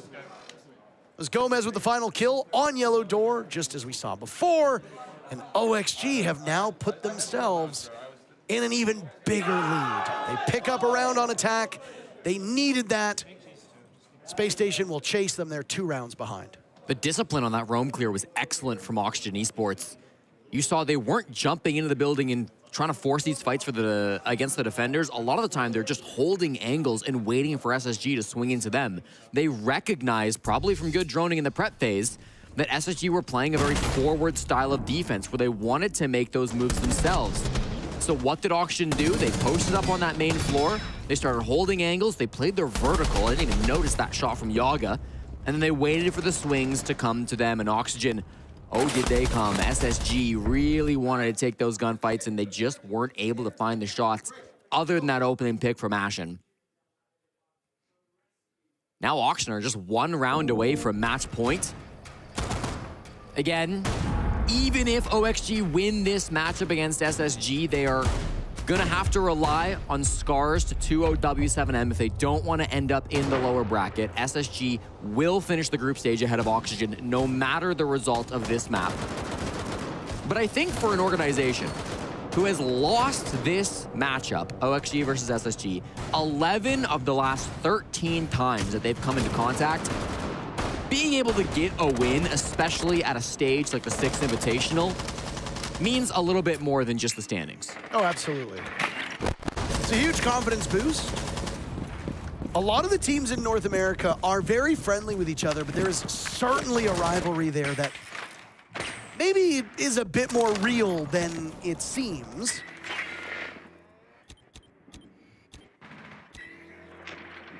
Talked about this not too long ago where we thought that it might even be a quick 2-0 for SSG. Oh, missed opportunity by Newers as the Capkin of Fultz gets away. You know there's a Capkin on the board as they'd already seen some EDDs, so those entry denial devices will stay in the back of mind until it gets 30 seconds, then you forget they exist, and you run in and take some serious damage. I mean, assuming they pinged out 1 or 2 of those EDDs, they will be able to track him with the Deimos. They choose to track Legion instead, though. Newers will find Forrest roaming in lounge at the moment. It's the Zulu wall opened up, so a look into the bomb site now made a little bit easier by the Selmas of Diaz, who, by the way, very much looks sick. After you mentioned it, yeah, he does not look like he's doing particularly well. He's doing well on the server. Again, we say 4 to 5, but the impact he had on defense with the Nitros was ridiculous. It's no Jordan Flu game, but I mean, it's still something, isn't it? Gomez is worried about a flank, and he shoots away at long desk. He's got a ping not far removed, but there's a hard wall between them. That's the Warden of Ashen, who can evade him for the time being. J90 tucked into a bit of a rat corner, and he easily collects the kill. There's another not far removed of Diaz, but he opts not to get too aggressive. Yaga got a kill as well on the side of OXG. So both of these teams with, I don't want to say an early kill, Jesse, because there's 45 seconds left in the round. Feels early. Oh my. That's a nice second from J9O, who finds the head of Diaz. I mean, there's only 3 attackers from Oxygen left to get down to this execute. They don't have the fuse kit either. It's been dropped at the top of Spiral. Recovering that's got to be priority number 1.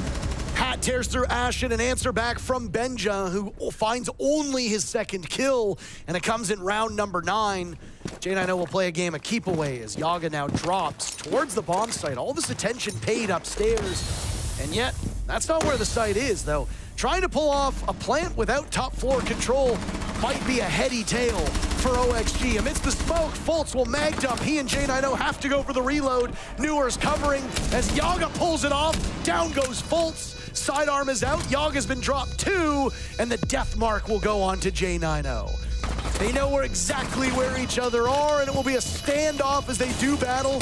J9O attempting to distract, hopping onto the kit. The mark updating. Newer's flushing him out of his position with nades, and the nade actually lands. My God, what an explosive end to the round. And OXG are storming towards the end of this map. In North America, Newers was really the first person to take over on the Deimos. It is his most played operator, and he plays so well with it. Sometimes you talk about top Deimos players in EU, Shaiko to become the mind, Doki as well. But Newers really owns this op in NA, and I think we've learned that the hard way if we're SSG. Another very quiet attack timeout from Callout. I'm not sure we're gonna be able to hear him. CEO's fine. Play CEO as it is. Probably gonna see this time. I would say probably front of the CEO. Watch out for that. So you just Keller's at that. Play Keller's best. The biggest thing right now, fellas, is be decisive. We're at a power, fucking do it quick. Consolidate, do it quick. Don't second guess yourself. Just make a decision. Yeah, let's go see us. We're going to football. I don't think they're not going to win. The biggest thing was to be decisive. That was the main thing that I heard him say right at the end there. Close this fucking shit out. Let's go. Close this fucking shit out. Let's fucking get this shit. A bit less elegance on the side of Redeemer. Yeah. more of a crass motivated statement. But you know what? Sometimes you gotta tailor it to your audience. For sure. Callout's a soft-spoken guy. He shows up in the suits. Redeemer tells it like it is. I love that bounce, by the way. He banked it off the little display case there. And obviously, if you can bounce those nades off a wall, they'll explode a little sooner. So Newer is absolutely aware of that fact. Makes it look easy, bro. Just clean with the nade and clean with the Deimos. Now Oxygen, they've just got to find one more attack. As Foxay said, a top 3 attacking team at the 6 Invitational so far. It's a defender-sided map. Of course, SSG have everything that they need to close this one out. The map will favor them. Their mental is known to be one of the top mentals in the scene, but they've still got to lock in for these next 3. They will start on the top floor. Most teams would tell you this is the single strongest bomb site on Consulate. If they can win this, then it's only going to get harder. Are we about to see a 4-man rush? They have to think... They all went up together. There was a small smirk on the face of Diaz. I don't know if that was the goal. I think it's just a setup for a classic CEO push. I think if all 4 of them went through there, it could end in absolute disaster. But it would be fascinating to watch. I'd be very much down for it. Yaga taking some damage down below by all those nice art and paintings. That bottom floor is to hop out of his position and prompts an immediate reaction from Hat, as that adrenal surge will go and give Yaga a bit more HP. Doesn't really matter though, because what remains of Yaga is torn through by the buzzsaw that is the SMG-11 in hands of Fultz. I'll be honest, Parker, this doesn't look very good. Not right now. All the util here, it's very obvious what Auction want to do if you're Space Station. The one saving grace might be Newer's lurking up Spiral at the moment. Forrest is very far back as well inside of admin, so he could be a difference maker as he assesses a potential flank down below. Don't know if he's reading any intel or just has an idea of where they might be. Newers' adventure up spiral stairs has now come to an end, and instead he will pick apart some of the gadgetry. That's down, preventing a swing in from OXG.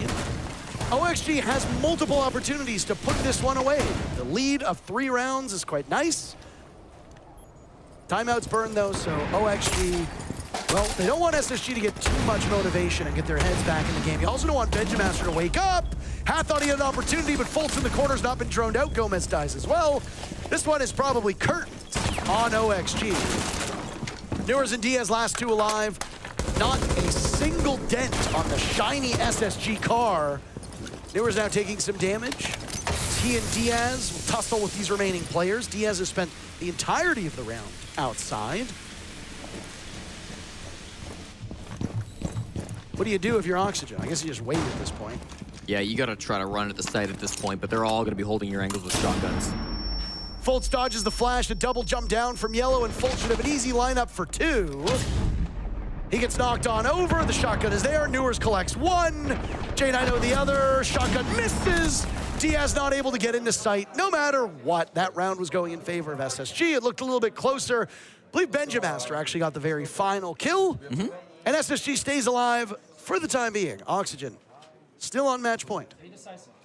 Play the top here to die, and we're playing C. I'm gonna play C4 unless you guys, unless you wanted to full. You gotta give a lot of credit to the captain of SSG in that round. Fultz was absolutely fantastic on the smoke in the top floor CEO. His decision to rotate into the CEO corner, it was not expected by Auction Esports, and so when that plant started right here, Fultz was easily able to pop right up. They had no clue that Fultz had moved into that corner. You may be wondering, well, why, how didn't that get stopped? How didn't that get cleaned up? And the reason is because Yaga was the first to die. Generally, what you'll do when you're attacking that bomb site is you'll put the buck down below inside a piano, and the buck will rip up all of those floorboards specifically to deny that position that Fultz had taken halfway through that round. But Fultz, recognizing that there was no buck, because they had gotten that kill earlier, that there was no pressure from Oxygen down below, said, wait a minute, this position is free. So he took it, nobody saw him on the cross, and that was enough to win the round. But that was the easy part. Top floor is supposed to be a gimme on Consulate. Now SSG've got to go to the basement, which is usually a little tougher. And then if they could win this one, they're going to have to choose between piano and the split site, both of which can be tough sometimes for the defense. Not impossible, not as bad as other maps, but harder for sure. You've been feeding me fun facts as if they're the grapes being fed to a Roman emperor. So I'm gonna feed one to you, maybe like a baby bird. Okay, here, I'm gonna put it in. The first 5 opening picks, OXG got. The last 5 opening picks, SSG has got. Wow. There has been no gap between it. It was first blood by Oxygen rounds 1, 2, 3, 4, 5, 6, 7, 8, 9, 10. It's been SSG all the way down. I mean, conversions have fallen short. There's been no trades either, so these are just clean first picks. It's 5 apiece so far. Somebody's got to get a 6th, right? I mean, this is the tiebreaker round, and Newers came so close with the pistol. They'll do battle again, and Newers wins it against Ashen. All the while, those logic bombs ringing out, giving more information to the remaining players of OXG as to where the 4 from Space Station are. Benja gambles on a jump out in admin. It does not go well. The Yog Dog bites back. On match point, OXG finds themselves in a 5v3. This has been a slog for both teams. Back and forth contests. 11 rounds in map number 1, 11 rounds in map number 2. And if you're OXG, you're hoping 11 rounds is enough to get it done, because that'll be a 7-4 victory for seeding, of course. OXG would win this grudge match against their regional counterparts. Strong site utility from SSG, though. 3v5, they've got the cardiac sensor for information. They've got the tube route to slow down this push, and Force with the nitro cell and a very good gun. The Deimos has gotten so much intel for the attackers, though, and the ram up above is a huge problem, too. So it's not like Oxygen are short of resources. If Fultz is going to stay on this cardiac sensor, Jesse, he's not going to be an active gun in the fight. That means there will only be 2 for Space Station at this point to go up against the 5 from OXG. It's not an ideal situation to be in. Here's who started this off, looks for more. He can't get it. J90 shuts him down, staring all the way over towards yellow. Hat finds Force before he can scoot off. Next one up's the Tuberow of J90, but Gomez is in on the hunt as well. Fultz is last man standing, but Yaga says, not today, Junior. OXG wins the North American Derby. 2-1, 11 rounds in all 3 maps. You'll love to see it. Goliath gets slain, Parker. They may have won 11 of the last 13th, but they will not win the 14th. Nicely done by Oxygen Esports, looking clean at the 6th Invitational. They still will have to wait to see if they'll be upper bracket or lower, but in any case, they can feel good after this win. It's a bunch of apostles who haven't said this in a while, but you say David does it again. Isn't that a crazy thing? We've got a chance to break down this thrilling best of 3 after this short break. Right?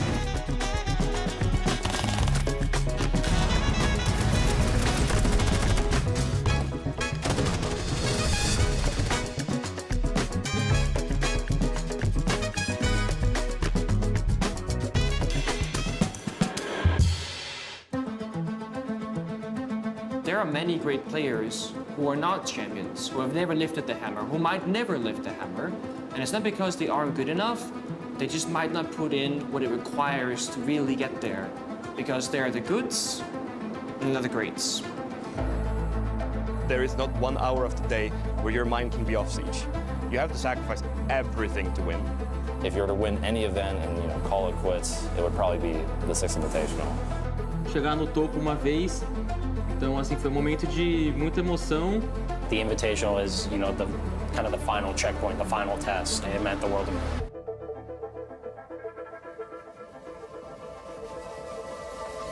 History will be made here because for the first time on home soil, a Brazilian team will win a world championship. The only thing that matters is the 4 guys next to you, your coach, and the screen in front of you. No one ever really just goes and wins. You have to go through the pain, the hardships. Phase are exploding! You have to go all in, that's it. Quem perdeu foi nós tudo ali. E a gente que vai virar isso aqui agora. Você tem que confiar muito no seu time. Não vamos desistir, não vamos desistir. And brought it all the way back! Baixa demais, porra! When you truly want to become the best, you truly have to believe that you are, because you have to play it 100%.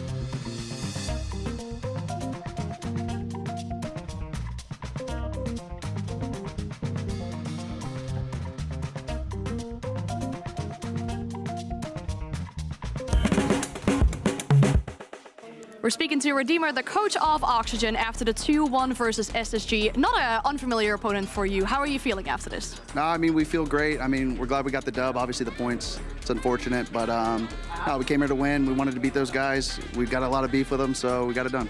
Let's talk about that beef, because there's a whole lot of talking coming from the SSG side. How do you, as a coach, help your players to not get affected by this? I think it's just a mental game. I mean, just staying focused and focus on what we do well and ignore the chatter. So and I feel like we did well today and we got it done. So, yeah. Good. Now, Foxay's been telling us that you have been saying to Foxay, we don't really deserve anyone backing us or the credit until we show that we deserve it. Do you feel like today was the point where you showed that you do indeed deserve the credit? I mean, we haven't done really anything yet. Yeah, we got a couple wins under our belt, but I mean, for me, until we start actually locking in these big games and closing it out, I can't be too happy yet. We've been putting in a lot of work. I'm really proud of these guys. And yeah, no one should believe in us yet. What have we done yet? We're here to just prove ourselves. I feel like we're kind of the dark horse of the tournament. So we're gonna take game by game, and we're gonna show everybody what we've been working on. So yeah, that's the plan. All right, well, still not really then. I mean, there's a lot to prove as well still, I feel like. But this also means it breaks open the group completely. There's still so much that could be happening in regards of your positioning. How are you going to go into this game that's going to happen after this one? A bit tense, or?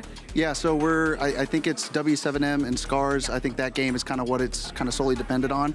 We're just going to watch the game. Whatever happens, it's out of our control. You know, whoever we have to play, whether we're in winners or losers, we're going to take it on the chin. I think we could take any team at this tournament if we're having a good day and playing how we have been playing on some of these matches. So really just focus on ourselves, focus on getting these dubs, and we'll enjoy the rest of the games today. Awesome. Well, of course, a bit of tense moment coming up, but hoping on a positive outcome for you, and thank you for the interview. Absolutely. Thank you so much. You guys have a good one. Redeemer saying they don't deserve any credit yet because of the performances so far, but this certainly helps them get a better position in the group. As we said, a lot can still happen. It can break open the group entirely. But one thing you said, Lexing, when we were watching the game, is that it felt like SSG was just not prepared for the kind of play style that Oxygen was bringing out. Yeah, absolutely. I mean, from what we saw back in the NAL stage versus what we're seeing now, this is an entirely different Oxygen. Not only are they adapting on the fly, but their aggression on those attacks has really what's been like eye-catching for me, because what we were seeing back then, they were very disjointed. You could easily pick apart an Oxygen attack and kind of just play a numbers game basically at that point and always have the lead. Where on this side of the Oxygen field, they are constantly keeping up that man advantage. They're constantly playing with one another. You can't really take a round for granted if you even win a round off of them. Their attacks just are looking phenomenal and where we need to see it. Yeah, the downside for SSG is they didn't really change anything, I would say, from stage 2. They still maintain the same sporadic, spaced-out playstyle, and that's what we were worried about. OXG was going to take advantage of it. They were winning fights all over the map, and it was very difficult for SSG to bring it back on their attacks. They constantly looked like they would get shut down. They didn't have a response, and OXG was so consistent at closing out those rounds. And I think, you know, I've said this a million times. When you lose to a team, you tend to be that team. When you play in that rematch, you understand where things went wrong, outside of obviously Oxygen making huge improvements on their overall performance, but just knowing how you want to approach SSG, and every single attack would clearly show that the prep and everything that they are doing leading into these matches is clearly being displayed here on the scoreboard. Yeah, I feel like it's once again those attacks that really shine for Oxygen and really pulled them through this matchup. I mean, especially that first half when they were on their defense, it could have been a 3-3. It was a 4-2, but from there on, they just keep on making, like what you guys were saying, keep on making sure they win out these attacking rounds and get these 3 very welcome points to the board. Yeah, they needed that. I mean, the defenses were the biggest factor in the first 2 maps. OXG weren't able to get enough. They felt a little more comfortable on labs, but they couldn't get the attacks moving, and then instantly auto-corrected on map 3. They'd have great consistent defenses. They end up going 4-2. They needed that. Then once they're on attack, I mean, you couldn't be more comfortable with a lead. Yeah, and exactly what we're showing on these attacks as well. We saw a great moment from Newers, which is our black light detail for today for this matchup. Nade kills don't happen too often anymore, but he definitely got one in his clutch. Yeah, I mean, the nades, I mean, you don't get to see them get kills too much, but for the detail, I mean, that was such an amazing clip. The Deimos, I believe they were just in such a bad position to man down, but the readability to go for this plant with the coverage of the smoke, and Newers on the Deimos just has to play the 1v1 game. They gave it to him. This is SSG that we know. The sloppiness going for 1v1s. The diffuser gets taken down, or put down rather. New gets the first kill, he gets the second on the peak. No communication between SSG, and now he's got the Deimos tracker on. He doesn't have to do too much, and he knows he has the utility. God, when I was on the team, New never used utility, so thank God he started using it. I mean, really couldn't go anywhere once he threw those. It just was a slow burn. Nade got the last kill, and it just goes to show when you play the objective, if the case is down, even if you're a man-down situation, good players can make it work. Yeah, absolutely. And honestly, the heads-up play, like you were saying, with utility, I team with Newers as well. I know that he never used utility. So the fact now that he's using nades just goes to show whatever they're doing that at OXG boot camp, whatever Redeem has behind him saying use your utility, it's obviously being displayed. We love to see improvement coming out from these players here, but that is it for our third match. We have one more match in the A stream for the groups. Before we do get to that one, though, there's going to be some B stream action because there is a lot happening in that game between Secret and CAG. But when we come back, it's going to be our final game of the group stage on the A stream, and that is between Scars and W7M.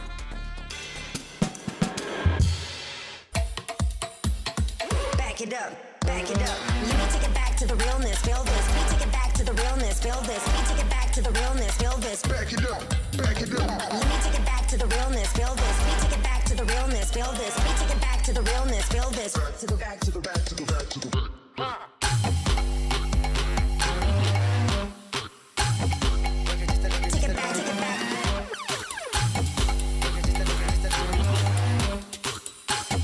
Back it up, back it up, back it up, back it up, back it up, back it up, back it up, back it up, back it up, back it up.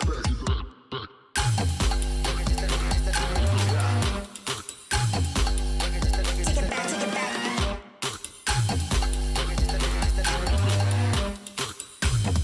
Back it up, back it up, back it up, back it up.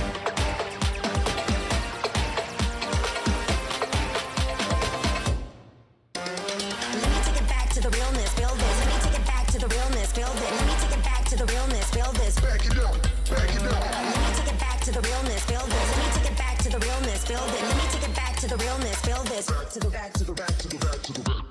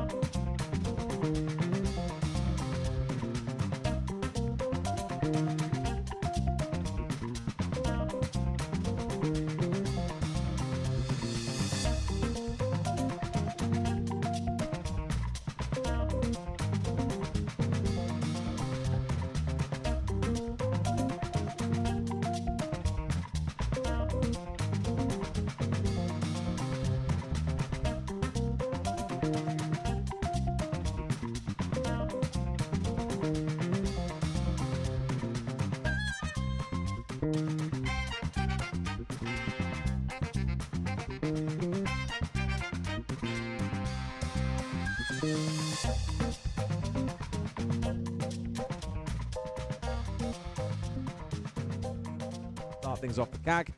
We get about 50 seconds into the round so far. Continuing to open up those admin windows. Nobody really established inside of the map yet for Cyclops. Ruby's going to get that Nitro out. He's ready to hard challenge onto admin here should they come in. Cyclops just take a little bit of a breather, send in the drones, see exactly what's going on. Will they drone far enough to know that Grubby is there waiting, poised with Nitro in hand? That's going to be the big question. He's actually, I was going to say he's pocketed it. Out it goes. It's too soon. They're not inside yet, Grubby. But he's still in a position to try and hold them at bay. 1 minute 30. Cyclops not in the map yet. For that, we have the outlines, of course. No, he hasn't pushed forward, but you assume with the Grim Bees coming in and not tagging you up that they must be pushing in at that time. Assuming that it'll be open, it'll be clear, sorry, here inside a break, but tucked in. And a missed time C4 short might cost them a little bit. They're starting the march forward. Tim Kaga now getting some control inside of admin. It's going to be a real scrap over here. Grubby's playing his life here. He's got the bandit battery on top of the hatch as well, so that they can't do anything about the hatch from underneath with a Hibana or anything. I know they don't have it, but he's not to know that coming into the round. But he's definitely locked himself in here. And Cyclops don't have an answer. They're dying around him whilst they try to get him cleared out. They're eventually going to get the kill as Shiraneko steps in and manages to find him. But the damage might be done, Des. We're down to 45 seconds and it's 4v3. Good, making down as I'd well. say making a 4v2 while he's down on his backside, yeah. Not sure how that happened, but Virtue's going to finish him off. Looking very comfortable for Secret at this point. Anderson going to try and do what he can here. Gets in deep, tries to tuck, but sadly hasn't got control of short. Goes down to that. Shiraneko picking up the kill. What's left to say? 2 and 6. He's got 3 players to come up against. There are 2 smokes in back pocket for Adrian. This round is done. Almost certainly. They know where he's coming from now.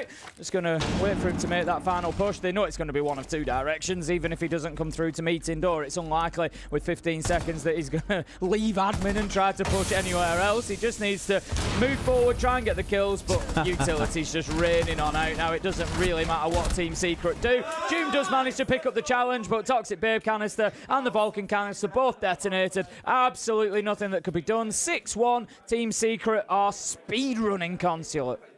Yeah, extremely comfortably as well. Did not look threatened at all on that first defense, and I expect the same will carry on into our next site. We spoke about the numbers behind this the other day, actually. Cafeteria and garage down in the basement is actually the worst site to defend. It's got the best attacking success for attackers. The best defensive one is actually on the first floor inside of Expo and Trophy. So, Expo and Piano, sorry. So looking at it, if you're going to have any chance here, CAG, it has to be on this site, but it's got to be very put together. The 5-round deficit, for me at least, is one way this map goes. Yeah. And it's not to Cyclops. No, I don't think there's personally, not just going off the score. Yeah, it's easy at 6-1 to say, you know, it's unlikely Cyclops bringing this back. Of course they're not going to bring it back, but, or very unlikely, it's very rare. I'm looking more at the way that they're playing as well. In terms of the way they're playing, if Cyclops show me anything that makes me think they can turn this around without considerably improving their play, and the answer is no, they haven't. They haven't, in that last round, been able to establish themselves inside of the map. It took them the longest time to deal with Grubby. They didn't have any answer for that. It punished them. They wasted way more than half of the round in getting that kill. They lost a couple of bodies along the way, and it was just too big a problem for them to solve. So, yeah, I think ultimately, whether it's this round, the next, the one after, Secret will get this locked up and go 1-0. Cyclops have a grand total of 18 kills across those first 7 rounds. Doom and Groovy together has 20. Just to help illustrate that picture a bit deeper for you, they are not firing on all cylinders on this first map. Sure, there's been a moment or two. Sharif Clutch, for example, the one that won them the round, is one of them, but that's really about all that's been going for them. Everything else has been a very slow and torrid start for the Japanese team. Our Warriors team just carries on to the second map. Well, you're giving away your chance to make phase 2. It's a massive accomplishment for a team to get to that stage and start battling to be in our live finals next weekend.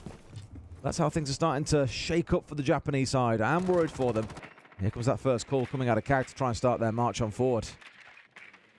Bronze will continue to race through just ahead of the shield of Anatan. Try and gain him any information that they can, make sure that his path is clear. He is there to clear roamers at this point. They're not finding anybody for the time being. The mute jammer is going to slow them down as well. Still plenty of work for Cyclops to do here. What they're doing is good so far. Get that control, then Black Ray can start working in Piano and Expo, getting that floor ripped up, but Doom is still up above. Going to take a lot of damage there. Drops back down, actually, says that's enough. Savage is at the top of Spiral at the minute, though, and could be in a position to challenge them. Cyclops need to make sure that they've picked him up as well.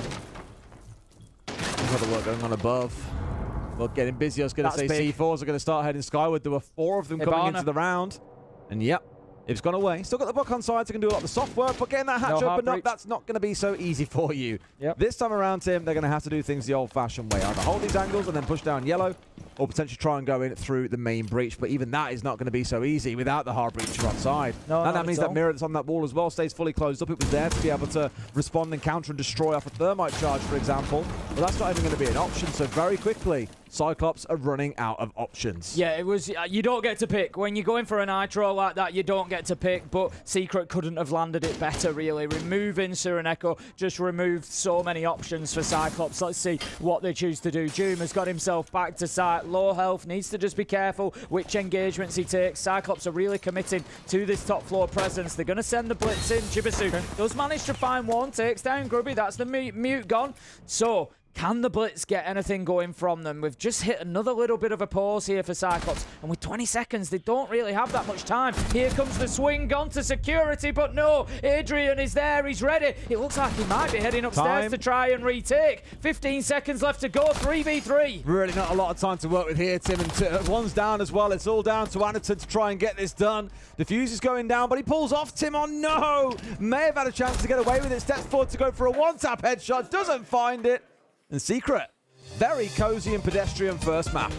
Yep, lock it out in quick fashion, 7-1. They look good for it as well, to be honest with you. They were in control of the map At all times, they were hitting their shots, finding their kills. There was that one round where I was critical of them and would remain, so I don't think they played that fantastically. Cyclops picked that one up, but other than that, you know, I'm just looking for problems at that stage, to be honest. Secret have had all the answers. Good start from them. They win Consulate. There are many great players who are not champions, who have never lifted the hammer, who might never lift the hammer. And it's not because they aren't good enough, they just might not put in what it requires to really get there. Because they are the goods and not the greats. There is not 1 hour of the day where your mind can be off siege. You have to sacrifice everything to win. If you were to win any event and call it quits, it would probably be the 6th Invitational. Chegar no topo uma vez, então assim foi um momento de muita emoção. The Invitational is, the kind of the final checkpoint, the final test. It meant the world to me.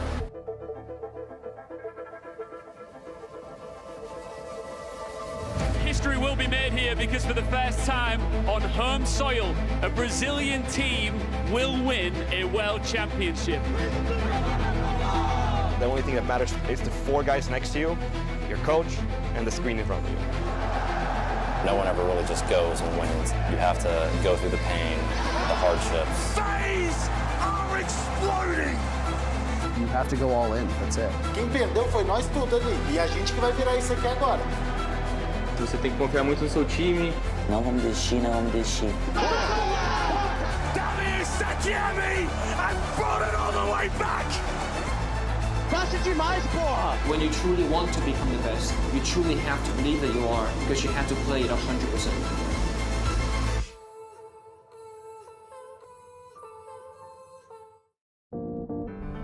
We saw once again how W7M won that grand final of SI last year. So technically the organization is still holding that current world championship, but I can't wait for that documentation to come out and watch it just with a drink and some snacks on the couch, I think, because getting this behind the scenes look is just something we don't often get in Siege, but it really shows you what it's like being a player. I mean, you two are probably the ones to show that as well. Yeah, Leo even just said when it was going on, he was like, wow, doesn't this make you want to play again? I was like, yes, it does. But I mean, absolutely, that event, the storyline couldn't have been better. The brothers versus brothers, the final map 5, it really was a script written in heaven. Honestly, living that moment was crazy. Like, I got so emotional watching it. Obviously, Siege is a big part of my life, but that grand final, for me, was just like the best match of Siege I've ever seen. Definitely was a very good matchup, but here is a lot to happen in Group B as well, because we'll pull up the standings once more. Group D, I'm sorry, but there is a lot to happen because we just saw Oxygen beat Space Station in a 2-1 fashion, and that shoots them up a bit in the group, but that means that there's still an opportunity for W7M to overtake them. Exactly, so there are implications here. So basically, to put things, simple, Scars is completely out. This matchup matters for W7M. If they win at least one map, they will go up and actually take Oxygen's place at the 3rd place, which means getting out of loser bracket as soon as they win one map. If they win a second map, whether it's 2-0 or 2-1, they will then be 2nd place, and that means that they will join the upper bracket and also have a choice on who they're facing, which is huge for them. So right now, they need to make sure they beat Scars to guarantee the best results possible in that group. And no matter how many maps they win, if they win, OXG goes down to the 4th place, which is the lower bracket. That is not where you want to be, obviously, because that means you have no chances at a loss. Obviously, the upper bracket's what everyone plays for. So OXG are the biggest Scars fans at the moment. Yeah, I was about to say, OXG will be rooting for the Japanese for sure. Yeah, I mean, that Japanese team that we are talking about, unfortunately, will be eliminated from the tournament. This is their last game of the international season competitively. They can gatekeep W7M from moving up any positions in their group, though. But it's the first time we've had 2 Japanese teams at SI. Unfortunately, that other team is still fighting for survival, but Scars we won't see anymore. It was very clear early on in the tournament that this was not going to make it work for them. What caused this early exit for them? I mean, to put it bluntly, it was just a lack of basic fundamentals. When you look at Scars, there's nothing that stands out too much. If you look at their opening kills, it's all pretty reasonable within each other. They're doing pretty decent. Besides Rek, obviously, he had a really underperforming event. But when you look at it, Fish likes +4, Nina's +2. I mean, it looks like a consistent team, so to say. But if you look at their kills to deaths statistics, Oh my God, red across the board. Ow. That is just terrible. And it just goes to paint a picture that even though sometimes they're getting the opening pick a little bit 50-50, they're not able to convert it. It's just a situation where they're constantly throwing bodies. It's not a strategy issue. It's a fundamental issue. Lack of trades, lack of ideology of what's coming next, and it just looks like sloppy gameplay all around from Scars. Yeah, you've got to ask yourself, how do you get in a position where you consistently get the man advantage and somehow lose it consistently? I think from playing in APAC back then, one of the things I noticed is that the playing teams were so good in that region because they were full of confidence, no pressure. And when they get to these international tournaments, what does happen? You have pressure on the communications. Communication gets hectic. And at this moment, they get lost in the round, especially when they're in step 2 in the middle of the rounds. That's when they get aggressed on. And usually they don't know how to react. They don't have the discipline for it. And that's a big thing that they have to solve right now. And that's a good shout. I mean, we had an interview with Rek prior to SI talking about what is causing them to lose rounds. It was the communication, so that definitely will be something for them to work on. Maybe even in this game, if the pressure is off, before their opponents talking about W7M, the pressure is on because they can still get up in that group, as we just said. Recent success for this team, though, fresh off the back of the Montreal major victory, but things aren't looking as good right now as they did in Montreal. I mean, coming in this tournament, right, they've just won the latest major. So technically they come in as the best team in the world at SI, right? The most recent victory at a major, and yet they're in a loser bracket position. If you look at this, you have the map wins-loss ratio at Montreal. 11 wins, 2 loss. Look at this. This is at SI Boston. In group stage, they've already lost twice the amount of maps that they've lost in Montreal. This is huge. Huge drop of a performance. And if you think about it, what's the reason for it, right? And you look at Volps, one of the biggest fraggers for the team. Yeah. And you compare his performance at Montreal and at SI, and you see this huge drop, right?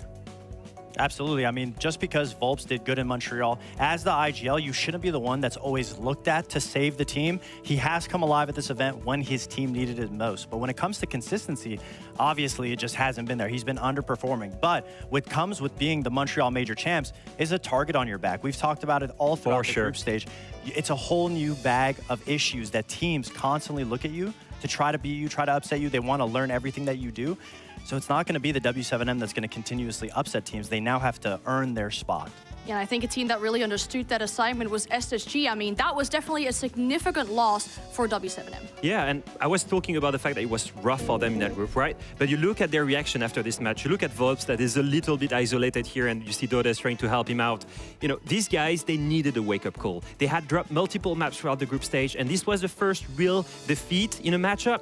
I think this is the kind of stuff that's going to stink for a team that is so competitive. And it's usually good to have that big dropout, that big loss in a group stage, because then that's a big wake-up call to perform better in the rest of the tournament. Absolutely. 1 step backwards, 2 steps forward. And I'm glad you highlighted Volps because after events, whenever his team loses, I feel like he takes it more personally than most of the players I've seen at this tournament. He holds on, so he harbors so much emotion for his team because he really feels like it's up to him to win his team games. And obviously, now that you're the major champions, it's no longer, oh, I got to get my team to the finals. It's, we did it once before, now I have to do it again. It's that much more pressure on his shoulders. I mean, I understand that you two are kind of going in on W7M because it hasn't been as good as what it was in Montreal, but I feel like I'll have to disagree with you guys because something that we saw yesterday, I don't know how they did it, but this kind of synergy, that is just what's going to win you games. I mean, we saw 2 players on the side of W7M pick up their comp, the exact same timing, take a sip, put it down. I think we'll have to roll it back again once more just so we get a clear view of this perfect in-game or out-of-game synergy, actually. Same keyboard, too. In slow motion as well. Wow. You can't beat that. That's surely gonna give you some kind of thing to go well into this. I love the fact that neither of them notice it, even though one's behind the other, because they're so focused on what their coach is saying that they have absolutely no worry about what's going on besides the communication that's being fed to them. And I think that just goes to show good groundwork for a major winning team. Yeah, I think Norris has had a great impact on that team, by the way. He's been with them for a very long time. He's helped this team consistently perform better and better. Every time I feel like he's so energetic, he's always, look at him. He's there, he's the sensei master. Look at this, full of meditation. I love this guy. I think he's had a great impact, like I said, and I think overall, if there's one guy that can pull this team together and make them perform better at this event, it's that guy, Norris. Yeah, we're at least seeing the players make sure they stay hydrated, just like yesterday. Once again, here in this matchup, as best of 3 is ahead of them, they'll need that stamina to perform in the series that is coming up. So let's roll up the map veto and see where we're going to. But just to remind you once again, Scars are here to play for their kind of dignity, maybe, just to at least have a little bit of fun on the international stage. Yeah, and gain more experience as well. So nothing to lose in this matchup. And I mean, we see why they have nothing to lose. They've just picked Labs. Let me tell you just how big of a curveball this is. W7M is on a 6-win streak on that map. It's not only about just like letting that map open. They've actually picked it. That's a huge show of confidence and a huge gamble as well. If we move on to the next map, we're gonna see Border from W7M. Border. I mean, Border's a consistent map for W7M. I do agree with the Scars comment that it looks like they're just trying to get more experience out of this matchup. Yeah. The last time Scars played Border, it was in Montreal. They are confident on it, so leaving it up makes perfect sense. But when you get into a situation like this, no map for W7M is going to be a bad map. Yeah, it's a very strong map for W7M. I think they're on a 3-win streak on Border. But mind you, that game against for Scars at Montreal was against Secret, so great opponent, and he went all the way to 7-8. But you might be watching this bracket just play out and be like, oh, well, W7M is going to beat Scars. But believe me, the biggest upsets always come when a team gets eliminated. Big curveball, yeah. Big curveball. There's no expectation on Scar's shoulders, and we've seen it time and time again, usually from the APAC region, that once they're eliminated from the tournament, that's when they play their best amount of Siege because they have no stress, no pressure. They can try anything, they can have fun, they can enjoy their time, whereas W7M they can't afford to make any mistakes. And if you want one example of that, just look at PSG Talon. As soon as they were on the verge of elimination, who did they beat? DZ and BDS. That's just to show you how much talent APAC has and a consistent problem with dealing with pressure. And we're looking at the Scars players right now. They seem pretty chill going into this matchup. Talking about any predictions then, because if we do feel like they might be unleashed going into this matchup. We talked about things that have been struggling a little bit on their side. How do we feel like their chances are, especially with the curveball that we got coming up? I mean, I think we're both going to say W7M should win 2-0, but what I would like to see out of Scars is they're taking W7M to confident maps for them. I'd like to see them at least put up a ball game. The only chance for them is just to focus on stabilizing after they get that first pick. That's base level, ground level stuff. You get the opening pick, calm down, figure out what you want to do next. I don't want to see them over-peaking, trying to go for these monstrous plays just because there's no pressure on the line. I really want to see a good showing from Scars. Yeah, we've been coming back to this, right? All they need to work here, they're looking for experience, work on those fundamentals. You're going to get... Woo! Let's fucking go. That's what I like. Let's some hype. But yeah, in general, you're not going to get the same quality of practice in APAC. You want to play against these guys and gain more experience and work on your fundamentals here.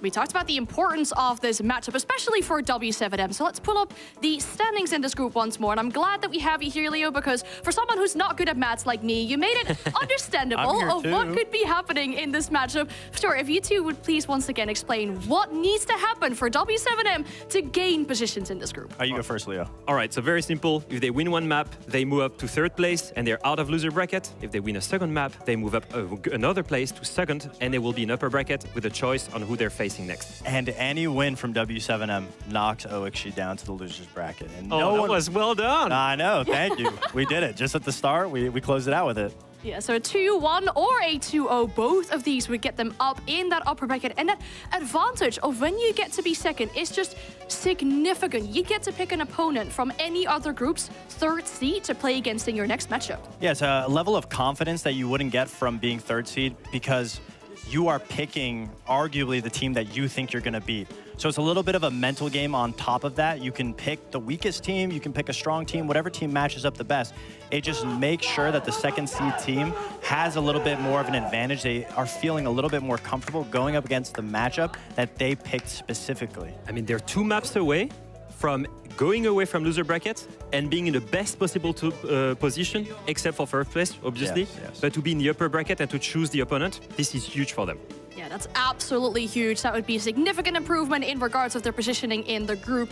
But our game is almost ready, so it's time for a quick check-in with our casters for this matchup. We're joined... yes! The synergy! That is what we need to see from our casting duo, the synergy coming up. If I'm going to ask you a question, are you going to start talking at the same time as well now? Yes. Yeah, okay. The synergy is not there yet. We're working on it, tested guys. We're better than Scars, and at least that's something. But of course, Scars do have a chance to redeem themselves. They actually haven't won a best of 3 at a major or a Six Invitational since Copenhagen, their first event almost 2 years ago. Wow. So yeah, there is a lot to play for in terms of pride, even though they can't gain any positions, even though they are already eliminated. And of course, as you guys already laid out, W7M do have a chance to jump some places. But these are zero pressure now. And if you know APAC, they can get super crazy when there is no pressure. This might be the game where they show up. That just makes me even more excited for this matchup because that means we could see some crazy siege coming up into this game. Please take it away for Scars and W7M. Thank you very much. And yeah, look, we know that this is right near the end of the group stage. We know that Scars can't make it through, but there is still a little bit to play for. And for Scars, like the guys were saying, it's a lot about getting that experience back into the server, coming here to a Six Invitational, playing on the other side of the world against the best teams in the world. They're up against major champions. Everybody here is stacked in favor of W7M winning 2-0. Yeah, right? Really. So anything that Scars can take is a huge win. That is exactly how it's gonna play out, and I don't know. It's weird because you and I, James, we actually bank. Yeah, No, I think we accidentally queued up the wrong map, so we will change that in a sec. Scars are panicking. No bank. I will say, you and I, we had the pleasure of casting Scars domestically in Stage 2, and you and I were both very impressed with their coordination, their synergy, their entries, and being able to like never throw a mad advantage. And then we go just a few months in the future to present time, and it's like, well, they still get the opening kills, but they can't keep that whatsoever. Fundamentally, we heard Alphama and Fox speak out how like lackluster they've been in trading and staying alive, and just the general like strategical foundation as well. I don't know what's happened with Scars. I don't think they're playing much of a different like meta game, but they seem to just can't figure it out right now at this event. Yeah, and it's sadly been the same case for the last couple of events they've been to. Yeah. These guys have been the first place in Japan consistently for a hell of a long time now, and yet when they come to these international events, they're not making a splash. It's funny because the teams that have made a splash here at SI from APAC, I mean, even if it's more of a puddle-sized splash than an ocean, PSG, they've had some pretty big games, obviously taking down DZ and BDS, and of course CAG with their performances they're currently playing as well to try and stay alive in the Six Invitational. But those teams, like CAG for example, LCQ out of APAC because they didn't even get enough points. They struggled in the Japan League, and same can be said for PSG Talent as well. Within Korea, not a dominating force, and yet they're here in FearX and D+ are. Yeah. And then you have Scars. Yeah, and then you have Scars who are Joel. Yeah, well, Joel are a special case, unfortunately. They were sick. I think that's the excuse. This event has not been a fair demonstration of what Joel's capable of. I think everyone can agree on that. I'm not saying that Joel would have gone through and made playoffs necessarily at their full form, but definitely like what they demonstrated here in a tough group was unfortunately not to their highest of ability, what they're capable of. Anyhow, Scars on the other hand, right, like these guys are so consistent and so dominating in Japan. They come here, they can't achieve much. When's that going to change? Because it's been too many events now that they've bombed out pretty early on. Same can be said for Montreal. Same can be said for Manchester, even SI last year, not making main stage for any of those events despite making it in Copenhagen at their very first. Yeah, competition is tough. Row and a half, mate. No, today, as we're saying goodbye to more and more teams, I feel like I've just been hit with the competition is tough. Yeah. Back when I was a player, I was very fortunate. Like, we almost never bombed out of tournaments early, never once in groups. Usually we made finals, Except often we won them. Six Invitational 2020. Well, we made top 8, but top 8 wasn't playoffs back then, it was top 6. Was that top 8? Yeah. Really? Yeah. Oh, damn. Okay, Yeah, you guys did better than I remember. So we lost the first match and thought it's fine. Or we beat like a map. We top 8, we'll play them on stage, we'll beat them on stage, and we figure out it's still in like group format because it's top 6. No, it's top 8. Yeah, okay. So, but no, my point is just that I've been retired for 4 years last month in January, and it's been such a long time that I've kind of forgotten about the whole aspect of 20 teams go to tournament, 8 stay for the crowd, 6 stay for the crowd. Yeah. So many teams don't get to experience that because they go home early. It's such a different experience, right? Playing online at home to playing at a boot camp or in a team house environment on online games. For sure. To playing here at a LAN event, but in the groups or the phase 2 stage, the early playoffs, to then playing on stage. Completely different ball game, all 4 of those different environments. Yeah. And Scars, unfortunately, haven't had very much experience playing on that stage yet because they have struggled consistently at this point in the tournament, in that group stage. As I said, like, yeah, they've won here or there in best of ones. They also did get a BO3 win over Wolves at the EWC this year, but I didn't count that because it made my stats sound bad. Also, EWC is not a major, and it's not a Six Invitational. It's not the same. Fair. So Scars haven't had nearly as much experience playing on the main stage because they keep struggling in these early parts of the tournament. And now in their closing game, they're up against the reigning major champions in W7M, who, by the way, haven't been as perfect as perhaps we expected. These guys have struggled a little bit. You know, they did lose a game already in their third match just yesterday to SSG. Despite getting good wins so far, W7M have actually been pushed every single match so far. Has been a 3-mapper for W7M, 2-1 over OXG, 2-1 over VP, and then losing 2-1 to SSG. So if they 2-0 here, that's their first clean game of the event thus far. Scars have started this round with 0 Heart Breach and a Fuse. Now the Fuse does have can openers, so there is technically some Heart Breach destruction, but typically what you see teams doing the attack, you play a Heart Breach operator and a Fuse. You'll Fuse cluster charge of one side of the wall, you'll Heart Breach the other, and either the charge will go off or the Heart Breach will go off, and you achieve something. But they don't have that combination of operators. They can't breach the walls. And they're up against a Kaid Tubrau on this basement bomb site. And it's not a Fuse shield. They're not getting funky with it. It's a Fuse AK-12. It's weird. I mean, you do have the ability to fuse the floor. Sure. And then that goes down into side. But usually there's not a lot of players playing in those exposed positions. And as there's no Maverick and no EMPs, you're not going to be able to open up these hatches with those can openers. Yeah, I'm just a bit worried for them because, again, they're making their life a lot harder than it has to be. And, like, Thatcher's banned, so you need to respect the Kaid now with either Maverick, secondary piece in pocket, or just, generally speaking, heart destruction. Scars are going for a full roam clear, so they want to work the map, they want to work the verticality. They spend both Dokkaebi cores now, without really getting a kill from it. Volt was low on HP, of course, on Casa, but they fallen back to side. There is one roamer, though. Volt's hiding inside of lobby, looking for a backstep, gone unnoticed by Scars. Without any more of those Dokkaebi cores, he won't be hurt later in the round either. Yeah, and Rek was looking scared on that clear. W7M is still looking so happy to continue aggressively peeking these staircases. Even Dash here spots out the Blackbeard for a brief moment. A nade comes his direction. He actually gets aggressive on the back of it, allows it to roll past him. Nina does find the first kill, and that's Volps. That roamer left astray, eventually caught.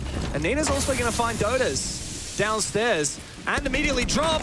He almost finds the pick. Nina does fall, traded by Loben, covering his teammate in Dash. Things are looking very awkward now for Scars, but W7M are also falling. A few picks here and there for the Japanese. Makes this perhaps winnable. W7M, they're fighting back. They don't have to. They got the hatches. They got somewhat of, like, you know, soft floor still to work with. Plus the charge from Fuse and the 20 seconds left. Gotta go fast, my friend. Fish like inside Blackbeard, diffuser in hand. Yeah, and that bulletproof camera bears eyes on Fishlike's position. C4 is going to be big. He missed. Can't shoot the C4, can you? Washoy needs to land those shots. Tayo's found one. It's all up to Loben. Is there vertical on this plant position? He sees him for a brief moment, but I don't know if he's going to have the angle. There's still a yellow ping onto the position, but I believe Washoy should be able to confirm this diffuser before Loben is able to relocate. Now it's a matter of Scars finding safer havens. Still a bulletproof camera on. Tayo and Washoy feeling like their positions may be, in fact, known as Loben shoulder peeking these angles, hoping to bait out a shot or two, but he clearly does not have the information he's looking for. He's having to check every single corner, shoulder bait, flashes go out, and I like this from Scars. They're both going to play separate, force the time delay on these 1v1s, and they're going to hide. This is so cheeky from Tayo, hiding in the corner. A couple of shots as Washoy eventually goes down, but it doesn't seemingly matter. Tayo can fall or can find the kill. It makes little difference as Loben had no time to defuse, and Scars start strong despite a very strange, messy round. Gotta praise Nina though. The aggression, getting 2 opening kills, a flanker and the guy on the staircase, just drops the hatch and goes for a third. And while it does get shot down, it's again just showing W7M, hey, if you don't respect us in our gunfights, we will take you down. And I think for the Brazilians here, they can slow down the gameplay. They had slow operators, they had all the hatches still reinforced, the main breach wasn't opened up, yet they're taking all these kind of fights. Dodus was swinging the verticality. He chose to take the confrontation. Dash, stalk around the Slinkago stairs, choosing that gunfight as well. They don't have to, but they chose to. The Scars, they give us a good look in this first round. Not in operators, not in strategy, but what they're known for, their aggression and their gunfights. Yeah, thankful that Scars was able to deliver when it got chaotic, because, as you said, not enough hard breach to have a clear push. They had to find picks. W7M played into their hands. And now W7M are going to bring the clash for this top floor defense. Volps is hiding near the A bomb, and he hasn't been detected as of yet. Funnily enough, Scars actually do have one of the best counters to the clash in the Zofia. Whether it was deliberate, I very much doubt it, but it'll be handy nonetheless. Now they're trying to bring out the Maverick. Again, respect the Kaid, you must. Just simplify your initial start to the round. 90 Labs, a little bit like Clubhouse in some ways. You can't get those first exterior walls open up on this upstairs bomb site. You just can't make it going anywhere. So this is the must-do. Maverick towards the top of the wall. Don't die to a C4. And then Maverick, the bottom part of the wall, still don't die to the C4. And the wall will be made soft. Then you can Sophia it open, shoot it open, etc. And all of a sudden you have to integrate to the building. Now there are 2 exterior walls on this map like this. Whether Scars, they want both of them, that's up to them to figure out. Right now, while that's happening, Washoy on the floor is opening up all the castle barricades, as many as he can find. And he's trying to peel back these layers from W7M. We'll see here. There's another, the 3rd floor is shown in the round actually. And it's really good. You might be thinking to yourself, this is very slow pace, I'm not getting any gunfights, that's fine. Right now they don't need that, they don't care about that. They can take their sweet, sweet time. And then once they get all that done, kill that default camera, stop making their way in. Where was that C4? I'm not sure exactly what Dash had in mind, but... Oh, it was a toss over the top of the wall. Nice, yeah, nice idea. It doesn't find anything. Scars actually really haven't put much pressure at all on that connector side as of yet. Very much a rafters-centric push. As Washoy jumps back in. Still no breach on this wall. What's the eventual idea for the execute? We've got Rek lurking below on the Zoth, by the way. Bit of a strange position for him. They reinforce off the catwalk wall. Everything that's rendering map control into play in a smaller area on the map, so they'll be very compact on the bomb side. Benefit is that they have the clash, they can shut off one of those avenues, but whatever is left open, they will have to watch. Aqua Stairs, for example, we see Dots playing in that position as a smoke operator. And Volps has to stay alive. Volps and Dots anchoring 2 sides of the coin. Vertical game here from Rek. Interesting choice to go with the Zafir instead of the Bark for it. He doesn't have any explosives left to try and open up more of the floor and hunt down those players. Scars, it's been quite a curious attack for them. They're continuing to poise. Candela's again at top blue. And it seems like that's where the pivot may indeed come from. But guess what? It's Dots. He's right here. He's aggressive. He finds Rek. Eventually traded by Washoy, who looks for a little bit more, but... Trade. Yeah, good shit from Dotas up the top of the stairs. He does get that trade eventually directly with Washoy. Now just 2 players there from Scars remain, but Volps doesn't have a gun. He's that clash, and he's still just stunning out these players. Spots both of them, and they do end up making it a 2v1. Poor Volps here, left all alone inside a site. As Fishlike and Tayu decide they're actually going to vacate the vicinity. They're going to go for a plant. It's really awkward now for Tayu as he's holding onto this position, covering Volps' cross, but Volps has spotted him multiple times. Scars have the crossfire, and Volps needs to isolate these ones. The Japanese really have no need to peek in this position. Volps still trying to isolate these ones. Bulletproof camera finally dismantled. And here is the discipline that we've been wanting from Tayu and Fishlike. Volps just baiting it out, and Tayu does eventually confirm that kill. Believe it or not, Scars are up 2-1.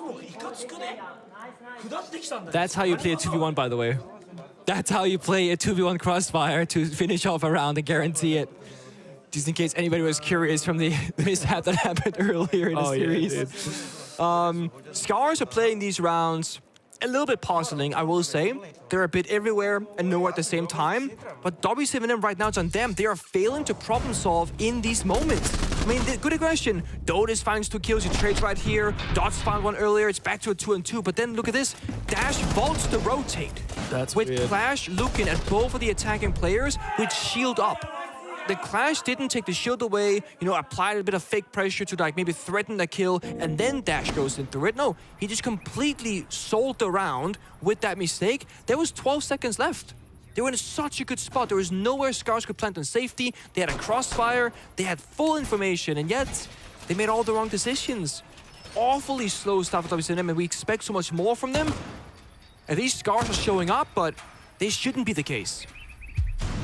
With the nature of how Scars are playing, W7M don't have to force these issues nearly as much as they are trying to. They can just be a little bit more restrained, especially when you're playing operators like Clash. Let the round play out. Have a look at what Scars are going for and execute. In that case that you said last round, like the Clash could literally just stare at them. Dash wouldn't have had to come back to site until the plant was going down. Exactly. But regardless, it is what it is. W7M down 2 rounds now on Nighthaven. Scars may be showing us a little bit of promise. It's up to W7M to adapt. We know they're very capable of that. Ooh. Let's see here. Volps might get a freebie. Runs at the door. Off screen right now. Volps with very low HP, as is Nina. No one's died just yet. W7M, they're very happy to fight Scars and the entries. I think that's a very conscious choice. Try and shut down that aggression. Not give them the entire map for free and make them fight for it. Burn down that timer, because they were very low on time previously in the rounds. It's a basement roam clear, by the way. So, full map is going to get used. I can't help but hear what's going on the basement. Why are we casting at the same time as Tim? He's so loud. I can't concentrate. That's good catch, though, from Tayo, taking down one of those Fenrir Dread Mines. Again, they're sticking their ground. They're not falling back until the pressure gets applied from the Scars. Nice. Nina finds one from the side. 1 HP Deimos gets the job done. It's an awkward position for Loban to play, exposed to an exterior door. However, seemingly there's more action going down. W7... Wait, what? How are you in the site? When on earth did that happen? Scars looking to hold off their position. Dotus finds one, traded back by Fish, who didn't end up committing to that plan. It does allow a little bit of time now for W7M to rotate back, but Volps is caught doing so. Now it's up to Dash. He's trying to push the fight as the Deimos is targeting him. Fish spots him and takes him on down. I hardly believe it, but Scars are up 3-0. I think he just sent it down the extra staircase. Nina got that kill outside the building, held the rotation, 2 people sprint on down. They get to the bomb site and just get it done again. They're finding gap after gap, winning gunfight after gunfight. And W7M, they look lost. Yeah, it is certainly time to call that tactical timeout. It's very concerning. I love the squatting in the corner. He is chilling. Does look like quite a tense conversation. Of course, we don't speak Portuguese, so we don't exactly know what's... It always sounds intense to my ears. I'm not That's true. But Volps is the IGL of this roster, but Norris clearly has a lot to say. Wow, this is there's almost an argument going on, seemingly. See some shoulders getting struck. I don't like that in universal language, at least. No. If the body language is anything to go by, clearly a bit of frustration has set in here for W7M. I think there should be. And I don't blame them, because, to be honest, like sometimes we see games go with a scoreline like this and you can kind of see what's going wrong. You can see the pain points. But I have been a bit confused from Scars. It's like hard to predict where these pushes are going to go down. We're watching one side of the map. Meanwhile, Scars has snuck into sight. We see they have no hard breach. Meanwhile, they win the round from a 2v1 anyway. I know. It's... And maybe this is the thing. WCM maybe can't identify what's happening or what Scars they want to try and do in the round, and it happens out of nowhere. They get caught off guard from it. But the Analyst segment did speak about, one individual that has not really been showing up. That's Volps. He was like 3-16 in entries, so -13. That is really impressively bad. Right now, he's 0-3 as well, getting caught off guard, dying early, not winning gunfights. And you cannot put like, oh, this is why they're not doing as well. This is why they're not going to win the entire tournament. It's not that simple. But Volps was such a spearhead and early success factor in so many rounds for WCNM. If he can find success early on and no one else steps up, they often play from an even or behind situation and can't seem to push back when it matters the most. Well, coming in today, Volps was the 6th worst rated player in the tournament. Here's Rek. Oh, he's had a rough tournament so far. He almost finds a freebie. He's just tempting fate, hoping that Volps will peek him. No exchange as of yet. And I believe W7M are able to retreat. Oh, nice idea there with that C4. Not a bad shout from Loban. Conscious now asks Scars that perhaps he might go for a flank. I don't blame Rek for shaking there. He flinched. As did I. I was like, whoa. The IRL. Nowhere. The IRL lean is the best part. You start leaning your head like, yo, I want to 100% guilty of that. What's Dota's doing? How does he not die there? Bit of damage done by Washoy, but not the kill as of yet. Meanwhile, Nina is taking a hell of a lot of damage on that blitz. He's waiting for the swing. Went for the prone shot. Now he's going in for it. He does finish off the player. However, trades come through and it's all up to Fish. He's got Dash trapped in a corner, but not able to confirm this kill as of yet. Needs to worry about a flank from behind him. A great weapon does he wield for such a clutch. This 552 Commando packing a serious punch, but there's info on his position, and it's easy for Dots to swing and splash that shotgun in his face. First round on the board, finally, for W7M. Much needed to convert that tactical timeout. It's not puzzling attack, and yeah, I think Scar is going to be hard to figure out in this best of 3.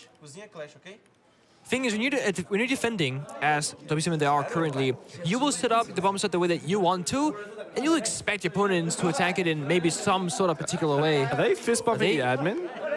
Who are they fist bump? Oh no. Oh, it's Annie. It's Annie.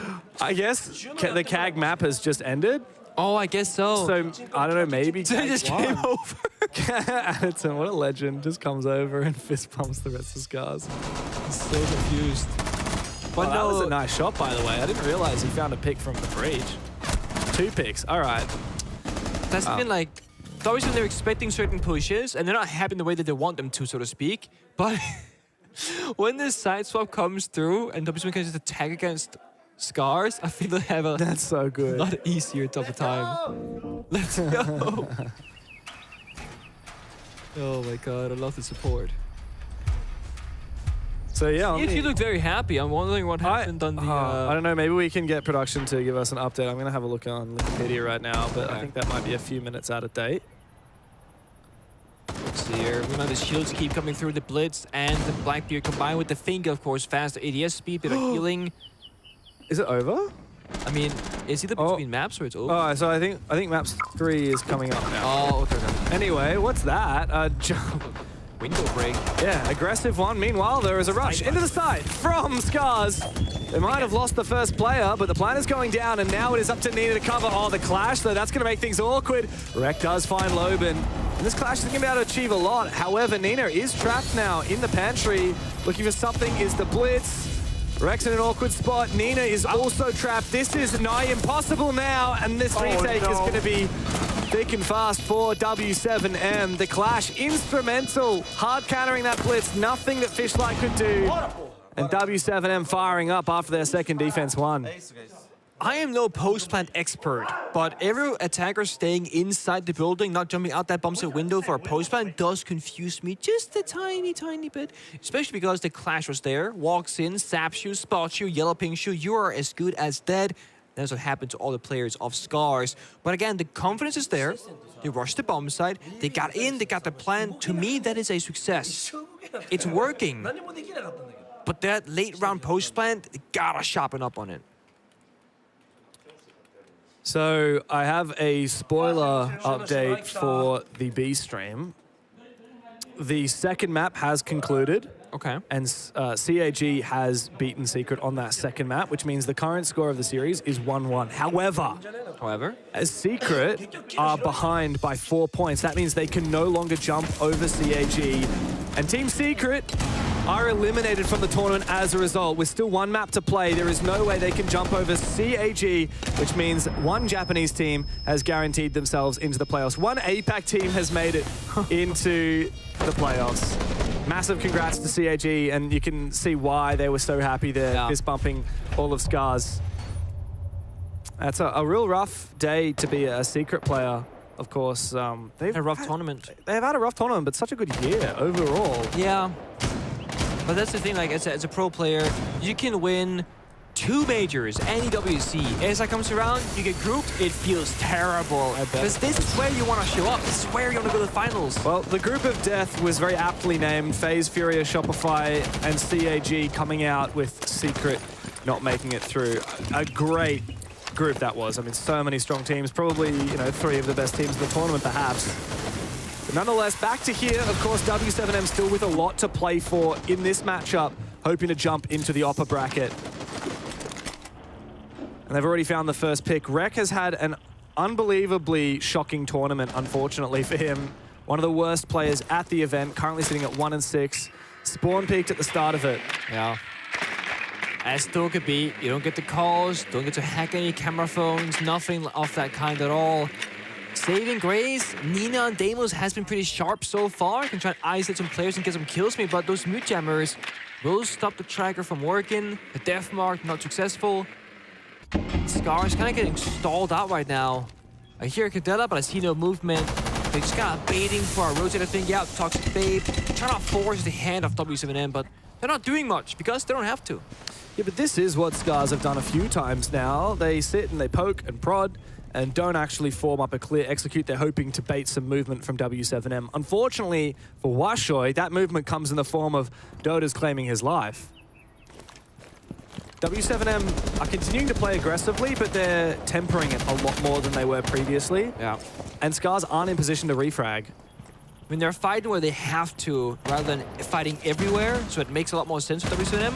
And now again, they're disciplined, they're holding angles, waiting for a catwalk entry. And it's just not happening. Again, Scars, they keep holding angles, but they gotta stop playing attack. You're an offense, you gotta go. Flashbang goes out, Dota's safe and easily takes down that kill, looking for another one. Fish like low HP. Dota's as well. Dots will steal the kill with a C4. Major Champions are firing up. After going down 0-3, they have tied the half and move now onto their attacking side. Scars looking a little bit worse for wear.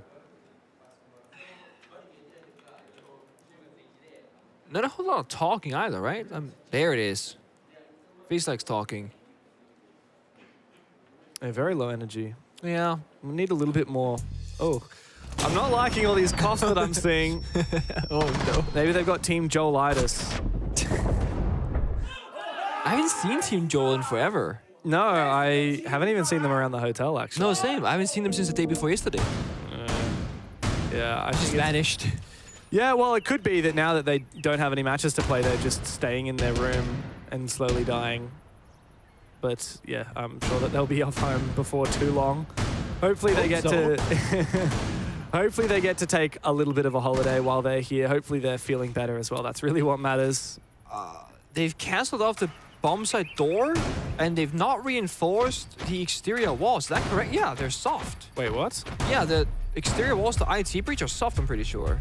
Unless I'm actually going blind. Yeah, you're right. And they've castled IT into sight. That's weird. This is a different kind of setup. I guess they want to try and play for... Maybe they must have had somewhere else they wanted to use those reinforcements. No, they got spare. Oh, they got 2 spare. I thought they were just about to use another one, but no, yeah, you're right. Garage, they're giving up Garage for free. They're not playing Garage.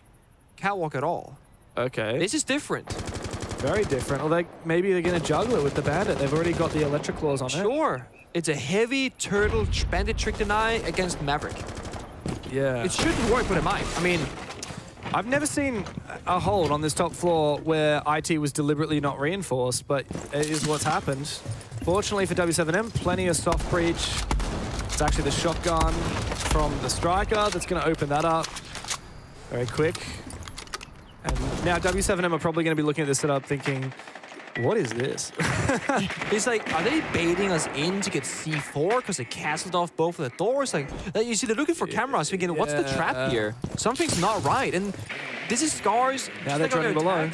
They're not really making a lot of logical plays, but it is surprising and confusing W7 greatly. Like, guys, what is this? Oh, there was a Valkyrie camera up there. Good drone work. Oh, they found it. Yeah. It was a C4 bait after all. Yeah. Without the C4 players playing below, but... Well, there are 3 C4s on the roster, but as you said, none of them are playing below. Nina, yeah, okay, here he is. There's 1 C4. Perhaps it was pre-placed. I didn't manage to see where it was.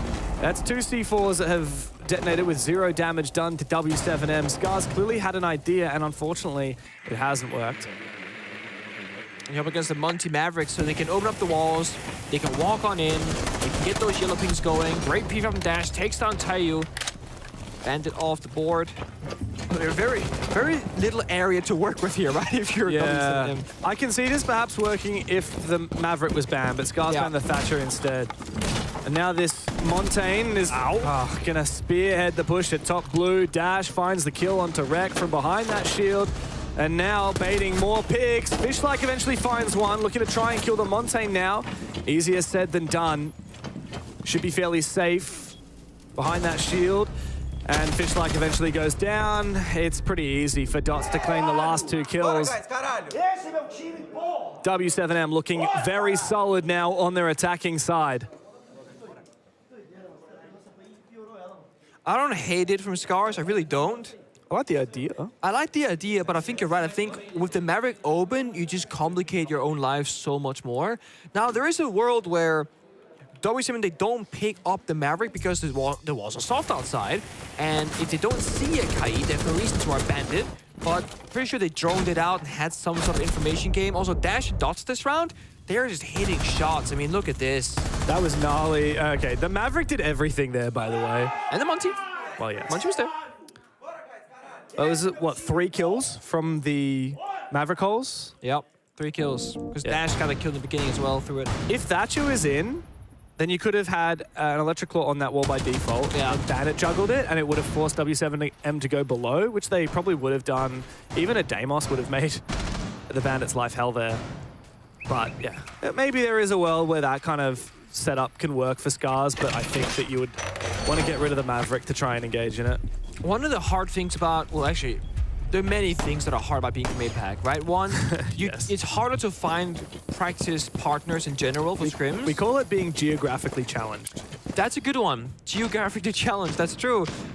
It's hard to find good scrim partners, and it's hard to find teams to scrim against that are good, period. Which means when you play these strats domestically, they might be like flawless, they work so well. You go into national, play against like Brazilians, Europeans, South Americans, etc. They don't really tend to work as often because this is stuff that they might have done years ago, or it's just simply, you know, not structurally sound, basically. Yeah. Not saying that's what happened to Scars, but they might not have been tested and challenged as much because they're from APAC. That could have worked 300 times in scrims. Yeah. And the teams that they played against had never brought Maverick or never found a way to counter it. W7M had not only the Maverick, but also the Monty. Perfect for it. And Dots is about to find a freebie here onto Rek. That doesn't bind him, careful. Oh, careful. Okay, this is potentially possible for Rek. Oh, the impacts are great. So much damage done. Oh, but coming in to save the day is Loban. Dots. Oh, so awkward for Rek. He almost had enough damage done onto Dots, but couldn't land the shots. Credit to Dots for swinging that shield back to protect him even when the guard break was active. I love watching shield players be like, I can melee this defender. No, I cannot. The melee priority meta has shifted for 9 years straight. Shields always had priority. Now they don't. That means every single time a non-shield player melees a shield player, they will always get that guard break animation. It's beautiful. Spoken as a true shield player, Nick. I hate that change. Nina's in for something here. No, never mind. Great usage of a nade to flush out the position. Dots is down, but not out as of yet. The smoke to cover and potentially go for a revive. Fishlike doesn't have information to deliver that smoke. Oh, this C4 should... that is... I don't know what to say. That's the freest freebie I've ever seen. The yellow ping is just off. That would have been the freest kill. That's so unfortunate, actually. I don't even know what to say. I could have done that. I could have missed it like him. I'm terrible at C4s. Oh, man. This is rough for Tayo. Last one left. First kill. TCSG active. Brings out the revolver. Finds the shield player, but eventually does go down. How do you kill the Blitz? It's like he ran through him and just killed him on the way. Literally ran through him. Well, the game has certainly flipped 5 rounds straight for WSechiemi. Oh, you're right. It's 5 straight. Yeah, and now the Scars will finally take their tactical timeout. Could be a little bit late, but... You speak Japanese, right? You've been working in this region for years. I don't speak Japanese, Not a single word? Konnichiwa? That's one. Arigato gozaimasu. That's 2 or 3 or something like that. Ramen? I'm not sure ramen counts. What else? There's the sake. Sake. Junmai. That's a type of sake. Okay. I can say that. I can say nigiri. That's a which fish. is like the sushi guy. Yeah, it's like the sushi stuff. Like I don't know. There's like a bunch of basically just food. Okay. You're not helpful at all because like I don't know what they talked about. No, but I don't think they spoke about sake or nigiri at all. I heard that they were gonna go for omakase later. They're like, what do you guys want to eat after this game? Do you guys know any good omakase in Boston? Oh, it's a nasty shot, actually. I wanted to see what happened if Dots didn't get Huff and open. Damn. Rick having some fun with it or frustration. I think that was frustration, dude. Still on the breadstick, by the way. 1 and 8. He's the only player in the server, I believe, who's died every single round. Dude, don't leave him hanging. There we go. I like the fist bump, but with the thumbs up at the same time. It's a double whammy, isn't it? Yeah, it's a double positive there. Oh, also, both teams playing kitchen? That's rare. Yeah, this is one of the worst bomb sites in the game. Defenders won it last time, though. Yeah. The funny... Okay. Wait, no, what? Yeah. The Scars rushed, they planted. And the retake. That's right. Yeah. The thing is about that is that it was Scars defending and W7M attacking. And no, all the way around. It was Scars attacking. Sorry, that's what I meant. Okay, that's oh what my god, it's opposite day today. Okay. What I'm getting at here is, yes, it was won by the defense, but it was W7M defending against the team that unfortunately So you don't think like they can retake it if they're Scars? I think they can. So the thing is, this bomb site gets played, let's say, 100 times. And in 90 of those 100 rounds, Clash is played. It's like without the Clash, this bomb site doesn't even have a tiny chance of working. It's so reliant on the Clash operator. So Rek, who's 1 and 8, has to get some good value here. Staying alive, getting intel, sapping players, slowing them down, and not making silly mistakes in positioning. Well, there's no EMPs to counter the Clash. We have 1 more nade remaining and a couple of flashes, and that's pretty much the extent of it. Clash spotted now by Dotas. Rek really does need a confidence booster because he has been pretty rattled. 3rd worst rated player in the tournament so far, and he's one of the best in Japan. And yet struggling to convert that here to a Boston performance. Meanwhile, W7M have made good progress here, opening up this hatch. Also wary of aggression. I like that read. Maybe wary of C4s being thrown on up. Dash won't be caught out. Nina is in fact holding a C4. Not planning to use it just yet.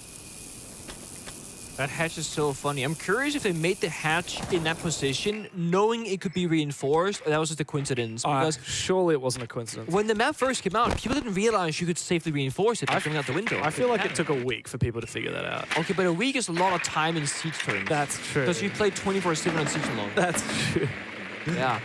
This is good info, though. This drone not being spotted out, seeing the entire setup that Scars have on that bomb site. Oh, that's an awkward flash from Dodes. He's just baiting out the player from behind the Clash. He knows he's not really going to take much damage from that Clash. Meanwhile, Dash has gone down. That's the Ying. That's one of the main operators. And Dots has taken a hell of a lot of damage from that C4 too. This isn't half bad here from Scars. This is working so well. And we're saying Clash, that's the operator for this bomb site. You get so much value. And those of them, they haven't really gone above. They haven't done verticality. I mean, they haven't done anything this round. Nobody from Scars is even upstairs. It's completely free, but they're up and not up. They have no ramp, no stitch, no bug. They can't go above. Volbs could have a big impact here, though, especially now Nina's gone down. What's possible now on the jump in? Nothing for Dots. Volbs needs to have an impact. He's not going to drop the hatch, though. He's going to go back to the kitchen window. Meanwhile, Loben's got an angle into sight, but the Clash is making things difficult for him, and Tayo is finished off. Volbs, everyone is just jumping straight into the site and dying. Nothing for it. Is he going to find a kill? No, Fishlike will swing. And that's what we need out of Scars. A couple more of them to bridge the gap. It's 4-5. The Japanese are still in this map. Really well done from Rek as well. I mean, he played the Clash perfectly, didn't overstay, but didn't play too passive. He was always sapping, getting info, doing damage, and just simply staying alive. Of course, Nina taking down the Ying so early on makes a huge difference as well. It was kind of one way they could blind everybody on side, jump down the hatches, do something. That was a great swing, actually. A little bit cheeky. But this right here, I mean, they are brute forcing, right? 1 guy in the window, 2 guys. Here comes the 3rd. Oof. And you just can't do that. if there's a player in the corner.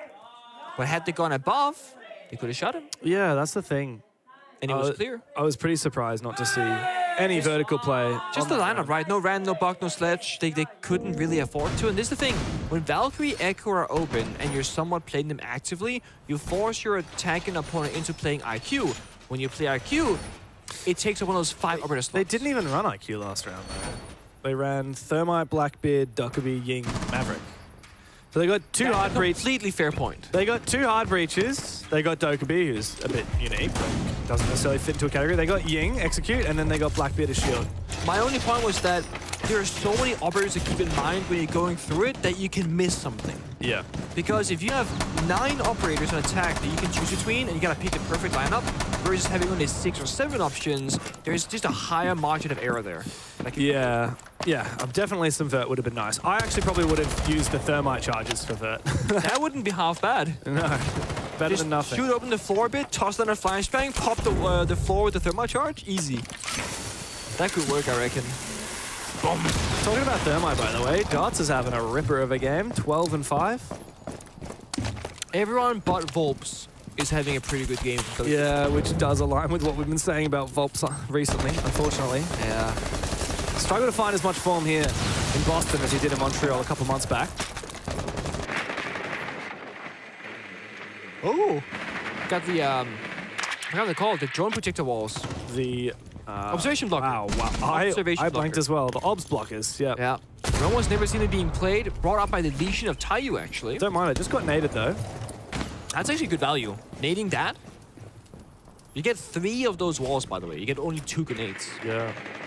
Good util sync. I like that W7M's being thorough though. I'd rather they nade that util out than take a risk. Yeah, no, yeah. That's the thing. If you can't drone it, you gotta face check it, and that's a risk. You can die, get one-shot headshot it. This is a nice flash. What's the next step, though? The wall is reinforced off. I don't know if the attackers know that just yet. Meanwhile, we see... Obviously, they're just kind of fishing. They're waiting for these aggressive swings, expecting it to be the answer from Scars, but they're sitting tight on the bomb site. No bandit, though. Just a kite close, so I think this wall will get opened up.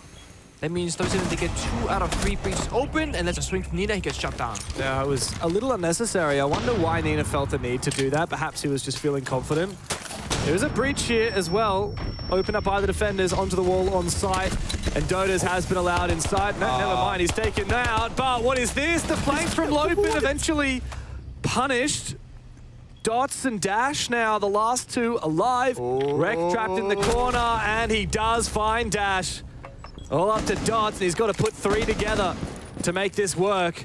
Isolate these fights, but hopefully for Scars, they won't need to give him anything. They can hide behind their positions, wait to play contact. Rex in a great position, Fishlike as well, fairly safe. And if Taiyu starts to firing, the rest of the Scars players, well, they can just swing on him. Dots, 13 kills to his name. It's not going to be enough. In this round, he spots the first player, trying to bait out the shots, and Fishlike goes for the swing. We're back even again. Scars made this potentially possible. I really praise them for their crossfire discipline, the 2v1s, the 3v1s. I mean, there are no gaps to be forced there against Scars. They understand not to throw when they have man advantage. They just have to get there. Nina swings out aggressively on IT Breach. He dies. Okay, 4v5, not a good start, but they stabilize. And then they don't give WCM anything back after the first death. They fight, they fight, they fight. Great pre-fires all around. We saw Lobin backs at the bomb site with the Ying pistol. Yeah. He was nearsighted the entire time and couldn't see a damn thing. That pistol is actually insane, though. I reckon it's one of the best pistols in the game. Okay, and every pistol is garbage. So what is that? That is not true. Okay, wait. I'll do a... Deimos wants to have a conversation with you. Okay, that's a gadget pistol. Doesn't count. I want us to name an operator that has the best pistol on my countdown. See if we get it right at the same time, okay?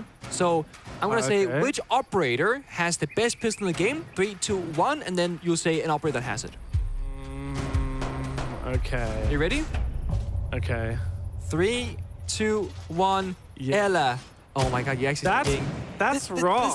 The scope No, that's terrible, you get the dude. red That dot. thing does negative damage. But headshots, my guy. When you shoot people with the RG-15, they gain health. They gain health. But it's like Doc's stim pistol. Oh, dude, no, that thing sucks. The only other one I was going to say is the Dig. The Dig's actually all right. It's got a quick reload, too. Oh, don't care. I didn't ask. What about the C75? Without, the thing is, Troy, man, he gives me nightmares. Wide stairs. Top prone. wide stairs. Oh, my God. There was a little bit there when, after the C75 got a bit of a buff, there were a couple peoples that were nasty with it. It did happen. Yeah, like, people were running it on Dokkaebi instead of the SMG-12 for a while. That's correct, actually. I hate it. It's literally like trying to shoot people with a brick. That, I mean, nothing wrong with a bit of thick, but not that level. Like, that scope, that's too much. You know, we were casting you and I yesterday, and you said the thick of it. And I was like, God damn it, dude. He's in the thick of it. And that word is just ruined for me now due to a certain song that came out. No comment. No comment. I don't get too loosey-goosey with it. We're at breakpoint. This is a actually deceptively good game. Like, I was hyped for W7M coming in strong form. And then Scars have confused me because it's like, I want them to do well so much. Why have they waited until it doesn't matter anymore? Rex above. Backstab. So close to map point here, aren't they? Loban looking desperate now. He's snuck into sight, but that diffuser is still down. Oh, look at this. Freebie. Fish-like taken out. Tayo waiting for it. Bit of damage done. Loban goes down. It's all up to Dots now.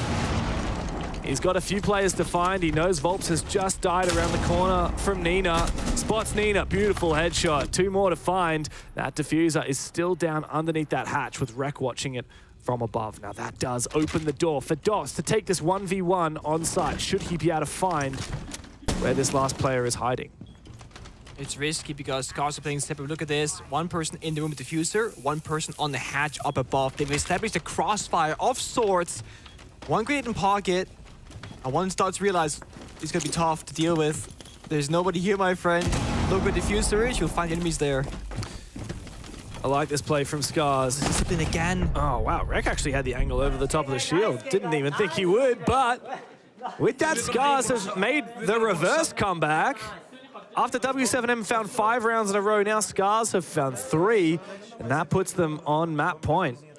But they are forced into a less great bombs. I mean, they won the kitchen defense. That was great due to the failures of W7M without doing any of the verticality, which you have to do, of course.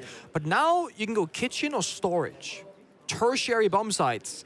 It can get kind of dicey here because, well, they haven't gone storage yet, which can also be a benefit, I guess.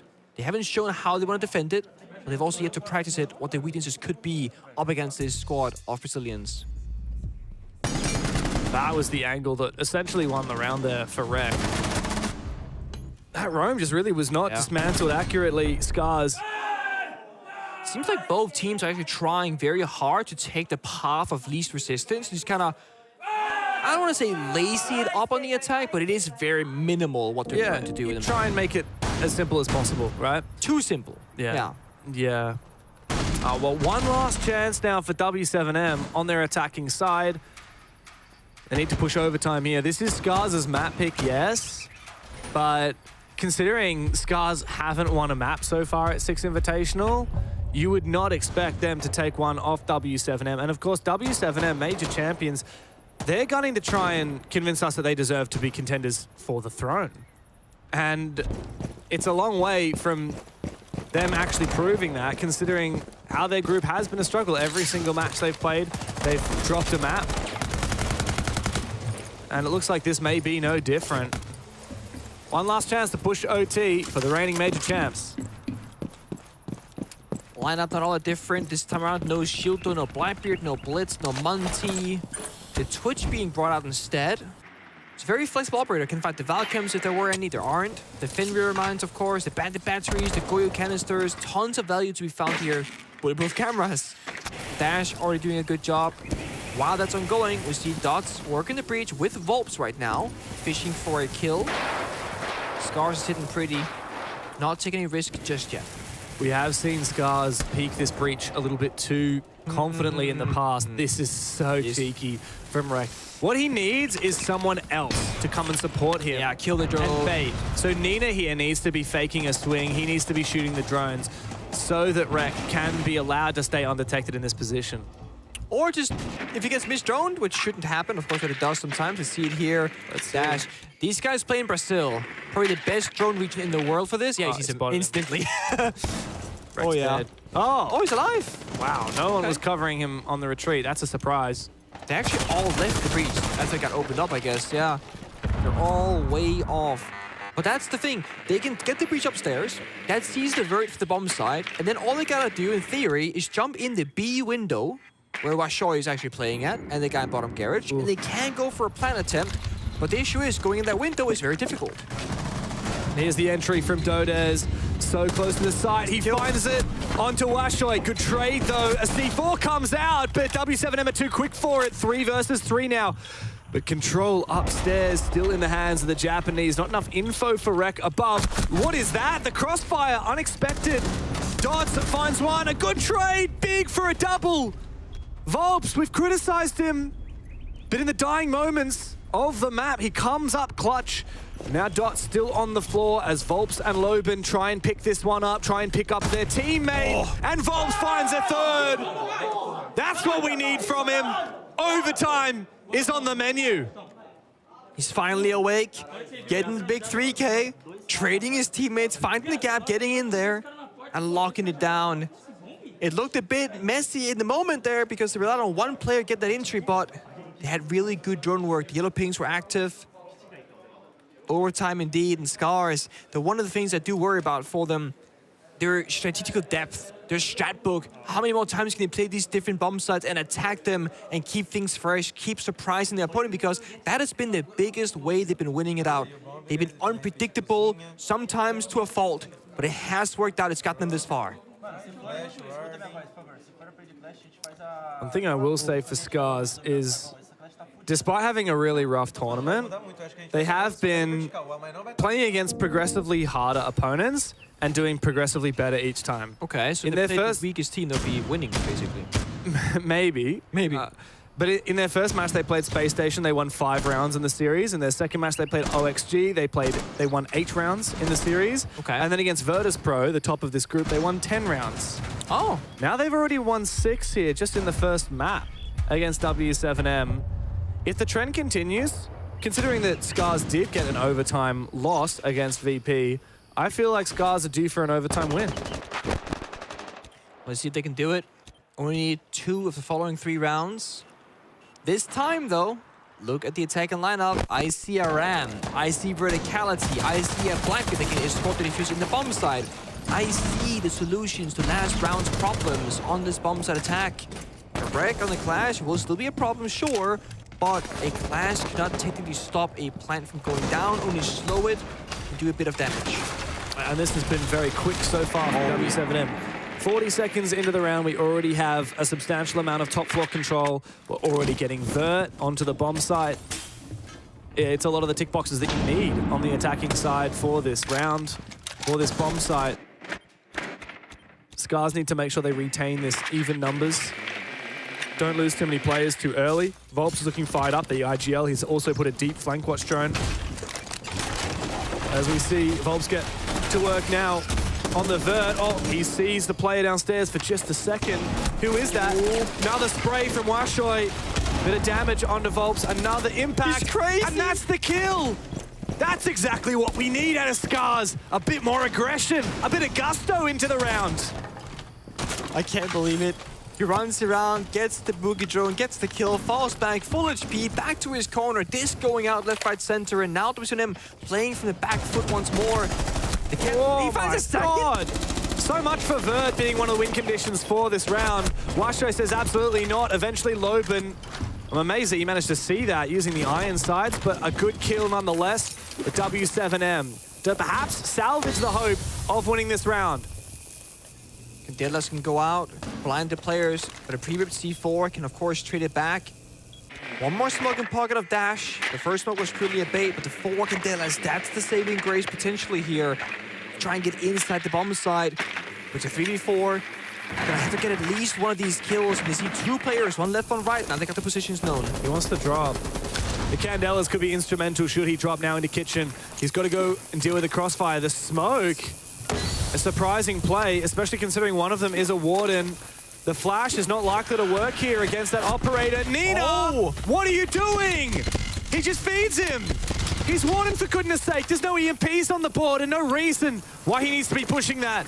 And now Scars have left the door ajar for W7M to win this opening round of their attacking side in overtime. And Loban's found fish.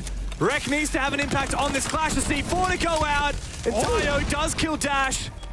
Somehow, while flashed, he finds it. And now it is up to Rek to try and deny that plant. He goes down. What? And Loban finds Tayo. Scars should have won that. They should have won that dead to rights. But W7M, they've stormed in the kitchen and they've cooked a meal out of Scars. Oh my god, I saw the replay on the monitor from Loban and Blackbeard. He was flaking left and right, blocking bullets, dodging them and getting both kills. Dotis, he was doing thermal upstairs with 10 seconds. I thought, where's the backup, man? Where is it? When the final seconds of the round, Dotis showed up and the cover was good. A messy round. Washoy, massive 2 first kills, but it somehow it wasn't enough. Ooh. Let's see. This was the moment where it all fell apart. Yeah, sprinting in. But look at this. Bang, that's good. And then here. I genuinely don't get it from Nina. Oh, that was nice.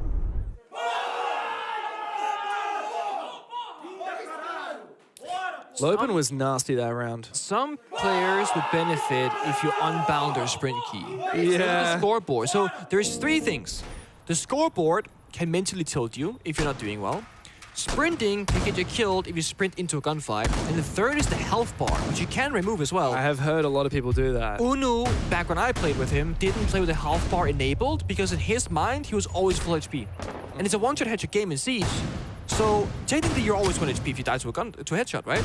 Only thing is, if you're planting and you need to know how much health you have against like a smoke or Goyo fire, you can't finger full HP and then stick the bomb, right? That's true. But Uno was an entry, so it worked. Yeah, wow, interesting. Nina should unbind the sprint key. Yeah, I just don't know what was going on. That's not a good start for Rek. Spawn peaked early on, and yeah, he's died almost every single round in this game. Yeah, I think if you look back at this game, there have been a few pivotal moments, and to me, the Warden not using his glasses and sprinting into the smoke to die, that's going to be one of the ones that Scars will be choking on a bit later.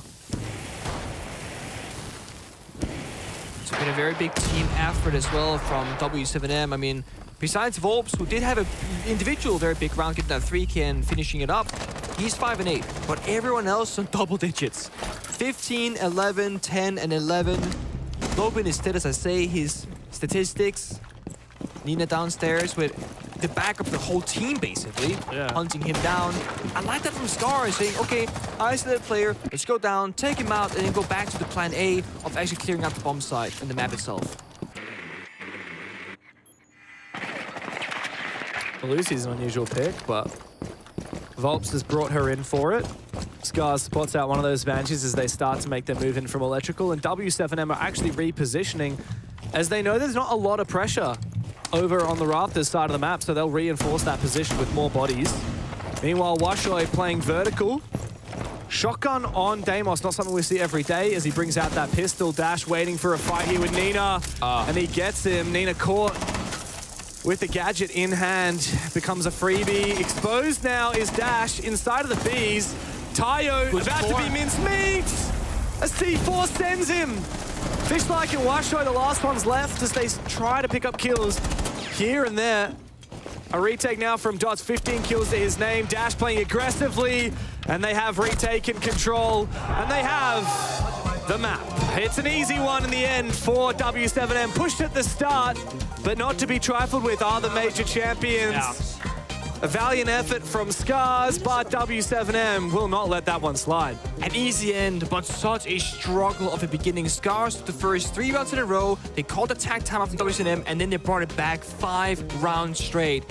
Value there and just reorganizing things, going back to basic. Guys, these are our problems, this is what we gotta fix, just get it done. I love when a good tactical timeout happens.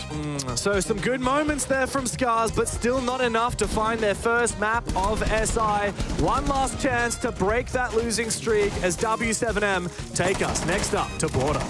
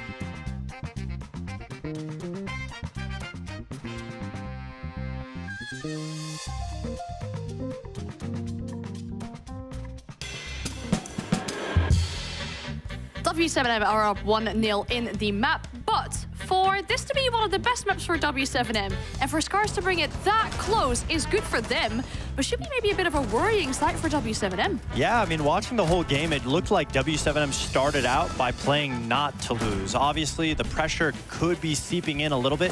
I think there's positives and negatives for both teams. W7M getting the win out, good composure, but the fact that they kept it that close, in my opinion, as the previous major champs, I don't think that's telling for W7M that we can believe in to win this Invitational. Hopefully they can change things up onto map 2. But as for Scars, ego challenging W7M on a really good map for them is a very difficult thing to do, and they kept it very close. They had a lot of creativity in the way that they wanted to play. I did like what I saw out of Scars, but the issue is they're eliminated now, and so them doing this well in a situation where the pressure is not on, it's such a sad sight to see, because Scars could have done this throughout the previous games. They have the potential to be going toe-to-toe with some of the best teams in the world, and it's unfortunate that it just takes them having no pressure on their shoulders to finally lock in. There was nice improvements that we saw. Everything that we talked about on the pre-desk was exactly what we saw Scars do, but it's just a little too late.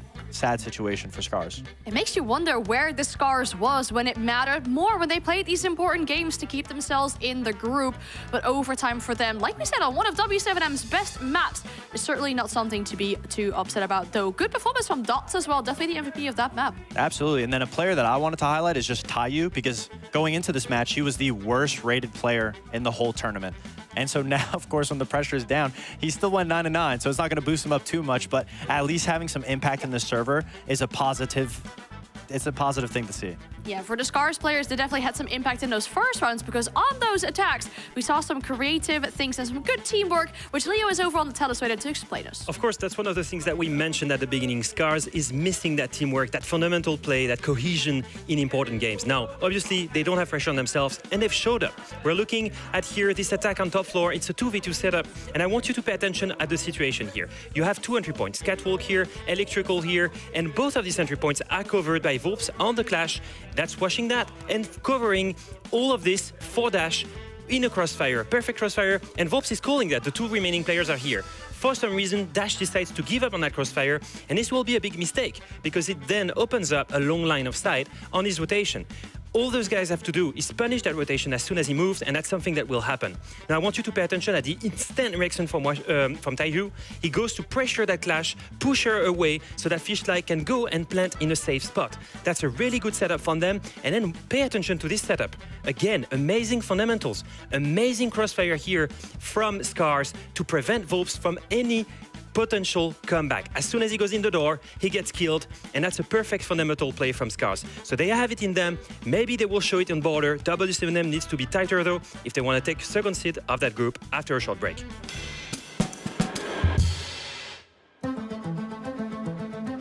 There are many great players who are not champions, who have never lifted the hammer, who might never lift the hammer.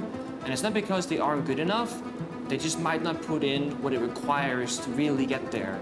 Because they are the goods and not the greats. There is not 1 hour of the day where your mind can be off siege. You have to sacrifice everything to win. If you were to win any event and call it quits, it would probably be the 6th Invitational.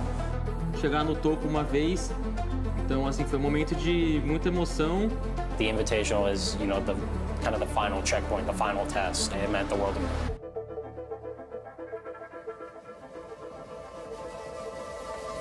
History will be made here because for the first time on home soil, a Brazilian team will win a world championship. The only thing that matters is the 4 guys next to you, your coach, and the screen in front of you. No one ever really just goes and wins. You have to go through the pain, the hardships. Phase are exploding! You have to go all in, that's it. Quem perdeu foi nós tudo ali. E a gente que vai virar isso aqui agora. Você tem que confiar muito no seu time. Não vamos desistir, não vamos desistir. Sakiami and brought it all the way back! Passa demais, porra! When you truly want to become the best, you truly have to believe that you are, because you have to play it 100%.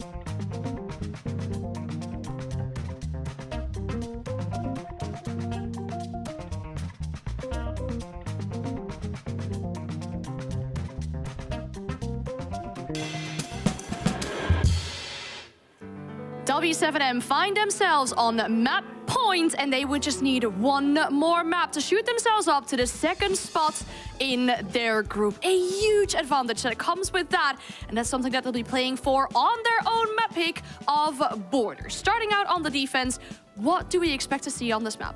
I mean, hopefully they shook off the nerves and the pressure from map 1 going into map 2. And I do think the map difference, Border is so small, everything is lining up to work in W7M's favor. They're able to play a lot more aggressive on the map. They're able to contest Scars. I was going to call them Secret for a second, but they're able to contest Scars head on without letting them get any unique or intricate rushes out of the way. And W7M, we saw them play against OXG on this map, and they had their own sets of rushes. They were completely taking OXG off guard. I think the biggest difference for me is that, like you said, at the beginning here, when they were defending on labs, they were playing slow pairs, right? Melusi, Wall Denial, Clash. I think for Border here, they can completely switch the pace. They can go in the face of Scars, be as disruptive as possible, match the aggression game, because these guys have better gunners. And when they go into this, they can have a really strong defense side and then play the rushes for themselves. First Scars, on the other hand, this is a map that you can't get away with a lot of aggressive rushes. You can get into the map. That's one thing that Scars, their highlight of the tournament so far is their opening engagements and being able to take position. So if they can get a hold of Border, there's so many ways that you can take the site away from the defenders without overextending yourself. And reminder, guys, they just finally in labs on the third round, if I remember well, managed to get a rush and plan at 222 in the round. So they're able to do it. They're able to execute it. They probably have prepared some of them. We just need to see their execution now. Well, Scars look very relaxed going into this matchup. I mean, for them, it is already the end of their tournament. We know that. They're not going to be able to continue to the playoffs. But for W7M, at the end of last map, we talked about that pressure that is on their shoulders. They already move up that one spot in the group, find themselves third now. One more map would mean they are second.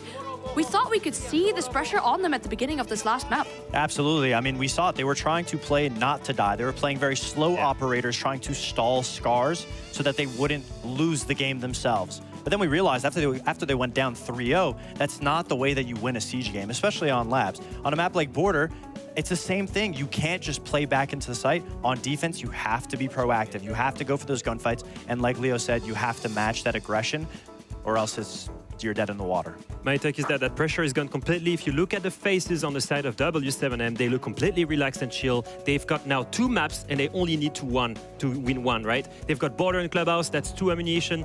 They can take it away right now. It might be the last time we see Scars on this international stage for this season. And it might be the chance of W7M to shoot themselves up to the second spot in the group. Would be absolutely huge for their seeding. Border is the map that we're going to find out what's going to happen. Thank you very much. Yeah, that's exactly right. Border is where it may all end for Scars. It's been a rough year on the international stage for these guys. Time and time again, we see them come to these majors and these 6 invitationals, and yet they are still waiting for their chance to win a best-of-3 series. One last chance to do it. They look pretty close on Nighthaven Labs, but now they got their work cut out for them on W7M's map. I just want chaos, you know? This is a map that screams chaos. Scars are a team that can create chaos. I want to see it, James, because if they are going to go out, well, okay, they are going to go out, sadly, but if this is going to be their last or second last map, make it a show. Show us the Scars that we know and love, that can do the crazy stuff and make an entertaining game of Rainbow Six Siege. Yeah, and we saw them make a pretty significant comeback and claim map point on the first map. So we know they're capable, and we already know it's been a great day to be a Japanese fan in Rainbow Six Siege, with Cyclops already making it through to the playoffs with their huge win over Secret earlier today on the B stream. So Scars got their work cut out for them. W7M, on the other hand, very much a different kind of situation. As the guys on the Analyst segment had said, this is not what we expect out of Major Champs. This is not what we expect out of a team of W7M's caliber. They need to go into the playoffs flying. They've already made their way to the upper bracket by winning 1 map, but still a chance to lock in second seed, which has a pretty significant seeding advantage in the seeding process for the bracket itself. So W7M, time to fire up and get this done in 2. Love the target ban on the operators. No demos being respected by W7M. Blackbeard banned up by Scars, saying, you know, we saw what happened at Night Haven Labs. These are operators that you played well and that we played well. Let's get rid of them and go again and see what we can get up here. Valkyrie, is Rex singing? It looked like it for a It sec. sounded, it looked like it. Okay, no, he's quiet. Okay, I'm sorry for calling you out, Rick. My bad. I heard someone sing. Are you sure that wasn't just us before we went live? We were singing before we went live. We were jamming out. We I were was having jamming. a great time. It's funny because the analysts, the people at home won't know this, but the analysts are actually in the same room as us. Very near. Like, about 2 meters away. almost reached them, yeah. And there's a few times where we've been like laughing before we went live, and we're getting stared at by Anne, and she's like, you know, stop making noise. I'm pretty confident that our singing wouldn't have gone through to the mainstream. But if you did hear two like knuckleheads singing in the background of that analyst segment, that may or may not have been us. We were dancing too. We were actually. The cameras weren't on, thankfully. Oh boy. So, 15 seconds time. Doors will open. The first round starts. Scars are on the attack. Got the Dokkaebi. They got the Finka. They got the Lion. I'm liking where this is heading. I'm not gonna lie to you. And Border, like Fox said, it is a map we can kind of rush into direct takes on pretty much every single bomb site. So I feel like this is like the map where attackers, if they are willing to go for it, can try and control the pace, take control. If they want to go fast, the defenders, they have to match or fall apart. That's exactly right. Scars have elected to start on this attacking side. I want to see some pace to go with it. New jammers are going to slow down the drone work. Not sure what Tayo was looking for, perhaps an Elamine. I didn't personally see it. Nades is poising the position to potentially run up from below. That was Washoy. Closed. Loban's in a bit of a dangerous spot, peeking all these doors and windows. Scars are yet to punish him. Wreck from down below. He's tempted, and I know exactly what's coming up here. Washoy, the Adrenal Surge. Both of them found by Volps. There's nothing for it here for Scars. One by one, the rush is thwarted. They drop like flies. Tayo and Nina now desperately looking for something. It's all up to Nina, the newest addition to this roster. And my, does he have his work cut out for them. Time to make this nice and quick for W7M. Nina's just going to bait. Volps around that corner. Ooh. He will be found by Nina. 4 more to find. Angle almost spotted. All the way over in CCTV. They know exactly where he is. Come on, Nina, give us a few more of those. Nice little wallbang there from Dodos. Whether that was deliberate or not, Nina has now vacated the vicinity, dropped downstairs, and I think they finally clued in. He's going to make his way back up the main stairs. 2 of his teammates already died in this position. Could it be a third Japanese player falling? Indeed it is. Main stairs, the death of Scars. And W7M starting strong. Yeah, and Volps actually waking up the 90 entries, finding some kills, and very early on getting in the driver's seat. Volps, back when he was on Liquid, which didn't go very well for him. Unfortunately. But the way that Volps worked back then is if he could get started like the first or second round, he would be fine. But if he went like 0-2, he would never make a comeback mentally from that, just struggle. Seeing him join back on the lowest roster that became the W7M roster has been such an upgrade for both him and Liquid. You know, they both actually benefited from those changes. They could get Maya instead, Volps goes back to his old bars, things go better, great 2K for the round there. And I will say, as great as Dokkaebi and Lion they can be as operators, there is one massive downside that I don't think it's considered enough. It's such a big tell on when you're gonna push, because you're not gonna use the Lion charge and the Dokkaebi call without acting upon it. That's me watching a Scars rush right there. A little sus. Sussy. No, you are right. Because, I mean, it was obvious something was going to happen, right? Yeah, that's right. And we saw that by Volps immediately just checking out. I wonder if they're coming up the main stairs. They already cleared our barbed wire, and now there's a Dokkaebi call and a line scan. Surely there's something happening. And there you go, the kill confirmed. 2 in fact. So Scars, second round, is it going to be a rush again? Is it going to be an explosive push? If it is, the Lion and Dokkaebi will not be a part of it. You know, I still miss the time that Bach had frag grenades. I miss the time when Sled had SMG-11. I miss the time when we had T-Hunt in the game. That's my final top 3 right there. Yeah, I miss the time when Lion had full wall hacks. Okay, let's don't. No, I miss the time. I will solo get your When Blitz. I'm solo cast the rest of this. I'm gonna get hit if I keep this up. I miss the time where Ella had the best everything in the game. That was the best gun in the game. Kenter Impact Kid was the best grenades. player in the world when that happened, dude. He was nasty on the LF. Yeah, you got carried. Oh, that's a nasty injury from Rek, though. Confirm the kill, maybe. Question mark. Oh, there we go. Hello. Up from behind, Loban comes for a big flank. Oh, there was a drone on that position as well. That is rough. Surely not a kill here. There you go. Loban eventually does go down. Lushoy gonna have to use a nade to try and confirm that one. Meanwhile, okay. Loban's clearly got his steel pants on today. Perhaps looking to bait. Oh my god. There you go. Dots almost found Washoy coming in to try and finish off this kill. But out of it all, funnily enough, Scars end up in an advantage thanks to baiting that last kill. Washoy's a mastermind. He missed the nade on purpose, made it look like an accident, baited the other players to help the injured member on defense to get another kill confirmed. But the thing is, it's back to a 2-on-2 with over a minute to go. Limited drones from the attackers, limited intel from the defenders. Again, comes down to crossfire and discipline. Alpha showed us on the Tillustrator how good Scars can be in a 2v1 and a 3v1. But how good can they be when the numbers are even in a 2v2 instead, and there is so much map to work with, plus Scars on the attack this time, not on defense. A danger play here for W7M as Dota's still holding onto that top floor with the DMR. He can open up avenues to look vertically down, and they're going to hunt him. Two players going up, and they will find him. Oh no! What is going on, Tayo? There was no reason to kill Washoy there. 1v1.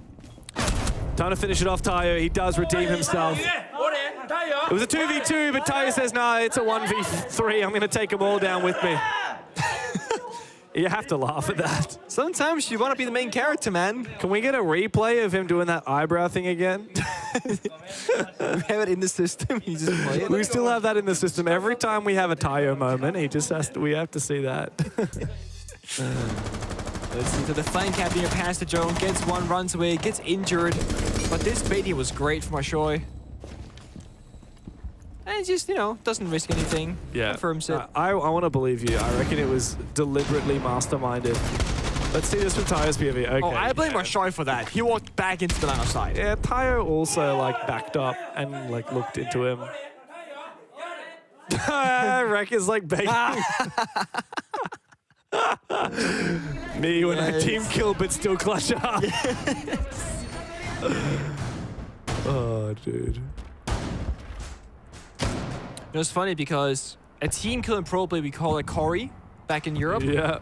Even internationally. And then for the longest time, it hasn't really been mentioned because Corey like retired, no longer played. Then he comes back and he's coaching the former Bleed, the Joel roster at this event. And Maybe he gave Corey. Yeah. Well, maybe he gave them the sickness and it was like an IRL team kill. That would be a Corey. That would be a bit of a Corey. He took out the whole roster, said, if I can't play, nobody can play. You see an Amaru?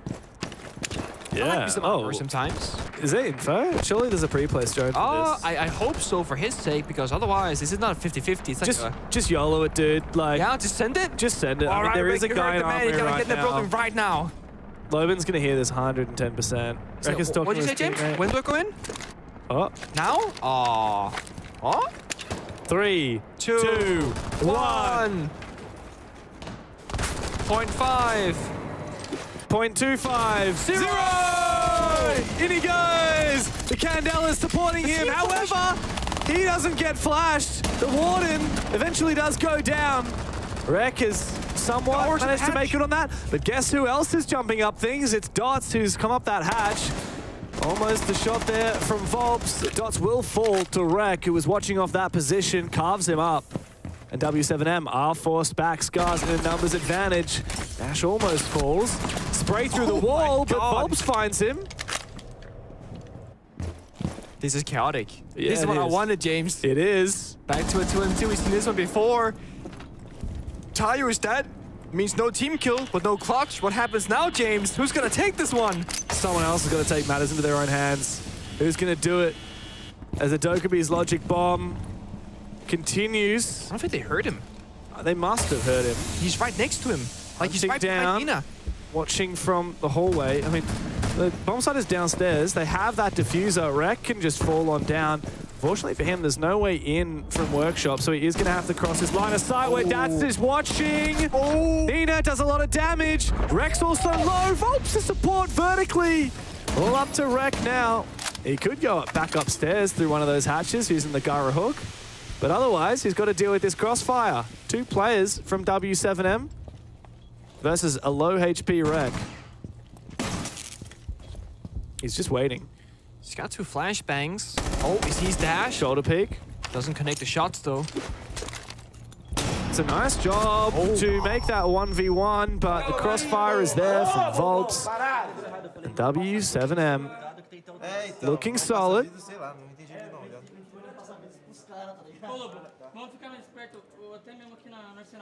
Some close rounds right now. The first one very one-sided. The last 2, again, comes down to that 2 versus 2. But a lot of map to play on border. This time defenders come out on top. No clutch happens for Scars. It's still early days of border right now. Oh, this is a run out. Okay. It's always fun to see how Ying can work sometimes, right? Because Rek and Scars, they had to execute.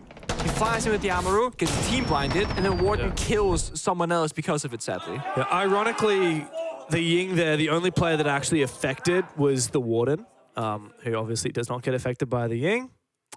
And the one who was going up with the Gyro hook also got flagged. Dots is now trying to hide the Kai, so that Scars won't be aware of the wall's electrification. He'll come and help out as well. We've also got a mirror brought to the table. I like that. Yeah, Mirror Castle. Not a utility hero, am I? Yeah. No, we don't see much of at this event, Maestro. I'm gonna keep saying it. Yeah. I've seen a total of like 2 rounds of Maestro, I think, so far. It is not enough. He's deadly these days. He is. 3 Evil Eyes. LMG. Yeah, that thing's nasty. Yeah. Brava does make it a little bit harder to play. Brava sucks when you're playing Maestro. Yeah. But there's nothing more fun than playing Brava and you hack like 3 Maestro turrets. Oh god. The Yokai drones. Oh god. Bulletproof cameras. Oh. That's too much, man. Too much value in one operator right there. Is this an Archives execute with Osa? Yeah, they got the Osa, yeah, so they can EMP spam for... Where's my glass? Where's my glass? Where's my glass? This might work. I mean, there's dodges by the bombs up with a C4 and pocket on the kite, but other than that, nothing right now can really stop the plan. So if you just EMP spam and catch the C4 midair with the timing, nothing can stop... Oh, well, okay, if the castle barricades gets opened, then nothing can stop them. Well, we can't see the previs. Okay, they get it. Tayo can. This one should get it. They should be free. There are still nitro cells available. Meanwhile, elsewhere, an exchange. Hello! How has Washjoy gone and done that? He snuck behind enemy lines and he's found 1 pick. Almost another one, but traded by Volps. And now the plant going down from Tayo. He stops it, he fakes it. A C4 going to be sent on over. And that should crash one of those shields from the Osa. He does have 1 remaining here, which he set up on the balcony. But oh my god. No C4s remaining. I flinched when that drone flew into my face, I'm not gonna lie to you. The plan is still possible though. If Rek can cover, which right now he very much is. Oh, the issue is Volps is all the inside of Archives actually. Okay, this is tricky. The map is split in 2, and W7 are playing on both sides of it, so they can't cover both situations. So Tayo rotates over, but now Volps swings out and gets the kill instead. All up to Tayo, 1 kill. 2 kills. Oh, but that's easy. 3 kills! Look at him go! T-Hunt is back! Play that replay again. I want to see the eyebrows. This guy is a god all of a sudden. He's teaching us to count to 3 in Japanese. I don't think they can understand you, bro.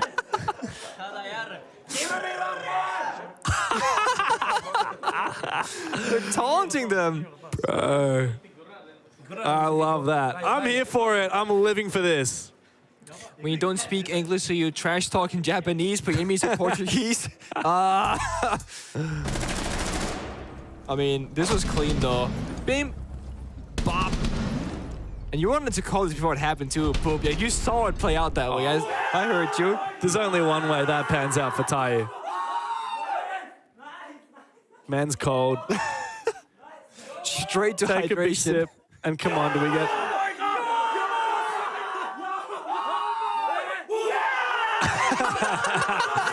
I could just watch the player reactions the whole time. Rick didn't even do anything. He was like the most excited of them all. Love that. So a bit of a tilter there for W7M, obviously, because how did you lose that round? Lack of discipline. And funny enough, that's one of the things where Scars, they are, by every measurement and expectation, the worst team in this matchup. But in 2v1s and 3v1s, they are by far one of the best teams that I've seen actually at this event. They do not give up anything for those kind of clutches to slip away from them. They would never swing that. They would have a 3-man crossfire, play off contact, and just kill the last player that was Tayu.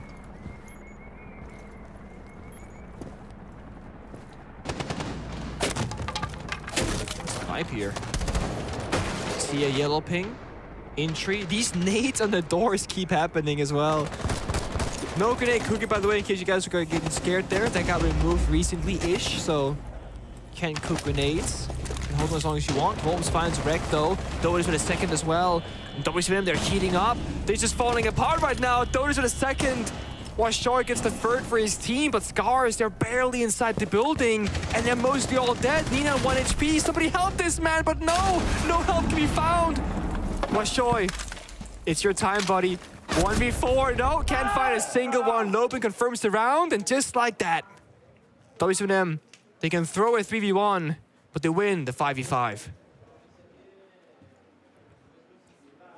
It's very quiet on the Japanese side. Wowie. Wowie? Yeah. Wowie? What to say? After firing up like that, Scars, they're close to making this look competitive. Cuidado com coisa pro PC, guys, porque eles fizeram play osa, tá? Na passada. Eles não são muito de repetir play, não. I wish you spoke more languages. Yeah, that's what I'm learning when I go to international tournaments. I like that early aggression, though, from W7M that round. I mean, they're just swinging everything, winning every gunfight. So,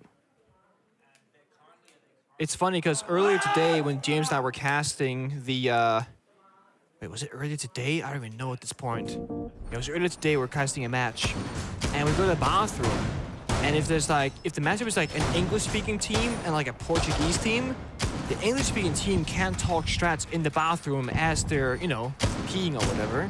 But the Brazilian team totally can because of the language barrier. And this happened to me in the SI 2019 Grand Finals Empire, where they would just speak Russian next to us, and we would be like, what are they saying? And we couldn't speak English because they speak English. It's particularly hilarious because, between maps, we're often going and, getting some water or going to the bathroom break. Yeah, and they're all just speaking. You're walking around, people speaking all kinds of different languages, and yeah, being able to be a non-English speaking team actually gives you an advantage. It does. And it's because when we were in there in Shopify, during the break, they didn't say a word, but the Brazilians are just yapping the entire time. It's like, they can't. Yeah.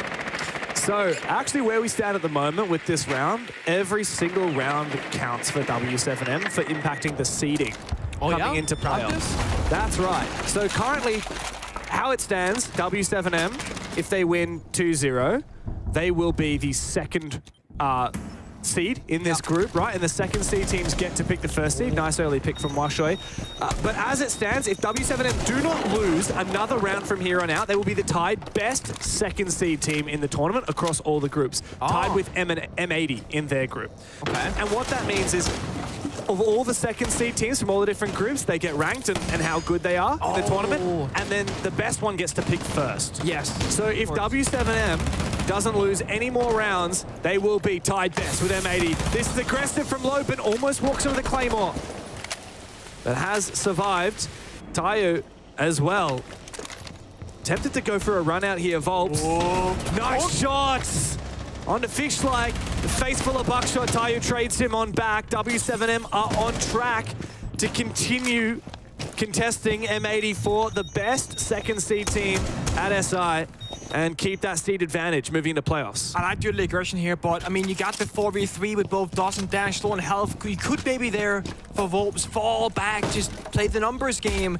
There's 60 seconds. All these Arcus cams from Zero on the board as well. So much information for ones on the side of Scars. Verticality in the buck. Soft destruction floors. They have tools to work with right now. Just gotta ascend up those staircases and start working the bomb set itself, because the thing is, all of W7M have picked a corner each. Open from off his hands, gets a kill, drops down and re-aggressive. He's gonna die. Good trade from Rek. Advantage for Scars in terms of the health. But positionally, W7M are still looking very comfortable on site. Good info though from the Sam cams, from Rek, from the Zero. As he makes his way forward, 20 seconds to play, W7M trying to hold on, trying to retain that advantage. Rek, keen here, watching with the MP7, and the C4 from Dots as he goes below. He finds the planter, meanwhile on site, locked down by W7M. And they are still on track to be the best second seed team here at SI if they keep up this form. You know, I'm curious if they know that. Because they might not necessarily know it. It took like half an hour for the production to explain it to me while you were casting one of the previous rounds. Is that why you were quiet? It was why I was quiet for about a minute and a half as our producer was explaining the details of the format. And you're I had to ask him to explain it again because I didn't get it. Okay. But yeah, to clarify, W7M are currently the tie. If they win from here, without dropping any more rounds, they will be tied the best second seed team at the tournament with M80, and it means that they'll get the seed advantage moving into the playoffs. Of course, how the playoffs upper bracket works is the second seed teams from groups pick which third seed teams from groups they want to play. So you can hand pick your opponent and go into the first round. Exactly, and I love that for multiple reasons, partly because of the BM. Yeah, like, you just we think you suck. We think you suck the most. We want to play you guys. So W7M are in the hot seat right now. I'm not sure who would be better out of them and M80 because they would be tied. So that would be determined some way by the admins. Okay. But yes, definitely W7M want that advantage. There are a couple of teams that you'd likely want to target after how you've looked at so far how the groups have panned out. So for Scars, they're looking to play spoils. Any rounds they get here make things harder for W7M come playoffs. Okay. Side swap, by the way, the 4-2 half. And now, I wouldn't say things get more difficult. Border attack tends to be favored, but it comes down to, of course, as I always say, execution. We saw Scars go for very similar attack, right? They're also going Archive's balcony with that Talon shield to try and get down that diffuser. And Scars didn't actually end up going for that. It was more like a backstep. They were baiting it out, got a couple of kills, then it fell apart.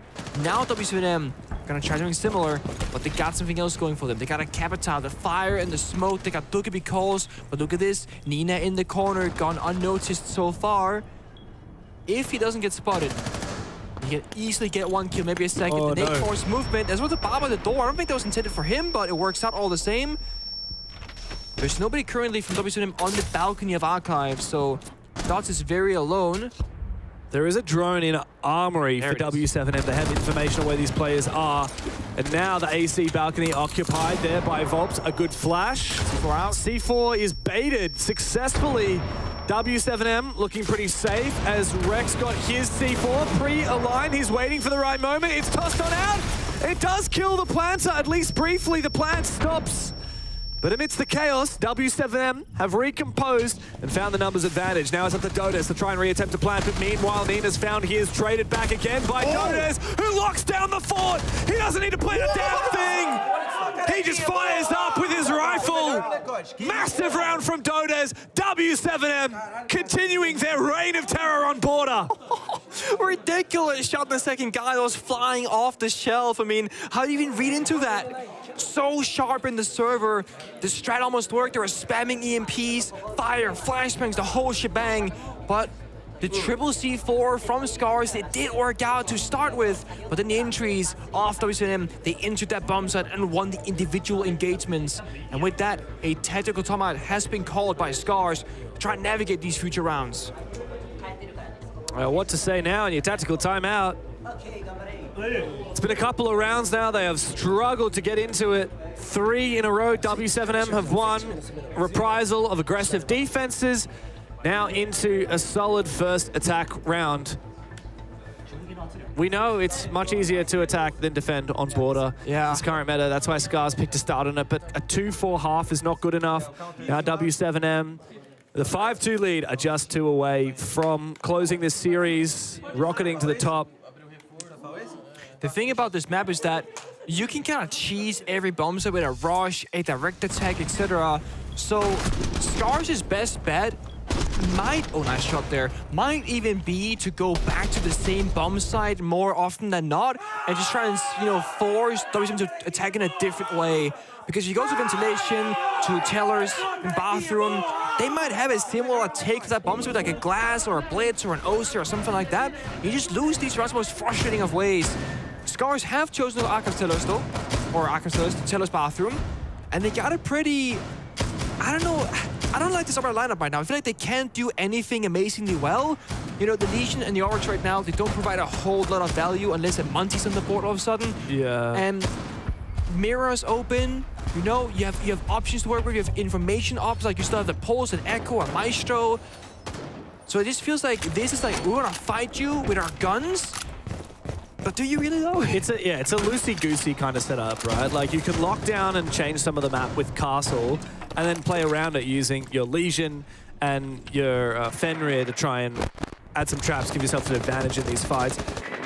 But Nina's just going to be roaming. Like most of these players don't have active util they can use. For example, like the Legion and the Castle and the Fenrir, they don't even have anything actively they can bring out, like a C4 or impact grenades. Yeah. It's just Fishlike who's got that. And I think we're going to see Scars suffer when this Blitz comes into play, as they have a lack of Blitz counters. Whoa! Fishlike really should have won that fight. I don't know how he didn't shoot Dash, who peeked him with his gadget out. A C4 is about to be wasted. And Fishlike's life almost about to be wasted. He's doing a little bit of a pseudo James Bond impression, yet to find a kill, 7 deaths. Spray down from the pistol of dots, and here's the catch from Volt, who's in the bloody bomb site. When did he steal his way into there? Quick revive, though, for Tayu onto Washoy, about to be flanked by dots above the hatch. Here's the blitz, he finds one. Meanwhile, Lopin takes down Tayu. Scars, all of their anchors picked to pieces as Rectas make his way back inside. He takes a tail end of damage, looks to recontest it instead of going for the player on the side. The plan's still not confirmed, it's all up to Nina. He has been spotted, and he loses his first fight. W7M, untouchable here, 4 rounds in a row. One more to lock in the map and the series. It does feel like they might know about that round count, because ever since they hit 4-2 scoreline, they have been on fire, been so precise. And I want to go back to my previous point. I do think Scars, again, going for the same bomb site twice instead of trying new ones might benefit them, because they play a different bomb site. And guess what? They got completely caught off guard by the attack of W7M because they don't know what to expect from them. You can counter-argue me and say, oh yeah, but Bingo, if they got a new bomb site, W7M won't know how they're defending it. But Scars aren't doing these really tricky, high-level, super complicated, over-engineered setups. They're playing what we call basic border, standard border. That's not a bad thing, but it's very predicted what you're gonna do, where you're gonna be playing at, because you're not playing anything out of the norm. And W7M, they have enough experience to know what that looks like and how to break it apart. Scars don't agree with me. That's completely okay. They're going for the third bomb site option of ventilation. It's a great site. You can play it vertically, extend around, play top 4. They got the mirror. This is great. Start. But now we're seeing W7's train of thought. They showed the blitz. Okay, onto Ibana. They're playing Monty now, a very slow-paced round, and they're gonna go for a third different iteration of attack and operators to deal with this bomb site. Just goes to show how deep W7M's strat book is, though. Scars trying 3 different bomb sites. Let's see if they have any more luck on Vents Tellers. The Castle makes a reappearance. I like the mirror pick, but my concern is the lack of direct counters to that Montaigne. Volps is so good on it. Dash is also in very early. Look at this, sneaking forward. Nina goes down. You can bring all the traps in the world. It doesn't stop W7M from sneaking in. Oh, this is so risky, though. He sticks around as well, holds the angle. Camera is dead, though. Don't worry about it. But they're gonna swing him. The second one goes down. Is that a third? No. The trade is there. But still, the damage might be done. W7M are in the building with a massive numbers advantage. Vol's making his way forward. It's all up to Washoy. He does not stand. The major champs have had quite a resurgence here. They do not let Scars get a look in. It's another 2-0. The first that W7M have had in this tournament so far. It's been a hard-pressed SI group stage. But they lock in second seed in their group, and with that, one of the best second seed teams in the tournament, gunning to be in a good look going into playoffs. I know we're all very harsh on WCM on their first map of 9 laps because they should be doing better. We know they can do better, and how Border played out is much more to their standards. If they had started on the attacking side for WCM, I could easily see a 5-1, 6-0 half because they had such a good read on the weaknesses of Scars, finding those gaps, creating space, just getting those open engagements. I mean, they were just walking the building and the bomb side the final 3 rounds in a row. It was Dash, it was Phobes, it was Dots, different players every single time. It was very impressive, and it just made it look so goddamn easy. A great show from the reigning champions. Of course, we do sadly have to say goodbye to Scars. We will have a post-match interview and some analysis coming up after this. And don't forget, last year's grand final rematch coming up, Furia versus FaZe. So stick around for this.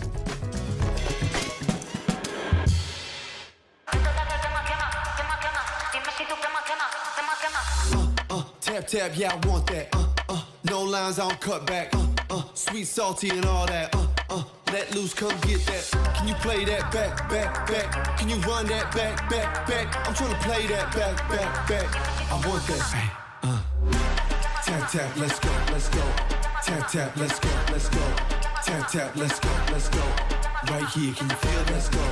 Tap, tap, let's go, let's go. Tap, tap, let's go, let's go. Tap, tap, let's go, let's go. Right here, can you feel that? Ooh, you feel that? Ooh, the real back. Ooh, I'm still that. Ooh, you catch that? Ooh, I guess that. The best back. Yeah, yeah. 30,000 up on my pallet. Might jump out if I'm wildin'. Catch my flow, I'm so stylish. Tap, tap, real smooth. Can you play that back, back, back? Can you run that back, back, back? I'm trying to play that back, back, back. I want that. Tap, tap, let's go, let's go. Tap, tap, let's go, let's go. Tap, tap, let's go, let's go. Right here, can you feel? Let's go.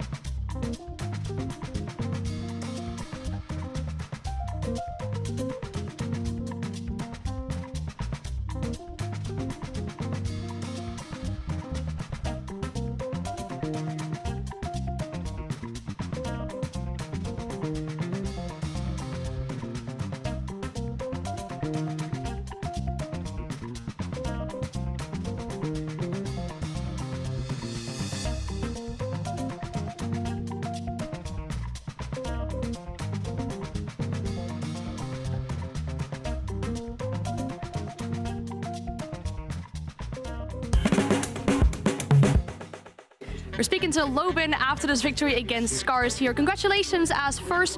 They picked into one of your strongest maps as the first map. Still, it was a pretty close one. Why do you think that was? Not disrespecting them, but I think there was a lot of mistakes from our side, a lot.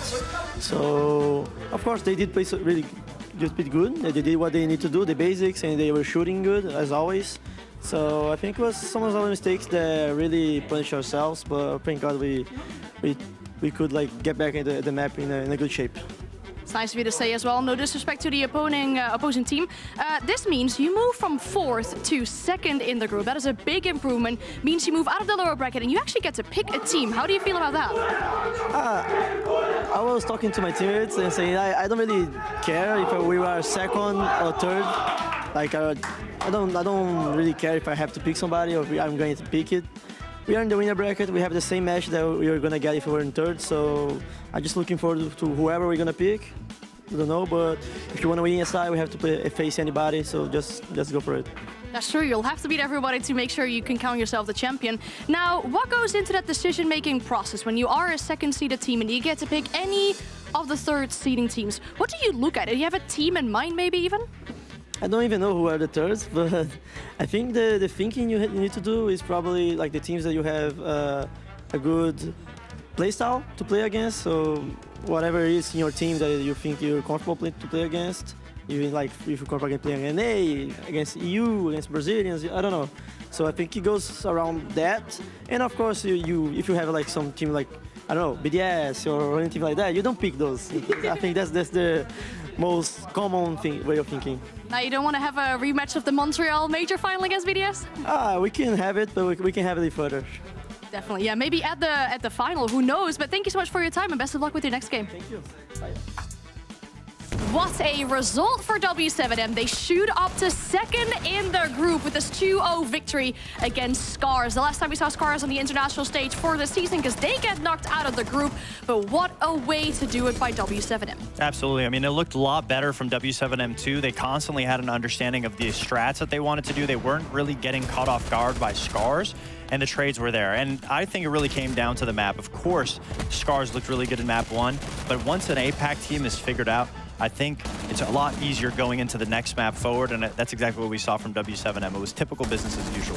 That was such an entertaining map, though. It was literally TDM. Yes, I mean, we said this before, right? This map is going to come down to a frag fest. We anticipate this was going to be the case with Border being this, heavily fragging playstyle, and with Scars and W7M, we said it before. W7M have the fragging power to beat them. It's exactly what happened. I mean, I always love watching a bloodbath, but I got to give credit to Scars. I really like the creativity that we saw from them in this series specifically. This was the best showing from them so far. Pressure on the line or not, I really liked what they brought, so hopefully we can see more of that in future events. We're looking at the stats as well, and I feel like we have to obviously give credit because we kind of went in on this player prior to this matchup, but Volps is the MVP for this map at least. Definitely deserved. 100% cost, 13 kills. I mean, what can I say, right?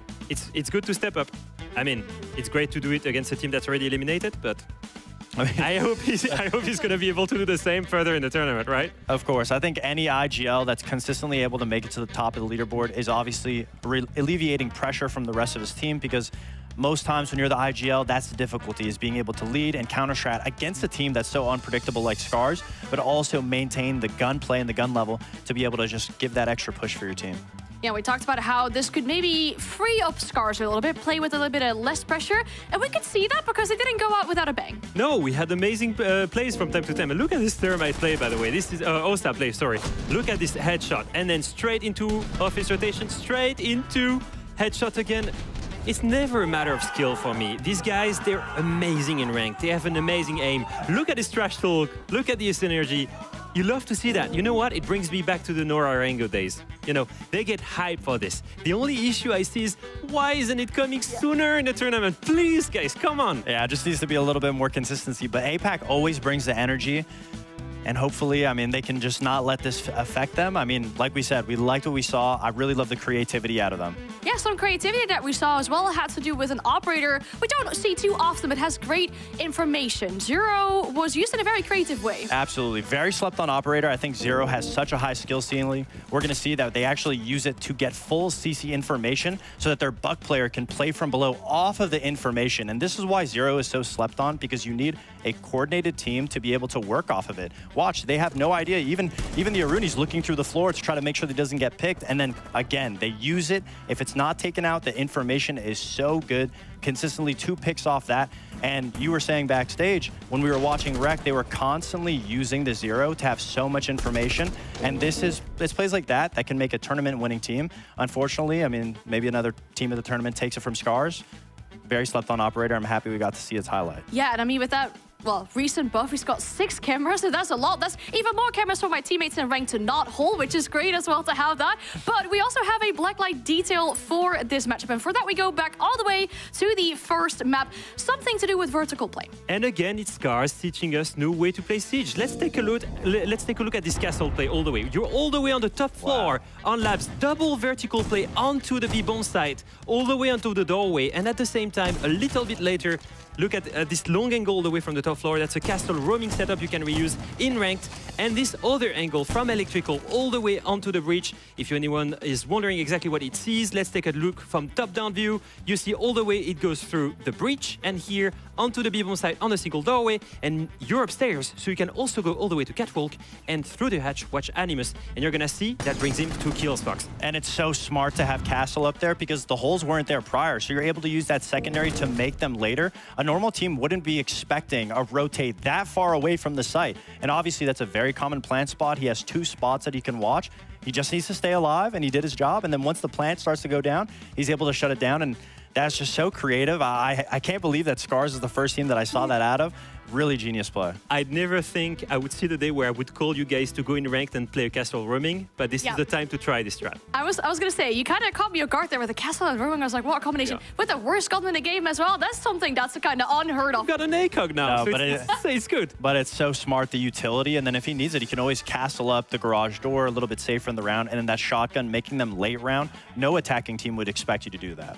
It's unfortunate, though, that that was our last game on the A stream for this group stage, but where does that bring us? It's time to bring over the group overview to have a look at where our teams currently stand, because we talked so much about positions in groups, how important it is to finish at the top of the group. You get these advantages in the upper bracket, you get buys. What are we looking at? We've been saying for days that every map matters. Well, I will tell you, every round matters, because W7M, with that 7-2 victory over Scars, have now made it to the second spot in Group D, and they're actually the best second team of the whole tournament in any group right now. As of right now, they were almost tied. It's actually a 4-way tiebreaker with M80, and it's only because they had one more global round differential that they're the best second team. Now that can evolve, because right now you can see FaZe and Furia still playing each other, and if FaZe were to lose, they would become probably the best second team in the tournament. That means that they can pick whoever they want in the top 3. And being one of the first teams, the best seed 2, to be able to pick a seed 3 just means you get the pick of the litter from the seed 3 teams. I don't really look at a single seed 3 team and really, oh, it's all NA. Yeah, it's all NA. Yeah, so if you two were to pick a team as a second seeding team, and you look at all these number 3 teams, we've got Unwanted, Shopify Rebellion, Dark Zero, and Space Station, which of the NA teams would we pick? Dark Zero. As always, NA is very mid. Yeah, NA is very mid, I guess so. I mean, if you're W7M or any of the Brazilian teams, you're probably licking your lips because, I mean, he even said in the interview, the NA teams are usually one of the teams that he feels more comfortable against. I'd expect that DZ will probably be the first team to get picked, but every single one of these teams is so different on playstyles. Now, another question, because obviously the second seeded team gets to pick, but the worst second seeded team just gets whatever is left over. When we look at these third seeded teams, who do you think might just be left over and might be considered the best third team? 100%. I go to Group of Death. Shopify Rebellion should be the best possible third team here. I think they've looked amazing so far at the event. It's tough to see them here, and to be honest, the only reason they're third is because there is FaZe and Furia in their group. Yeah, of course. It's not a fair test to how well they played. They just have so many good teams in that group, and obviously you're probably going to want to leave them last up because you don't want necessarily the best opponent going forward, but maybe you do. I mean, I could definitely see teams outgoing and picking the ego team just to get that confidence to just take them out of the tournament right away, I could absolutely see it happening. I will say one thing, there's no easy pick in this third seed. All of them have been looking amazing. All of them have been looking great upsets. Look at Unwanted. You might think this is the easiest pick. They beat Team Liquid, by the way. So like, there's no easy pick in there. You sounded so sassy when you were saying that. They beat Team And there's Liquid, no by easy the way. pick, guys. Come on. No, because it's not unheard of that we've had teams in the second seed pick a third-seeded team and then lose and eventually go out of the tournament. So less crazy things have happened before in the history of Rainbow Six Siege and the Invitationals. But that concludes it for us here on the A stream. Group stage is over, done and dusted, with the exception of the Furia face game over on the B stream. Anything we want to say after this group stage? I mean, I've been honestly amazed by the amount and the quality of Siege. It was super cool to get to see here in phase one. That's not something we usually do, so it was amazing to be here. And honestly, a little bit sad for APAC. I think they had more in them, but as always, that mental pressure, we don't know when it's going to evolve. I agree, but I will say there was some upsets when it came from APAC. I mean, PSG Talon getting the win against BDS, Yeah, Cyclops, and how well they've one. been doing. I would say this is one of the tournaments that APAC did come to show. I do love the amount of competition that we've had. There hasn't really been one easy team, one team that's a free win. Everybody's been playing for their lives. Joel. But I was going to say, I mean, when we talk about the group of death and group B, right? I mean, CAG making it out of that one. I don't think I had that on my bingo card. And I think next time I'm just going to troll my predictions because I feel like that way maybe we'll get even more points than actually trying to take it serious. But our group stage here is over on the A stream. Over on the B stream, we still have the rematch of the SI Grand Final of 2024. FaZe and Furia is on the B stream, and we'll go check it out. And Bluey. And Bluey. People love Bluey. And Jake and Gus. Well, technically... Well, just Jake. Yeah. Deimos on the track of Handy. He's able to slip his way back without actually being entirely pressured. He'll be calling this, obviously. Herds on the back end who's looking for the rest of the fight. And no, that's just what their ability is. Oh. Deimos, if you don't know, you can see someone and also they can see you. They'll be reading it to each other.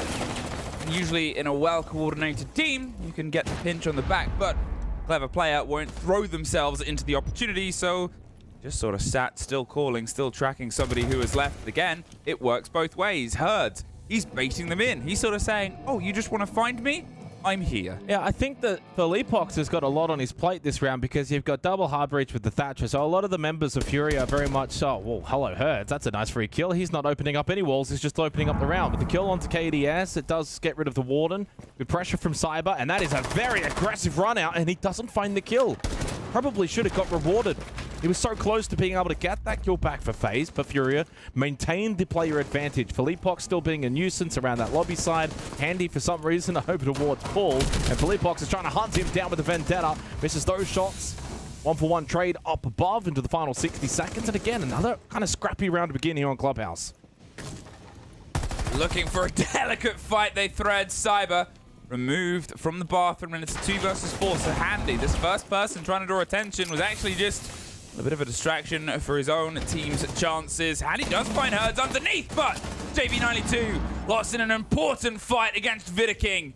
Now, Handy on the rotate round, 30 seconds, and well, they seem to know where he is, but he gets the first, gets the second down, a 1 versus 1, and it's all being pinged on a bulletproof. What do you do here, Nade? He slipped his way further away, and he's just trying to get himself the drop on the bulletproof. Handy!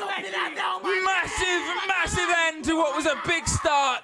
They said, we're going to track you, we're going to catch you, and he went, I don't think so. Well, there's a reason why Hand is probably one of my favorite players in Siege, if not maybe the favorite player. He's just the kind of player who is that jack of all trades. You can trust him in the clutch. He can be an entry. He is so flexible, so versatile as a player. He's the player that every single team would love to have on their roster because he's going to help you in any facet of the game. You know, he's the kind of player that you can trust in these late round scenarios. 6-1 start. And, you know, he's down. It's a 1v3. They just run at him, though. It's all too easy for Handy. This needed to be a little bit cleaner. And in the end, well, it's his brother that he takes down at the end of the round to confirm it.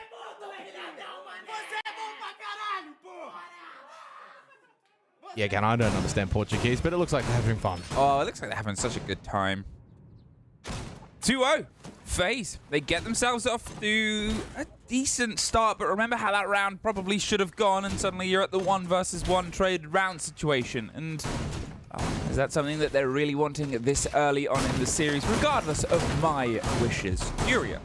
This is their map, and this isn't the half that they'd opt to start themselves on. In fact, to be honest, between the pair of them, they've generally had a much better time on their defense. 70% for FaZe, 66% for Furia, whereas it's only 40% attack for FaZe, 45% for Furia. So probably want to try and make up maybe a bit of the distance here. One more goes away from them. They might have a timeout, they might have a conversation, but with how much of a grudge match this could be, maybe something where they just want to go, look, let him loose. It's definitely It's definitely a missed opportunity for Furia. They really should have got that round win, and getting an early attacking round on Clubhouse would have been incredibly beneficial for them. You don't need too many, 2 to 3, and you're absolutely golden. So to lose that one is certainly going to hurt. We head over to Cash and CCTV now for the 3rd round, and if FaZe can pull this one back out, then you got a 3-0 start. You go back around the world, do the tour, and it'll be a very comfortable start for FaZe on Furious map pick. Of course, that is the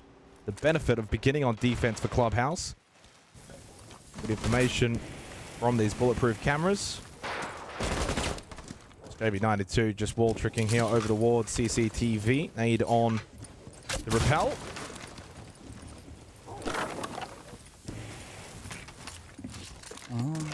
Sort of slow and steady work. You can see JV scratching his head there, and you know, as I said, he comes into this sort of showdown, the 2nd best rated player in the tournament so far. He's always been around the top 5, regardless of what he's playing in, and maybe there's something about playing against FaZe. It's like the sort of old Wolves versus BDS, but it doesn't really matter who you're up against. Blind, chance at an air jab. KDS isn't followed through and finally found. Yeah. I mean, it was Nate, though. I don't think KDS was ready for that. And Nate certainly was, and Andy's just absolutely destroyed him. Furia, though, because of Herd, still maintained that very slight advantage. But yeah, I don't think KDS was ready for the player on the breach rappel.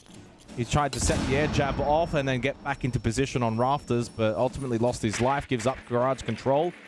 Over towards Furia. They can play through that if they want. Right now, no real map control, but Philippox makes his way in. Bulletproof camera dealt with. 40 seconds with main breach opened up. It's cooking well enough for Furia. They're in a very good position this round, but all it takes is a kill from, say, Cypher. Double stack towards Rafters. If he gets 1 or 2, that will be the round, and Philippox does have the diffuser. But smoked out for now. 2 more in pocket. They can cover the default plant spot for as long as they want, and even double down with a bit of crossover here. So Herds maybe has to try and make the great distance, the divide, and cut their way across. But a Bulletproof is pinging all of this towards them now. Vidaking stepping in. KZ gets another, leaving just Vidaking alone. There's a hold outside. The first take didn't quite make it land. Herds grabbed that round, drove it back in, and 2-1.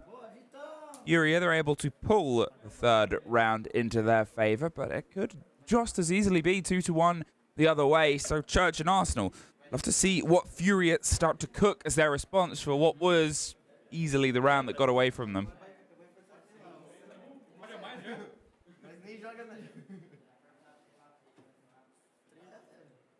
This point, still early doors, still smiles, still early doors. Early doors, yeah. Early days. Early doors and early days. Okay. I mean, I think early it's a better doors round, at least from Furia. I mean, they understood that KDS was pretty much by himself and Rafters, no real support, no real help. And because they got main breach opened up early on, they could get pressure from both sides. It was well executed.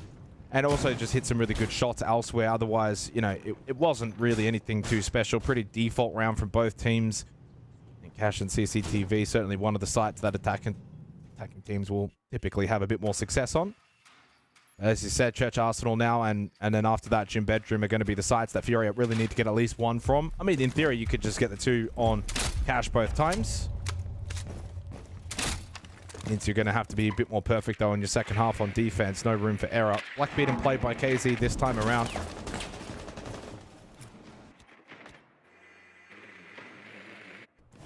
Now, obviously, I'm still sort of vying up the potential of pace more than anything. Obviously, the Blackbeard said sort of might be a bit of a chance for KZ, but it was getting the hard breaches open, getting themselves set up and formulated towards the approach onto Church that seemed to pull them apart. They've not really got anything directly to sort sort of track and hunt down players. Well, it's a roam game, yeah. I mean, and so you're right. If they aren't prepared for this, it could spell disaster for Furia.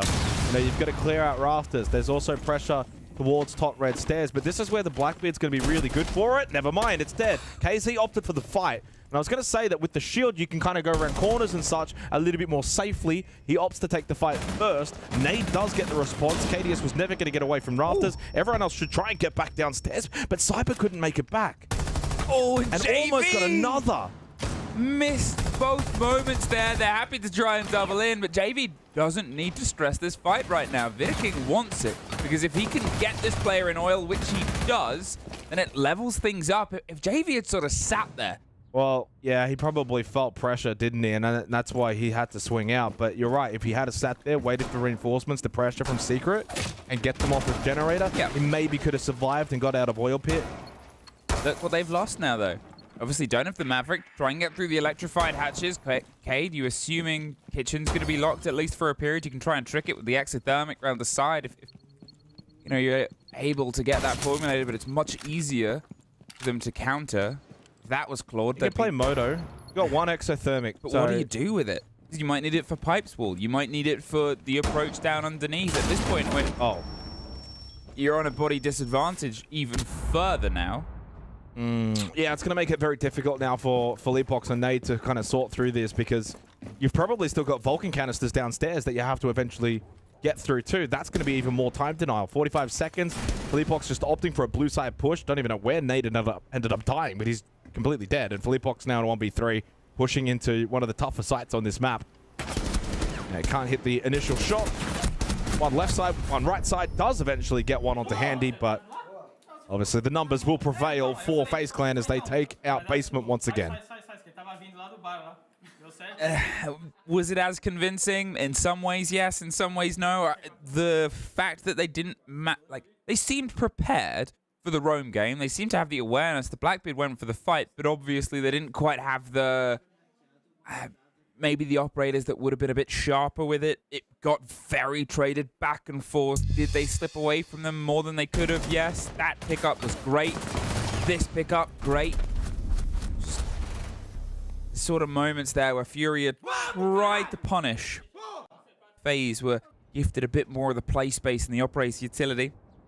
And towards Jim now, they could themselves set up for the 4-2 half on this. Remember, it came down to a 1 versus 1, and a huge amount of that was Handy surviving. Well, it was a 1v3. Yeah. And he created that 1 versus 1 by getting the first 2. So, I mean, yeah, FaZe are looking pretty good right now. Handy, especially in the first couple of rounds, he is on a 247 EPS, which is quite staggering. He's a 7-2, 1-0 on the entry, 2.3 KPR. Sensational start from him. So far, these attacks from Furia, though, haven't really left me feeling as if this is the best version of this roster that I've ever seen. It's, to be fair, if you want to give them leeway, it's Clubhouse. You know, you can only do so much on this map at this point in the era of Siege. That's going to surprise people or, you know, change things up too much. And also, putting perspective on this match, yes, they're both battling for first place in the group, but you're going to finish second either way. You're not really going to go too deep into the strat book at this point when we're so close to some more important matches to come, phase 2, phase 3, etc. So there's obviously so much story behind this based on last year, based on being the two sort of top dog teams from the region, based on being the ones that are kind of fated, based on familial relationships. But they've probably played each other more than anybody else. There's that sort of seated familiarity. As I said, it's like Wolves and BDS. Sometimes you get against an opponent and it just, you play different because you're against this opponent, and maybe that's something where Furia start to shut down a look at this from Handy. A little lurk in towards Kitchen. So these are the little things that you certainly can do on a map like Clubhouse. If you don't get droned out or spotted out, you know, Furia at some point may want to get main stairs control. Handy then can flank him behind. Or even if they don't go for main stairs, of course, they're coming in through Jacuzzi. That's top main stairs. So you offer that point of difference. I don't know where Nade was going. The front door was certainly not open for the taking. Hurts in on the Amaru. Repels in. Don't forget about Handy, though, of course, pushing up main stairs. Hello, there's the flank it is successful. Nicely done from Handy. They do lose Fitter King and Souls immediately. Nice little trade from Philippe Pox and KZ does give Furia the advantage in this fast-paced attack. But Jim Bedroom so far is proving to be quite beneficial. But some key areas being held still by the remaining duo of FaZe. Bathroom for Cyber. Handy was top main, but he's been taken out by KZ. And on this side, again, it's a 1v3, but a different end to this round. One that goes in favor of Furia, and a change-up of pace works perfectly. 3-2. Now they have the choice of where they're going to go and theoretically why. It's that sort of moment here, that conversation where it could be 3-2 the other way. How much of this is falling away from FaZe, and that will be revealed on the second half. It's closer than close. And it's just such an effective shutdown here. The sort of positional drive of Furia after the conversations about those rounds looking down a bit worse for wear on their attacks, a little bit disjointed. They then pull out moves like that, and you're like, oh no, they still have this. It's just Church and Arsenal seems to escape them a bit. And thankfully for them, they don't have to try and attack it again. We are rotating continually off towards CC, and you know, even this one, there could have been a moment where things slipped away. Obviously, a lot of utility on towards the Rafters player. Still some smokes that were trying to get themselves sorted, if not for great play from KZ. It's a stall-out setup from FaZe. So the tuber out, castle barricade. You've got the gas canisters from the smoke. Hayid, of course, electric claw. So you know, you're basically saying to Furia, you're going to have to deal with those. Bring the Maverick or bring a Thatcher. In this case, it's the Maverick. Yeah, so for FaZe, it's maybe a question of if we can get this round down to the last 30 seconds and then Furia have to scramble. Yeah, Cash and CCTV is certainly a site where scrambling is not always going to be a very good option because you've still got a clear say down below. Lounge, you've got Nitro options too, Handy and KDS. At some point, they'll probably want to eventually rotate down to Lounge, play off of those Nitros. The Furia then have to respect that, get first floor control and top floor control. And you can't do a lot of that with, 30, 40 seconds left. So the goal here for FaZe is to just deny as much time as possible. And he does have his Nitro early, and sometimes does get thrown to try and get the kill onto the Maverick or do a lot of damage, be a nuisance.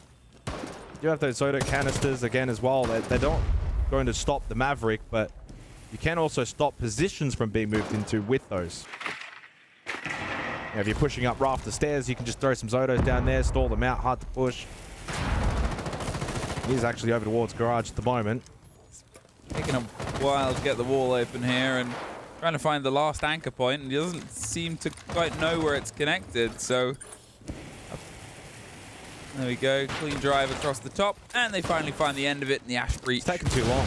Yeah, that's a minute 30 for the Maverick and the Ash to get that wall open. Remember, they still got to try and force KDS out of this position as well. You've maybe got the gridlock trick stingers to get yourself some back towards it, but at this point you're thinking, okay, well, there needs to maybe be a plan B push here. Otherwise, you're just going to be charging. I don't know what the plan is for Fury as well with this lineup. I mean, this is a strange one.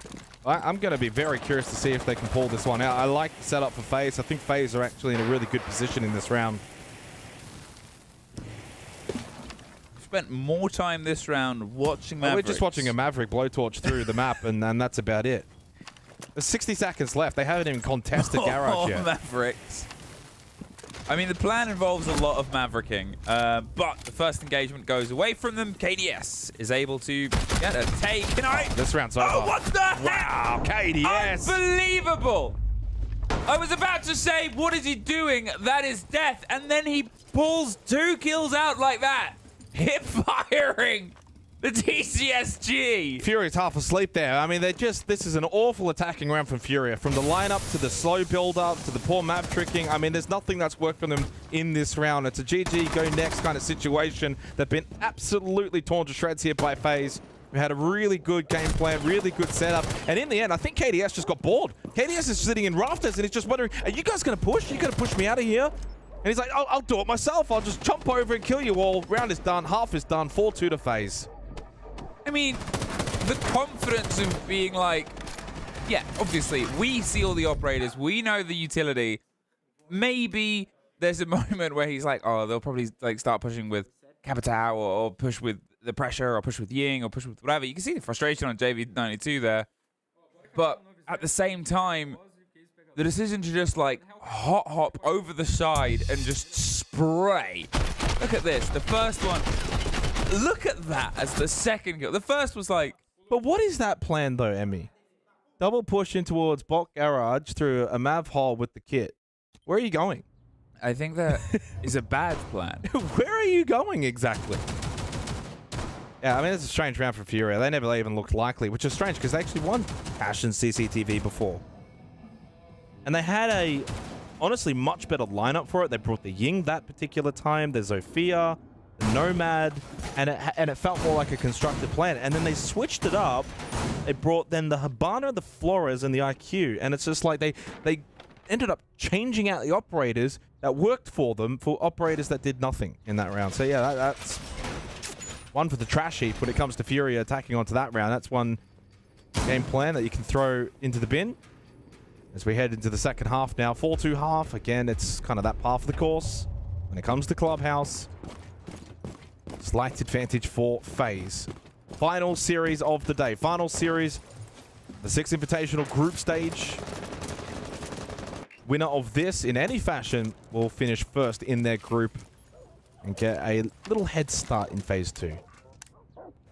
I mean, it's huge, right? Obviously, if you get in first, the minimum you can finish is 12th, because there'll be all the teams eliminated from groups. That takes us down to 16, and then the 4 that start in the lower bracket, or the 4 that drop from the game before. So you're guaranteed to outplace at least 8 other people, and the prize pool difference for that jumps for the winner of this game is a guarantee jumps from, I think, $50,000 to $75,000. So it's a big game as well. Just for winning this, from then on they could lose every other game, and still they set themselves the guarantee. These two teams probably aren't. No, they're in a different bracket where they're thinking far more than just, you know, minimum of 12. It would be a failure for both of them. It would be a ludicrous tale. I think this should be the grand final again. All right. I mean, FaZe strikes back. Who knows? It would be a great story, but at this point, with how some of these games have gone, all my predictions on who is going to be in the final or not are just thrown to the side. And as is thrown to the side here, the pressure on. The Monty wants to find a fight with Herds over the cash money, but there's a position on top red that's sort of forcing them out. It's quite aggressive Furious hold here, but it's all protective. And if one of these positions falls, suddenly the whole thing might start to unravel. There's KZ under pressure, and he's not even sure where from. Ghost with guns are affecting him. Herds tries to slip out, but Cyber's gone down. Philippos has been able to find Cyber, and that is actually the support for the approach here. So Vidiking is now sort of disco dancing either side, needs the buck to start putting pressure in of Souls. KDS does find Philippos, and a second. That was the swing up the bottom of the stairs, and now KZ tries to drift out. Nade gets KDS, gets some cover. Vidiking goes down as well into the fight at 2 versus 2. Everybody died in Garage and Cash, and we have 40 seconds now to attack the basement site. Yeah, I mean, I hope people weren't confused. This is Church Arsenal, and yes, we were very much playing around Cash and Top Red and Garage. Handy also quite low. So is KZ. I mean, this is a pretty equal 2 versus 2 into the final 20 seconds. Diffuser in hand for Handy. Oh, Kumai, not ideal at this point as he's pushing in through Oil Pit, and I think this is pressure that Furia could collapse upon. Flashbang, not ideal either. One more still available for Handy. Vulcan canister pop. They are aware of JV92's position. Good kill for Souls onto KZ. JV pops out one, but then traded by Handy, and FaZe take the round. Huge round for FaZe to take out the basement site on the attack, and definitely now gives them a solid buffer. 5-2 lead. 5-2. And no up as far as I can see for a timeout or a conversation at this point. Furia, they think they can sort of play their way back into this. It's been 2 rounds either side of the half at this point, but one more goes away and suddenly you're staring down map point every single time. Map point on your point, and you've, well, got every side open to you, but there's always going to be a tertiary. There's always going to be a risk on a secondary. But if they can sort of reset themselves, set themselves up to do what they haven't so far in this series and tie multiple rounds together, again, you know, you're looking at 5-2. You can't argue with a 5-2, but you can point out that it very easily could have been closer. Could have been a 4-3 if that 1 versus 3 didn't happen. Yeah, the 1v3, even that 2v2 right there. I mean, the rounds themselves have been categorically close. Yeah. Despite the scoreline having a 3-round advantage. But that, I think, just highlights the quality that FaZe are playing with at this tournament so far is, you know, if Furia aren't on their game in these situations, which they weren't in the 3v1, they absolutely trolled that. And FaZe are good enough, all 5 members, that they can, of course, then punish that extensively. And I think that's what's been happening here. There is that 5 to 10% gap between these two teams right now in the way they're playing. Fury have had too many moments in these rounds where you kind of question them. So far, I have not found myself questioning FaZe. No. I mean, FaZe, although they've played a long tournament with a lot of 3 mappers, they've played a good tournament. They haven't lost a series. They've made sure that they keep themselves competitive across all of it, and they're always seemingly in control of the pace as well, and that's something that a lot of teams have struggled with across every single group, across pretty much every single showdown. More Mavericking.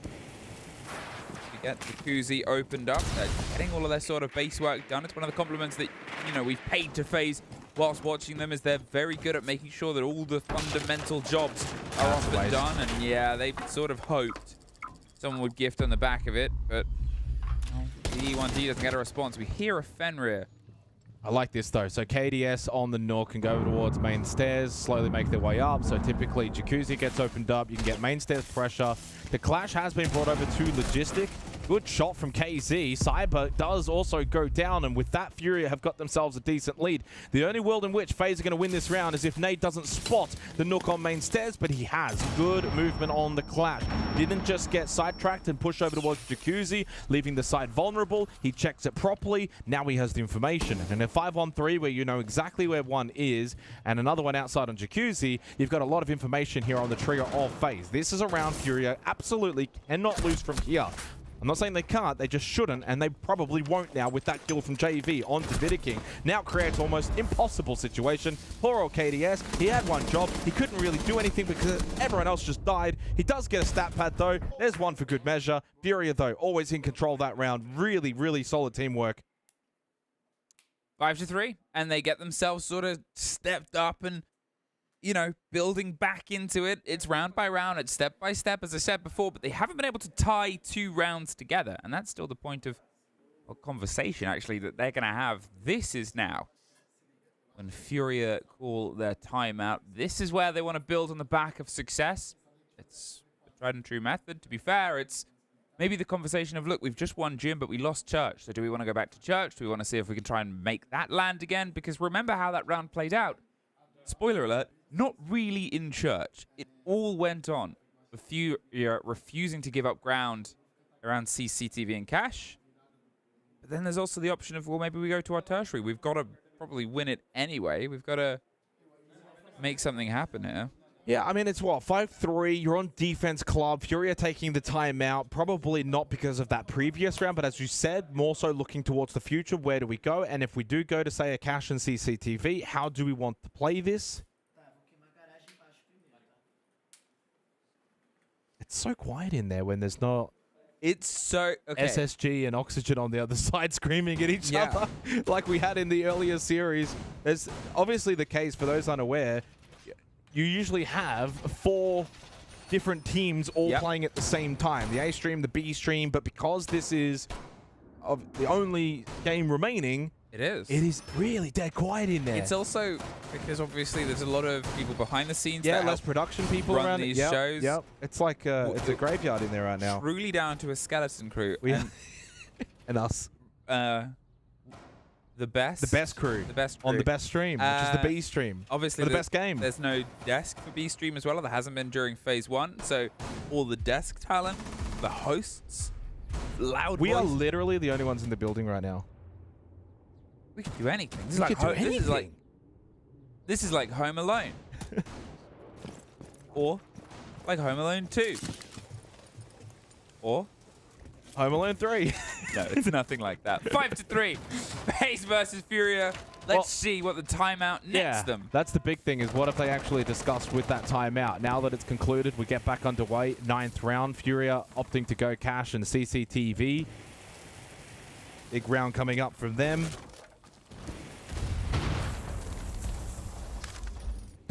You look at the lineup that they've got. So Philippox on the Mozzie, the anticipation here is going to be lounge control and keeping that first floor very much defended and protected for Furia. Bandit and Kaid, self-explanatory. You're going to have to bring that Maverick. Maverick's going to have to do a lot of work. Other than that, pretty simple lineup. But yeah, Philippox holding kitchen at the moment. I think he has been droned out. If he had, well, wait, did he get droned? I think it might have been a misdrone initially, and now KDS is aware. Yeah, now he's aware. Okay, so it was a misdrone initially.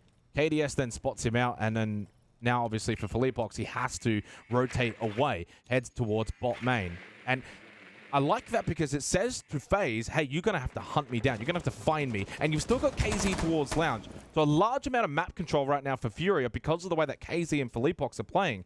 But it's a big part of the win condition that they don't die and that they are effective. Well, that's it. Philippox has drifted himself not too far away from main stairs. He can slip back if he needs to. But look in the distance, KZ's actually rotated up.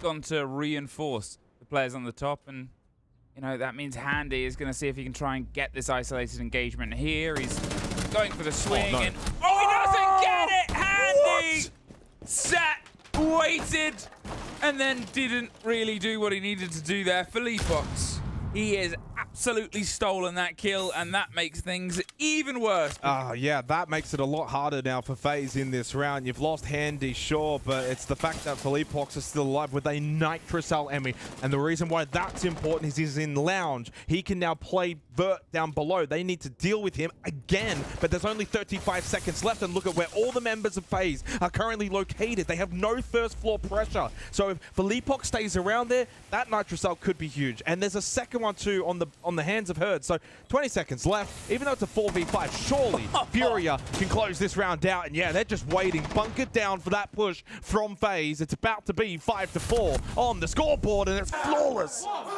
Flawless Furia.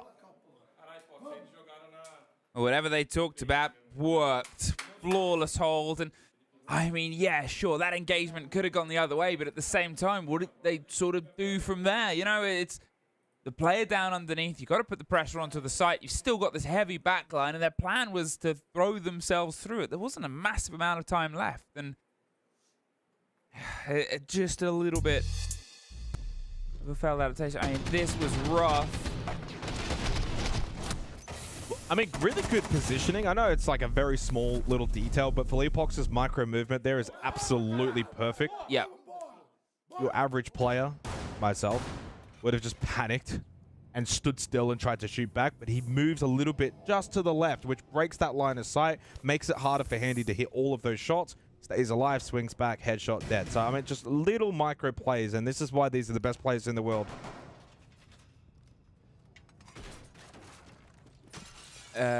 It's the headset, apparently. Oh, okay. The headset buff, I'm being told. The That's headset obviously buff. not true, but I've been able to, I can look at it now. I think it was... You can look at it now? Yeah.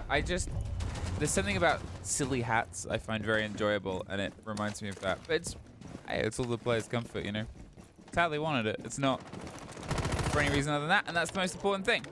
5-4. Now, FaZe, will they find themselves suddenly tied level? It's the weird sort of statement to make is that, well, the site to make this happen is Church Arsenal, right? And how this sort of opened was massively explosive on the top floor. Everybody was dead here in a roam game. There was a bit more of a sort of, you know, tentative grasp on a roam game in the last round. As we saw, there was two players that were a little bit loose. One of them rotated back up to the site, and the other one, Philippox, went underneath and It's got the a risk kill. that you take when you play that. And sometimes it works. I've seen plenty of times where the roam defensive game for Church Arsenal does work. You go up, you get 1 or 2 kills, you go back down. But it just ended up being too much of a brawl. Like, it was just a proper brawl. Too many trades. No one on either side could get out of it until it was completed. Everyone had basically died that was in that battle. And then, yeah, 2v2 was remaining. Clearly, Furia's lineup here is bunker down on site, delay as long as possible, and then good luck. Well, you can see they're sort of communicating and working out the timing there. KZ was looking over to his teammate's monitor to line up his C4, so they have the camera of Philippox believe is the one that has this sort of set up so they can time this perfectly. There it is. And between that teamwork... Yeah, Cam spotted though, so the Cam alone kind of gives away that that's just going to be a Nitrocell location. Good drone work from FaZe. Do lose that, 5 remaining. Getting some decent information, and you can see immediately Souls is ready. But by no means is this going to be... Well, they haven't actually dealt with the Vault Cam.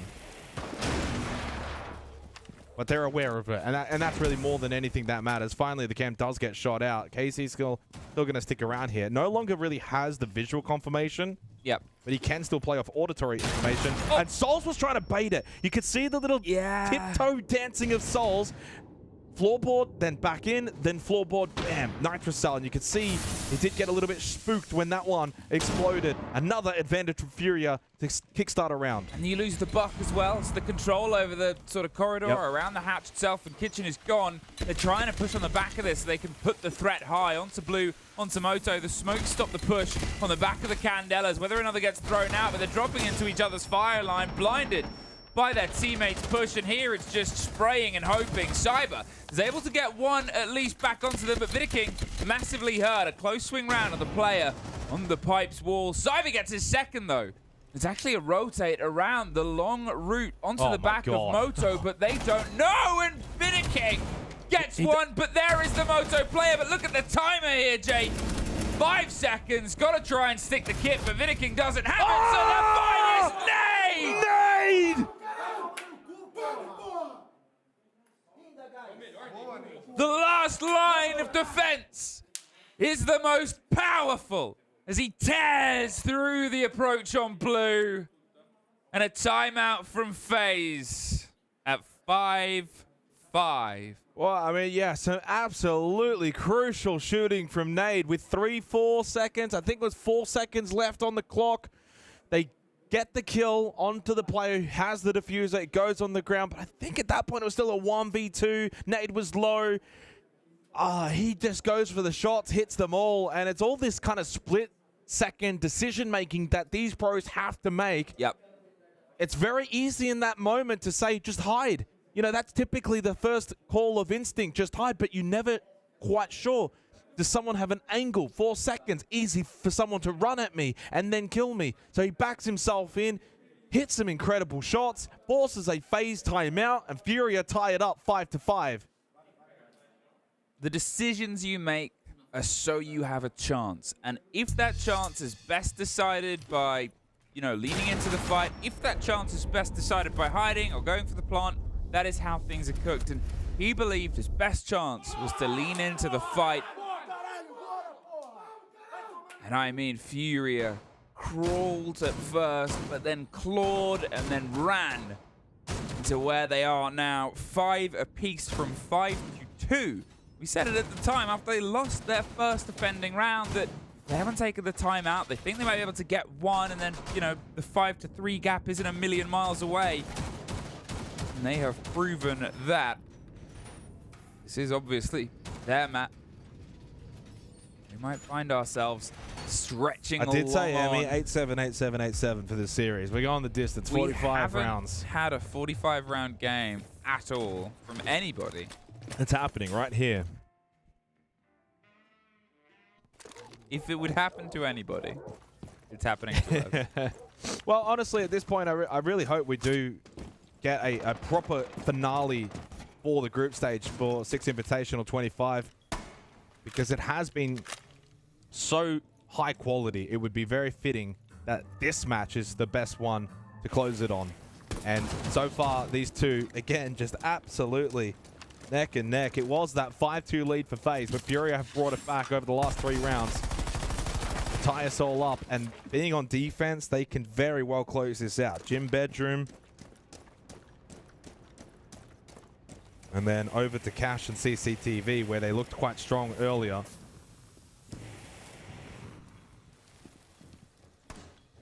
And we've already had so many moments from multiple players. KDS, the Vault. Yep. Handy at the very beginning as well. Now, obviously, Nade. Casey's had some big moments as well. I mean, this is what these players are capable of at this level. These are the absolute stars. We've had moments that have you know, it sort of shows, obviously, how deep, how long this first week is. It's a lot of Siege. You're playing back-to-back, high intensity all the time. And it started a little bit scrappy, but it shows how quickly these teams get in to each other and get against each other and get themselves stacked back up. You just find that energy, especially in a matchup such as this, you know, inter-regional rivalry that these two have had, and whether it be in the Brazilian League or whether it be at these major events, like they always seem to find each other. KZ thinking about maybe a peek of the gym window, but he has got pressure. Jacuzzi breach has been opened up. 3 stack out there for FaZe. Been a slow-paced round. 60 seconds remaining here for gym bedroom. Of course, main objective has been opened up in terms of that breach. And KDS, I think, will eventually make his way up main stairs. On the Deimos, still has 3 death marks. He makes the push. Vidaking wants to try and get in on the Blackbeard with the shield up. KZ, though, still in an awkward position. Does manage to get himself out of it. The F-Not Mind being a nuisance. But it's Cyber that finds the kill onto KZ. Eventually deals with Fenrir. And now positioning towards Jim. Traded back and forth, but they're in Jim and in the bathroom and putting the pressure back, knocking them out of their own sight at 4 versus 2. Pulls onto the Deimos, just downs him, and elsewhere, KDS. Vidaking's going to see if he can stick it. It is just JV92. Look at their health as well. I mean, this is certainly winnable for JV92. Up onto the rappel goes Cyber. Still inside of Jim is Vidaking on that Blackbeard. Shield is certainly going to remain up. Cyber, can he make his way over towards the balcony? That might be the best course of action. Still on the roof, still low. JV, though, now also finds himself very, very low. The kid does not drop. He has to long arm it. We look on up towards that window, of which Cyber does now drop onto the subroof. Does JV have the patience to hold this angle or maybe even go for the jump out? 13 seconds and he's going to kill. Oh, JV92! And Hertz also kills KDS from the grave for some comedic value on a very stressful round. Furia have got map point. There's a part of me that wished it ended with the hatch being shot out. That would be, I think, the first time I've seen and casted that mechanic, especially at a big tournament. For those who don't know, that also stops the diffuser. And, I mean, it was maybe an inch from being on the right place on the hatch itself, but still, that fight, you could see he knew he needed to go out the window. The fight needed to leave the building. It wasn't being offered to him. Well, you know what's interesting, Emmy? It's 2 rounds in a row that Fury have pulled off essentially a 1 versus 2 clutch late in the round where, you know, the time is dwindling and it's very, very low. Nade previously in basement, you know, 4 seconds on the clock, and gets a double kill. They win the round. Then it's JV92, 1 versus 2 in a post-plant situation with a Blackbeard involved as well. So there's a lot of difficulty here that you've got to traverse for JV92 in that moment, in that round. OT secured for Furia. Cash and CCTV, the next location, the next site. Must win for FaZe if they want to extend this very map. FaZe, will they pull us into OT here? They started so strong, but it's been a long time since they've tasted success on their attack. It was 5-2. Now it's 5-6. Never count them out. World-class teams, that's the problem with them. Never count them out.